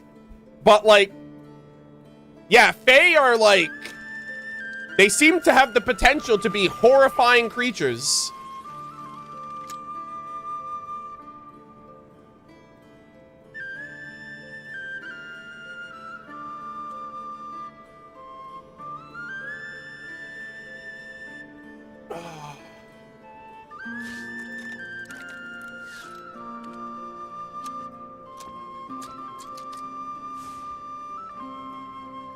Yeah, I actually didn't know any of this stuff. That's actually really interesting. Yeah, Fae folklore.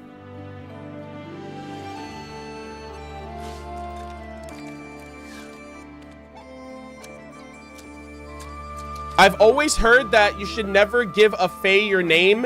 If you give a fae a name, you are screwed. I guess that's why Flynn's is like... I guess Flynn's goes by a particular name as well. Chudomirovich. Kyril Chudomirovich Flynn's.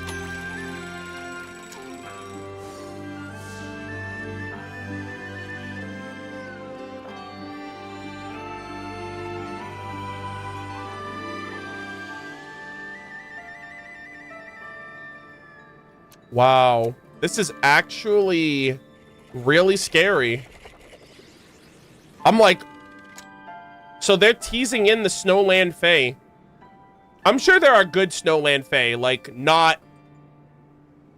like, menaces like these, like whatever this one is. I assume it's... So...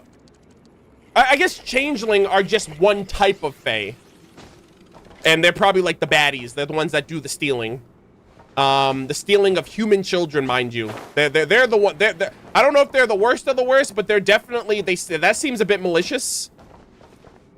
And this poor tutor has to go rummaging through the freaking remnants of the freaking ship to find these kids, and we're going even further beyond.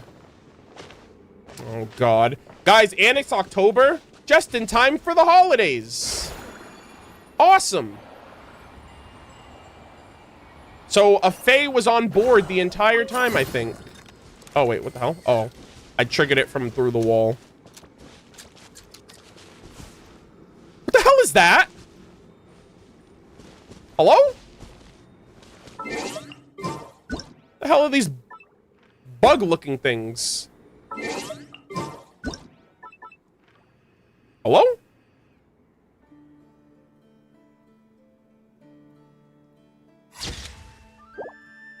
I love how they paused there for a second. What in the world? Hello? Hey! Hey, you! Oh. Oh, is this a... Am I doing a quest? Oh, yeah. Whisper beneath the waves. You hear a You discover a strange tree at the Eye of Krati. Touch. Oh! Oh my God. What did I just do? What the heck? Did I just like merge the moon energies? What the hell? All right, there's a chest over here. That's cool.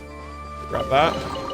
A reward on the road. Hey guys, we're at 92%. Easy clap, boys. So we have the Clink Clink Krumkake craft shop cleared. Yeah, so Clink Clink Krumkake craft shop is cleared. Dude, that's like next level alliteration. My brain was like breaking in real time. All right. Oh, I do not like this. I do not like this at all. Oh, okay. Ooh. Oh, hold on. Was I supposed to... God damn it. Okay. Oh. We gotta wait this out. Okay, there we go. Oh, that's interesting. I never noticed that. But the fauna, like the flowers and leaves, they react to you when you have Kuvaki. Oh, that's really cool. I never noticed that. That one looked like it glowed. Yeah. It actually like glows when you get close to it with the Kuvaki. That's really sick. I don't think I noticed that until now. All right, am I fighting something in here? Surely they're not gonna make me fight this Fae, are they? All right, well, if you want to fight me, you're gonna get the mean Fae, duh, when I'm done with you. Got him. Oh, this area! Oh, they showed this in the live stream. I completely forgot about this. Oh, wow, this looks crazy cool. I have no idea what any of this means, but... Whoa, there's a bunch of tiny Wow, there's a bunch of shiny little things we saw earlier. Wait, where are we? Where are we anyways? Oh, wow, this looks... Oh, is that the root of the tree? Could it be we've circled round to right under that weird tree? And those green things, what even are they? So we are underwater. I was wondering that earlier. I was like, are we underwater right now? This seems... Find a way to collect Kuvaki dewdrops and throw them into the central energy field. Oh my god, this is cinema. This is also low-key kind of reminding me of, This is kind of reminding me of Remoria for some reason.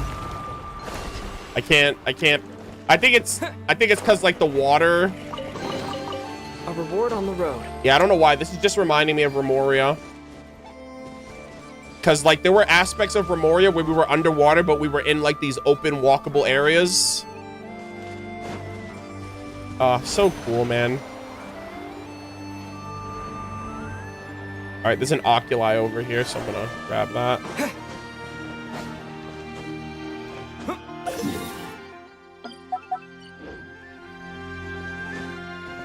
Hey, Eldervine, thank you for the super chat. Fun fact, the word eldritch evolved from elf-like from a time when elves equaled fae. Oh, that's interesting. I didn't know that.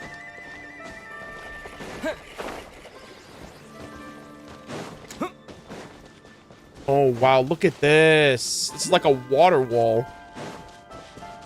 That's really cool. Okay, oh, there's another oculi right there. Oh, shit. Also, give me 1 second. I want to check something really quick. Are these radiant beasts considered fae?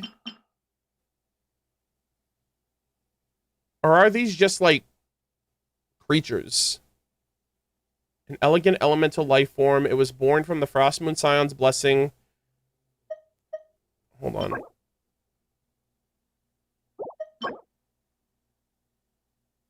Okay, so I guess these are... These noble creatures were servants of the Golden City. Okay. So, I guess not.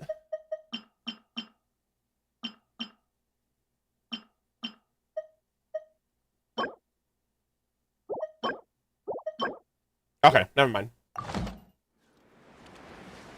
Kuvaki animals that have ascended. Okay. Yeah, I was just curious about that. I was like, oh no, there's one of them down here. What does that mean?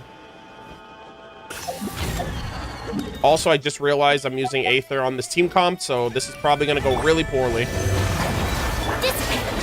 Close your eyes. Also, yeah, this is Scuff, guys. Oh god, overload. Chad, I fumbled. Stand clear. All right, we gotta reset this actually. Oh no, I can't. Actually, you know what? I can. Hold on. My stamina. Oh shit, there's another ghost. All right, get me out of here. Yeah, that's what I was trying to snap to that. Get me out of here.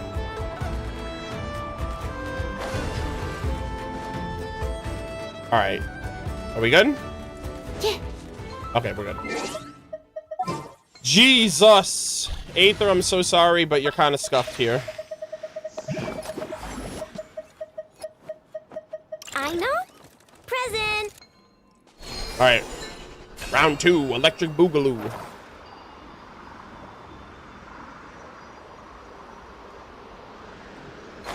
This chest might give me the last seal that I need, actually. Yeah. We did it. Elf Law. Absorption test. Enhanced animal out of my way. No. Observe to dust. Oh, God. All right, chat. I kind of forgot. I was like, wait, Aether wasn't the problem. It was Flynn's. All right, hold on. Give me a second. Third time's the charm, chat. Guys, I've been streaming for 6 hours. It's 10 p.m. Leave me alone. I'm so tired. I'm like, okay, hold on. Let me try one more time. Third time's the charm. You know what? Fuck it. I'm just gonna use my... All right. Bro, really? Okay. I'm just gonna... Yeah, for some reason, I thought Aether was the problem. I'm gonna switch to this team. I'm just gonna use this team. I think this team's better off for right now. Yeah, honestly, I don't even care. I actually like listening to the OST. All right, here we go, gamers. All my strength. Here. Let's save her a little. For the everlasting forest. All eyes on me. Hold the line. Direct. Provisions are vital. Class seal? Oh, I didn't get a seal. I'm so sad. Wait, what the hell did I just touch? Something just said touch. I don't know what I did there. Alright.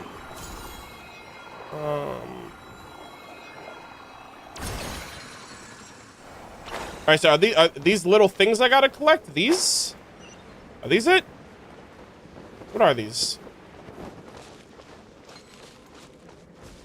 Oh, it's those. Okay, hold on.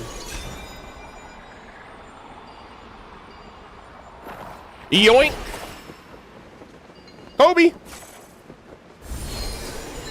Oh my god, this is so fun.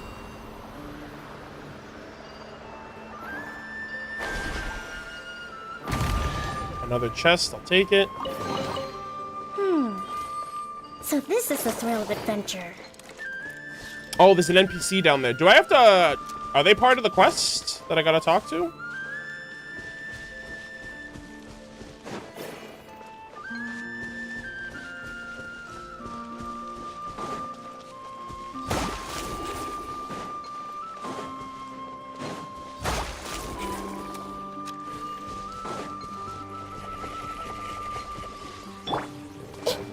Oh, okay, I gotta find a way. Yeah. Alright, so who are you, sir? Oh, I gotta...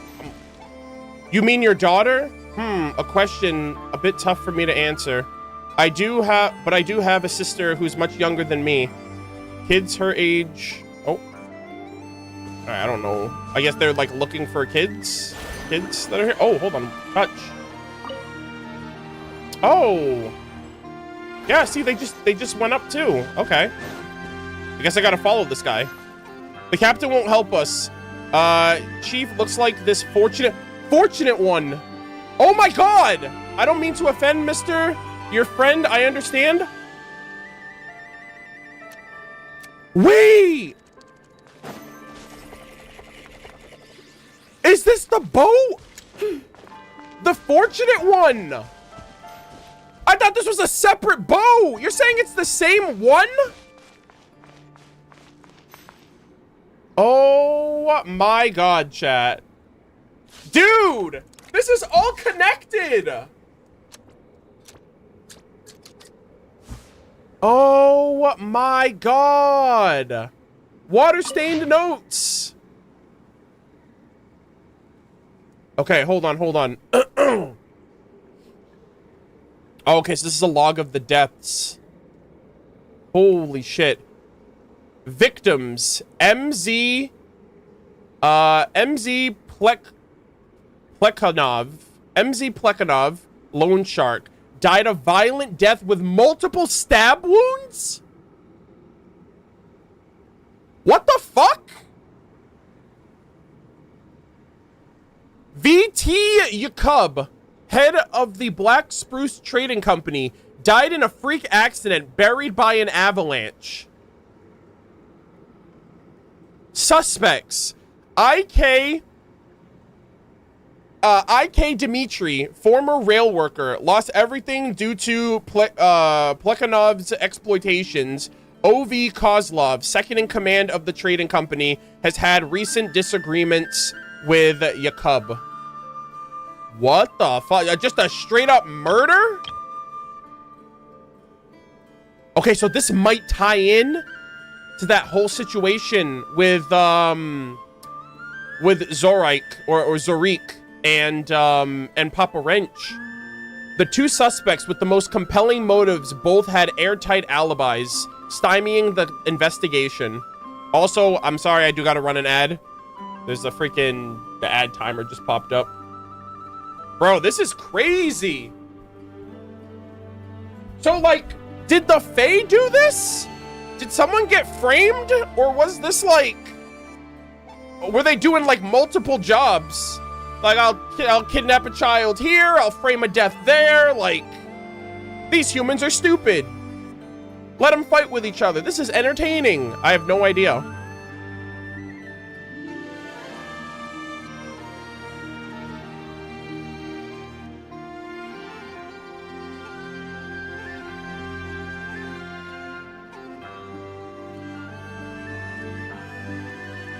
Ugh.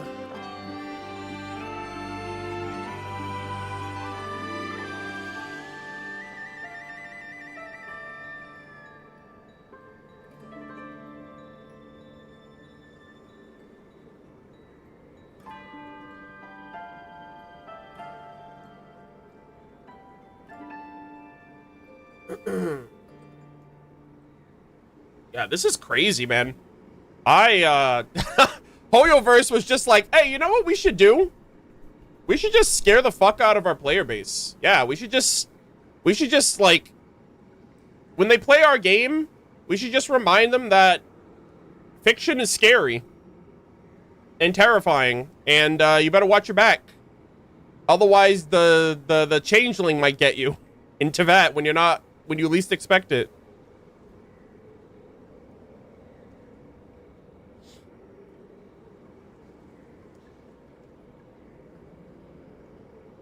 Yeah, we just got to Nodcry and they were like, okay, blood, death, murder, and violence.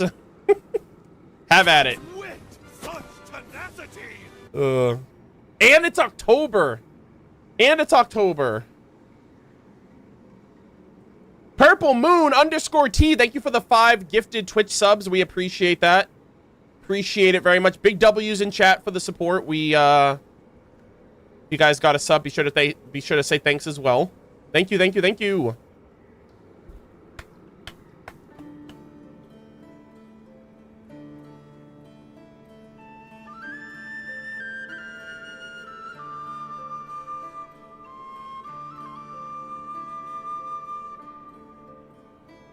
And we thought Fontaine was evil. See, here's the thing, though. Fontaine, there's like, in before these, I mean, I guess these guys aren't Fontainian. I was like, imagine they're Fontainian. Not always, but, not every, but always. But yeah, that's just like corruption and, you know, crime in general. But this is like supernatural fantasy horror, which is, I don't think the game is really touched on that outside of using the Abyss. Like, the Abyss is usually the boogeyman that like is like the scary thing in the world, but this is like a different supernatural entity that is just like, it's like, wait a minute, you're telling me I have to be worried about more than just the Abyss? I gotta be worried about my fellow man, the Abyss, and these like moon fae abominations that just do random weird scary shit.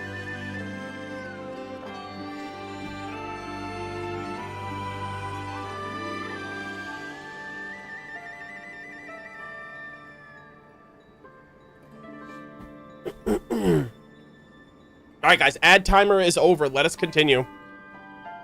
All right. The 2 suspects, and so this has also been sparked by the fog. So I guess this is why no one comes around here, because this is the phase territory, and if you come through here, you're looking for trouble apparently. The 2 suspects with the most compelling motives both had airtight alibis, stymieing the investigation. However, precisely because their alibis were so perfect, it raised suspicions that something else is going on. 2 apparently unrelated cases, but with motives linked to the suspect in another case. This can't be a coincidence. Dmitri and Kozlov come from vastly different backgrounds. Their lives in social circles have no overlap. Their lives in social circles have no overlap. There is no clear thread to connect them. However, upon investigating Dmitri's associates, I discovered that when he was working as a locomotive engineer, Kozlov also served as an ordinary crew member on the same line. Clearly, Kozlov was not proud of his work, was not proud of his job, and he concealed this part of his past when he joined the Black Spruce Trading Company.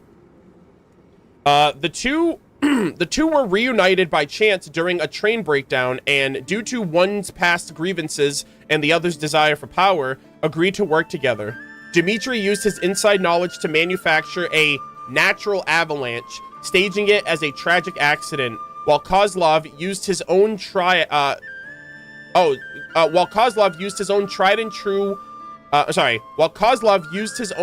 and tested methods to lure Plekhanov to an abandoned warehouse and kill him. You poor fool. Your awareness. Why would you... An abandoned... Yeah, can you just come with me? Out back?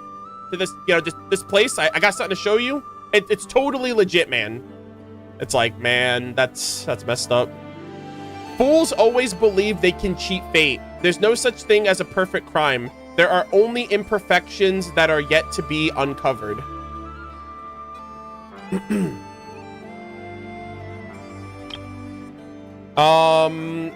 Oh my gosh. Chief Stalinov and Mr. Shesternin were scheduled to meet at the dock.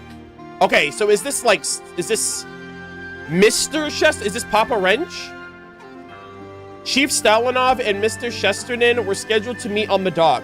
The agreed upon time arrived, but Mr. Shesternin was nowhere to be seen.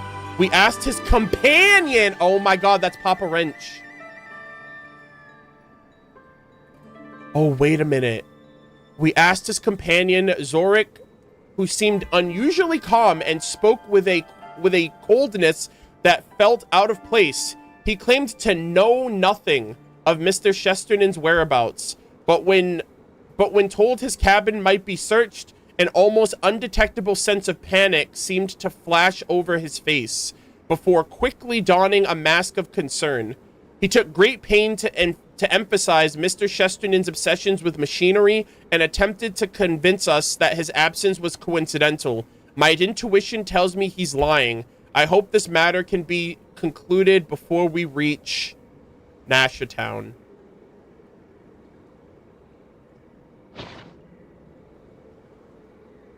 Oh dear. Yeah, so this is that's the setting. They gave us they set up they painted the image. He's like, "Oh, Mr. Shesternin, I have no idea where he is." Wow. Yep. Man overboard. That is fucking crazy. I can't believe all of this is tying together, though. Like, that's the crazy part for me, though, guys. I'm like, wow.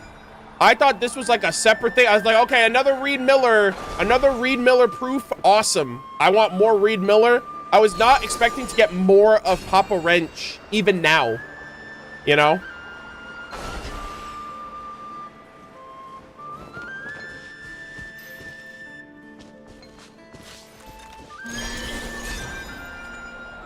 Okay, so is there...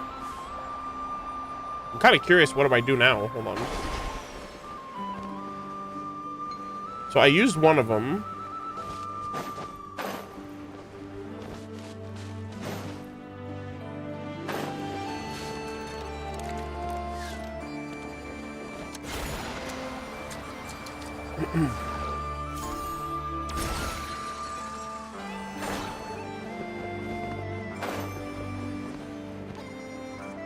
Yeah, so like, what do I do with this?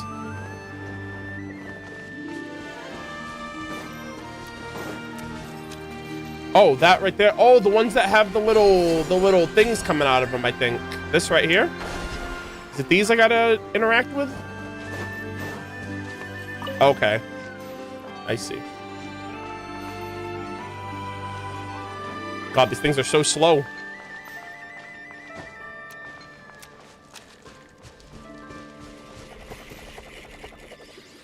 Okay, so I think there's a lot more of these that I gotta look for. All right, there's one up there. Yeah, I guess there's one up there.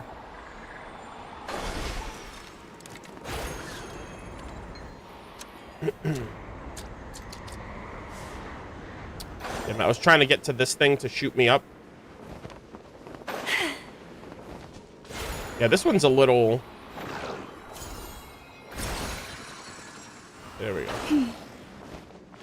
Touch. Okay, there we go.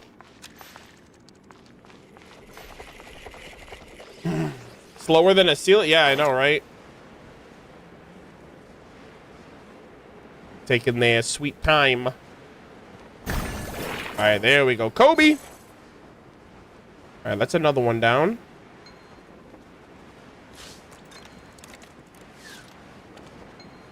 And what I want to know is, where's the rest of these then? 'Cause I don't see any. Oh, right here. Right in front of me.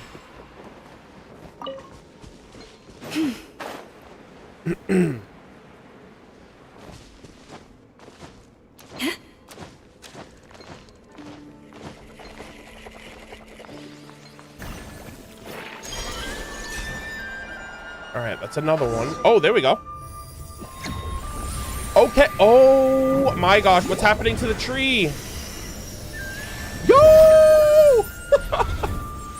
Oh my gosh, the roots! Holy moly! Oh my god.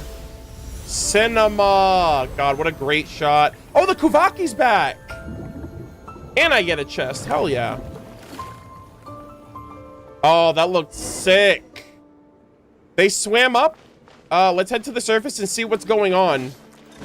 Nice. Now I have all that Kuvaki energy that I can use. Also, can I go back up to the surface, like, that way too? Also. I did take pictures of that screenshot. I wish that screenshot was during the day.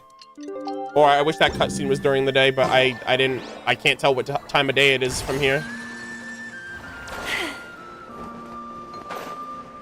Oh my god, please, do they not let me go back up through this way? That would have been sick. Oh, wait. Oh, no, they don't. Okay, that would have been cool. Never mind. Oh, and we kind of changed the color of it, too, a little bit.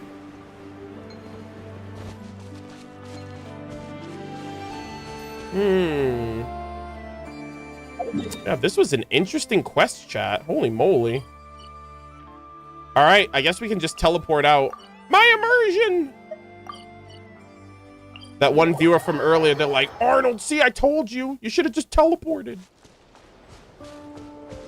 Oh, that looks sick. Holy shit, that looks goated. Yeah, this old man's probably like, what the heck? Also, we're just gonna not talk about that Faye story? Do I not get to know what happened to the children? I guess everyone just died in the end. But like, that kid just got yoinked and that's it? I don't get no aftermath. I was expecting we get like another book or something, like another page of the story or something. Ah. Oh. I just realized though, that might be the proof. The feather.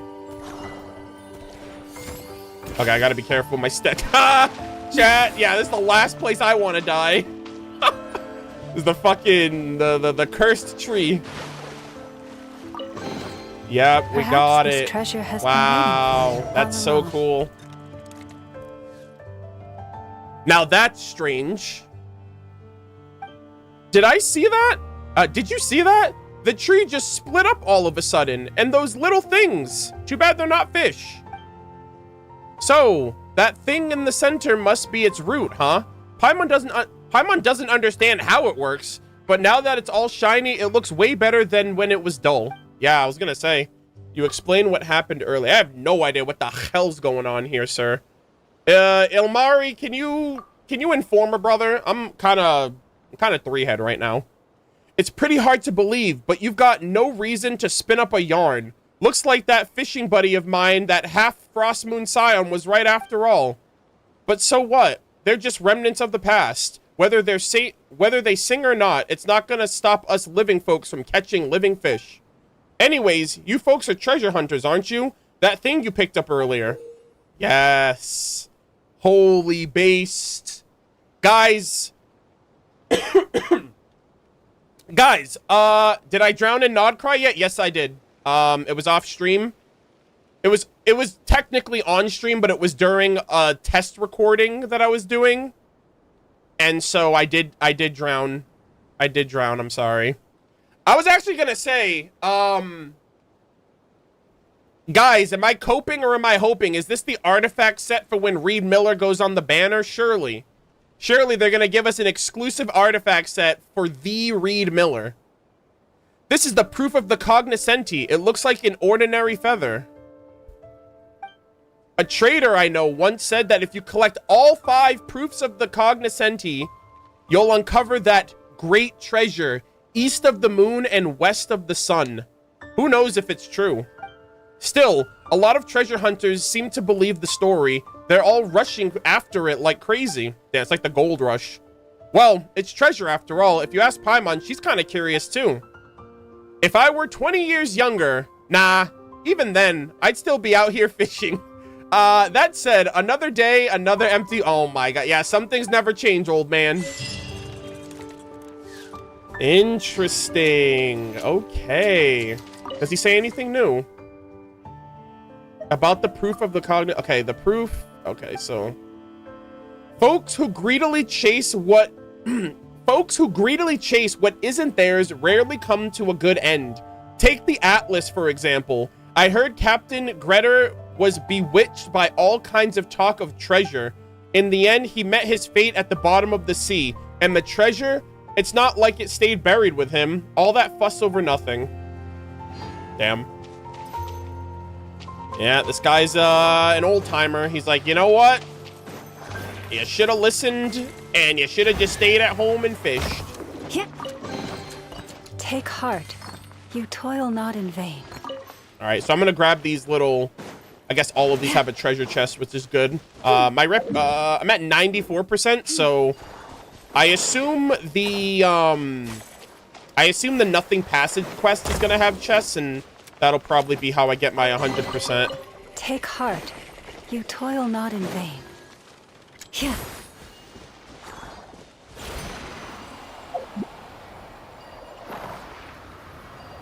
You toil in vain, and your blood is a worthless sacrifice. I think that's what Gosoy Thoughts says, actually. So whenever she says you toil away, I always think of that quote. I'm like, wait a minute.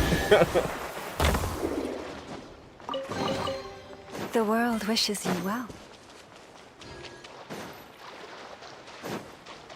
Yeah.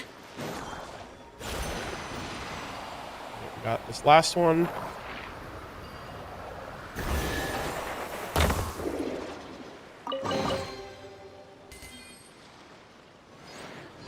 It's best to start from the south. Yeah, I was gonna start from the south anyway, actually. I was actually gonna start here and work my way up. Like, I assume the quest itself takes place in the ravine, so this seems like the entrance to it. All right, let me just grab this this Kuhenki real quick, I think, and then we're gonna read the proof, and then we're gonna call it for this quest. That tree looks cinema. Oh yeah, there's the last chest all the way up here.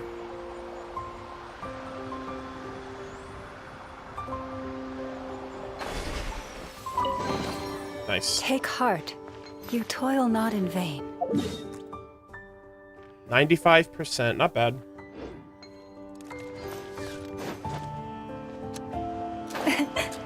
All right. Yeah, what I'm actually excited about, once I get all the reputations max and I get like the max chest, like not chest, but the max compass level, I'm gonna check and see how much I'm gonna check how much I actually found like on my own versus how much I'm gonna find with the compass.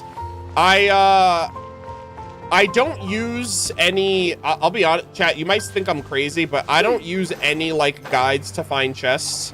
Once I hit 100% myself, I'm done. Like, I'm done looking for chests. So if they ever bring that function to other regions, compasses, I'm cooked. Because I'm sure there's many a chest that I was just like, all right, I'm done. And I remember when I did, I think it was Navia's story quest that happened, where I found a chest at fucking Poisson, like 6 months after the Nation came out, like 8 months after the Nation came out. And I was like, guys, I can explain. So yeah, whatever I find is going to be based on my natural exploration. Okay, so let me see the set. So we have 2 now. I wonder if there's going to be another one at the Nothing Passage. So we have Inscripta Cognoscentis Feather. A feather as dark as night. It is said to be a keepsake from Reed Miller, the founder of the Treasure Hoarders. And I wonder if this is going to tie into Aaliyah's shenanigans with taking his identity. Oh, yeah. Okay, we got some more lore here. Nice. All right. Dark then, the pitch dark, muddy currents had yet crept into the barren tundra, and even the poor and lowly could sleep peacefully, protected by the noble fae. So I guess this is before the cataclysm. But a life of dull toil, living without dreams, cannot be termed as suffering at all. Everyone was assured a small reward for their labor, enough to stay warm. For the Tsar of all Snezhnaya had a merciful heart as vast as icy sea, and was generous even to the small and short-lived. That's a very interesting description for, I assume, the Belyazar, because the Tsaritsa, the Archon quest for Snezhnaya is Everwinter without mercy. So, merciless, which is the opposite of what the Belyazar represents. So, I don't know, I just find that very interesting that, I don't know, I just find that very interesting that, now, of all times, like, it seems like the Cataclysm, I mean, if they're fighting the God of Darkness, and the Belyazar is sending out his forces, and then something happened during their struggle to defend their nation. I don't know if the Belyazar betrayed anybody or what happened, but clearly there was some type of betrayal or some type of crime that took place. And maybe that affected the Tsaritsa in some way. I mean, it's not the same now. I mentioned that the so like, my main theory for the Tsaritsa for so long was that one was Bronya, one was Zila, and one of them, they were lovers, so the old Archon and the new Archon were lovers, and the old one died, and now, like, that was, like, my main headcanon, like, my main theory was that they were lovers, and I thought, but now that it's the Belyazar, I don't know, I don't know if the Belyazar was that to her, or if maybe it's her father now, because if he's the Tsar of all Fae, it seems like a royalty line, so maybe that's her father, and we don't have that dynamic. Like, we have, like, I guess Farina and Egeria is, like, closest thing to daughters. We have sisters as well. So yeah, I'm kind of curious how this affected her. If the Belyazar died and she was around at the time, and then after the Belyazar died, she, through like a successorship, right? If he was like royalty, I assume he had like a daughter or something, and the Tsaritsa is now the Tsaritsa. So maybe after he died, she took over and decided, I don't like how this world is, and I'm gonna go and get all the Gnosis together. And the Gnosis, you know, the third Descender is another thing entirely. So, and she's like bringing all the Dragon Balls together. But I'm really curious about what she was like before all of this. Like, at this time, what she was like. Besides, the noble princes understood the ancient wisdom that living in unbridled luxury could corrupt fragile mortal souls. Let me read that again. Besides, the noble princes understood the ancient wisdom that living in unbridled luxury could corrupt fragile mortal souls. Hence, they alone would not struggle amidst hunger and sleep. For it was they who had to bear the sin of fullness for the sake of the people. Such compassionate wisdom, what paragons of virtue! The nobles and commoners alike sang praises of their ruler's holy name. Praise unto the master of all Fae, who, like a stern father, had painstakingly established a hierarchy. Let me read that again. Had painstakingly established a hierarchical system of governance that all beings living through hardship. Yeah, I hate that word. It's like hierarchical.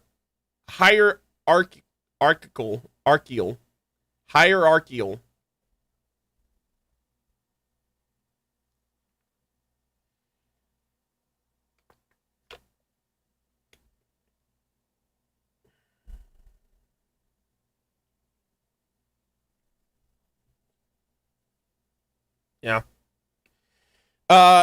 Praise be unto the master of all Fae, who, like a stern father, had painstakingly established a hierarchical system of governance for all beings living through hardship. Interesting.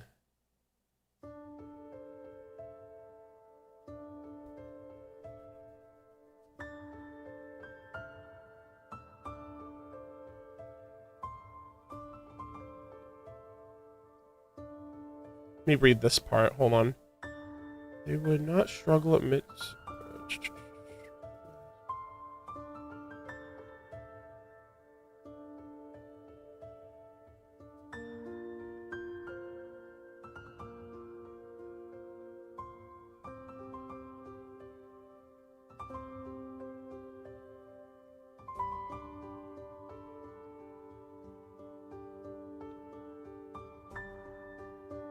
I'm kind of curious about this interpretation here.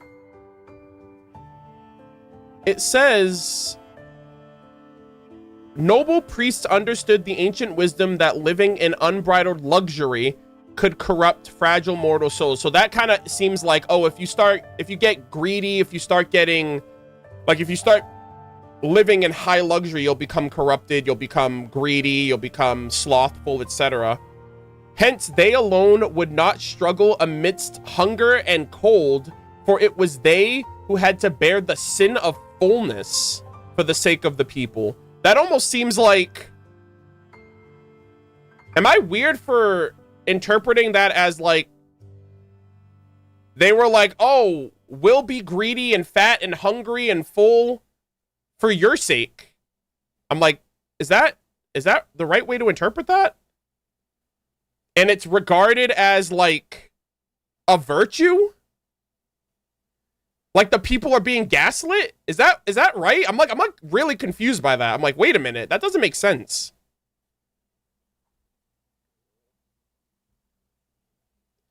Yeah, and also it was like, oh, what paragons of virtue? That almost seems like, oh yeah, surely you're doing this for the betterment of people.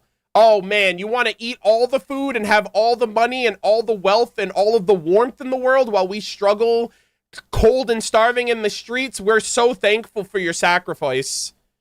So, okay, so it seems like the higher-ups were living pretty lavish lifestyles while the common folk suffered as a result. So... yeah, reading that the way that they wrote it, I was like, wait a minute, am I supposed to... I was like, this is a little odd. I don't know if this seems a little hypocritical. But I guess that makes sense because it's from the perspective of a phantom thief, right? It's from the perspective of someone who steals from those rich people and gives to the needy. So I guess it's satirical in a way. But like, usually when I read stuff, I second guess if I'm interpreting something the right way, so that's why I was a little confused. Anyways, but just as the pure white light casts deep shadows, the noble's good intentions were often lost in on the foolish. And wherever a high wall was built to guard a treasure, those covetous of heart would always be tempted to steal it. In the days before the dark torrent that swallowed all life arrived. Jesus Christ. I love the way they described the abyss. In the day... They could have just said, in the days before the cataclysm. In the days before the dark torrent that swallowed up all life arrived. I love that. That's so sophisticated. In the days before the dark torrent that swallowed up all life arrived, the master of Elysium and ravens barged into the theater of history. His name was Reed Miller, the man who would become the master thief renowned across the nations. Oh, I see. So he stole from the Belshazzar and their royal court, and that, I think, is what he was executed for. So was the Fey princess the Tsaritsa? Because that's the whole fairy tale story, right? Reed Miller and the Fey princess. So if the Belshazzar is the king of all Fey, then she would have had to be his daughter. Thus, she probably oh my goodness.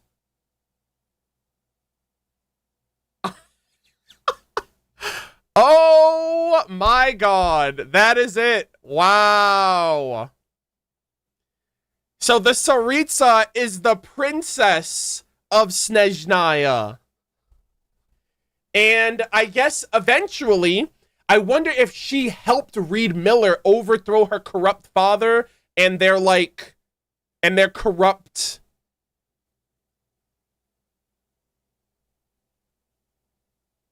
Huh. So what if it's a reversal? So, oh my god, this is so cool. So, the Tsar had a merciful heart. No, he didn't. Apparently not.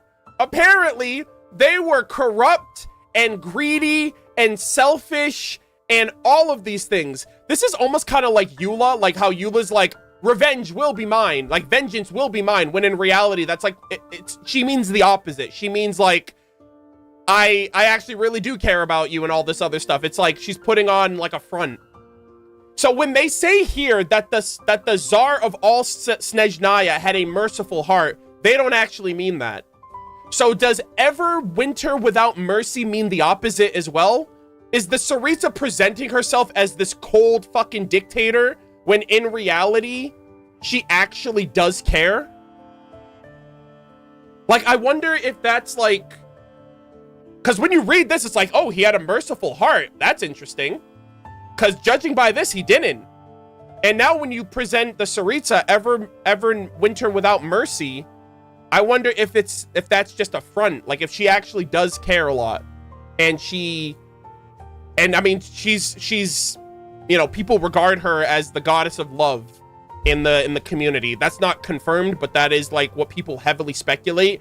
Because, you know, you have a god of war, a god of justice, a god of wisdom, but people are like, no one has ever, like, they haven't, like, at least in the game, they haven't even addressed like what she stands for, and people think it's love. So that's interesting. That's really, really cool. That's really fucking cool, man. Wow. And I think she teamed up with Reed Miller, or maybe she gave Reed Miller a backdoor entry to her estate or something. Awesome. His name was Reed Miller. His name was Reed Miller, the man who would become the master thief renowned across the nations. No one knew where this master thief had come from, just as no one could uncover his true nature. Hidden beneath the endless lies he spun, perhaps to mock those dressed in the sacred white, or perhaps to ruse those living in festering hunger, poverty, and resentment. The man raised the emblem of the Black Raven, my freaking kinfolk. He gathered the forsaken and the despised, and preached bold blasphemies at the very first band of... and preached bold blasphemies to the very first band of treasure hoarders. To the poor, to the hungry, to the cold, to the oppressed and the abused. To my brothers and sisters, all of you who have found your way here. If you have ever suffered injustice at the hands of fate, or if you have ever wept through the night of your neighbor's, for your neighbor's pain and suffering, if you too long for a refuge without fear, if you too dream of a world where no tears are shed, then you too must break free from your chains. You too must break free of your chains and join us, your brothers and sisters. Let the dead bury the dead and rise to build an Elysium for the hungry and the poor on the wealth of the high and haughty. Amen, brother. I'm right there with you. Let's steal from the rich. Eat the rich, ladies and gentlemen. Holy moly. What a giga Chad. This is so cool, man. Guys, this is insane. Reed Miller is literally him.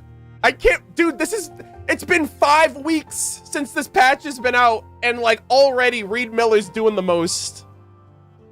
He's a man of the people, the hero, and the Hyperboreans were goated. They were like, we have to, everything they did, all the crazy shit they did with the freaking Sampo mill and the freaking the particle, like the subatomic particles and the freaking the silver moon blood and the eugenics and all of that. It was so he could pull up and save this place. Ah, what a goated fucking game. I love this game so much, guys. Holy moly.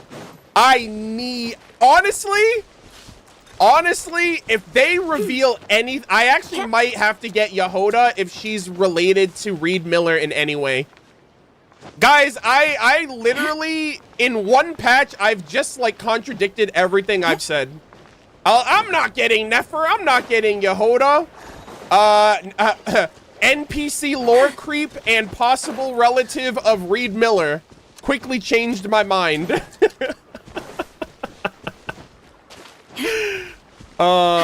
Yagoda. I cannot believe it, dude. What a fantastic quest. I am terrified of the Fae, with the exception of my goat Flynn's, because he's a light keeper and he would never do anything bad to hurt humanity. It's the changeling that I'm a little about, you know. I'm like, I don't know about y'all and any other Fae that pose a threat to us, but some of them seem like they're gonna be legit. Also,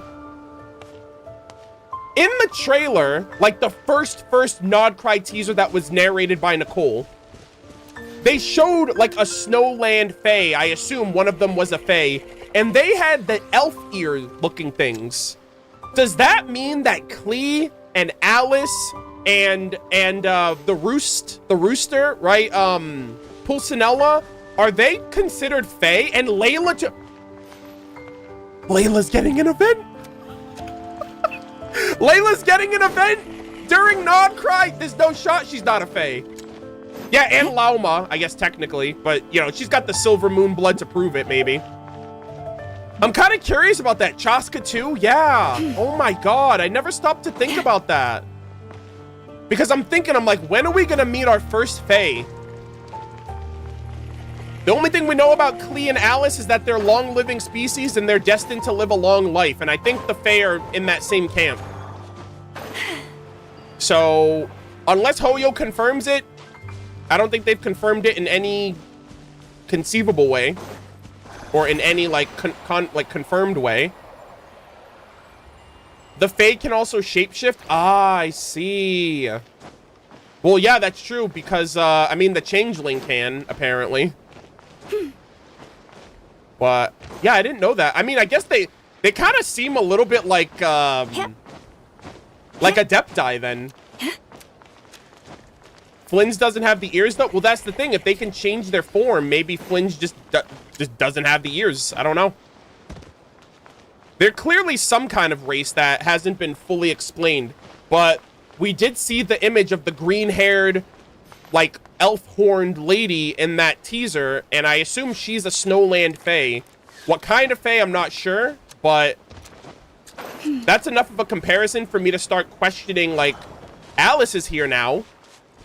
And I'm like, are we going to get those answers? Are we going to actually find out what they are? Like, what race they are? And have they been giving us the Fae since Klee, since 1.0 with Klee. Guys, if they're the Fae, then Hoyoverse literally had this shit planned out. They may not have had Nodcry planned out, like, in how they're delivering it now, but, like, their lore has been planned out from the jump, and, like, no one can ever convince me of that.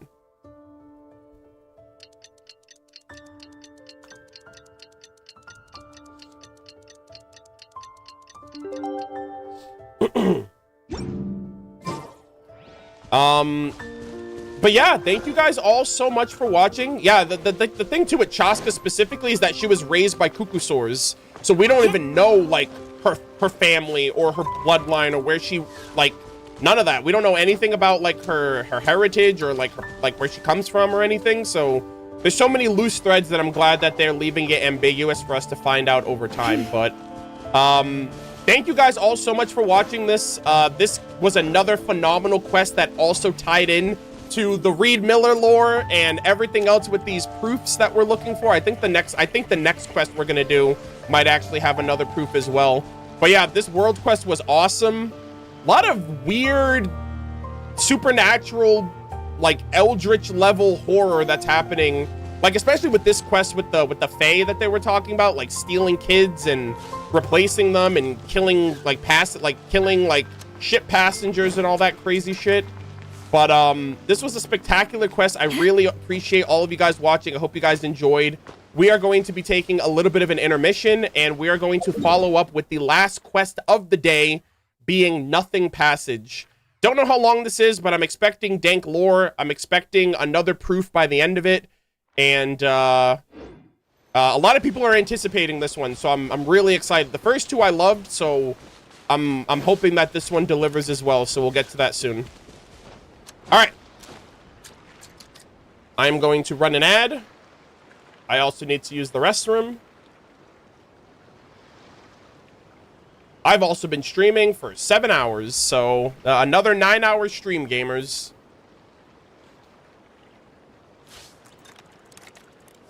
Even when the night is gone, and even when the sky is hidden from view, still the moon shines its light upon you.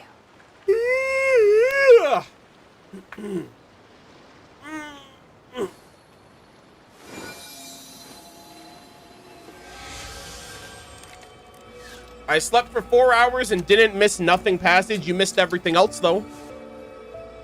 Doesn't that count for something? Those quests were good, too. Welcome back.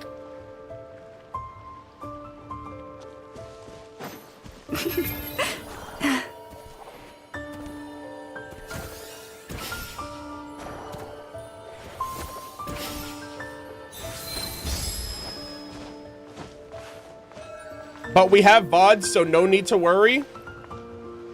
So what are you doing here? How about you leave and watch the VOD if you like the VOD so much? Damn, guys. I don't know if you thought that. I don't know if you thought that through. I don't know if you thought that one through before you said it.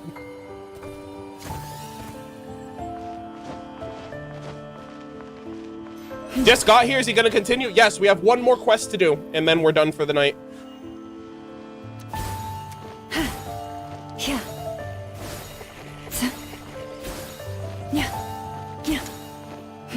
I watched the Hisi Island VOD to continuously resume, and then I realized I watched your live since you have the same shirt on from the last VOD. Yeah, I wanted it to be consistent, so I was like, you know what? Let me just keep it similar.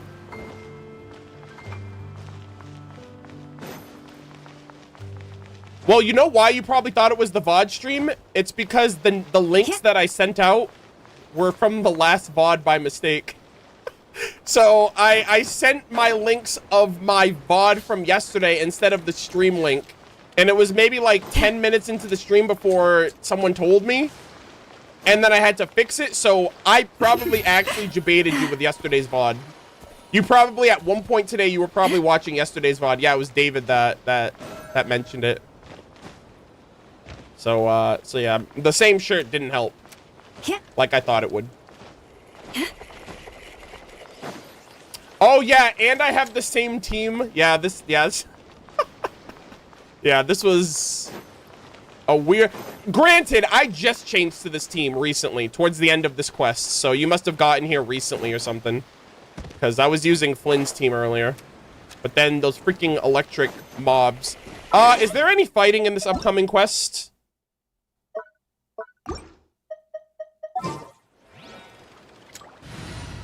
Yes? You're still doing the post thing in the barrow? Yeah.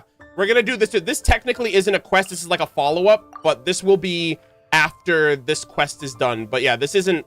I know I said after this is the last quest we're doing, but there is a follow-up to it that we're gonna include.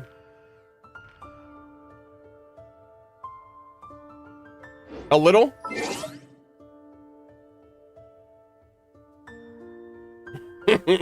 Imagine the people that watch that VOD still think that you're live, that one's live. Yeah, I don't know. If you don't notice from the fact that there's an actual like runtime of that, I don't know, man.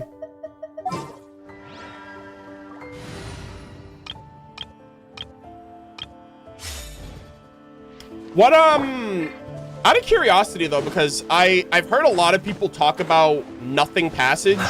Like honestly, out of every quest that I think I've done so far, I've only heard people mention Nothing Passage. What did you guys like? I don't know.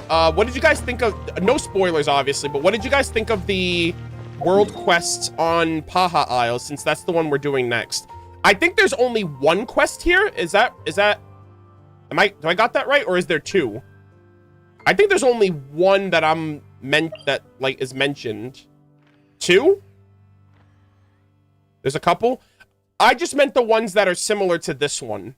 Like, the main ones. Like, Nothing Passage is one. Eye of Krati is one.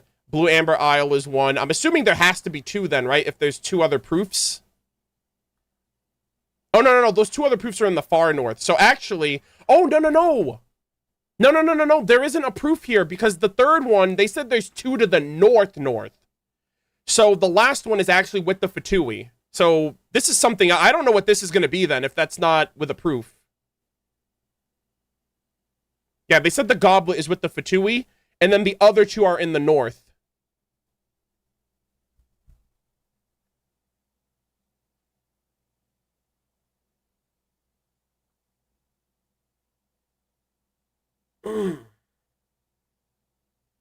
Yeah, so I actually don't know what this is about then, because I thought we were getting more Reed Miller stuff. So whatever this Nothing Passage is, I am quite literally, I know nothing about it. Anyways.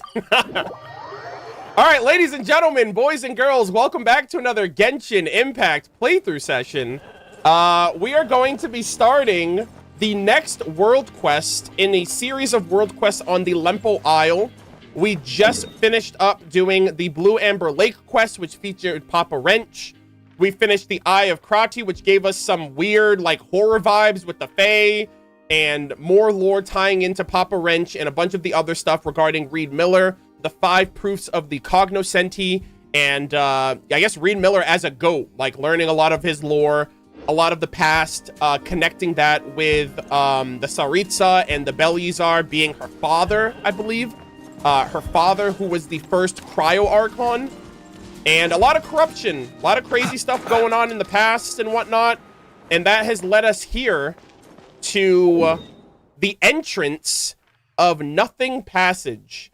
I have stayed away from this area as well because I was told there's a lot of auto triggers. There's a quest trigger here, and then I guess we go through the ravine, and then there's a trigger at the end.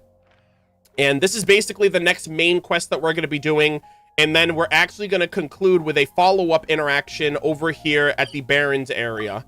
So I have no idea what to expect. I was actually just theorizing about this area being where one of the 5 proofs are. But from the last quest, they mentioned out of the 5, there's 3 in this area. And then there's 2 more in the north, which is probably going to be a future expansion. And they already confirmed that the Fatui have the goblet set, that the Fatui have the goblet. So the Fatui have the goblet proof, which is probably in the world quest with the investigation. I'm sorry, the experimental the Experimental Design Bureau. So I actually, if this isn't about Reed Miller or anything that we've done thus far, I actually have no idea what this quest is going to entail. So I guess now I'm going in as blind as I've been able to be up until now. So let me just grab whatever I can over here. Yeah, I've tried my best to stay out of this area. I think there's a couple of Oculus that I need to get down here as well. And I'm probably going to 100% this area on my own, but I'm at 95%. So if I get any chests from these quests, then we'll probably have it 100%ed before long. All right. Really quick, have any of you guys not done this quest? Are any of you guys like watching these quests through me for the first time? Just out of curiosity.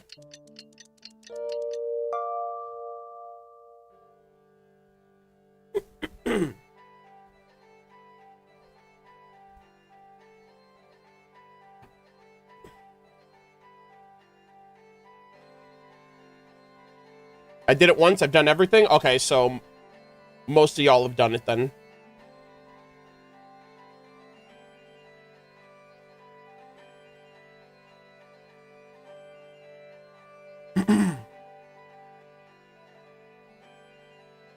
All right, thank you guys. Also, Moon Blue, I'm sorry, Purple Moon, thank you for the 100 bits also. I didn't see that earlier. Thank you, thank you.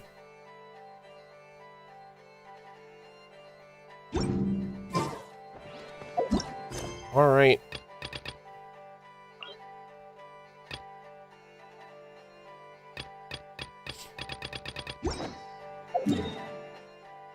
All right, gamers, let us begin. What is this? Oh, is this the thing? Is this the trigger? Slightly aged notice. By the grace of Her Majesty, the got some spoopy music. By the grace of Her Majesty, the Tsaritsa of Snezhnaya, and in accordance with the Imperial Edict on the Strengthening of Order, the area ahead has been designated as a military administrative area. Unauthorized entry is prohibited. Intruders will be regarded as hostile agents engaged in espionage and sabotage. The fuck? And will be neutralized in accordance with the aforementioned regulation. What the hell? Are we in Area 51? What the hell? Hey, Murder of Birds, look over there. Paimon can see something glowing.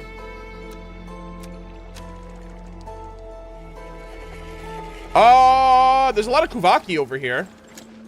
Oh, is this like is this related to the moon? Investigate. Eek! It's moving! Some kind of special Sealy? Let's have it. Whoa! It's like coloring the walls. Alright, chat, I don't like this. The music is setting the stage. I'm so nervous. I will take the chest, though. Perhaps these treasures might be of utility to you on your journey. What in the world? Please. Oh my gosh, the little mole! What are you doing here? Get out of here! You're gonna get shot and killed by the Fatui. Or the Tsaritsa's military. Find a way through the barrier? A mole. I don't remember seeing any moles just now. Whoa, it buried right through. It looks like a Kuvaki barrier set up by the Fatui. The mechanism nearby to deactivate it. Okay, well, you know what? I got this. Oh, god damn it. All right, that's one. Also, messily written note. Oh, there's a bunch of names here. Atonshka Zarkovich. Curse you, you filthy, despicable, paranoid rat. Bloated, sick, and full of jealous insolence. By the grace of the Tsaritsa, if you dare to use the blasted authorization terminal to lock my people outside one more time, I'll shove your ID card. I'll shove your ID card so far into that wretched machine that even those that even those silver spoon sucking nepotistic brats at the design bureau won't give you the time of day. Your experiments on the northern side have yielded zero progress, am I right? That's why you're coming up with ways to obstruct my people. What a pathetic behavior. I've warned you 7 times already. If you choose to persist, you will receive no mercy from me. This is your final warning. V.A. Preobrazensky. V.A. Preobrazensky. Okay. V.A. Preobrazensky. I gotta remember that. Preobrazensky. Okay, let me read that again. V.A. Preobrazensky? Is that how you say that? Like Prazen. Okay. This is your final warning. V.A. Preobrazensky. All right. Preobrazensky. Okay, no offense, I hate pronouncing Russian names. Don't forget to check the quest log. Yeah, I'll do that too. Give me 1 second. All right. So this is interesting. There's some like military feuds here with some of the people that are here. This is your final warning. V.A. Preobrazensky. All right, so how the hell? Oh, I guess I gotta jump, right? Ooh. Hey! You love to see it. Oh, also, that's right. Blues of the Old World. Whoa, what is the hell? Colors of Emptiness. Blues of the Old World. Investigate the suspicious mole. You spot a small blue orb in the Nothing Passage at the northern end of Lempo Isle. Hello again. Colors of Emptiness. Let us have a modicum The of Old patience World? for the Excuse me? richness and complexity of humanity. Oh, there's another one here. The wanton cruelty of the few Oh, is shit. not worth our... You're blind! Lash it! Okay, stand clear. Oh, I'm so sorry. Freaking The night cometh. Kuki Shinobu's over here fighting for her life. Because I can't heal her unless I use her. To dust. See, guys, this is what I'm talking about. Kuki Shinobu literally over here, like... She's dying for the team, brother. Okay, what the heck is this? Do you hear?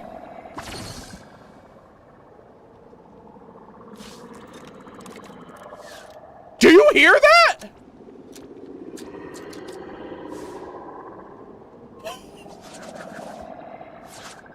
What the hell is this? Okay, hold on. I need to preserve this. This sounds like some evil eldritch horror. From the old world, it said... hold on. Where's Charlotte? I want to take a close picture without getting too close that it flies off. Oh my... Dude, it literally looks like a fucking galaxy or something, like stars.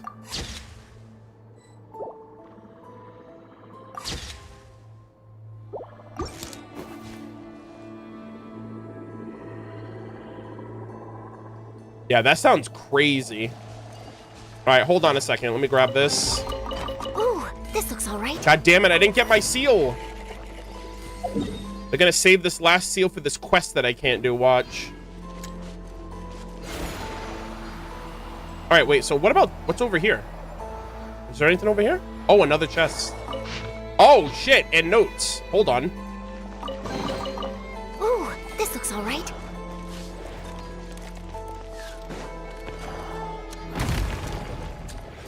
Ooh. All right, hold on. There's another set of notes over here. Private's notes 3. Am I gonna find 1 and 2, chat, along the way? Or did I miss them already? I have no idea.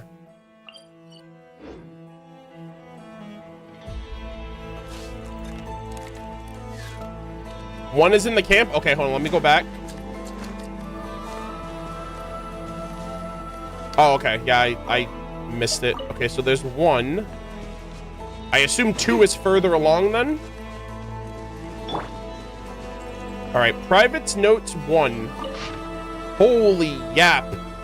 Oh, okay. Well, this is like a I guess these are log notes.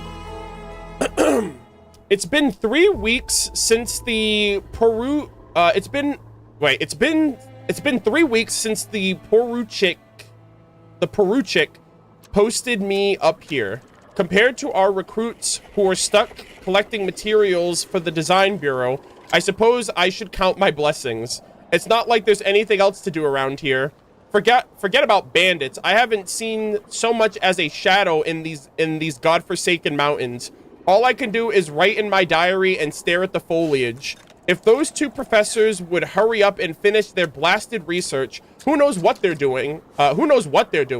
Then I could receive letters from my dearest Parashka once more. I suppose, I wonder how she's doing at the military academy. I suppose those stuck-up silver spoon sucking scum aren't making life difficult. Elena has had too much time on her hands. She's been sneaking. Dude, I'm trying to read this, but the freaking eldritch creature in the void is like in my ear right now. I'm like, brother, please, I'm trying to read. Elena has had too much time on her hands. She's been sneaking out of the camp to hunt. Every bit the lady of Morpasak of that one. Oh wow, so she's from Child's Village as well. Every bit the lady of Morpasak, that one. Absolutely no regard for the rules. Captain Volkov caught her red-handed, gave her a real tongue lashing too. Dereliction of duty was the verdict. After that, we all ate a healthy serving from the goat she brought back. Oh shit, yo, the goat? Maybe it's been too long since I last ate meat, but that goat tasted better than I ever had in the capital. Maybe that's why those rough and ready frontier folks chose to live in this awful backwater. The professors are openly at each other's throats at this point. In a place like this, watching them fight is our only entertainment. They're both high up in the armory palace, and they both refuse to give an inch, especially when it comes to researching moon fragments. They both want to be the first to make a breakthrough and earn high praise from the Tsaritsa. Professor Karnatsky doesn't even try to hide his contempt for Professor Priobarzensky. He openly called his daughter's fiance a lunatic and said the only reason Priobarzensky has reached the rank he has is down to... Oh dear. Fill in the blank. Use your imagination. Well, that old git was so taken aback by the tirade. Well, that old git was taken aback. Sorry. Well, that old git was so taken aback by the tirade, his face went bone white. He looked like he was going to faint. Then he started reeling off some diatribe in Fey. Oh, he's a Fey. I couldn't understand a word of it. At least the goat around here tastes good. Captain Volkov should be the one to do hunting next. Then we can all lay into him for dereliction of duty. Okay, so...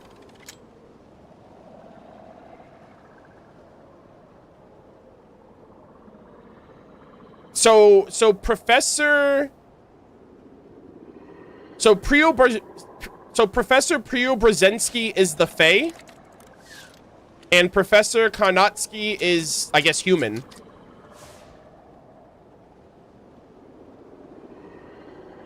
Let me write that down. Also, I read the comments of it. I really love the Fae language. I think it's such a beautifully spoken word. Apparently, it's ancient Greek. Is that true? Because, like, Flynn's was speaking it during the Archon quest. And I was like, oh my god, he sounds so cool. Yeah, okay. Yeah, I was like, that's really interesting. Because ancient Greece is heavily rooted in unified civilization inspiration. Like Enconomia, for example. They had Dionysus and the Helios and stuff like that. That's all ancient Greek mythology. And so it's really cool how they're tying in, I mean, Hyperborea was around during the unified civilization, so that would make sense that their language goes back to ancient Greece as well. But, yeah, really, really cool stuff. All right, so I'm just gonna write this down. I don't know if I'm gonna need to remember it later. Professor Prio Brzezinski. Professor Prio Brzezinski. Fae. And I guess the Fae are kind of subjugated because, like, you never know which one you're gonna get. Are you gonna get a murderous Fae? Are you gonna get a trickster Fae? Are you gonna get an aloof Fae? You never know. And they're probably superior to humans, and so that's probably why some people treat them differently. Oh, Hyperborea itself is also from Greek. Okay, I didn't realize that. I guess that makes a lot of sense. Okay, let us continue. That was an interesting read. Okay, so we have these researchers studying moon fragments on behalf of the Tsaritsa. Did they find this? Where are they all? They're not all dead, are they? I don't see anybody here. No one's here but this light. All right, really quick. I haven't missed note 2 yet, have I?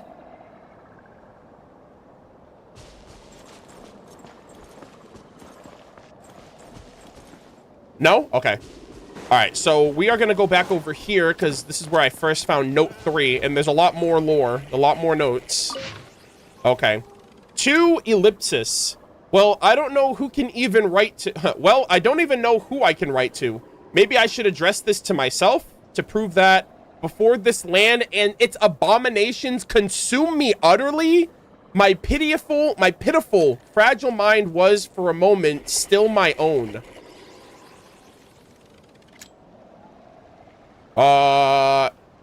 Did that, like, abyssal thing, like, kill everybody here? My name is Pyotr Dmitrovich Orlov. I hail from the 6th Company, deployed to Nodcry in service to Snezhnaya and our Tsaritsa. I am second son to Dmitry, Sergeyevich Orlov and Yevfrozinya Ivanovna Orlova. I am unashamed of my birth. Our entire company was wiped out here. Chat, is that a moon alien? That's like that in that light that killed all these people? Only Private E. Smirnova escaped the gorge at the cost of Fourier A. Volkov's life. Oh, wow. To send the Design Bureau a distress call from dead men and women. If you find this piece of paper, please hand it to my superiors. Inform them that Private Smirnova was no deserter, nor was she complacent in the calamity that befell us here. I want to say really quick, this music is carrying the immersion. Like, W Hoyoverse for this moment. I'm literally like going through, I'm like, what happened? AZ Karnatsky and VA VA Preobrazensky. It was their dastardly experiment that birthed the catastrophe here. They are dead. May Her Majesty curse their deaths. May they never rest in the pure snowlands. I don't know what blasphemy they committed, nor do I wish to. That color devoured everything. There's nothing left. Nothing at all. They were inside those damn rocks at first. Oh my god. Did they bring like a moon alien from those moon fragments? Those detestable rocks. Those detestable rocks that fell from the moon. Oh my goodness. The fuck did Dragon King Nibelung put in those things? Either that or the forbidden knowledge got to it. Karnatsky and Preobrazhensky awoke them, each in turn. This is followed by a dozen or so counts of vaguely legible and base vulgarities. I don't know what they want. They are coming. Dearest Parashkevia, my Parashka, please forgive your big brother. Your Majesty, forgive me in all things. They are coming. Save me. They are coming. I don't want to die. Oh my god.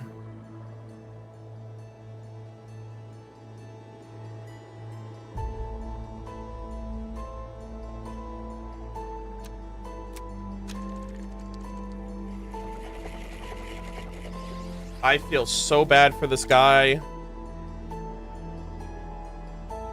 Pyotr Dmitrovich Orlov. The worst thing about this is these are names like the people that he's writing to. I assume his sister, his mother. I'm gonna be so heartbroken if we see these people when we go to Snezhnaya, because we're gonna know what happened to these people. We're gonna know what, like, oh, you're the mother or the sister of that guy who died from moon aliens. What the fuck is this thing? It's not, I don't think it's Abyss, is it? What's this quest called? Colors of Emptiness.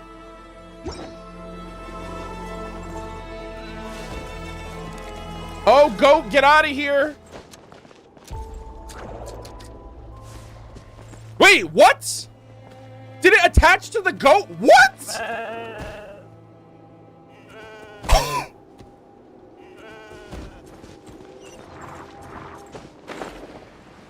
It can do that? Oh my gosh, I'm wasting time. What the fuck is this thing? I wanna attack it, but I don't know if I want to. You know what? I'm not gonna do that. Follow the strange light of the strange orb. Hello?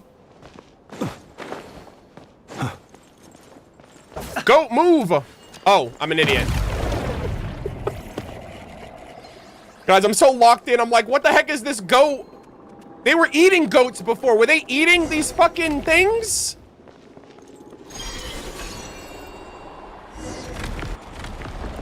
Follow the strange light orb. What the hell?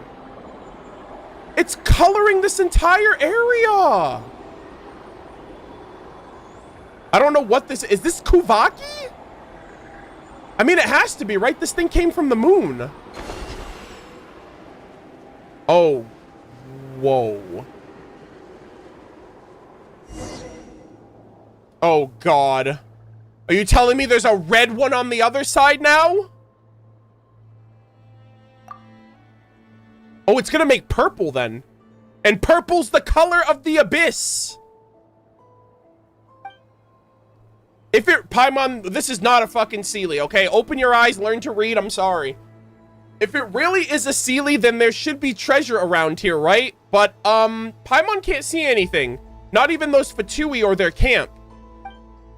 Well, since we're already here, why don't we keep going a bit? Why don't we keep going on a bit? This gorge doesn't look that long, and heading back might actually take more time.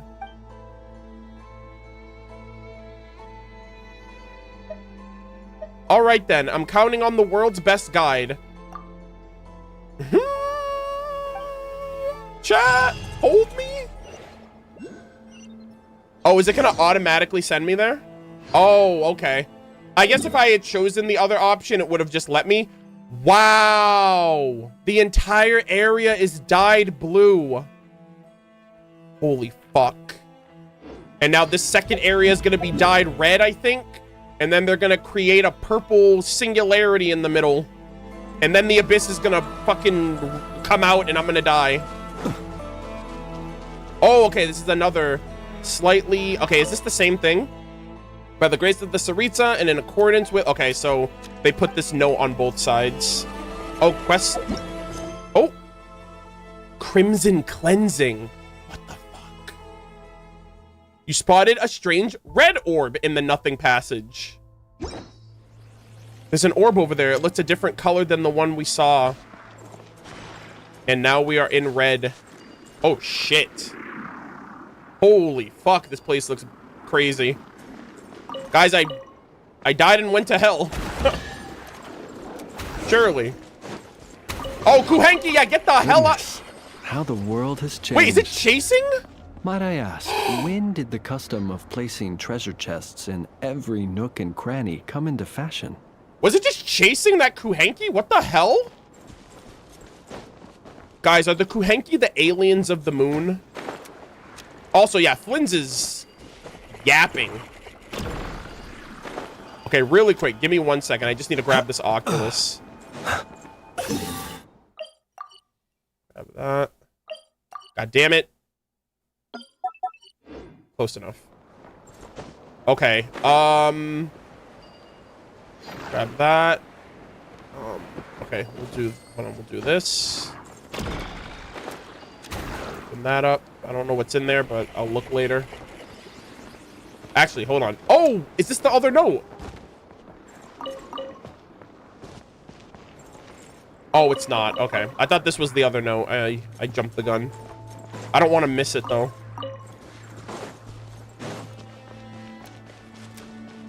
Nothing over here.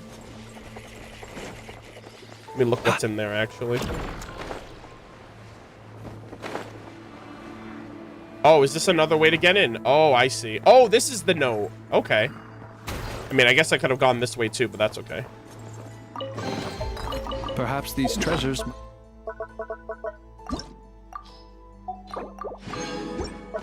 be of utility to you on your All right, this is the last one, I think. Private's Please, notes, too. I insist. Something's not right. Yeah, you could say that again. Something's not right. Petrenko, something's not right. Petrenko said he heard a blood-curdling wail in the night. Somewhere near the ragged breathing of a... Something between the ragged breathing of a vile beast and the dying screams of a wounded man. He swore on the Tsaritsa's name. None of them heard it. Not even Alina, who was on watch. But we found strange markers near the camp, as if someone had dragged something through here. Whatever it is, it can't have been alive. No living creature leaves marks like that. Captain Volkov suspected Professor Brzezinski and his underlings of playing tricks. He got us to set up a bunch more traps around the camp and even activated those defensive robots, the ones that are more valuable than all of us combined. I have no idea how he's going to explain the resource expenditure to his superiors when it's all said and when it's all done. But I'm sure he'll think of something. Professor Karnatsky's research seems to be progressing smoothly. He even found time to expound upon one of his discoveries to us rank-and-file soldiers. Up to now, he's only ever referred to us as dim-witted lackeys. His emaciated face was flushing red behind a shower of spittle, like a dying man gaining one last moment of clarity. There was something unnatural, even detestable, about his expression. He talked about how he had extracted the purest primal light from the moon shard, and how he would tear open the... What? He extracted the purest primal light from the moon shards and how he would tear open the veil of the world, igniting the first spark for Her Majesty's wishes. Huh? What does that even mean? Tear open the firmament? Tear open the veil of the world? That sounds like the false sky. He's gonna take down the false sky. And extracted the purest primal light. So I assume that's like, I wonder if that's equivalent to the arrow of, Terpychoronus. Or like, just light realm light. I didn't understand what he was saying, so I nodded along and wished him a swift conclusion to his research. I asked Captain Volkov if I could be the one to hunt today. I needed something to distract me from my thoughts. The temperature these past few days has been unusually cold, and the air is filled with the putrid smell of mold and decay. The goats were abundant when we arrived here, but now it seems they're all in hiding. Perhaps our hunts are to blame, or perhaps they're sheltering from the cold. Even so, I didn't have to travel far from the camp before I finally found one. Found is the only word I can use. It certainly wasn't hunting. By the time I arrived, the goat was standing... Chat, they're using a goat as well. Is this, like, biblical at all? By the time I arrived, the goat was standing transfixed, like a deliberately posed corpse. A very ungoatly expression frozen on its face. It was possessed by the light, like the other one we just saw. Its eyes were cloudy and protruding outwards, puffing out like a pair of fish eyes, but it wasn't a corpse. It was alive.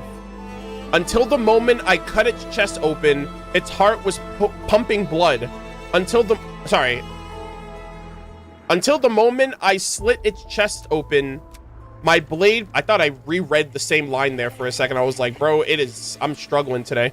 Until the moment I slit its chest open, my blade plunged into its heart. Its foul-smelling blood sprayed across the ground, gleaming inky green in the moonlight.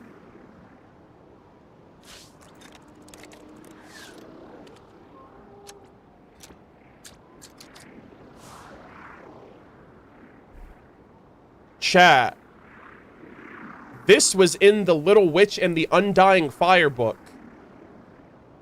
Green blood is a sign of the Nephilim, which are beings that are born between humans and gods. And I think it mentioned moonlight too. Red human blood, for some strange reason, golden blood represents gods, which is giving like fucking Nanook and Amphorius energy now. Red blood from humans, gold blood from gods, green blood is the merging of the two. Is this a goat god hybrid? Like a demigod goat? What the fuck is happening? I mean, the goat normally would have had red blood. But then, what if it got consumed by something? Or not consumed, but what if it got imbued with something that changed its composition? Like that, whatever that alien thing is. What makes green? Red and yellow, so I guess a yellow? Something yellow? A yellow color? Yeah, basically, I'm wondering if the goat was possessed. Yellow and blue make green. Ooh. Yellow and blue make green. Red and yellow make green. Oh, interesting. It's those two opposite colors. The red and blue Kuvaki. So I wonder what purple is. I wonder what the color of purple represents, because I think these two colors are going to come together. And the only thing I can think of, the thing that's been purple since the game, is the Abyss. So...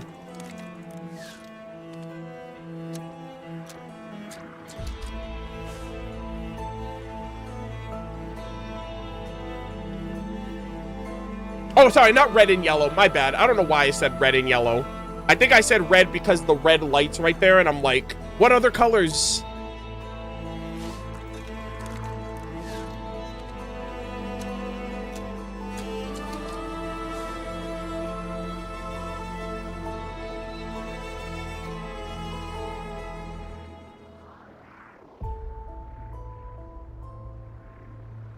What the hell is this? I'm trying to think. I'm like, what is Hoyoverse? Is Hoyoverse like teasing alien life beyond Teyvat? Because like, what I'm thinking about is the moons were created, allegedly, based on the lore that has been explained to us now that we're in Nodcry. The moons were created by Dragon King Nibelung. So how would...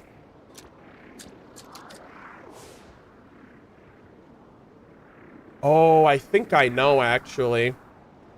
This is incompatibility, I think.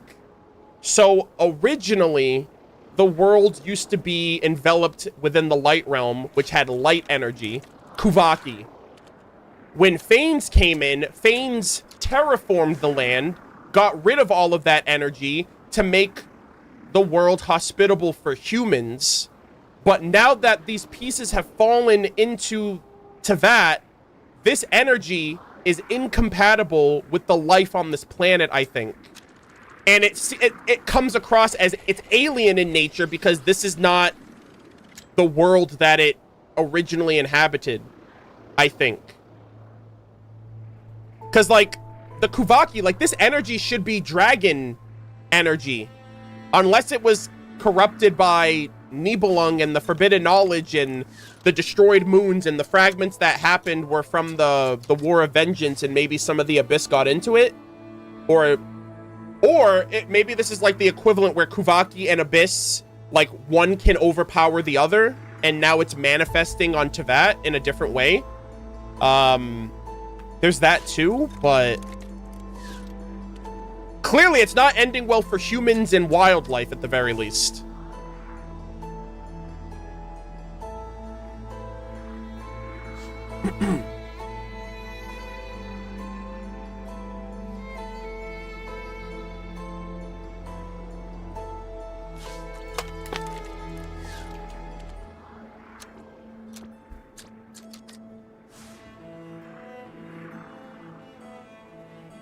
Interesting. Okay. I'm gonna open up the Little Witch in the Undying Fire after that. I think it's the line with the Barbaloth that talks about the light and the green blood. So until the moment, so this thing was, so they were they eating the goat with the green blood? And they were just like, yeah, this is normal? Like, were all the goats green blood, or was it just this goat? Until the moment I opened its chest, it stood there, motionless, its swollen eyes staring into space, unmoved by its impending death, as though even at peace, as if even the peace of the grave was not its to own. May Her Majesty the Tsaritsa forgive me. I haven't told anyone else what I found. You didn't see any reason to worry about a goat just waiting to be killed. Oh boy. I think whatever this entity was, I think it inhabited the goat, and then he killed the goat, and then it moved on to something else, and then eventually moved on to them, and then everyone just died, and then it just waited here for us to find it. May Her Majesty the Tsaritsa forgive me. I haven't told anyone else what I found. I didn't see any reason to worry them. The goat was delicious as ever. That itself was enough. As soon as Professor Karnatsky is done with his research, we can leave this accursed place behind. Yeah, you should have left sooner, buddy. That sucks, man. Oh, don't take that over, please. Oh, god damn it. So this thing can take over organic and inorganic stuff? He who wishes to peer into the abyss needs simply... Oh my god, Flynn's. This thing the blue one took over a goat? And then this one took over like a machine.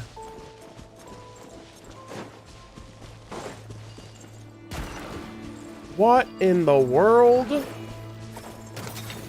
Bro, this is like the freaking, the Hollow, not the Hollow, the Ethereals in ZZZ. I'm like, bro, nothing is sacred. Goodness. Technology, how the world has changed. Organics. Might I ask, when did the custom of placing treasure chests? Guys, I didn't realize Flynn's yapped so much until the quest where I actually want to lock in. Wait, what? We mean no harm. We're just passing adventurers. Defeat all opponents. Holy dude. Oh, hold on.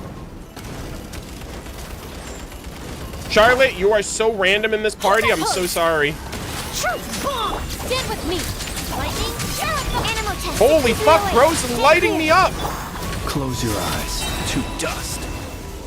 Phew, it's over. Wait, calm down. We're not here to hurt you. Maybe we can even help. Huh? It stopped in front of the box. Could the box's contents be important? Please don't tell me there's like a dead body in that box. I beg of you. First off, pineapple. Second of all, someone's research notes. Good lord. Can I sit down for this at least? No, I gotta stand? Okay, cool. Oh, fuck me. The energy contained within the ancient moon's fragment seems to possess a will of its own.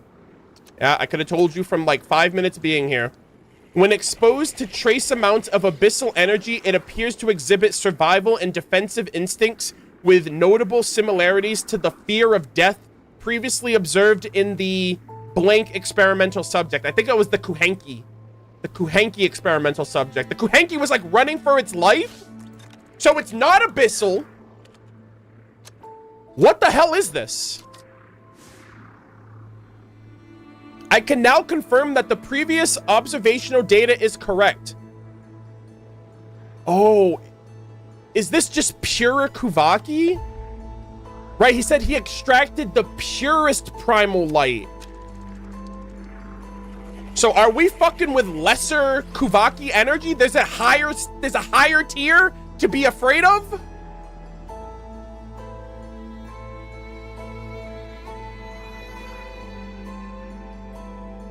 What the hell? So we gotta be afraid of light and the dark. Too much of either and you're screwed. I can now confirm that the previous observational data is correct. The pure Kuvaki energy contained within the moon fragments is definitely speaking close to a primordial form of life.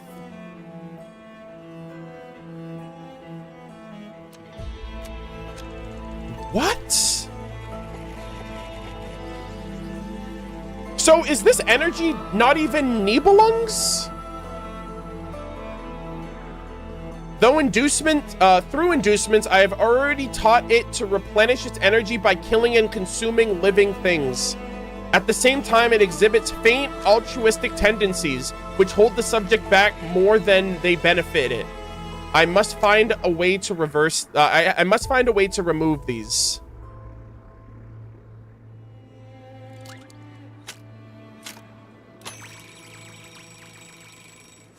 Yeah. Chat, I guess you can say, I wonder if this is the prime mover of life. It's a primordial form of life. Older, wait, I have no idea. Like, this is new. This is definitely new. Not the cave.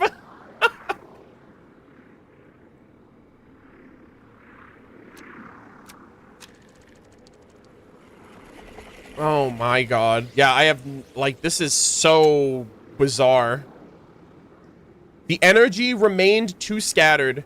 I must find a way to concentrate it into a pure Kuvaki form. Nodcry has always been the most fragile place on the world's edge, and this self-replicating Kuvaki life form could theoretically plug the gaps left by the abyssal energy's corruption. All it needs is a constant supply of life to nourish it. Dude, this thing is gonna sap the life of this world if it stays here. It literally killed everything that was here. Oh, Preobrabensky. Oh, Preobrabensky. Blah. Oh, Preobradzensky. You pitiful old fool. You poor whelp of a fae. You could never think of something this brilliant, could you? Now all the credit and all the glory will be mine. Forget a few million, Mora. Even 5% of the income from Port Belovadi wouldn't be too much to ask. Wouldn't be too much to ask. I shall erect a bronze statue of you at the harbor front and hire people to spit on it daily. That's fucking crazy. And hire people to spit on it daily. Just like how you dared publicly question the practicality of my research back at the academy. Both of these guys are way too fucking... these guys are way too proud. Like, bro, you're a professional nerd. Relax, okay? It ain't that deep. Good lord. So, they want this self-replicating, pure form Kuvaki life form, a primordial being of life,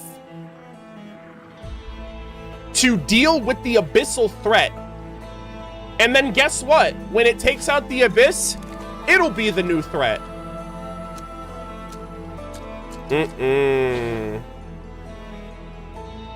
So, if there's the blue energy and the red energy, should we be bringing them together? I don't know if we should be doing that. What if they're separated for well, I guess they were two separate pieces for the research, so they both had their own. They extracted them from these moon dude, these fucking moon pieces are gonna destroy the planet. Are you kidding me? And the Fatui are just like, yep, all according to the research. Investigate. You check the insides. So much dust. There's nothing left behind but these blue things. Hang on, searching the blue things. If we could direct something to move the stones away. What, the rainbow?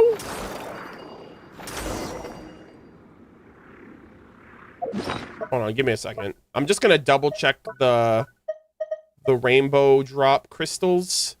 A crystal that gives off an iridescent glow, exceptionally tough and malleable. It has been regarded by Snezhnayan craftspeople as the best forging material since ancient times. It is believed that when the moon's chariot was shattered, its blood-stained axle tip fell into the earthly realm beneath the moon, transforming into an iridescent crystal. From that day on, the people of this land no longer worship the dead gods. The survivors who knew what the monarch of the night died for, however, still futilely sing those long forgotten names.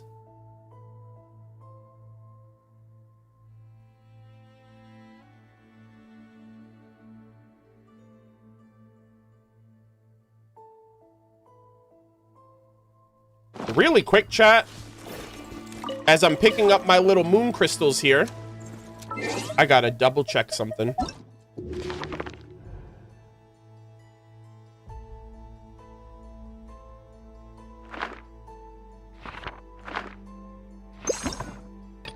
I am blown away right now. You know what's crazy too? The Little Witch and the Undying Fire described the land. I think they described the land of the Nephilim at like the edge of the world, and that's literally what Nodcry is described as. Okay, here it is.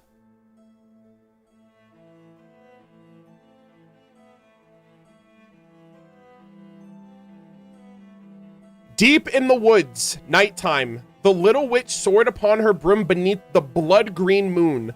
Blood green was regarded as a symbol of great change in astrology, though whether such change be for good or ill cannot be determined by any results. Actually, that shade symbolizes the dominant race of this world, the Nephilim. They are the children of gods and humans. So their blood too was a conflux between the red blood of humanity and golden divine blood. And actually, the green moonlight was the result of the moon's physical composition, the distance between the planet and its moon, atmospheric scattering, and other factors.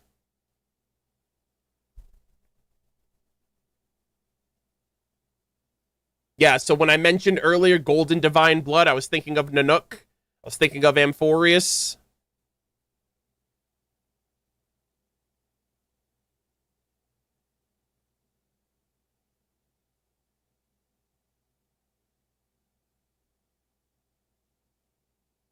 Oh my god. This was the night bathed in blood green moonlight. It was also, coincidentally, the Witch's Night Carnival.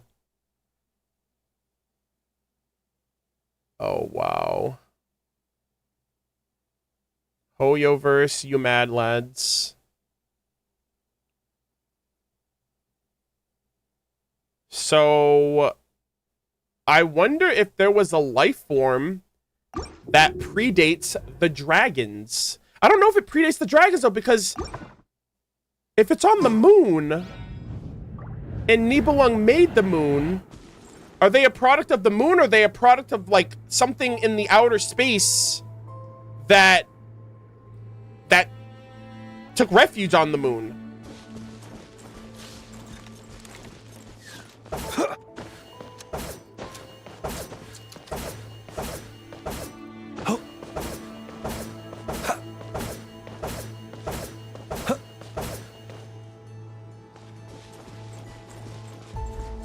Like, we don't have the full timeline. We have information, but we don't know when this life form came about. But apparently, it's old. It's not Abyss. So it would have either had to be here before Dragon King Nibelung, like, created the moons, or it somehow is a byproduct of after the moons were created somehow. Because they're found in the moon fragments. Unless Nibelung made the moons with it. Unless because how did Nibelung make the moons? He would have had to make the moons somehow, and this power that's in the moon fragments had to have been the source that he used to make it. So I guess it's only possible of, like, what did he use? How did he make this? Patience for the richness and complexity of humanity.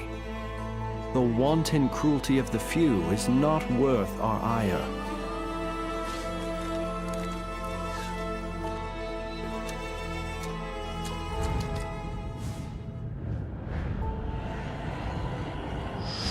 He raised rocks from Tevat. Oh, well, yeah, Ineffa's weapon. But, like, this had to come from somewhere.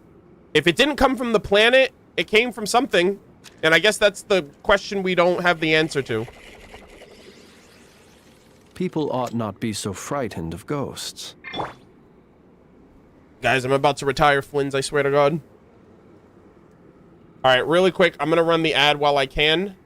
I assume the quest is gonna reach some kind of conclusion or climax when we bring these two forces together.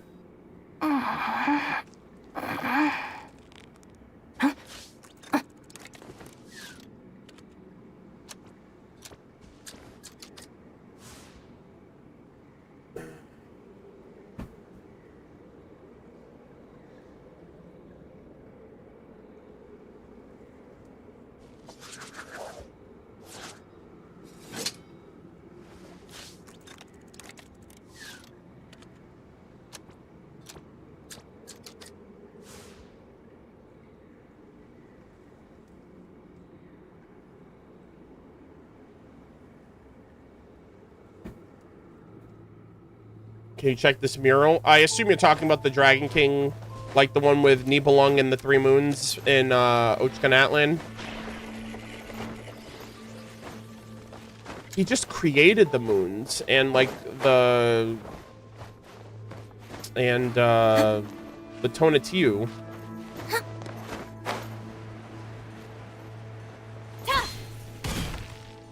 Plus, I'd have to go all the way to Ochkanatlan. I don't feel like doing that right now.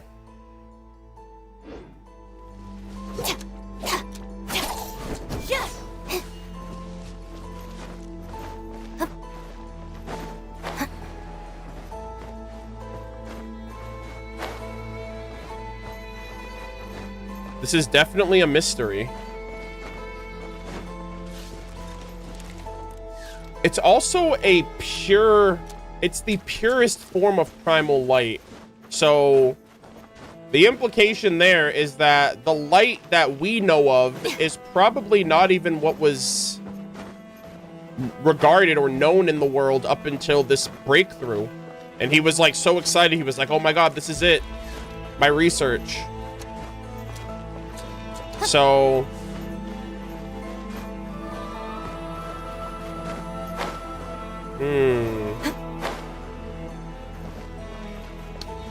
You know what's interesting, though? Well, I guess not really interesting.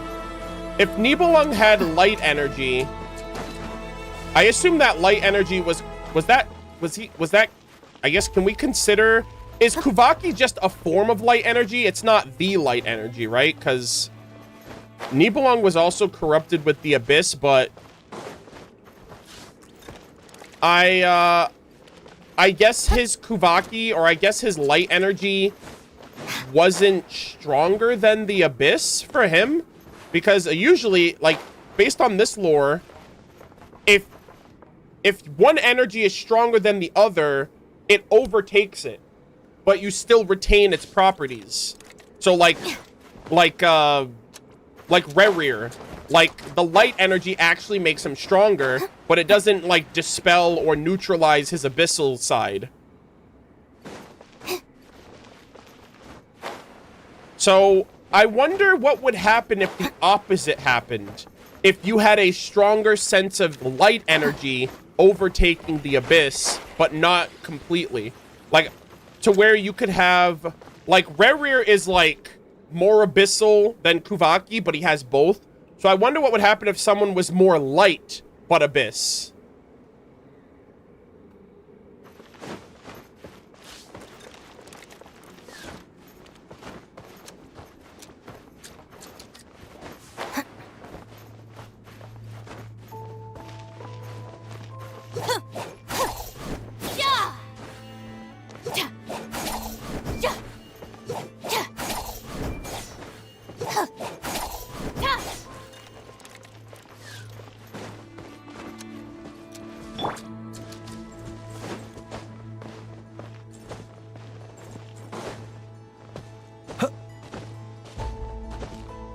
But, I don't know.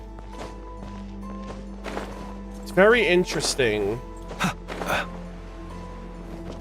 I'm also thinking of Aether in particular, who's like the golden traveler that can also like suck up the abyss. But I don't know if they're pointing at any type of descender parallels here or not. I mean, I guess that would be Aether too, right? Light and Abyss, but he takes one over versus the other. I mean, he doesn't utilize it, he just purifies it. I don't know if that's the same.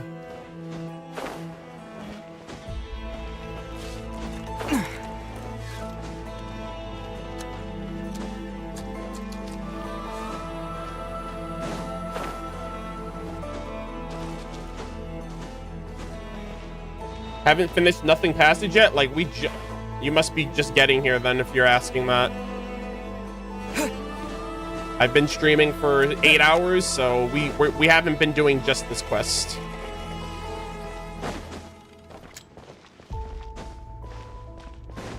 Are you a Traveler main, or is this just for immersion?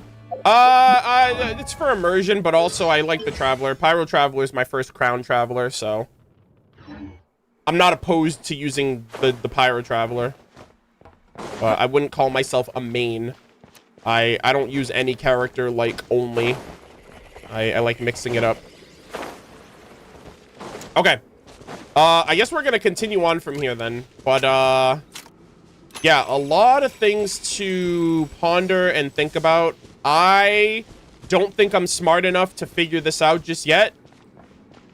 But it seems like this is an alien-like, moon-oriented or moon-origin form of Kuvaki that is a primordial form of life. that may have even given rise to, like, it's weird to call it a primordial form of life, because like the only other life that existed prior would have been like Tevat and Nibelung alongside it, unless this has something to do with fucking with all of that.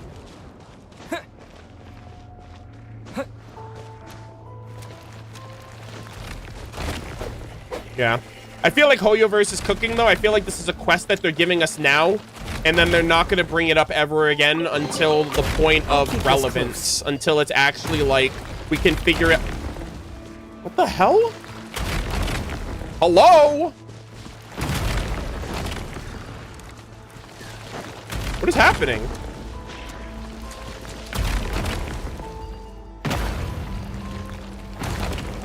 Jesus. Oh no! Leave him alone! Run away, moles! This thing has been trained to eat and farm for sustenance. That's another thing too. These fuckers taught this thing how to kill and eat for survival. And so it's like soothing, not self-soothing, but it's self-reliant.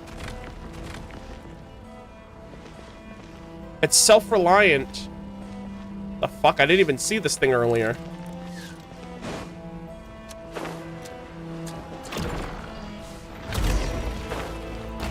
Oh my god. Here we go, gamers. Oh my goodness. What is about... They're gonna form purple! The color of the abyss. Oh shit, this is sick. The two become one. Oh my god. Oh yeah. Whoa.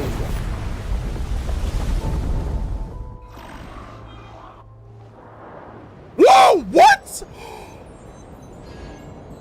Excuse me? Colors out of space. Oh, what the hell is that thing? Moon fragments. What the heck is that glob? This is alien horror, chat. Also, I think this is a Lovecraftian reference. Colors out of space. I'm pretty sure that's a story. Oh my god, the unified civilization. What the fuck is that thing? What is this spaceship looking thing? And these like abyssal blobs. Holy shit, where am I? The fucking Eye of Destruction.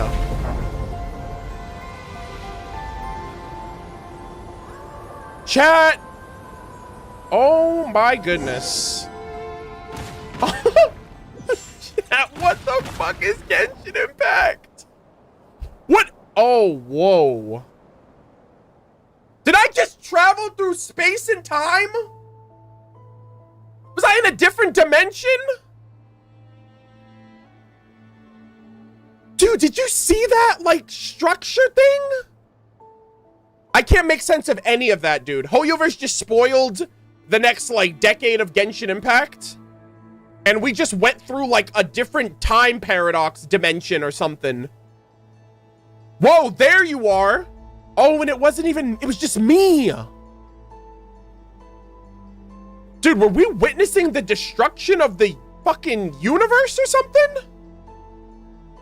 There was ancient civilization, like ancient, like unified civilization architecture. So unless that was like the destruction of the fucking, like, the War of Vengeance, like the aftermath of the War of Vengeance, maybe?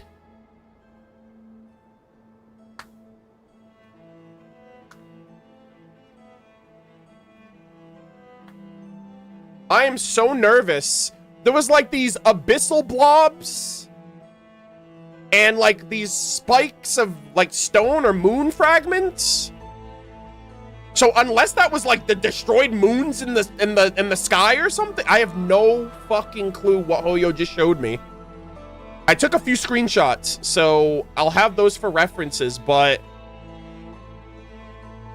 I don't know what that was. Maybe Hyperborea? It was unified civilization architecture. So maybe that was like the aftermath of the War of Vengeance. I have no clue. There you are, Murder of Birds. When those two glowing things crashed into each other, an explosion sent Paimon flying. It's a good thing she didn't get hurt. Damn. She didn't have my hair to hold on to like in Mondstadt.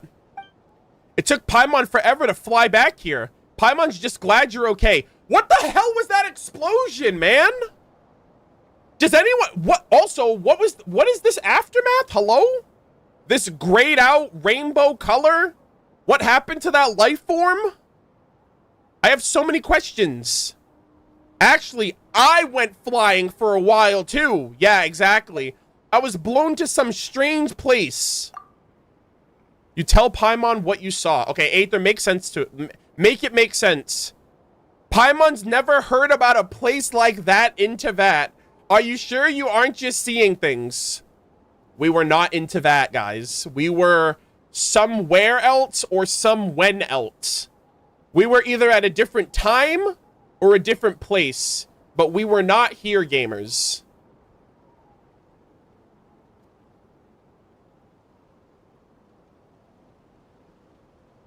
And I can only think that it's either the end of the world, it's the end of the world, or the beginning of it.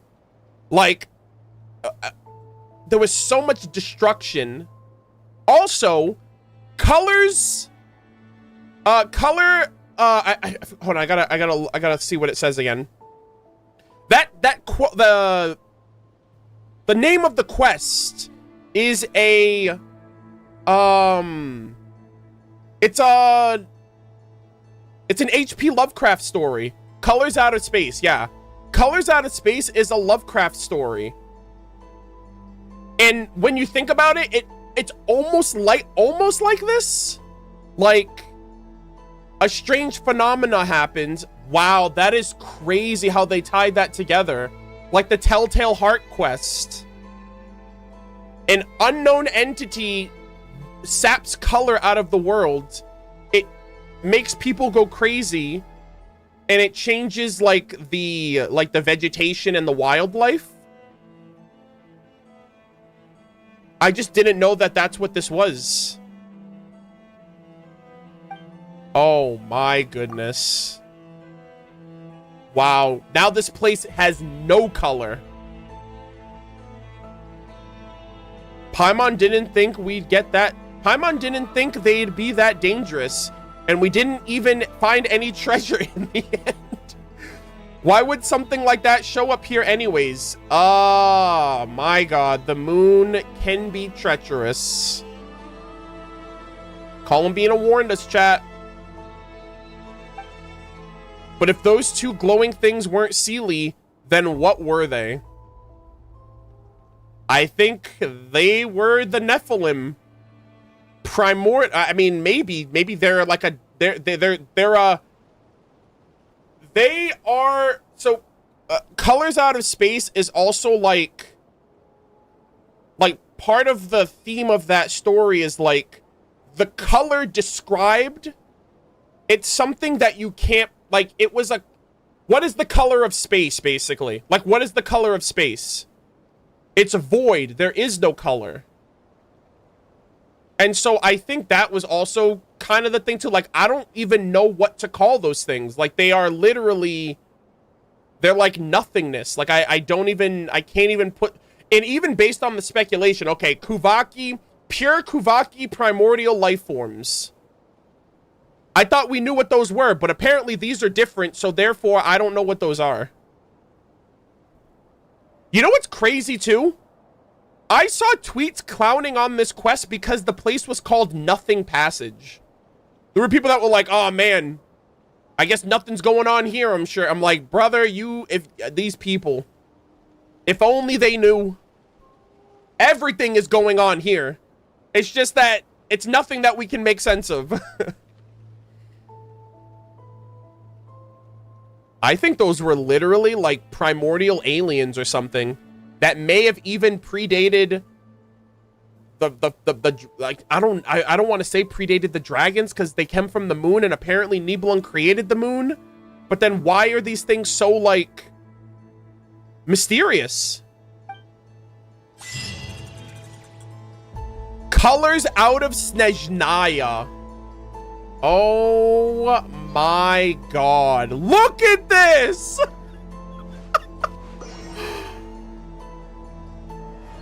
Bro, the music was absolute cinema. This music carried the quest. I am so glad this was a constant the whole way through.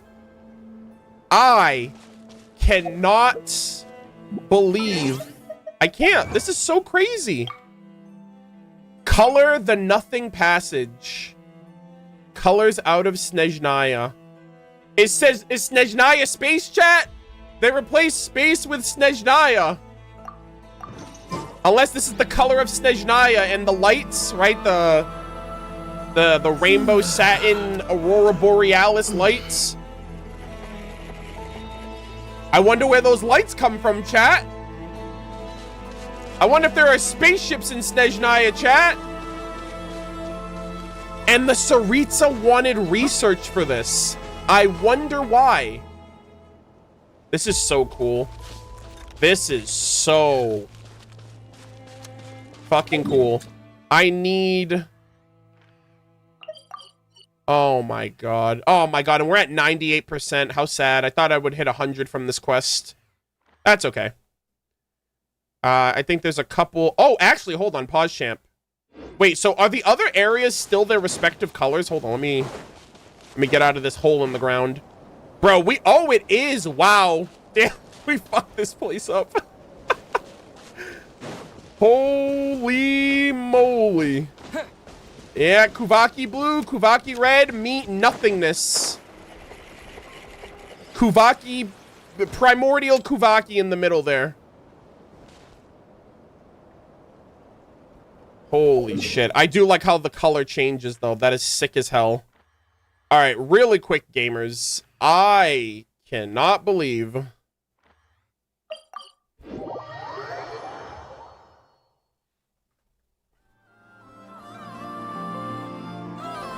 Damn, brother. This is such a fucking whiplash from where we just were. Ethereal, beautiful, wholesome music. From the freaking constant horrors of Teyvat. Okay, where is that? It was around here somewhere. Oh, it's right here. I don't know if this will take me to 100. I have to go up a whole 2% from this Oculus, because I think this is the last Oculus that I need, actually. 99! God damn it. 1, 2, 3, 4, 5, 6, 7, 8, 9... 10. Hold on, give me 1 second.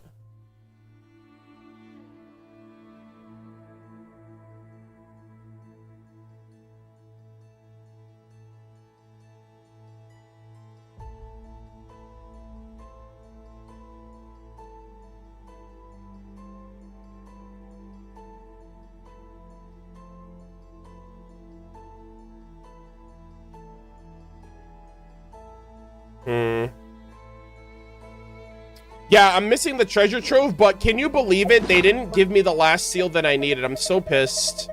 I'm like, damn, we could have ended it on such a high note. I know where the chest is that I need. It's this Aino quest. It's this NPC quest that is locked until I do the Krumkake reputation. And so I don't know where there's any other... I don't think there's any other chests for me. That's okay. Maybe we'll get it from the post quest. I don't know if the post quest gives anything. Chat, I think I spitball every possible thing that I can think of regarding what this is. This primordial Kuvaki energy that feels like it's an alien life form that is not of this world. I mean, it's probably of this world in some measure, but it is so primordial that it just kind of like... It almost feels like it doesn't belong, even though It's just like a stronger version of what we're dealing with right now. And it's because these are the fragments. Imagine we went to the fucking moon. Fly me to the moon. Guys, we might actually go to the moon by the end of the story. And there's going to be next level energy there that is so unlike anything that we've gotten into that. Maybe that's the thing. Maybe the Kuvaki energy on the moon is just on such a different level that it appears hostile and alien where it's not usually found. Maybe that's the case. But, this was so exciting. 07s to all the Fatui that lost their lives here. You guys did not know what you guys were messing with. I really hope we don't see that boy's sister and I think mother. That's gonna be such a heartbreak to know that they died from something they didn't even know. Like, I don't even know what they fucking died from, and I don't know what happened to it. The two life forms just merged, and it was like an annihilation reaction. I don't know if they canceled each other out, and Aether just got like a freaking glimpse into the end of days.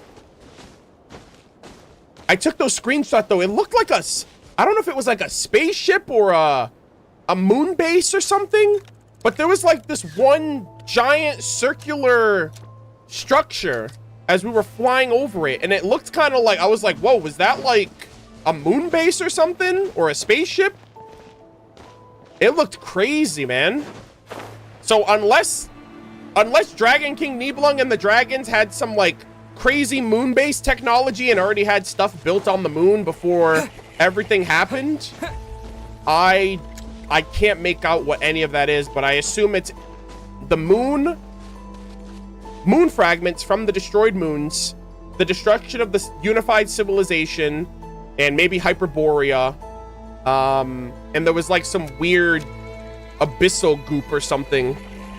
So yeah, I don't know. The moon's just kind of built different. Yeah, actually it could, oh, maybe that was a moon palace. Maybe it was the moon palace that like the moon sisters occupied. Because that's the only other like thing that we haven't seen that's related to the moons.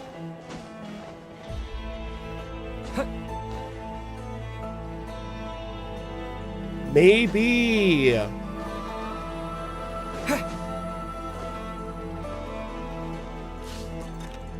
And it's destroyed, unfortunately. Guys, I am baffled. What a Genshin quest. And we're not done yet. I mean, we're done with the Eldritch Horror, I hope. I don't know. I can't be too sure. But I was told to follow up from the Nothing Passage with a follow-up to the Bobic 131 team. Guys, are you Team Vigor or Team Intuition? Let me know in the chat. Let me know in the comments. But I did the Bobic quest offline yesterday because it was pretty lengthy, and it was pretty wholesome too. I'm Team Bobic. Bobic's the homie. But I was told that there's a follow-up over here that you do after you do the quest. So the giant robot that's over there, you got to do the world quest with them, and then after you do that, you come over here, and I think there's... Oh, yeah, there's a follow-up. Hey, they're back.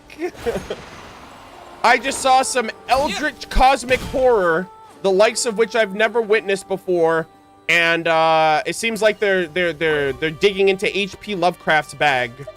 Okay, so these guys are they just over here all the time now? I think the follow-up's this right here.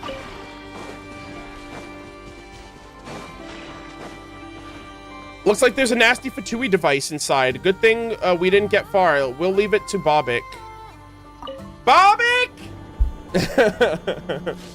Do something! Bobic, do something! The Fatui definitely didn't have the devices for anything good. Oh, the Kuhanki. I'm so sorry. Hold on, let me see if I can... Oh! Oh! Oh, hold on. Oh, wait, do I just gotta destroy it? Okay, never mind. I thought this was like the Fontaine puzzle, and I had to like line them up. I was like, I've done this before. I didn't see the health bar over his head, okay? Get off my back. Kuhenki, are you okay? Oh. Kuhenki, are you guys little alien, moon alien life forms? I said that earlier. I was like, you guys fell here from the moon with Columbina, didn't you? You guys are actually moon aliens, I swear to God. Oh, is it this? Oh no, chat. Not again. Oh no, chat. No. Not again. Are we doing another fucking annihilation reaction with the red and blue? Oh my God. Kuhenki. Oh shit. Oh, wait. What am I doing? Am I connecting them? Whoa. Wait, what the hell just happened? Hello? Hold on. I messed up.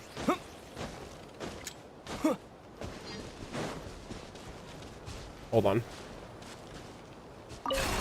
Do I gotta... Oh, okay, I gotta hit it with the opposite color. I see. Right? Wait, what the hell am I doing? I was like, okay, I didn't do it as red. Let me do it as blue. Oh, that didn't work either?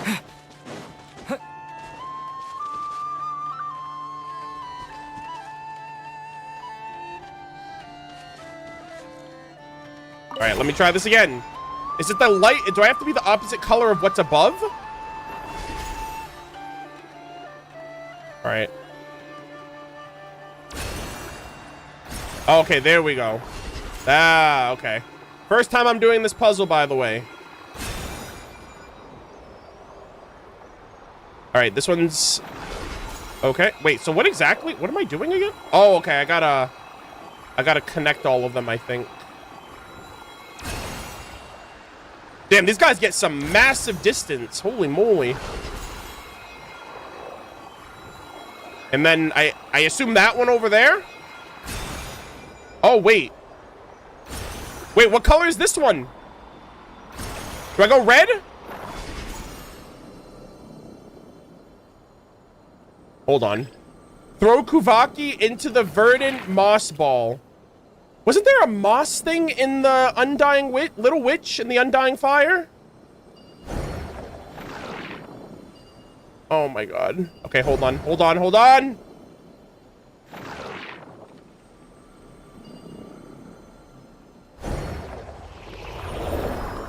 Oh boy, guys, where am I going?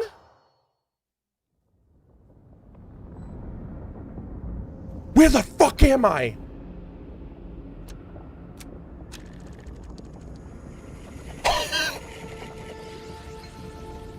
Oh my God, am I in that space? The music.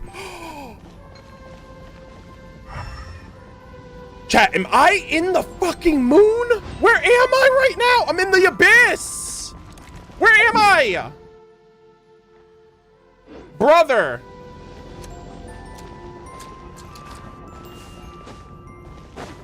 The color of space, guys. It's purple, just like the...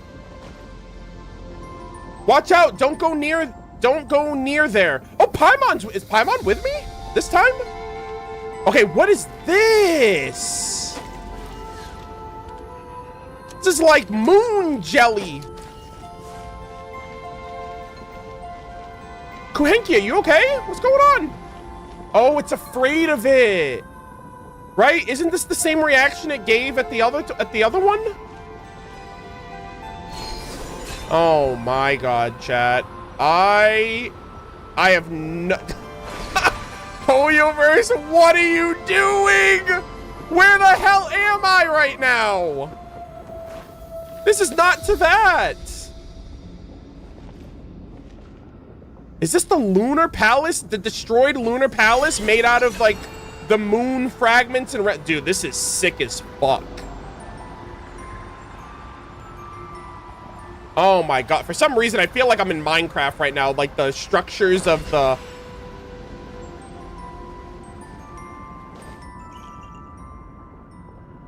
wait, it sent some of the Fatui here?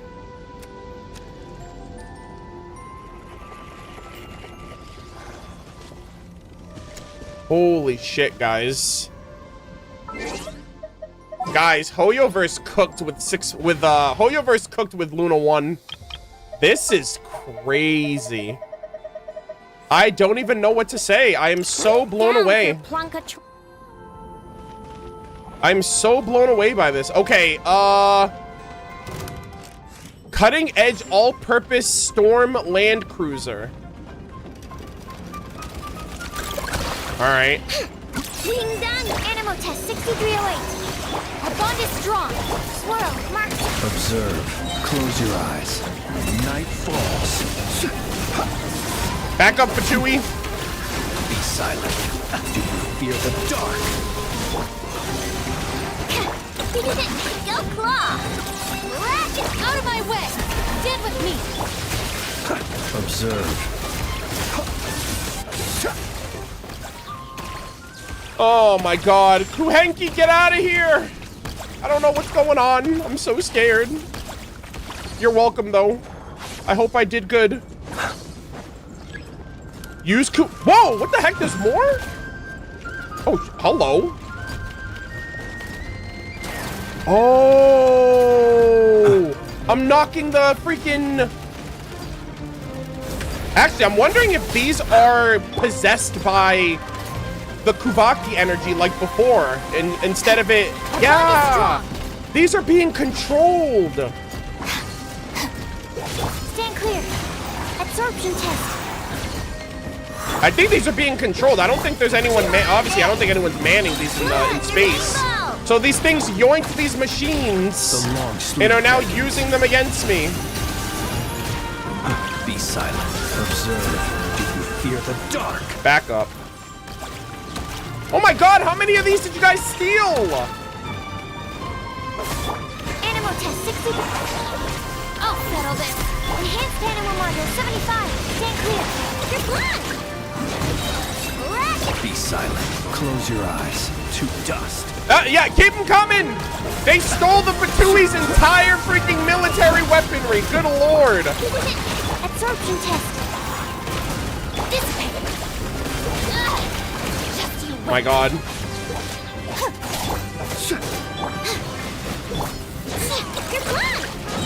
Hey, at least I get to hear all this music. Lightning terrified. Observe. Beware the creatures of the night.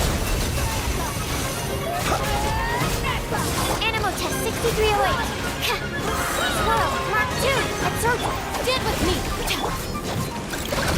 Being done. Good lord.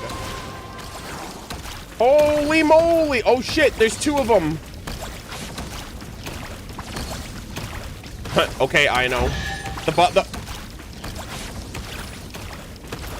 Oh my god, how long does her freaking ultimate last? Jesus. Chat. Please tell me this counts towards the Lempo Isle. Because if so, we're at 99% right now. If so... Not to be sniffed at. We take those, gamers.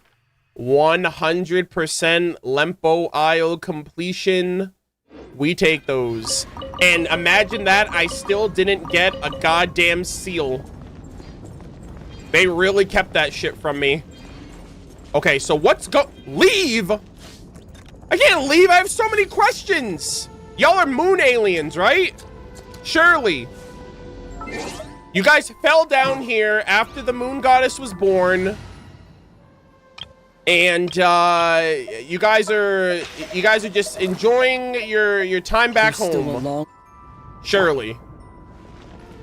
Bro, they just say, okay, now fight a bunch of the machines that we took over. Now get out of here. Like, what? I have so many questions, though. What does this mean? Where am I? What is the color of space? What is the color of nothing? Look, and there's still more structures in the distance over there. Look at that one fucking glowing. Bro, I'm about to get Charlotte down here, or up here. I assume I'm in space or something. Brother. Look at that space goo. It's all a bunch of debris, implying that something got destroyed. Either the Moon Palace, I think it's the Moon Palaces now, that because we're like Nod Cry, Moon Sisters, all that jazz. So I wonder if this was one of the Moon Palaces, and maybe the Moon Palaces housed higher primordial life Kuvaki, and some of the Moon Palace fragments fell down as well, and that's what the alien thing was that killed all those Fatui.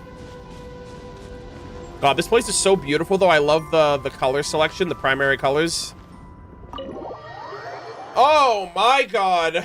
And then that's it. And then they're like, okay, just go back to your normal life like nothing ever happened. Like, who do I tell this? I need to tell somebody. People need to know the truth. This is, bro, imagine you only play the Archon quest. That is diabolical. Or even worse, imagine you did the Bobik quest, like, oh great, that was a filler quest, whatever. And then you do this and you're just like, what the fuck did I just witness? Okay, wait, there's something below the moss. Hold on. Ah, damn it. I gotta take the long way. Can I use a Kuhenki and just get free transit? Hold on. Surely they'll let me use a Kuhenki and go back up there, right? No? They're not gonna make it easy for me?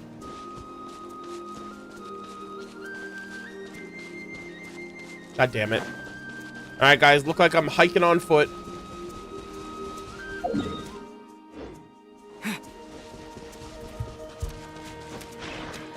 Chat, I don't think I'll ever be able to properly express how much I love this game. But I'm so glad I started this game. And I'm so glad I'm still playing it. And I'm so excited to see where this game goes in the future. Did that thing just sprout a leaf? Just a giant ball of Kuvaki.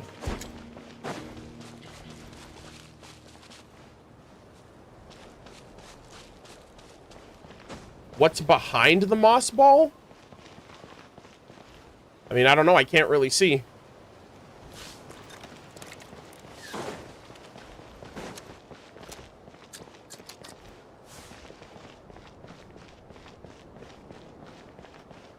Oh, below. Check what's below. Look familiar?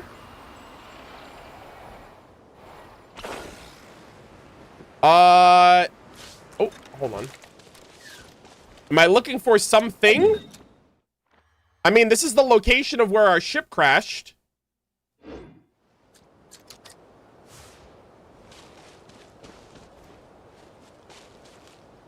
And wait, what the fuck are these balls? Wait, were these there before? What the hell?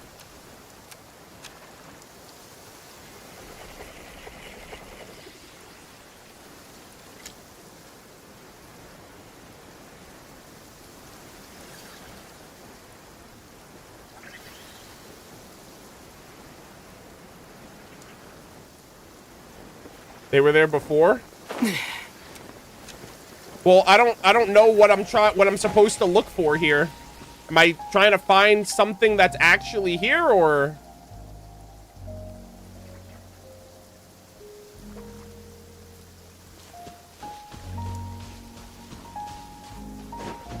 I mean, this is where the ship is. This is where the ship was, or like where the ship crash landed.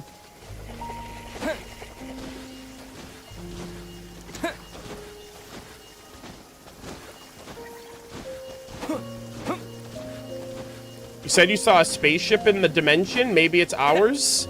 No, it didn't look like it. I meant like hold on, let me show you. I think I took a screenshot of it. I wanna show you guys. Give me a second.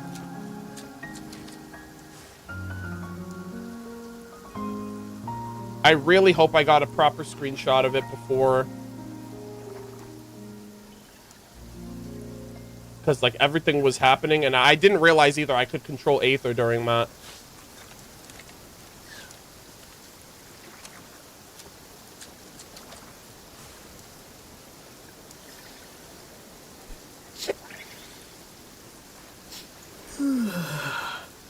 Okay, let me go back up here.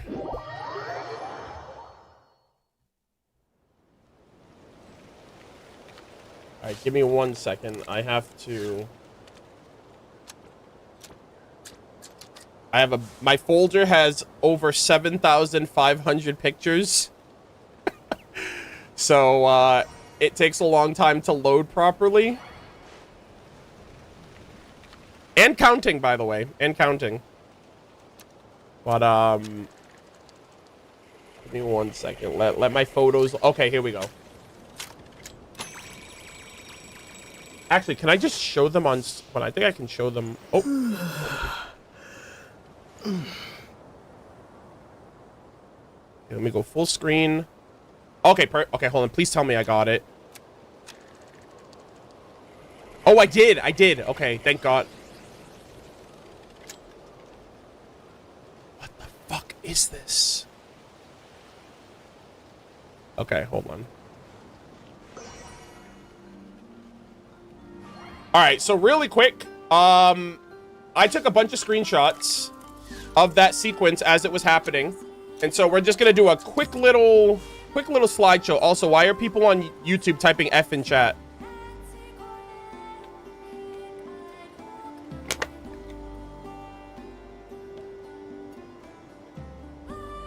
Don't type F in chat unless my stream is dying.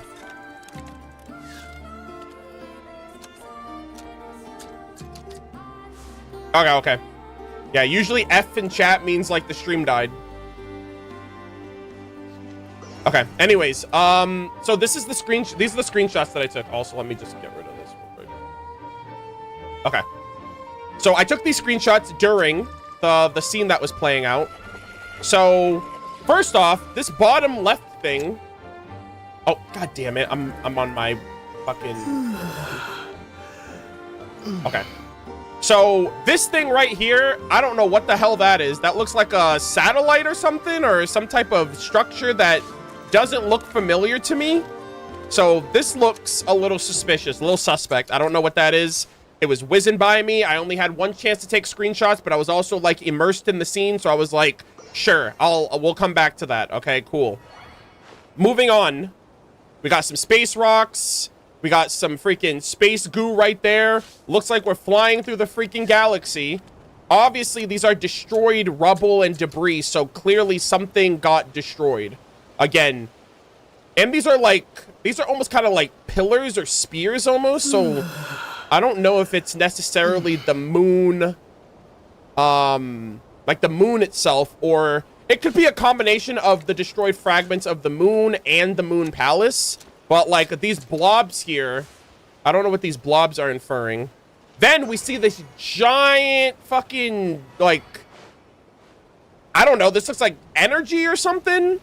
I don't know if this is like a landmass of some sort, but we see this, and then we get a good look at some of the ancient unified... See, the unified civilization architecture makes me wonder if this was around the time of the War of Vengeance, and like shit just went to shit during the during that, like, I guess that's its own cataclysm. So so we have like the unified civilization, so this could be like the remnants of Hyperborea. I quickly snapped this. I don't know what this is right here. I only got like one quick glimpse of it, so unfortunately, you know, it's just more of the same stuff that we saw. This was a really good unified civilization structure here. This tower right here, this all kind of reminds me... You know what this also reminds me of? This reminds me of what Renee pictured or manifested in his Book of Esoteric Revelations, right? The end of the world. So that's what this reminds me of as well. It's almost like another page out of Renee's book, figuratively and literally.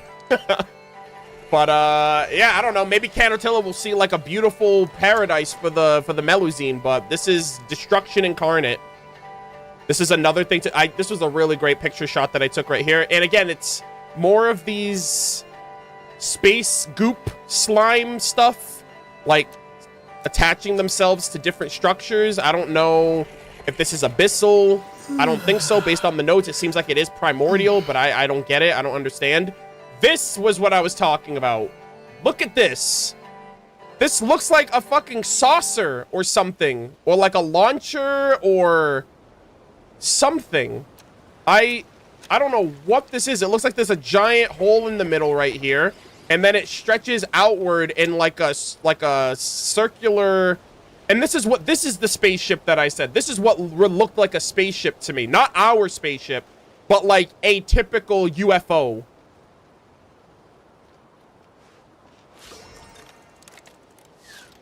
So, and then if you look right here, this looks like a structure. I don't know if that's like a landmass or something. I don't know if this could be the Lunar Palace, because if you look on this side right here, this almost kind of looks, I don't know, like lunar crescent in a way. Like this thing and then this thing right here. So, I'm wondering if this is like the Lunar Palace, like a major part of it though. But like we're flying over it. So there's that. And then everything else is just like, yeah, I got that. I got this. And yeah, if you guys are wondering, these are all of the screenshots that I took during this quest. Look at that. Isn't that a great picture? I wish it was during the day, but I'll settle for nighttime. The nighttime picture goes so hard. And yeah, this is how I take all of my screenshots. I hide my HUD, I take a picture, and then I go about my business. This one was too quick. I wasn't able to take this one. But yeah, I do all of my pictures like this.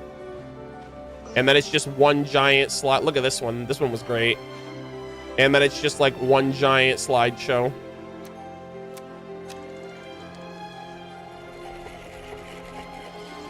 But yeah, this was fantastic.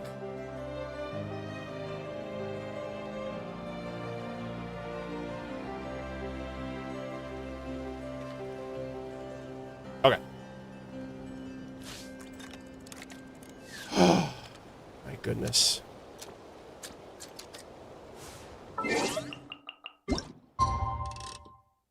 Also, I didn't realize, but I missed a trial. There's a trial right there in front of me, so that would have probably helped me with completion if I didn't do it already. Ladies and gentlemen, boys and girls, Genshin Impact has reached new heights, the likes of which I was not expecting coming into Nodcry. I was already blown away by how exceptional the Archon quest was. But once again, I actually find myself far more compelled by the world quests. Not because the Archon quests were bad, but because the world quests got me thinking on a different level, brother. Like, I'm so intrigued. We have the Nodcry Cataclysm events. We have Rotwang, the Mad Monk. Reed Miller, his 5 proof treasures, the Princess Saritsa, her shitty father, and like the freaking god of the god of darkness, Chernobog. Like, what? Like, Rerir, you're cool, but like I'm on another. Like I'm light years. I'm thinking about the future, man. I'm thinking about so much of this cool stuff that they're setting up and laying the groundwork for. And this was fantastic. I don't know what else to say. We have a couple of quests that we have to do in the next stream. So Lempo Isle is completed 100%. We completed Heath Island. We completed Lempo Island. Not tomorrow. Okay, so here's my schedule. So I'm not streaming tomorrow. Tomorrow's Wednesday. I'm not streaming. Thursday, I will be finishing Honkai Star Rail, the 3.6 second half. The new Permancer Terra Dan Hung Imbibiter Lune is out. So I will be streaming that on Thursday. Yes, I'll be multi-streaming on YouTube and Twitch. So that will be on Thursday. And then I think I'll dedicate Saturday and Sunday to Genshin. Saturday, we will finish off this. We'll finish off all of the Fatui area quests, like the world quests. And we're probably going to get the last 2 proofs from these. So the Fatui area will be the... Actually, no, there's only 1 proof here. So we'll do the last quest with the proof here. And then Saturday will probably be a combination of the reputation quests, so I can clean those up in Hisi Island, Krumkake, and the Lantern area. I was told Flynn's has some exclusive content for the Lightkeepers, so we'll probably do that too. And I think that's what I'll do for the weekend, for Saturday and Sunday. And then Monday, Tuesday, I'll figure it out when we come to that point. But Monday, Tuesday, we might start lore reading. I have weapons, artifacts, and books to read. And that should be it before the Archon quest. I'll be doing the Archon quest next Thursday. So you guys will have 24 hours to get ahead of me before I start Act 3. Yeah, Luna is on Wednesday. Yeah, exactly. But that's why I said Monday and Tuesday I'll probably do Genshin reading. But yeah. Monday will most likely be drip. No. I don't know. Drip marketing for Nefer was on Friday. Drip marketing. Also, drip marketing. We don't do drip marketing the Monday before a patch anymore. We haven't done that since Natlan, actually. So, no, drip marketing now is typically the Monday after a patch is released. But when Nefer got dripped, we got it the Friday... We got it the Friday following the patch. I don't know if that was for scheduling issues or if that was for something specific, but obviously I'll look out for it. But yeah. So right now, I don't know if it's going to be on Monday or Friday, so I'll expect it on both days, but I'm also going to try to use tomorrow to fix my sleep schedule so I'm not streaming at midnight, 1 o'clock in the morning. I never stream this late. I do not enjoy sleeping or staying up this late. It's just the sleep schedule that I have right now, and I skipped dinner, so I gotta eat and unwind for the night.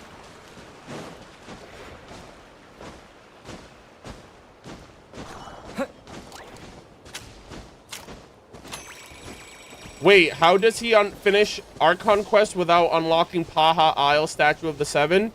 Because the Paha Isle Statue of the Seven wasn't a prerequisite for the Archon quest. Like, the Statue of the Seven has nothing to do with completing Archon quests. You can complete an Archon quest without unlocking any Statues of the Seven.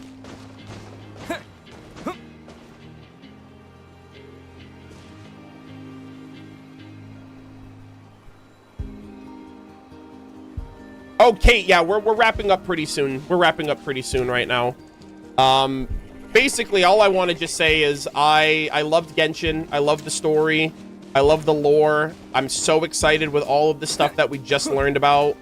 And we still have Paha Isle and all the stuff that Fatui's getting up to look forward to. And then we have lore reading to look forward to.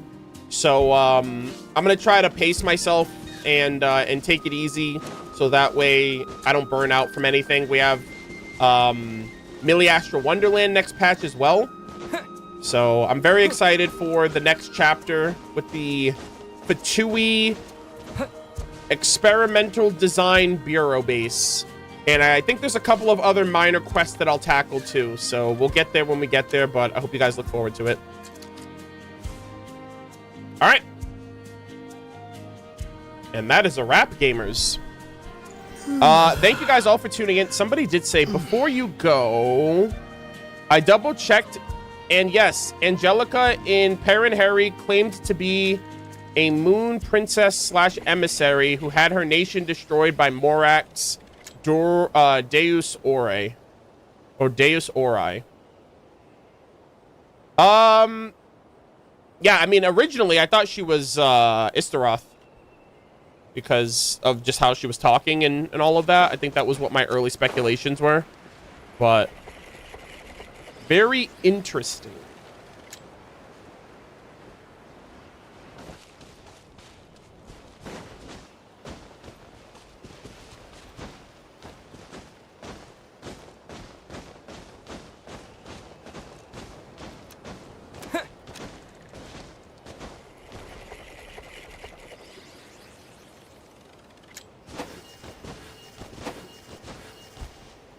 Give me 1 second. I'm just chit-chatting.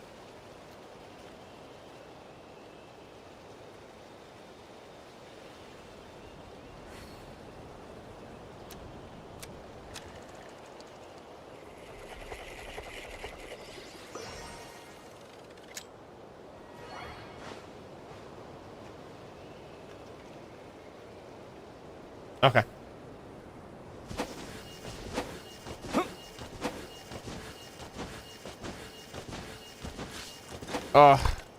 Guys, I'm so tired.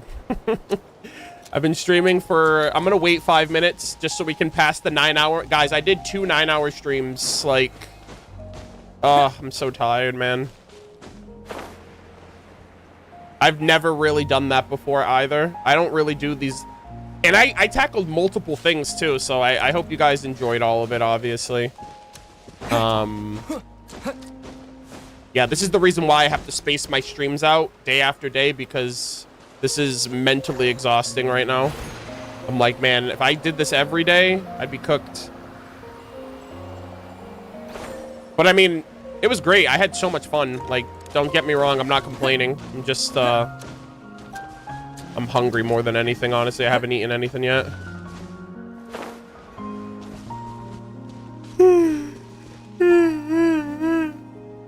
Oh, man.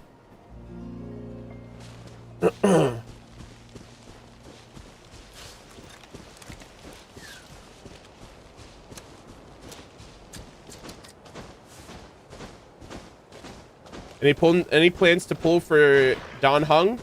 No. I mean, they're giving him to us for free, so I'm only pulling for his light cone. But I'm not pulling for Permancer Terra. I'm gonna get the free copy. Thank you kindly.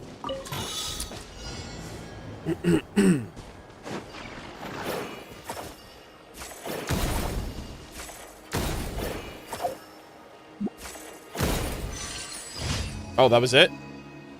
The hell? That was easy. Oh, that was my commission, actually. That's okay. We're getting Flynn's to Friendship 10... tonight or tomorrow. But Flynn's will be Friendship 10 by the next stream. Oh my god, Kiryu, I'm so exhausted. The lore was so good. I will have to watch the VOD when I'm completely caught up, but I hope you had a great stream. Hope everything in chat, everyone in chat had a great time too. We did. How far are you? Like, have you tackled any of the world quests? I'm not gonna say anything, obviously, just in case. But,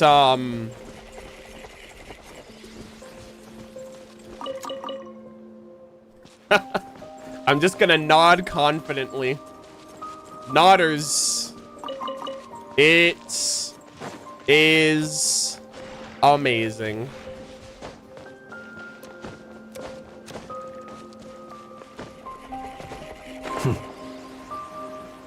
I'm so excited.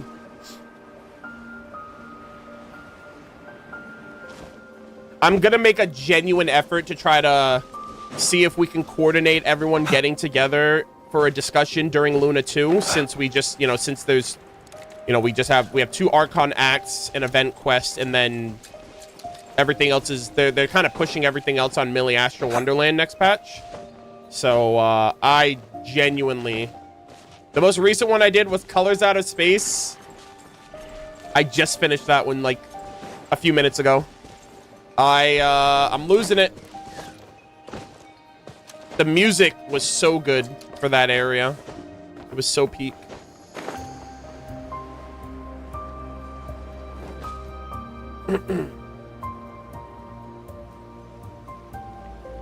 Oh, chat, my headset died. I've been streaming for 9 hours. I guess that's the battery charge of my headset. My headset has a 9-hour battery charge, and I can tell because both times I streamed 9 hours, my headset has died. So, yeah, my headset, my headset literally died at the 9-hour mark. That's crazy.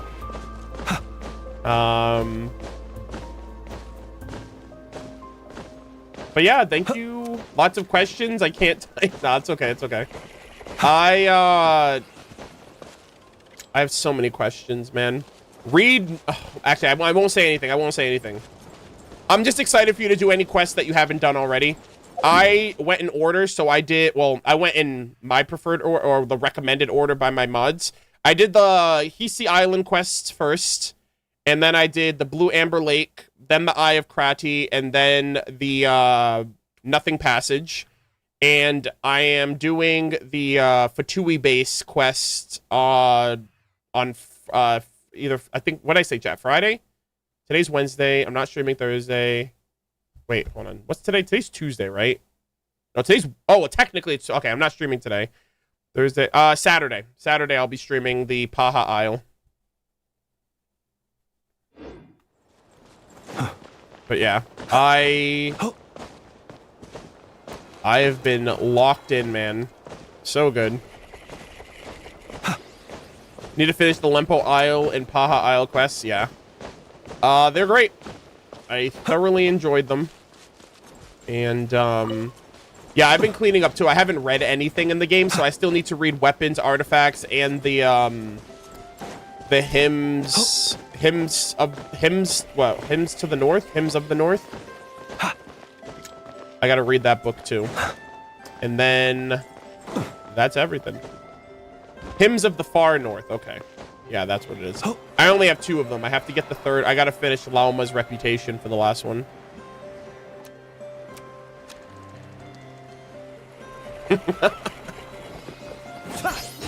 Yeah.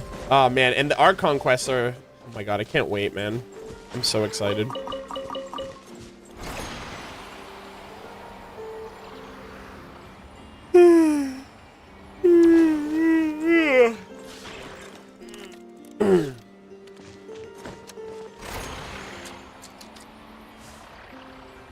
Yeah, I know the book is a must-read, I've heard. I just need to make time for it, honestly.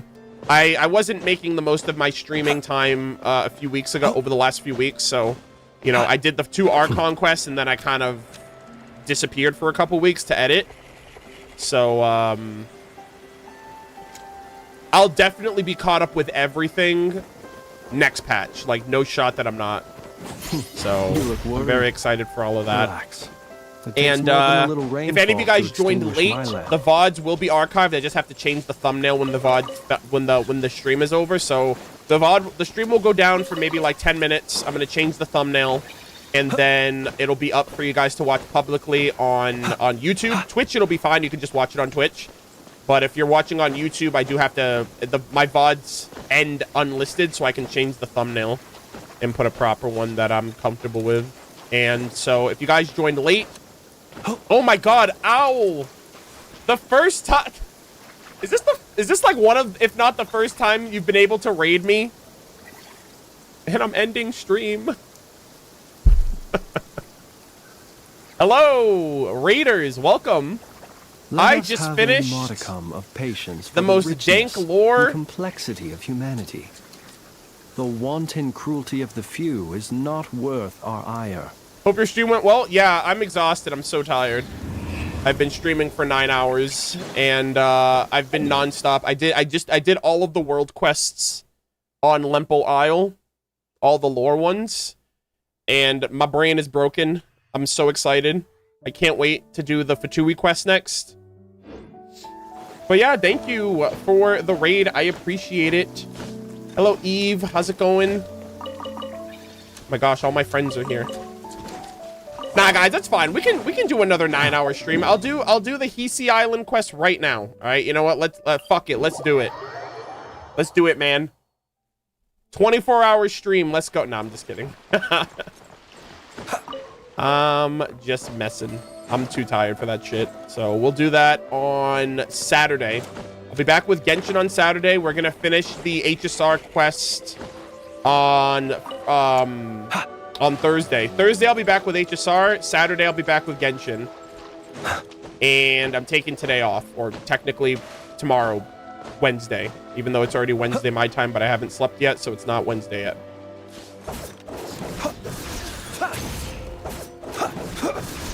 Do 9 more hours right now. Yeah, I haven't eaten since, when's the last time I ate? When did I eat today? I went live at, I think, 3? No, I went live at 4. So I haven't eaten since 3 o'clock. I'm so hungry. It's already 1 a.m. my time. So we're gonna call it here. Owl, I really appreciate the raid. What were you guys up to actually before I head out?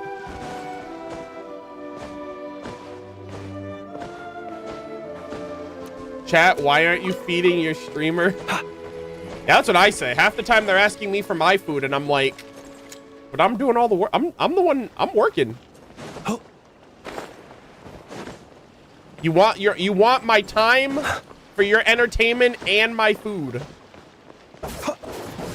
Rare smash, rare. Oh, you just finished Act 2? Oh my god. I gotta watch your VOD. But yeah, rare is a problem. Yeah, I did the Archon quest pretty early on, but then I like faltered a little bit with the world quests, but good lord. I've been sick and couldn't stream. Oh, okay. Yeah, that's a bummer. Yeah, I've been in editing hell recently, so I've been a little behind on questing, but I'm excited. The VOD is just me flirting with Blade. I mean, that's pretty par for the, you know, that's like, that seems like an owl stream. It's like, yeah, that sounds about right.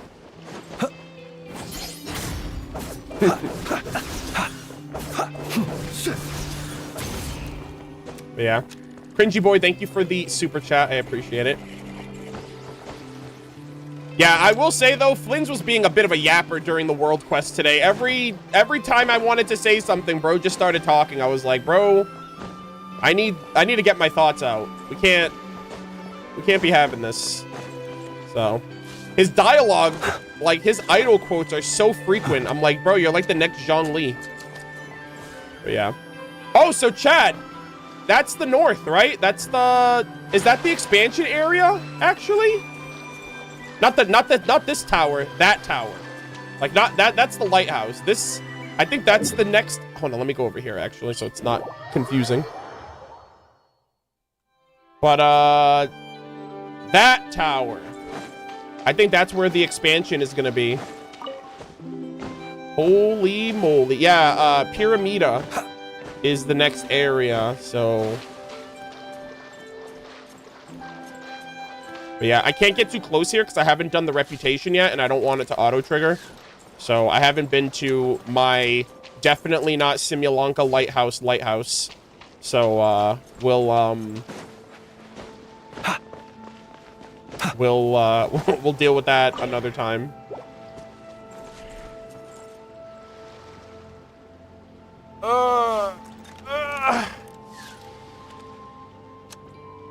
Okay. Thank you guys all for tuning in. I hope you guys had fun. Like I said, if you guys joined at any point during the VOD, the VODs will be up on Twitch and YouTube. Pick your poison. I am taking tomorrow off, Wednesday. I won't be live, so you guys can watch the VOD if you guys haven't seen them. And I'll be back on Thursday for HSR. I'll be back on Saturday for Genshin. I'll probably be doing Saturday and Sunday for Genshin. It depends on how long the world quests take to do, honestly. Because, I've been doing, like, my last stream was 9 hours. Today's stream was 9 hours. So I'm like, brother, if this is another 9-hour banger, I'm cooked. But yeah, we'll see what happens. Other than that, I'm gonna try. Well, I should have another upload. I'm gonna try to upload something tomorrow. I have stuff to upload. It's just I'm trying to figure out the order, like the structure of like what I want to release, because the playthrough series has taken a little bit of a backseat, and I don't want that. But I also have like a few things that I need to work on. I need to get my Honkai Nexus Anima video out. I wanted to do the 5th anniversary, but at this point, I don't even know if I'm going to have the time to prioritize it the way I wanted to. So, we will see.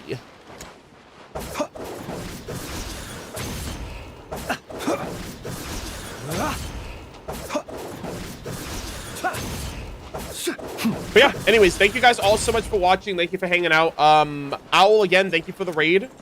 I appreciate it. I hope you guys all have a good night.